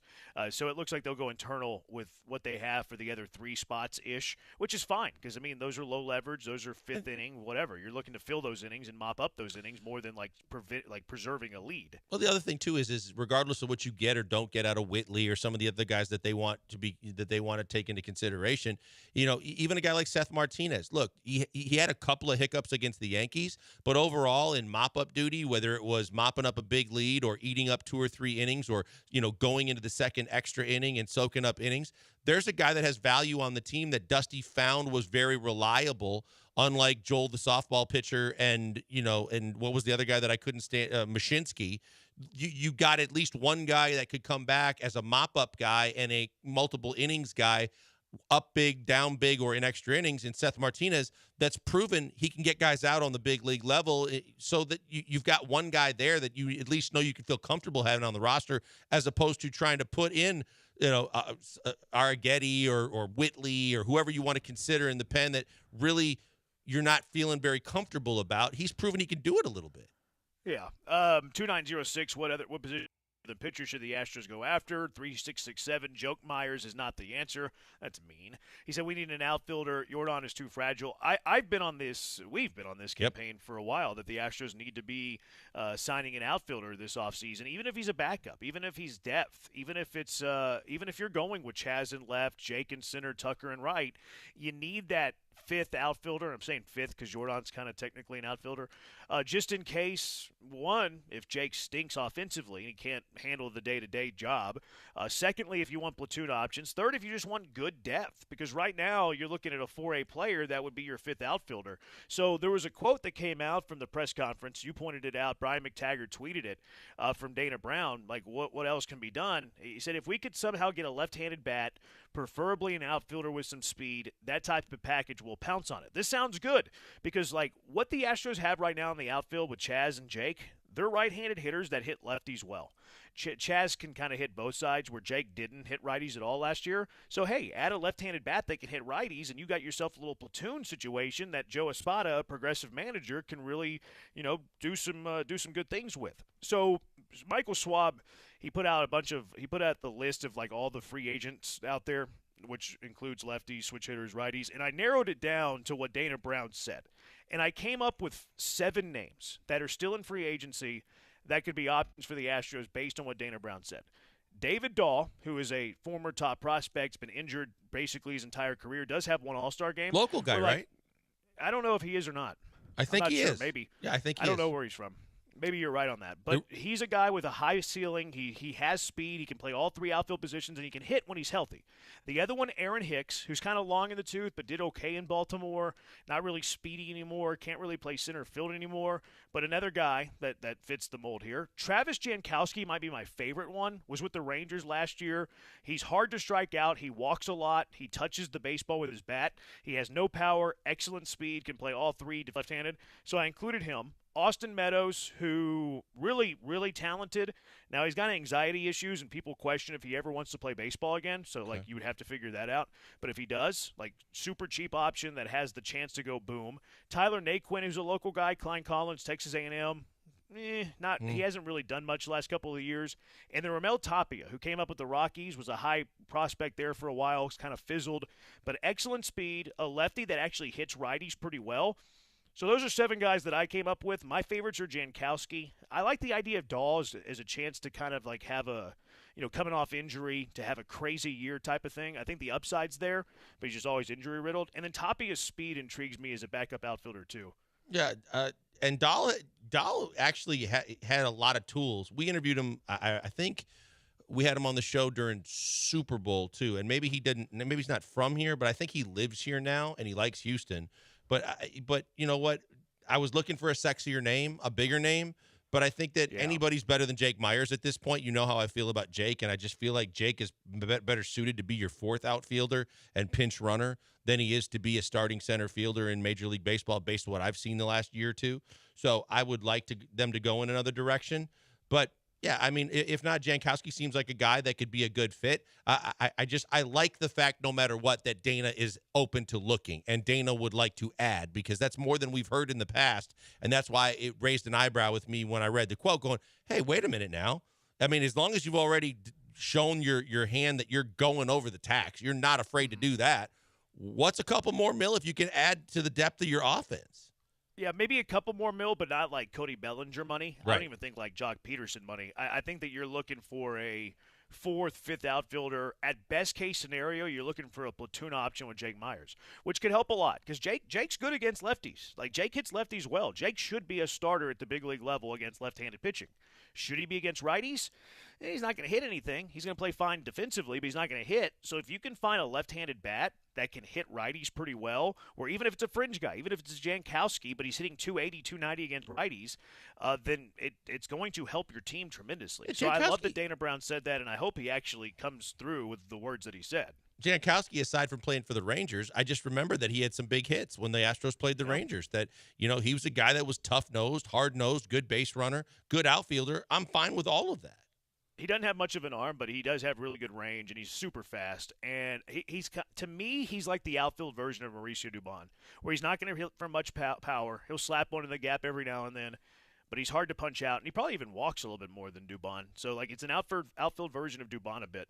So those are the names that I would expect Dana Brown to at least to try to do a little prep on, and maybe bring in one of those before pitchers and catchers report. All right, 713-780-ESPN, HRP listener line. Time now to cash it or trash it. What are the hot takes? What are the overreactions that we have that we're going to sell to you guys to cash or trash? What do you have? 713-780-3776.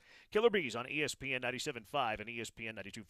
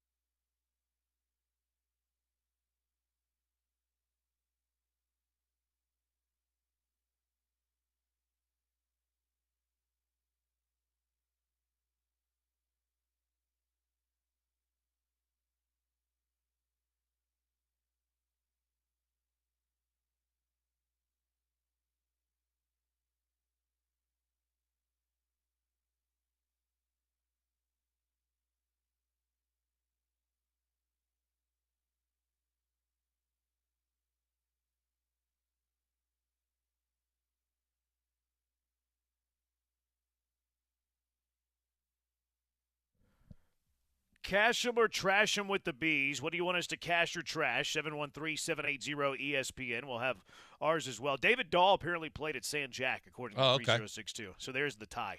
Yeah, I didn't know that. That's pretty cool. I wonder if he played for blanking on the guy's name. All right, what are you cashing or trashing for us here first, Blankers? I think that now that we've seen Jim Crane go over the luxury tax, I'm going to say that even with the names that you threw out there, cash it or trash it, that the Astros have one more in their back pocket, one more free agent signing to make that people aren't going to see coming that show just how committed he is to 2024. Let's put some qualifiers on that. Like, okay. It would have to be a big leaguer, I'm assuming? Correct. A veteran. Okay. And then put a price tag on it. 7 to 10. Okay. I think it's going to be under that. I think they're going to sign one of these outfielders like Joey Gallo. Schwab just pointed it out to me. Joey Gallo signed with the Nats, $5 million 1 year. Like, I think it's going to be in that price range. I think it's going to be a $5 million 1 year left-handed bat that has a chance to be a platoon option with Jake Myers. So I'll trash it. Trash it. Okay. But close. Like, I mean, I'm not that far off. Yeah, I just feel like as much as we didn't see the Hader deal coming, I just feel like they're ready to shock everybody one more time. I'm actually going to cash it.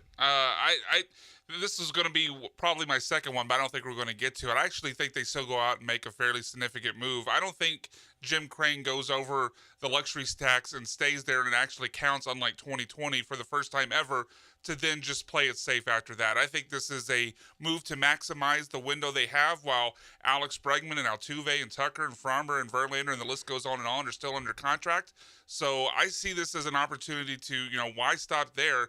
If you're going to make the most of it and pay the luxury tax, you might as well go all in and make another big move. Well, you're taxed on every dollar you go over, correct? I don't know the exact ins and outs. Yeah, I believe you're taxed on every dollar you go over it. So you're still getting taxed on the dollar you go over. So it'd still increase it. Like, it would still increase the burden.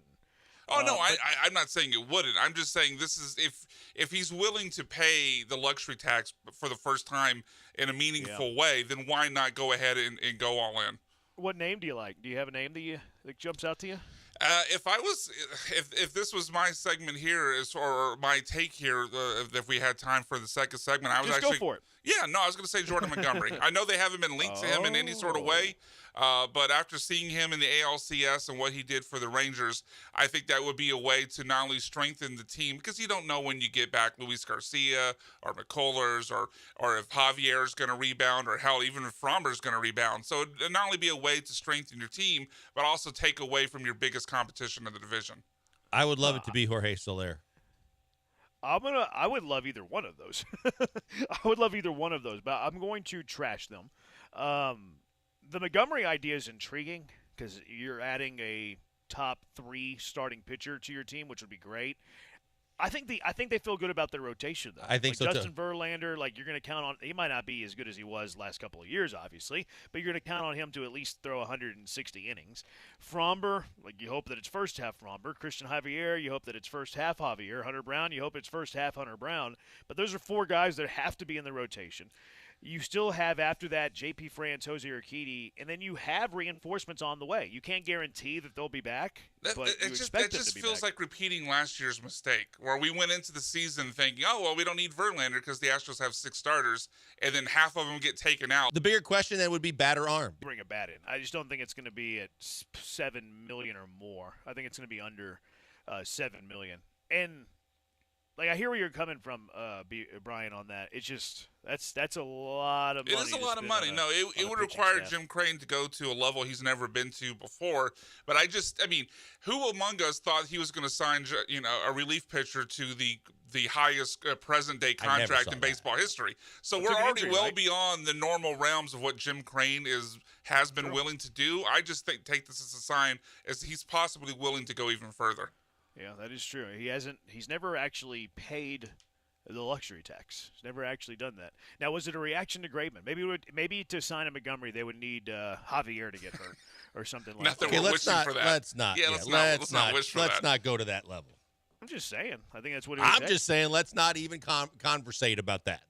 Oh, don't be a baby. I'm not being a baby. I just don't want to think about that kind of injury for a team that needs the starting pitchers that are healthy. I don't believe in jinxes. Keith Lee, who does a lot of these food reviews and stuff, he listed his top food cities in the country. I disagree with him. He listed Houston as the number 2 food city in the U.S. I think that Houston's the number 1 food city in the U.S. Cash it or trash it. Who was number 1? New Orleans? Who was number New 1? Orleans was number 1. Yeah. Boy, I sure do like the food here, too. I'm going to trash that. I'm going to cash that. You are right. It is Houston. People are going to throw. I saw people try to throw New York in some of these things and everything like that. No, I firmly believe with the variety of all the different cuisine you can get here too, I'll take Houston as number 1. Yeah, I would also cash it because other than a great Italian food, I think a lot of native or people of Italian heritage would tell you there's not a lot of great Italian food here, but basically everything else you could want with barbecue and Tex-Mex, going all different types of cuisines all over the world. You can get great restaurants there that serve those types of dishes. Yeah, I think. Go ahead, Jeremy.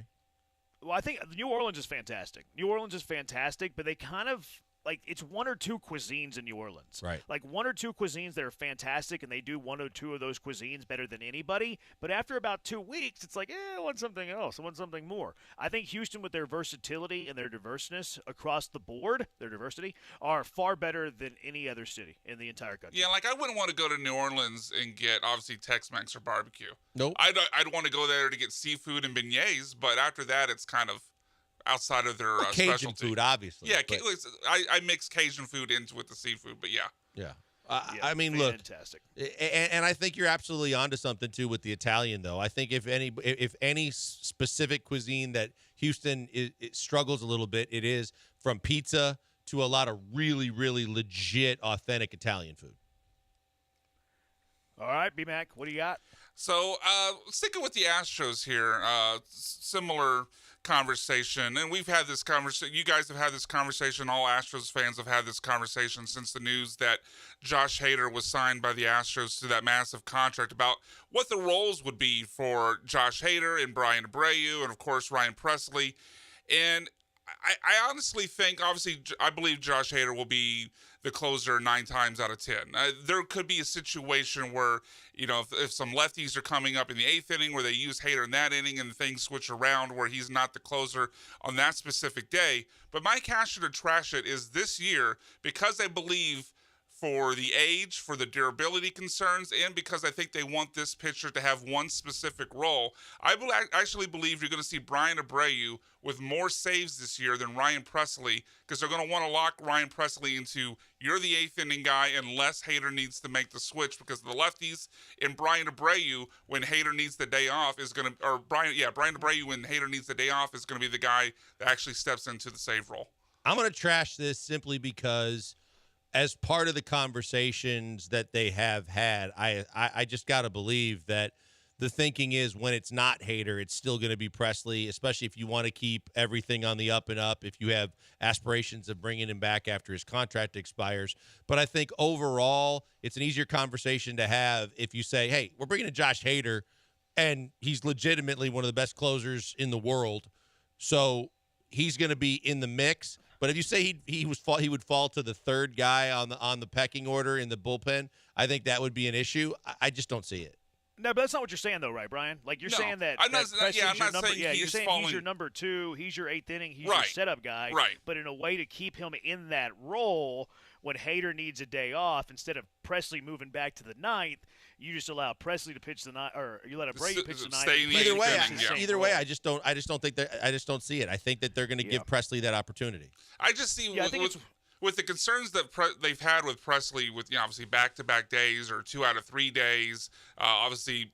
Brian Abreu, I think, has proven to be more, obviously he's younger and proven to be more durable. I just think it makes sense to keep Ryan Presley locked into an 8th inning role as your number 2 guy. And when Hader needs the day off, then Brian Abreu moves into that 9th inning save role. The only time I would see Presley working into the 9th inning save role is if in a situation where Hader is attacking the left-handers in an earlier situation in the game. Yeah, I think it's well thought out, and I think it's possible. I really do.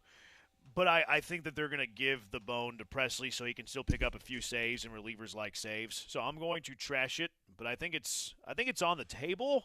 And they did talk a lot in that press conference yesterday about roles and how important roles are, and they have been willing to move Abreu around more than Presley. I don't think they'll do it when it comes to the saves, though. 3039, cash or trash. If Texans lose Slowick, Stroud will have a sophomore slump. That's Dusty in Mount Bellevue. I'm not going to say a slump. Look, there's a lot of factors that are going to go into what happens next year, but I just feel like it's going to be an adjustment. I think it's going to be more significant than people want to realize, but I think it's going to be an adjustment that's going to kind of, I don't want to say set him back, but I think early on it's going to take some extra work. But CJ's just too good to have a slump, in my opinion. Yeah, I would trash it. I think maybe you could see a slight dip in numbers, but nothing that we would consider like an actual slump to where we would have the conversation, oh, CJ's really taken a step back this year. I think CJ's too good. Nico and Tank are too good, and I trust Casario to build pieces around him that any sort of slump that you would see from Sloak is going to be minimized. Slump's too strong of a word. I would say if there is a slippage, though, it's more because of the schedule than who the offensive coordinator is. 409 Josh, cash or trash. The Texans should draft another tank prototype to build depth at his position since explosive undersized receivers may break down easier. Sure, I cash that.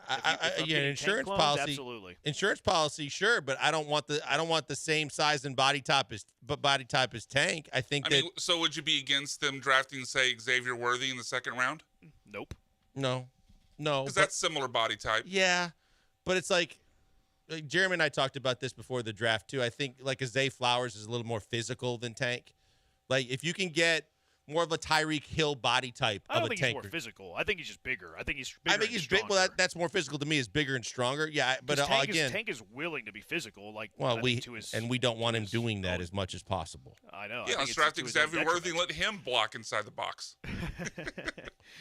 We've talked about depth overall. They need a lot of that. So yeah, depth is great. Just the body type would matter to me. To me, I want talent. Give me talent over anything else. And the more talent you have, the better you are whenever there are injuries. All right, that does it for Cash or Trash. Thanks for playing along. It's mock draft season. We like to have a little bit of fun with our mock drafts, though. We'll take a look to see what some of the famous mockers are projecting for the Texans, but then we'll put our little spin on it on who we would take with those players around that area. It's the Killer Bees on ESPN 97.5 and ESPN 92.5. Hey, before we go to the break, tell you about my good friend Doc Linville. Doc Linville is taking care of people in Houston all the time. He does plastic surgery. He's got spa treatments. He's got Botox. But for the guys out there that are losing their hair, he's got a game changer called the NeoGraft procedure. The NeoGraft procedure is literally taking your hair from places that you're never going to lose it. And genetically, he told me you're never going to lose the hair on the sides and the back of your head. He takes some of that and repurposes it to where you need it most, where maybe you have some pattern baldness or some thinning. Maybe it's up front in the hairline. Maybe it's on top and back. It doesn't matter where it is. He's going to be able to fix it and solve the problem. Not the sprays and the creams and foams that mask it, actually fixing the problem, because he takes that hair that's never going anywhere and make sure it's not going anywhere, but he puts it where you need it most. It's a game changer. And the other game changer is he'll meet with you and tell you all about it for absolutely free. It normally costs $150. But because you listen to us, you get to meet with him for free. All you got to do is go to 975hair.com. Set up an appointment. Go in, ask questions, get answers, and see if the procedure is right for you. It was right for me, and I can't stop telling people about how great it is because of how much hair I got back. You can check him out today because now through the end of the month, he's going with a substantial reduction in his follicle price, down to $350 a follicle. That is a game changer for you because he said he's not trying to break the bank and make a whole bunch of money. He's trying to get more people in Houston to realize this stuff, this procedure actually works, and you will be pleased about it. So check him out today and tell him I sent you by because I love Doc and I love the work that they do. Check out the NeoGraft procedure at 975hair.com.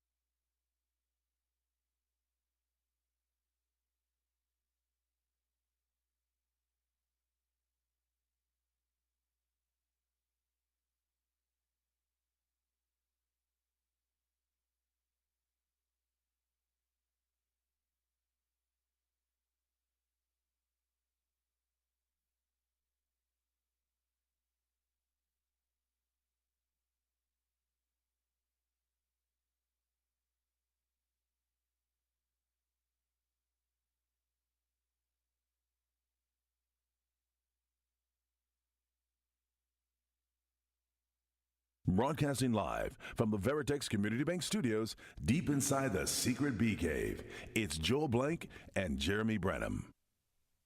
He's Blank, I'm Branham. It's mock draft season. Well, as soon as the season's over, actually last year we were doing mock drafts before the Texans season was even over.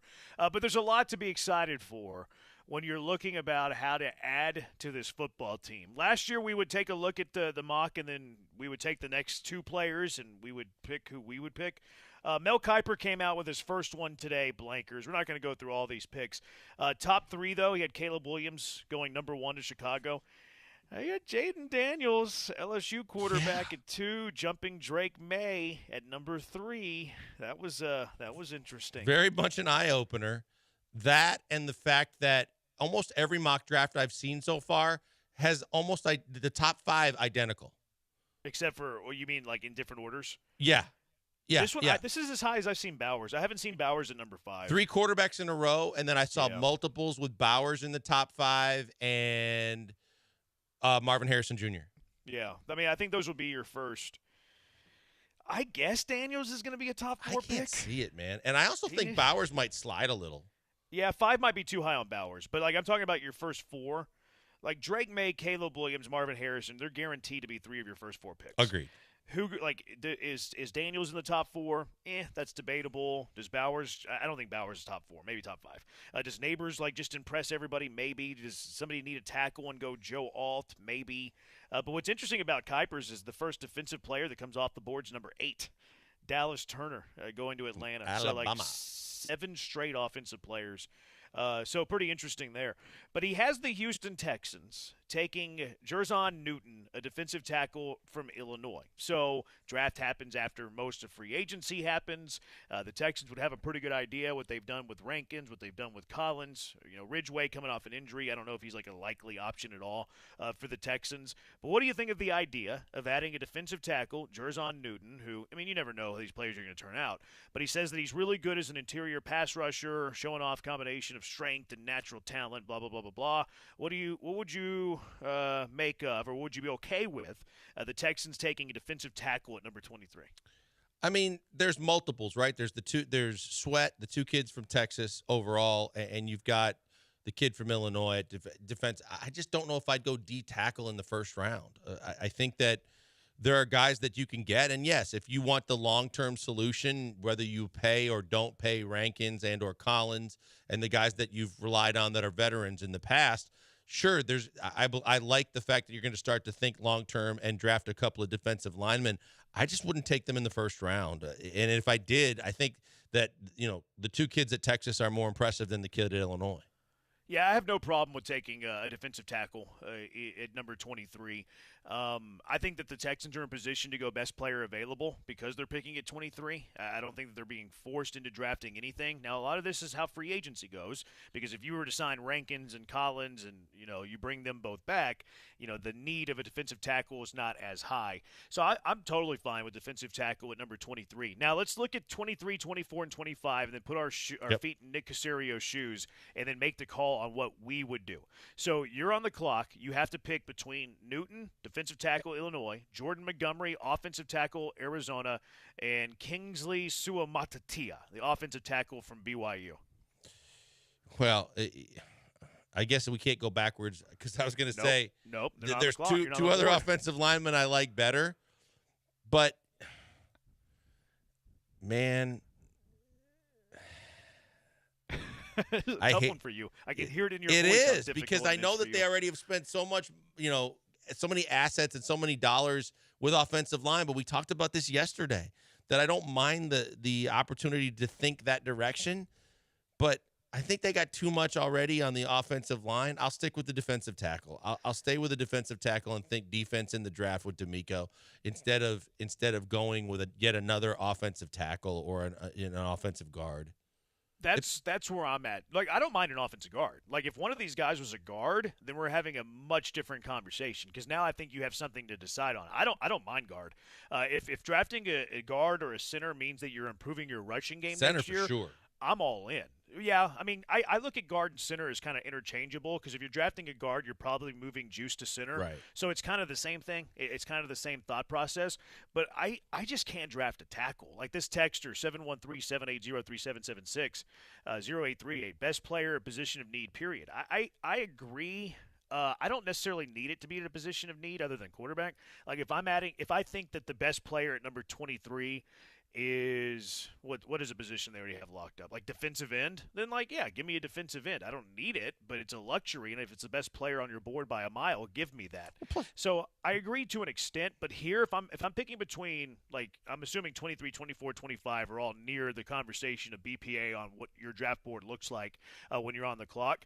I have Titus Howard, I have Laramie Tunsil. I have zero interest in playing Titus Howard at left guard, so I'm not drafting an offensive tackle. I just can't do it. So I have to keep my pick with Jerzon Newton over Jordan Morgan and over Kingsley Suamatatia.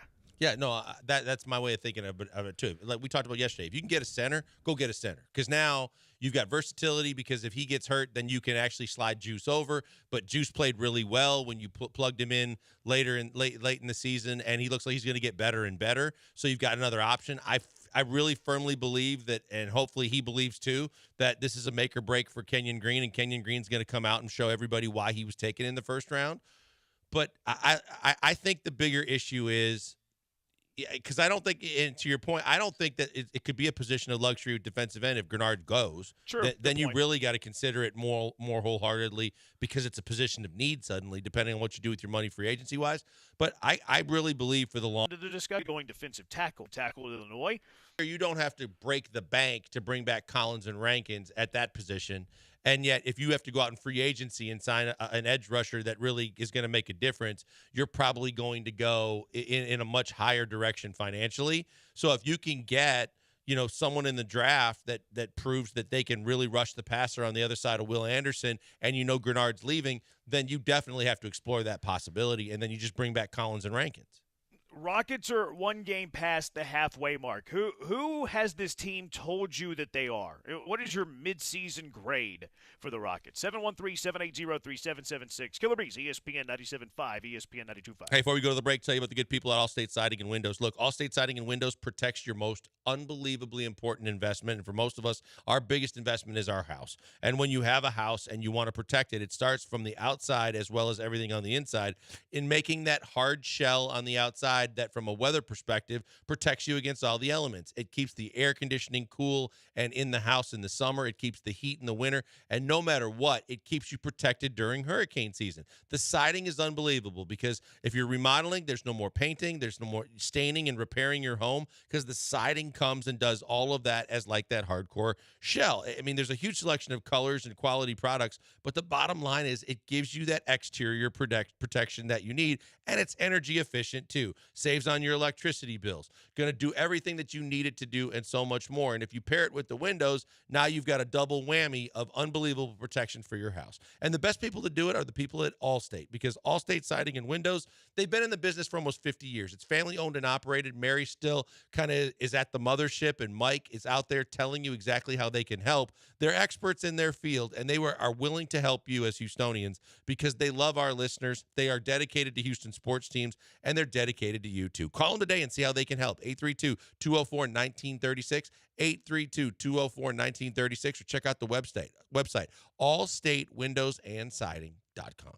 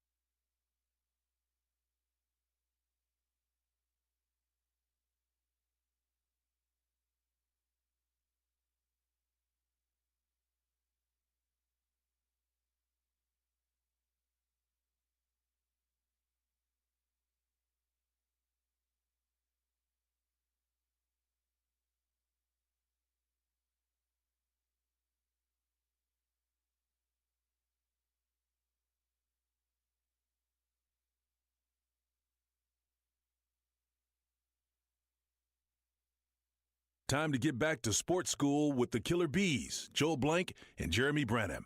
Live from the Veritex Community Bank Studios on ESPN 97.5. 0315, Texans need linemen who can run block. I completely agree. I think that's how you elevate the run game more than like a running back. 0002, is it crazy to think that some really good veterans are willing to sign for the minimum to play for D'Amico and Stroud? Yeah, I think you can get veterans who've already been paid to sign for less than market value to play with the Texans. Yeah, I agree with that. I think that's the key, though. Guys that have already cashed in at least once and are willing to do something that they haven't done maybe in their whole career, winning, or get on a team in which for the next couple of years as they wind down their career that they have a chance to win consistently and they like what they saw between coach and quarterback. I do think it's going to be a very attractive and much more attractive destination than it's been in the past. But money matters, as we all know, and if a guy gets a chance to hit one more home run deal or cash in and get more than he was expecting value-wise, that's a tough decision. Most guys are going to side with the money. 713-780-ESPN HRMP listener line. Why is Joe George not here today? Wrong answers only. 7470, Joe is busy setting up his living room in his Bad Take Mansion off Worst Take Boulevard. His take on CJ and Derrick Rose mentioned there. 5605, Joe has gone off to Cabo to caddy for Granado. I'd be willing to caddy for Granado if I'm in a trip to Cabo. No you ever played golf there? No, I've never been to Cabo, period. Oh, so wow. I haven't played golf there. A lot of fun and really good courses. Yeah, I would love to go. I'd go caddy. 6539, Joe George is hanging out with Zach Wilson. That's a weird thing for Joe to be doing. 713-780-ESPN. Wrong answers only. Where is Joe George?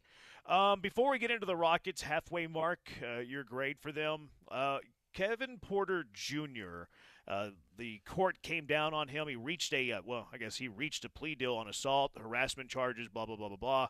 What do you think on the opportunity or the chances of Kevin Porter Jr. playing in the league again? What would you do if you were Adam Silver? If I'm Adam Silver, I suspend him indefinitely, and I just say no matter what the plea deal comes out of this deal, there's just and I like I said, there's times I know too much, but this kid has a past in which it's never been about his basketball abilities because he has plenty.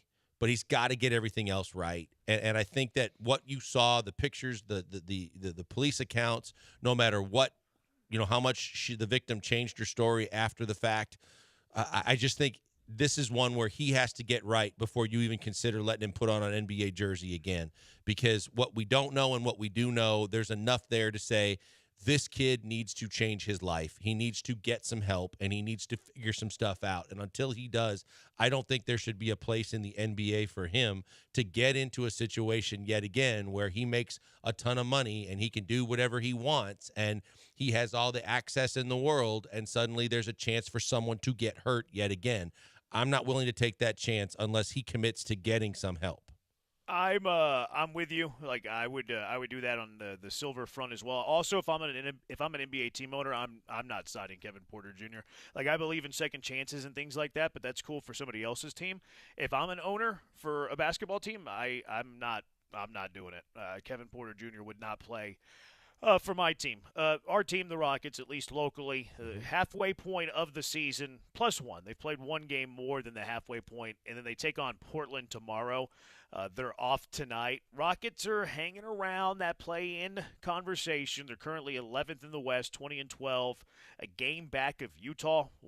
Even in the loss column, 2 games back in the win column. Same thing with the Lakers. What would you say that the Rockets have told you that they are to this point of the season, and what would be your first half grade for the Rockets? I'm going to give them a solid B, B to B+, but I'll go B. I think that they have exceeded in a lot of ways anybody that could have had expectations. When you talk about the fact that they're tinkering with already having more wins than they had all of last season, you got the coach right. You got the best coach available in the offseason, and he came here. And when he came here, he brought an attitude with him. He brought an understanding with him, and he brought a philosophy on both ends of the floor that most players have bought into. I thought they overspent on Dillon Brooks, but they've maximized what they're getting out of Dillon Brooks. Fred VanVleet has been fantastic, perfect for this team. And the only reason why it's not an A is because I would have liked to have seen more of Cam Whitmore earlier. I would have liked to have seen Amen on the floor more, and obviously he was sick and then he got hurt too. but I don't want to see any more Holiday. I don't think we need to see Jayshawn Tate. I think that this team could go maybe take it up a notch, but already what he's gotten out of Alpe that obviously Silas never put the effort in or could figure out a way to do is enough for me to say this team is on the right track now. This team has been impressive, what they've been able to do the first half of the season, and I have nothing short of higher expectations going forward because of the people in place. Yeah, I'm gonna B+. I think that it started off a little bit better than it's been going recently. Like their defense has slipped a little bit, but they're still top 10 in the NBA. They're still well coached. I still think that they're heading in the right direction. I think they're still kind of figuring out their young personnel and how to balance. Like you mentioned, Amin, he certainly passed Holiday for backup point guard minutes, which is good to see. But like also implementing Cam Whitmore, like where are his minutes going, things like that. So I would say it's a B+, and that I feel really good about the way that the organization is going. I think it's trending upwards, which is fantastic. Some key pieces like Brooklyn's helping you out right now too with the way they're losing, and you own their lottery pick. Like all of a sudden you thought you were done with your first round lottery picks, and Brooklyn might be handing you a top 5 pick. So you might be adding a really good talent to a very young team that has talent, which could only help you obviously. So you're still finding out about personnel, the right meshes, the right rotations, the right minutes, which halfway point of the year you would like to have ironed out, but it's almost impossible to have ironed out when you have such a young team. And then you also had Amin being hurt. You had Cam in the G League. So a lot of still figuring out the team, but they're playing far better than they had been under Silas, and you have to give Ime a bunch of credit. You do, and I think, Jeremy, between now and the trade deadline, the door should have a wide open sign open for business, and they should be talking about moving Jayshawn Tate, moving Holiday to a team that needs a veteran backup, moving guys like even a Jeff Green. Denver has already talked about they missed the leadership and everything they got from Jeff Green, and if they're willing to give you an extra second-round pick, or you can stockpile some picks. We saw Charlotte do this last night or this morning in trading away a really solid veteran player like Terry Rozier to take back Kyle Lowry and a first-round pick, and they'll probably cut out from or move on from Kyle Lowry and try to trade him again. I think that you want to, from this point forward, start developing all your young talent. You want to give all the minutes that you can to Thompson, Whitmore. When you get, when Tari Eason comes back, you got to have a role for him that gets more minutes, and Tate shouldn't be getting any. So however you can kind of trim down the competition for the rotation minutes and give your young guys as many opportunities as possible, that's what you're looking to do right now. Yeah, so they're headed in the right direction. Fun to watch, which is a pleasant considering they weren't all that fun to watch these last few years. A couple of things, though, like the start of the year, would you say that it's met, exceeded, or fallen short of your expectations? Exceeded. Yeah, I would say, well, I don't know. Like I had them right there at 500 and being in the race, but I was also, I think, homering the Rockets a bit. So I think that I think they've exceeded the expectation of the general public, but it's kind of where I had them. If you are satisfied with the progress so far, which it sounds like we both are, what should it mean for their trade deadline aggression? Yeah, that's where I'm talking about, kind of trimming the fat. Like, you got doubles on a lot of players, but a lot of the guys are like I said, when you look at an Eason versus a Jayshawn Tate should have value for a Miami, value for a playoff caliber team, even a Golden State that's looking for someone that can come off of their bench and give them kind of Swiss Army knife workhorse type minutes. But don't let it take away from the minutes Tari Eason deserves and needs to get as much as possible when he comes back. Don't let Holiday get in the way of Amen Thompson. Don't let anything get in the way of what we want to see from Cam Whitmore. There's too many guys that you want to see. Now, instead of a draft pick, if you can get a backup big for the rest of the season that might have an ability to help you for another year or two, then I explore that as well too, because I think that's the one there's two glaring weaknesses on this team right now, and that is shooters and a backup big man. If you can add younger guys that can fill those roles and not take away the minutes from the guys I want to see playing in the rotation, then that's great too. See, I think that's what's hard about a shooter, though, because like if you bring in a shooter, he's probably gonna be a guard. So like, where are the minutes coming from? And I think there's already a surplus of guards that you like to watch. So like, I kind of question what the rotation and the minutes distribution looks like if you were to do that. Not that I dislike the idea of adding a guard, because I would certainly like Quentin Grimes to be added to this team. I just wonder what the rotation and the minutes look like when you do it. Backup big man to me. Like it's hard to say it's a must because like the Rockets aren't a championship team. So Right. like, is it a must for them to add a backup big man whenever they hope to get into the play-in and maybe get to round one of the playoffs? Like, it's hard for me to say that's a must. But if they're looking to do something to add the team, yeah, a backup big man would be good. And it's not something that needs to play every game too. It like No. depends on matchups. If you need a rim protecting big or you're playing Embiid that night, then you'd like to have that option. But it doesn't have to be somebody you're expecting to play 20 minutes a night. But like even a Bismack Biyombo that Memphis cut out on, who was playing some substantial minutes for them in the first part of the season, too, couldn't he? What? I think he can shoot a little bit too. Can't He's not bad, but he's better than Jock Londale. And Yeah. so he can give you what you need to be serviceable behind Alpi, whether he gets in foul trouble or you need like an extra guy to clean the glass and get the break started that can, like you said, can finish a little bit. It has some athleticism too. Look, anything's better than what they have with Jock Londale right now. And you love the big man at the end of the bench, but you know what? That's all he's going to be is a locker room presence. So you're not expecting anything from Boban. So you go and you look at and say, look, if I can get, you don't even have to trade right now, and you can get Bismack Biyombo and say he's better than Jock Londale, except that you missed on Jock Londale, but you can improve this team between now and the end of the year and give them what they need desperately, which is an extra body up front. I just don't know how much it helps you. Like, I don't disagree. And he can't shoot, by the way. He's a terrible shooter. He's like 50% from the free throw line. It helps you like 2 wins. So like what are you willing to trade for maybe 2 wins? Now, that could be the difference between 11th seed and play-in. So maybe you'd be a second rounder or something like that. So I'm curious to see how aggressive they are when they're not really there yet. I love your idea on Grimes, but and you're right. It is, where do the minutes come from? But there has to be a way that you can kind of disperse for that kind of guy, because he has long-term potential to be here and be a piece for this team. He's got too much ability. I think Tibbs has tried to ruin him in a lot of ways, but he's a better shooter than most guys you have on this roster right now. There has to be a way where you could make it work with him. 713-780-ESPN. What's your midway point grade for the Rockets, and how much are you eager to add at the deadline, which comes up February 8th? 713-780-ESPN, the HRP listener line, 713-780-3776. So Tennessee came off the board. They hired Brian Callahan to be their head coach. I have the Slowick leaving at 40%. What do you have it at? And are we overrating how much losing Bobby Slowick would hurt? 713-780-ESPN's Killer Bees on ESPN 97.5 and ESPN 92.5. Look, it's late in January, but we've been starting the year off with some resolutions, cleaning some things up in our daily habits. Well, drink clean this year with Gentle Ben. It's a great way to start, huh? Great pleasure of mine to tell you about Gentle Ben for a variety of reasons. At the top of that list, I believe what I say. Gentle Ben is the best, whether it's the vodka, best in the state, the gin, best in the market, the bourbon, the double platinum winner at the prestigious Ascot Awards. Gentle Ben uses their innovative, revolutionary technology that eliminates impurities for the cleanest, smoothest spirits you will ever taste. One of the impurities it eliminates are the heavy alcohols, kind of like the stuff you use to clean up a cut. Well, that's not in Gentle Ben, of course. It's smooth, it's clean, eliminates the burn. Don't labor through your drink. Enjoy it, savor it, and you can do that with Gentle Ben. Head to the Gentle Ben tasting room, stop at your favorite liquor store, pick up a bottle today.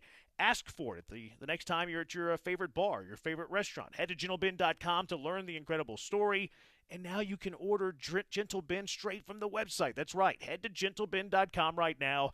Add the vodka to your cart. Add the gin to your cart. Add the bourbon to your cart. gentleben.com. Order straight online. You can stop by Ben's Bar inside the Toyota Center. Get you some Gentle Ben there. Crafted in Texas by Ricky Ford, A&M grad. Gentle Ben, you'll love what's not in it.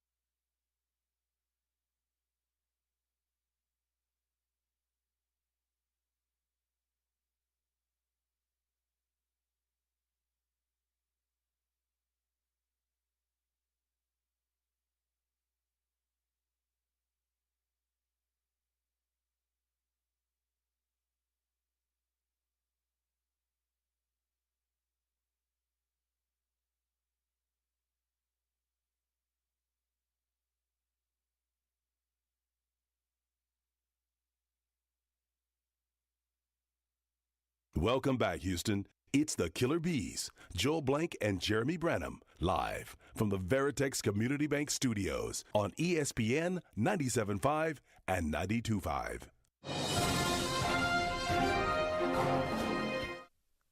The Hall of Fame has announced, or Major League Baseball Network has announced the 3 Hall of Fame inductees, and they do not include Billy Wagner. Adrian Beltre, Hall of Famer, Joe Mauer, Hall of Famer, and Coors Field advantage-taking Todd Helton, Hall of Famer. Billy Wagner, not in the Hall of Fame. I haven't seen the percentage of votes. You need 75%, but he did not make the Hall of Fame. This was his 9th year, so he'll have one final year next year. Now, he's trended up in each of the previous years. I would imagine this year was no different. So hopefully he gets in next year. But I mean, my goodness, talk about pressure, right? 10th final year, he's gonna be sweating some bullets next year. But disappointing that Billy Wagner did not make the Hall of Fame. I bet you it was razor thin because you saw some of these polls that tracked like the known votes, and he was over. He was like 77.7%. So, and you need 75. So the no known votes, I guess, don't like Billy Wagner. So one final chance next year before it goes to like that Veterans Committee, which is way down the road. Like Fred McGriff made it on that Veterans Committee, so it's still possible if he doesn't make it next year. But you don't want to get to that point. Yeah, no, I was going to bring up that there's still a chance with the Veterans Committee, but you'd like him. The numbers are way better than I think a lot of just the casuals look at and think of when they think Billy Wagner. But I think that if he trends up yet again, because the first thing I said to BMAC was, what was the percentages? Because I really thought that he was going to be the 4th. I thought he was going to get in. No matter what you thought of Helton or some of the other guys, I thought that this was the year, and everybody seemed to feel like there was a late push for him. I hope he gets in. I hope he doesn't have to wait for the Veterans Committee, and I hope that at least next year that the voters do it right. Yeah, if I was a betting man, I think he gets in next year. I think that the voters will. I mean, it's silly that the voters this year would change from next year, but that's the way they do it. That, he's trending in the right way. It adds a few votes here and there. It's silly how a guy's not just a Hall of Famer versus not a Hall of Famer. Like, that's how I would do it. Is this guy a Hall of Famer, yes or no? If he is, then I'm voting him in every single time. If I don't think he's a Hall of Famer, then I'm never voting him in. But these voters put so much emphasis on, like, the time that they've had on the ballot and all these weird things. They really do, man. It's so bizarre. You saw it when when they fought about the unanimous, guys. But there's such a thing too when everybody believes they need to wait a year. The fact that the voters have said in the past, not first ballot, but definitely a guy that later on I'll put in. That's some BS, man. Either he is or he isn't. If the numbers say that he is, then vote him like that. And if he's not, then say that that's the case and stand to that too. But the fact that you have these personal vendettas, if he pissed you off in a post-game interview or something like that, and go, you know what? He's kind of an a-hole, so I'm going to make him wait a year on my ballot. But he'll, eventually he's worthy. Screw that. Either vote him in or don't. All right, so we have the percentages, and get ready to be pissed off even more. Billy Wagner, according to Brian McTaggart, 73.8%. He was 1.2% shy. Yeah, I've seen a few other tweets that he was 5 votes short of the 284 total votes. That's brutal. Ridiculous. Actually, he got 284 votes. So I don't know how many voters there are, but he fell 5 votes shy. Now, this is bad news, good news here. The bad news is that he didn't make it this year. But the good news is that trends up to 73.8, and you have to figure that he'll add those 5 votes next year. Now, I would hate to be the guy that's sweating it. I'd hate to be Billy the Kid sweating that, but I feel like it's almost a slam dunk that he'll be a Hall of Famer next year. So that's the good news on the bad news of Billy Wagner not making the Hall of Fame, which stinks for him, but it should be okay next year. Let's hope so. Let's hope so, yeah. 713-780-ESPN, HRP listener line. Where's Joe George today? Wrong answers only. 4958, the Griffey thing made me hate the baseball writers after one dude didn't vote for him because no one should be unanimous. That's the silliness. That's exactly of what the I'm talking about. Yep. Yeah, it's ridiculous. This guy says the Baseball Hall of Fame voting system needs to be revamped. I don't disagree with that. I always point to Barry Bonds. And, you can throw in Roger Clemens. They're legends in the game, and yes, they had scandal that clouded their name, but so did some of these other guys who've been in the Hall of Fame. So whatever. 0891. Actually, I don't want to read that one yet. 9806. Joe George is legally changing his name to Bjorge so he can be a killer bee. That's not a bad idea. That's pretty good. I like that. I think I like that name better than George. Or Billy Joe George. Billy Joe, that's even better. 0724, Joe is working his other job on Bissonnette. What would that other job be? 0724. Jeremy, if you watch what would that other job be on Bissonnette? If you Bissonnette? watch the news at all. I don't watch the news. Inform me. I actually do, and that area that they're referring to, I believe, has some sexually explicit business people on it. Okay, so that's Joe's side hustle? Maybe. Is that what the texter's saying? I don't know.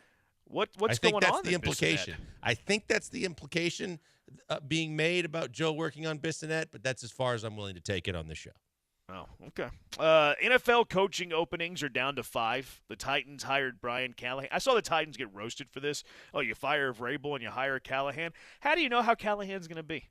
Like, whenever Harbaugh was hired by the Ravens, well, this guy doesn't call plays. I bet you he stinks. And how has that worked out for them? So, like, we always base these hirings on what a resume looks like, but a resume doesn't do the job. The man does the job. So before you start like throwing parades in Houston that the Titans are forever going to suck, what if Brian Callahan's the greatest leader of all time? Like, you wouldn't know that, but because he doesn't call offensive plays, he's not going to be any good. But anyway, Tennessee hired Brian Callahan. There's 5 openings left in the NFL. You have the Panthers. That's a name to look out with Slowick. The Chargers, which I don't think will be. The Falcons, which will be interviewing Slowick, and apparently they're souring on Belichick, which, oh, okay, that's interesting. If they're souring on Belichick, where's Belichick working next year? I don't think he is. I don't think so. From everything that I've heard, the only team that was deeply engaged and interested in Belichick was Atlanta. So if they change their course, I just don't think Belichick's getting a job this year.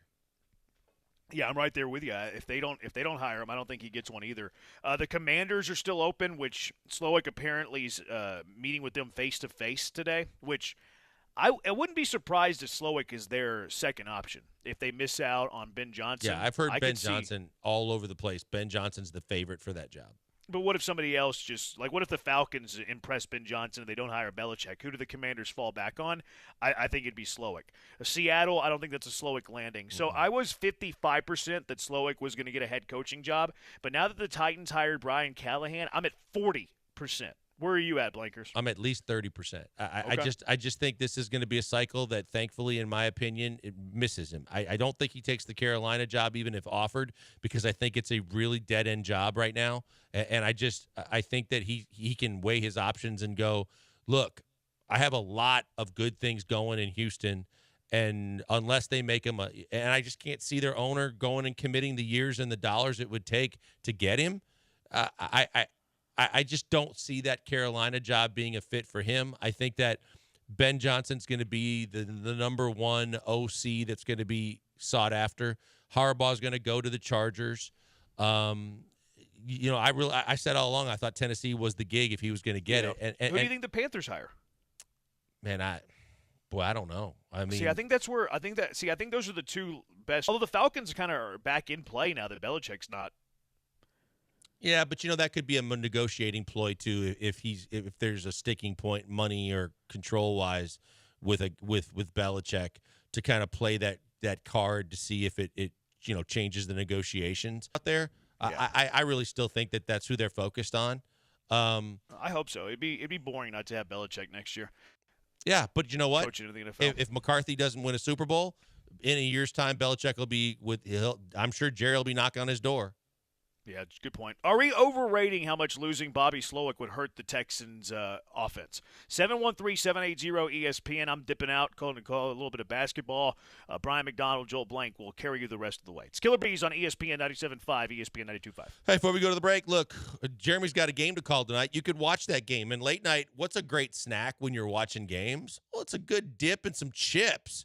Or, maybe you're going all out and you're going to heat up some pizza, but you want that pizza to have a little extra flavor because it's the second go-round. Well, why don't you add some ranch to it? Daisy Dips are the answer to so many pressing questions when you're like, what am I going to eat when I'm watching a big game? Daisy Dips are the answer because you don't have to make it. You don't have to go and work on trying to get the sour cream and the soup mix and making it right like my mom used to do when we were watching sports at our house and had people over. No, all you got to do is go into the refrigerator, open up the tub of the Daisy Dips, whether you want the ranch of the French onion, and grab whatever else you want to go with it, and everything tastes great. No matter how good the game is, you know the goods are going to be there when it comes to eating right and getting something that tastes delicious. Your guests are going to love it, too. If you're planning a watch party at your place for the weekend and the conference championship games or the big game coming up after that, get the Daisy Dips, available at your local grocery store. It takes all the work out of it, but all the taste is there, and they taste delicious. They're going to make everything you serve taste better, from the chips and the veggie dips to all the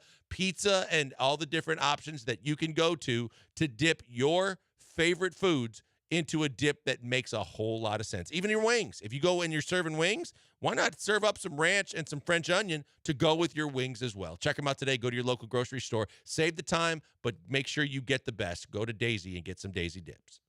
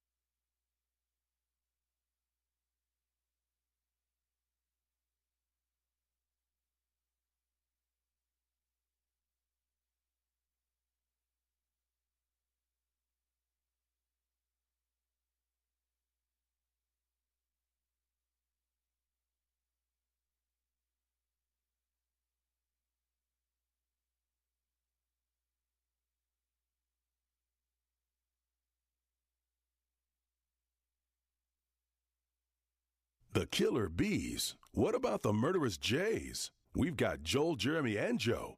That's 3 J's.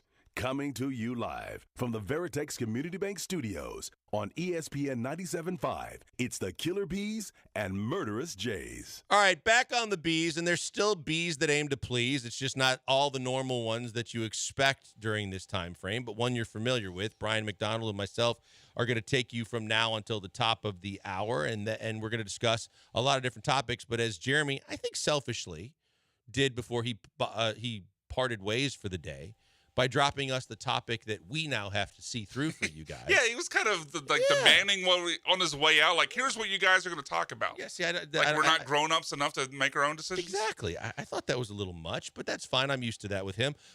He posed the question, are we overrating how much losing Bobby Slowick would hurt the Texans' offense? Look, there's 2 ways to look at this. From my perspective, which I've been adamant on all along, I prefer Bobby Slowick stay for at least 1 more year. I refer to all the different quarterbacks that, whether they had a sophomore slump or in the case of a guy like Sam Darnold, had multiple head coaches, multiple offensive coordinators, and it really stunted whatever growth he possibly could have had as a quarterback in the NFL.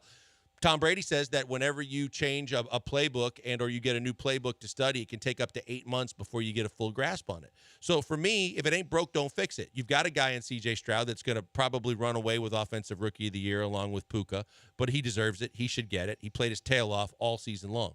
DeMeco has done his job.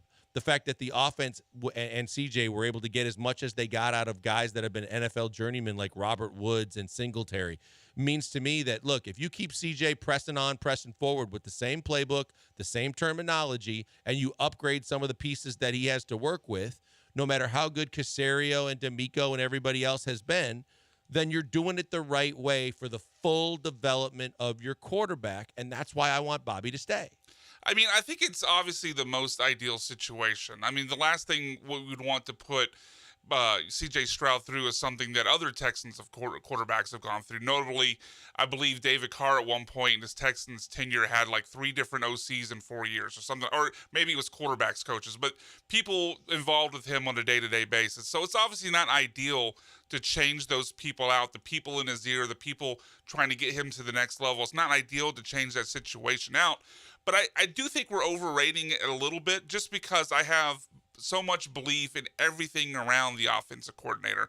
The only way I would be like just super concerned that the Texans couldn't absorb this loss is if I believe that DeMeco and Caserio couldn't pick the next right guy. It would be if I didn't believe Caserio could draft the right pieces, sign the right free agents to put around C.J. Stroud, and it would be if I didn't believe that C.J. Stroud or the weapons around him like Nico and Tank that are here already wouldn't be capable of playing at a high level without Bobby Slowick. And I just have so much faith in those other guys that I think as long as they go out and pick someone from this tree, and there's tons of teams that run, obviously San Francisco, Green Bay, Miami, as long as you pick somebody with familiarity with the scheme and you're not completely changing everything, then I think these CJ will be Brian, fine. You bring up an interesting point, right? Because I'm going to ask you a Deshaun Watson type question, but I think in this case it's legit, and that is, if he leaves, do you include CJ in the process? Because we know that Deshaun wanted to be involved on the head coach. We know that Deshaun always wanted to be involved on anything that involved the offense.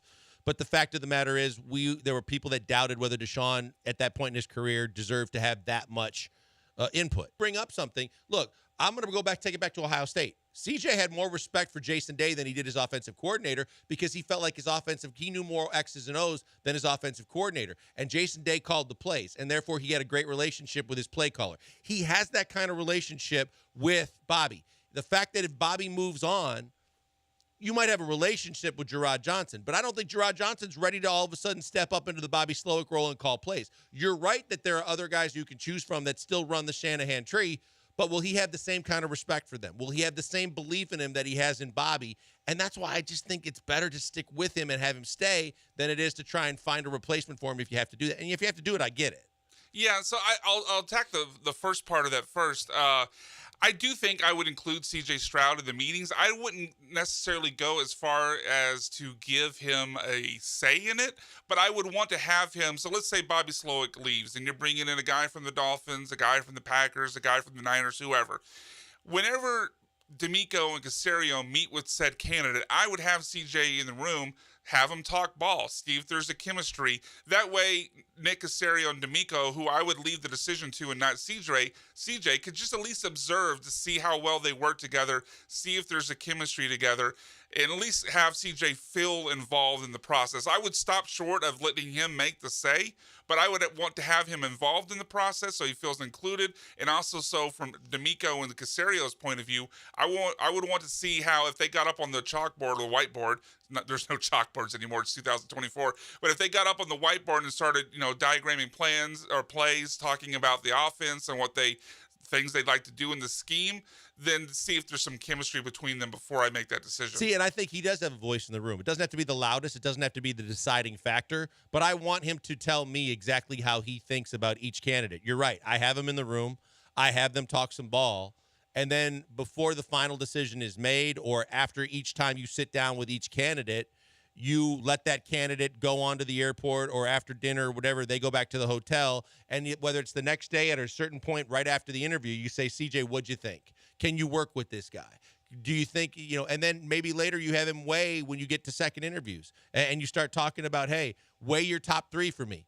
So you're keeping him involved in the process. But at the end of the day, it's going to be your head coach and your general manager. But I want him to actually tell me exactly, because the last thing you want to do is to pick a guy that not only he didn't pick, but he felt like he didn't have chemistry with, because now you're setting yourself up for a rockier situation and maybe a less than smooth transition.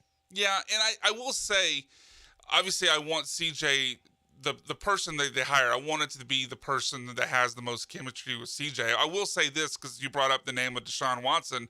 I have more faith in CJ in his professionalism than I did Deshaun Watson. Sure. So even if they don't pick necessarily the guy, I don't know, I'm not sure what CJ would tell him, if he would just tell him how he was vibing with him, or he would actually tell him, this is the guy I want. But I would have more faith in CJ Stroud, where if they didn't go with his top choice, he would handle that in a professional way, still work with them, and still move in the right direction and kind of move past not getting his first choice, much more so than obviously Deshaun Watson did, because Deshaun Watson packed up his bags and wanted to be traded as soon as he did get his way. Right. I don't see CJ doing that, but I do see CJ realizing this is my bread and butter. This is how we continue to progress and have the success we had from a year ago.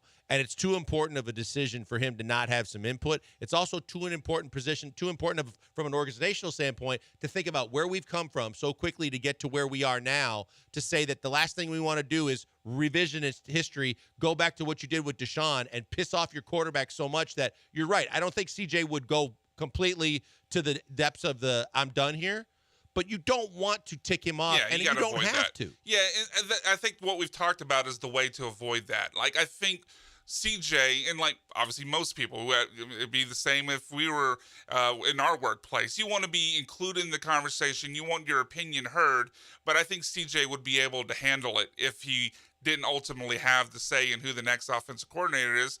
And I'd also like to kind of just remind people listening that a lot of these conversations that we're having about maybe whoever the next guy is, whether it be Gerard Johnson or someone that's coming in from the outside, about their readiness, I think we had a lot of those same conversations back in February when Bobby Sloak was hired.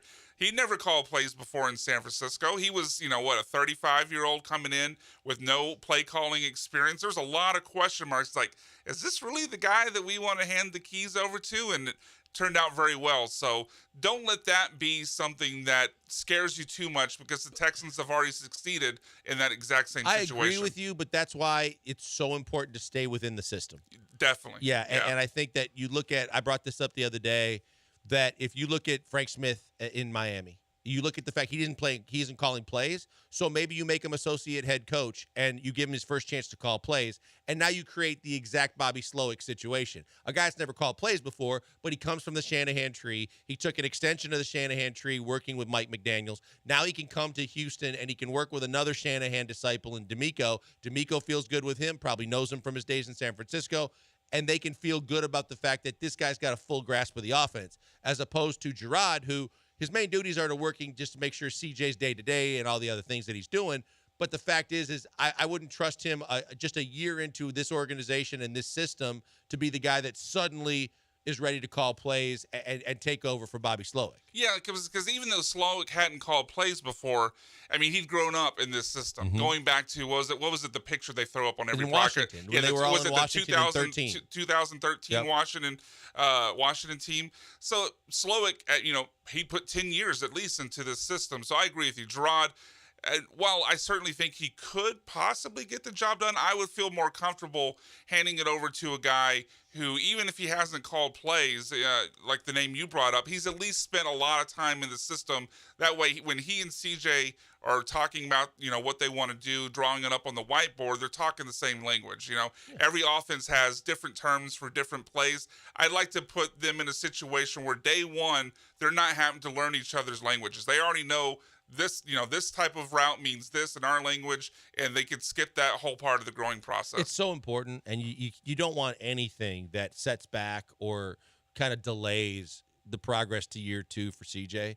That's why it's been my druthers all along that you keep Bobby Slowick here. I think right now the Tennessee job was the one that I feared the most. I really think Carolina's a dumpster fire, and I think there's too many viable candidates that make sense for the reasons that they're looking for a head coach with the teams that are still looking for a head coach. Yeah, like when you run down the teams that still have openings available, like if you mentioned the Panthers being a dumpster fire. Like, if I'm Bobby Slowick, I'm not taking the Panthers job. Like, because you don't know if the Panthers situation turns out poorly, if Bryce Young can't turn it around, that might be the only job you get if you're Bobby Slowick if that goes poorly. So I would scratch the Panthers job off the table. I don't think the Chargers or the Falcons are considering you because of who else they're talking to with John Harbaugh and Bill Belichick, so that's pretty much out. Really, the only job now, if I'm Bobby Slowick, that I consider would be the Commander's job. You have the number 2 overall pick. You can get, basically, get the quarterback you want.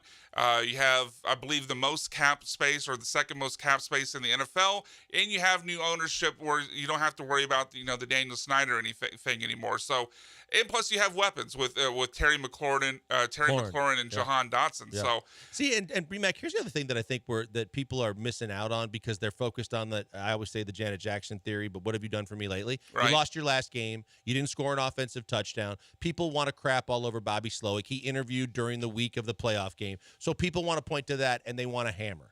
But the fact is, when you look at the full body of work in the first season doing what he did it way better than I think most people expected because CJ did it better than most people expected. So he has to get some credit for that. So I think that they're undervaluing right now because of the last game how valuable Bobby Slowick was for CJ in this organization. That's why I want him back so bad. That's why I hope to God he doesn't get another job. Yeah, I mean, look, I get the idea of you played 2 games against the Ravens, you didn't score a touchdown either game. I get why that would leave a bad taste in any fan's mouth. It left a bad taste in my mouth. But look at what the Ravens did to the 49ers. Look what the Ravens did to the Dolphins. Same offense, Mike McDaniel, Kyle Shanahan completely shut them down. I don't take that as a Bobby Slowick, CJ Stroud thing. The Ravens defense this year was just at a whole nother level. Yeah, no doubt. All right, we got one break to get to before we wrap up the show. We've got the car wreck of the day coming up next. If you guys got suggestions or nominations, Alex, I know you normally do, but you're going to have to be a loss for words today because Joe George is out of the building. Therefore, you're going to have to be more creative this time around and find somebody else if you want to nominate them. But you can. 713-780-3776. Car wreck of the day coming up next. Killer Bees, ESPN 97.5 and 92.5 FM.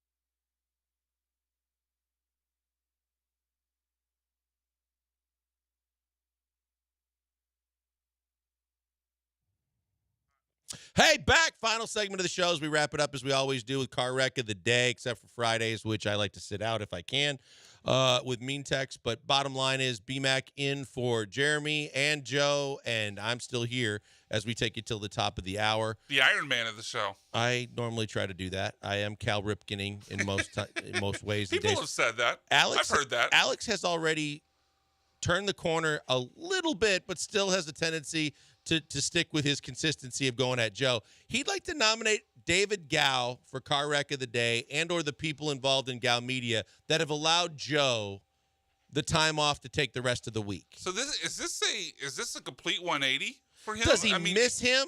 Yeah, like he or usually, does he think that he's not worthy of getting this many days off in a row? Actually, that's probably the angle. Yeah, I think because there's two different angles to consider here. Because when you first said he was nominating Gal for letting Joe have all the days off, I thought, oh, he actually likes Joe. Now he misses them, but maybe he's still. I know Alex He's well enough to know that Joe he's not going to change his disdain for Joe. So I think. Do we know the reason why he has so much disdain for Joe? Because he says a lot of stupid things. Okay, that's fair. Yeah, and Alex just doesn't like stupid things being said by people.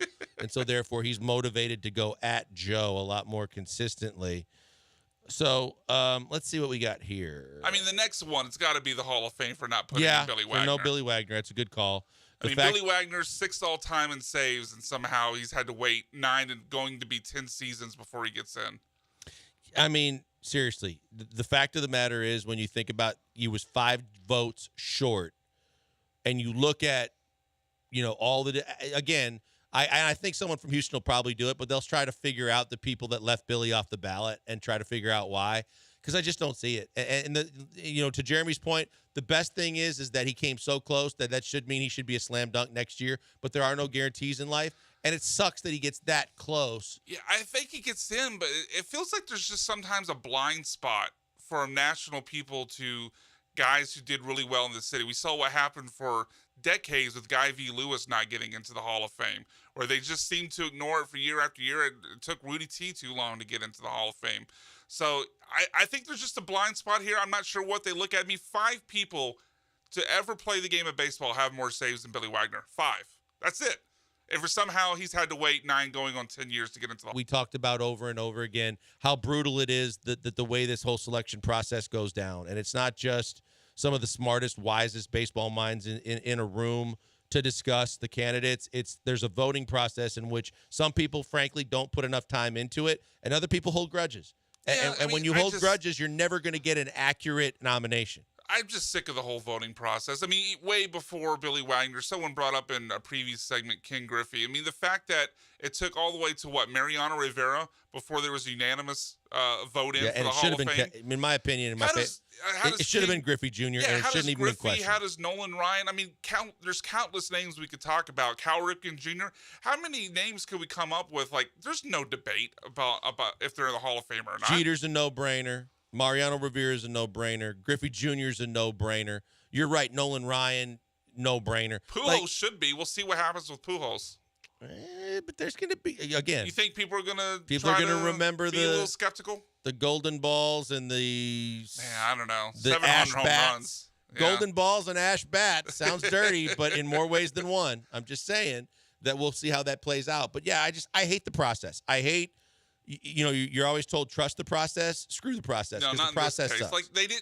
Billy Wagner, from year 1 of eligibility to now, hasn't done anything more to become Hall of Fame eligible. Yet his numbers keep going up. What did he do for the people who didn't vote for him year 1 to the people who voted for him now? What did he do? What did he do on the field in the last 8 years to suddenly earn your vote? Yeah, it's dumb. Either he's a Hall of Famer or he's not. Now, someone on the text message keeps texting all the kickers that missed kicks that were important. They won yesterday. Buffalo's kicker and Green Bay's kicker won car wreck of the day yesterday for missing wide left and wide right. I said Carlson and Bass probably should call each other and vacation together because misery loves company because they both screwed their teams, but they won yesterday, but thanks for playing. Anything else you got, BMAC? Yeah, Tristan Thompson getting suspended for 25 games for taking growth hormone. Just a guy that can't stop staying out of the negative headlines. To have this tacked on to all his other mess that we've seen over the years with the Kardashians and others. Get Tristan Thompson getting this feels like it should be close to a death knell for his career, but we'll see how it goes. He's 32. I know. Doesn't it feel like he's way older? Yeah. But it's also, like, to your point, it feels way older because he can't stop messing with the Kardashians and then cheating on the Kardashians and then doing all kinds of stupid stuff off the court. And this is dumb, too. No one's ever thought of Tristan Thompson as an enforcing, strong, muscular big man that needs growth hormone. You got a massive wingspan and you're 7 foot tall. Just go block some shots, grab some rebounds, and collect your check. Because this is taking a whole bunch of money out of your pocket, you dumbass. Yeah, he's definitely someone that Longhorn fans don't claim. We try to forget. Right. We try to forget that Tristan Thompson was once on the 40 acres. All right, so if you have to place your vote, and you only get to pick it's the one. Hall of Fame. Yeah. That's my vote. Yeah, I think I'm going to go with you on that. I think the Hall of Fame missed it. I think they screwed it up. I think that, it's easy to say, well, 75%. You're 5 votes short. Come on, man, do better. That sucks. So our car wreck of the day officially goes to the Baseball Hall of Fame for not inducting one Billy Wagner, and we just all can hope that they get it right next year. But that does it for us. That's it for Brian McDonald. I always appreciate not only him doing the hard work, but doing the job of 2, because he filled in for Jeremy for the final half hour. He filled in for Joe all day. And, of course, for my partner, Jeremy Branham, who's off to call Cougar basketball and hopefully travel safe. He'll be back tomorrow, so will I. Hopefully, so will you, Hive. We appreciate you every day as we get on our way. So have a great night, everybody. We'll talk to you tomorrow. It is the Killer Bees, ESPN 97.5 and 92.5 FM.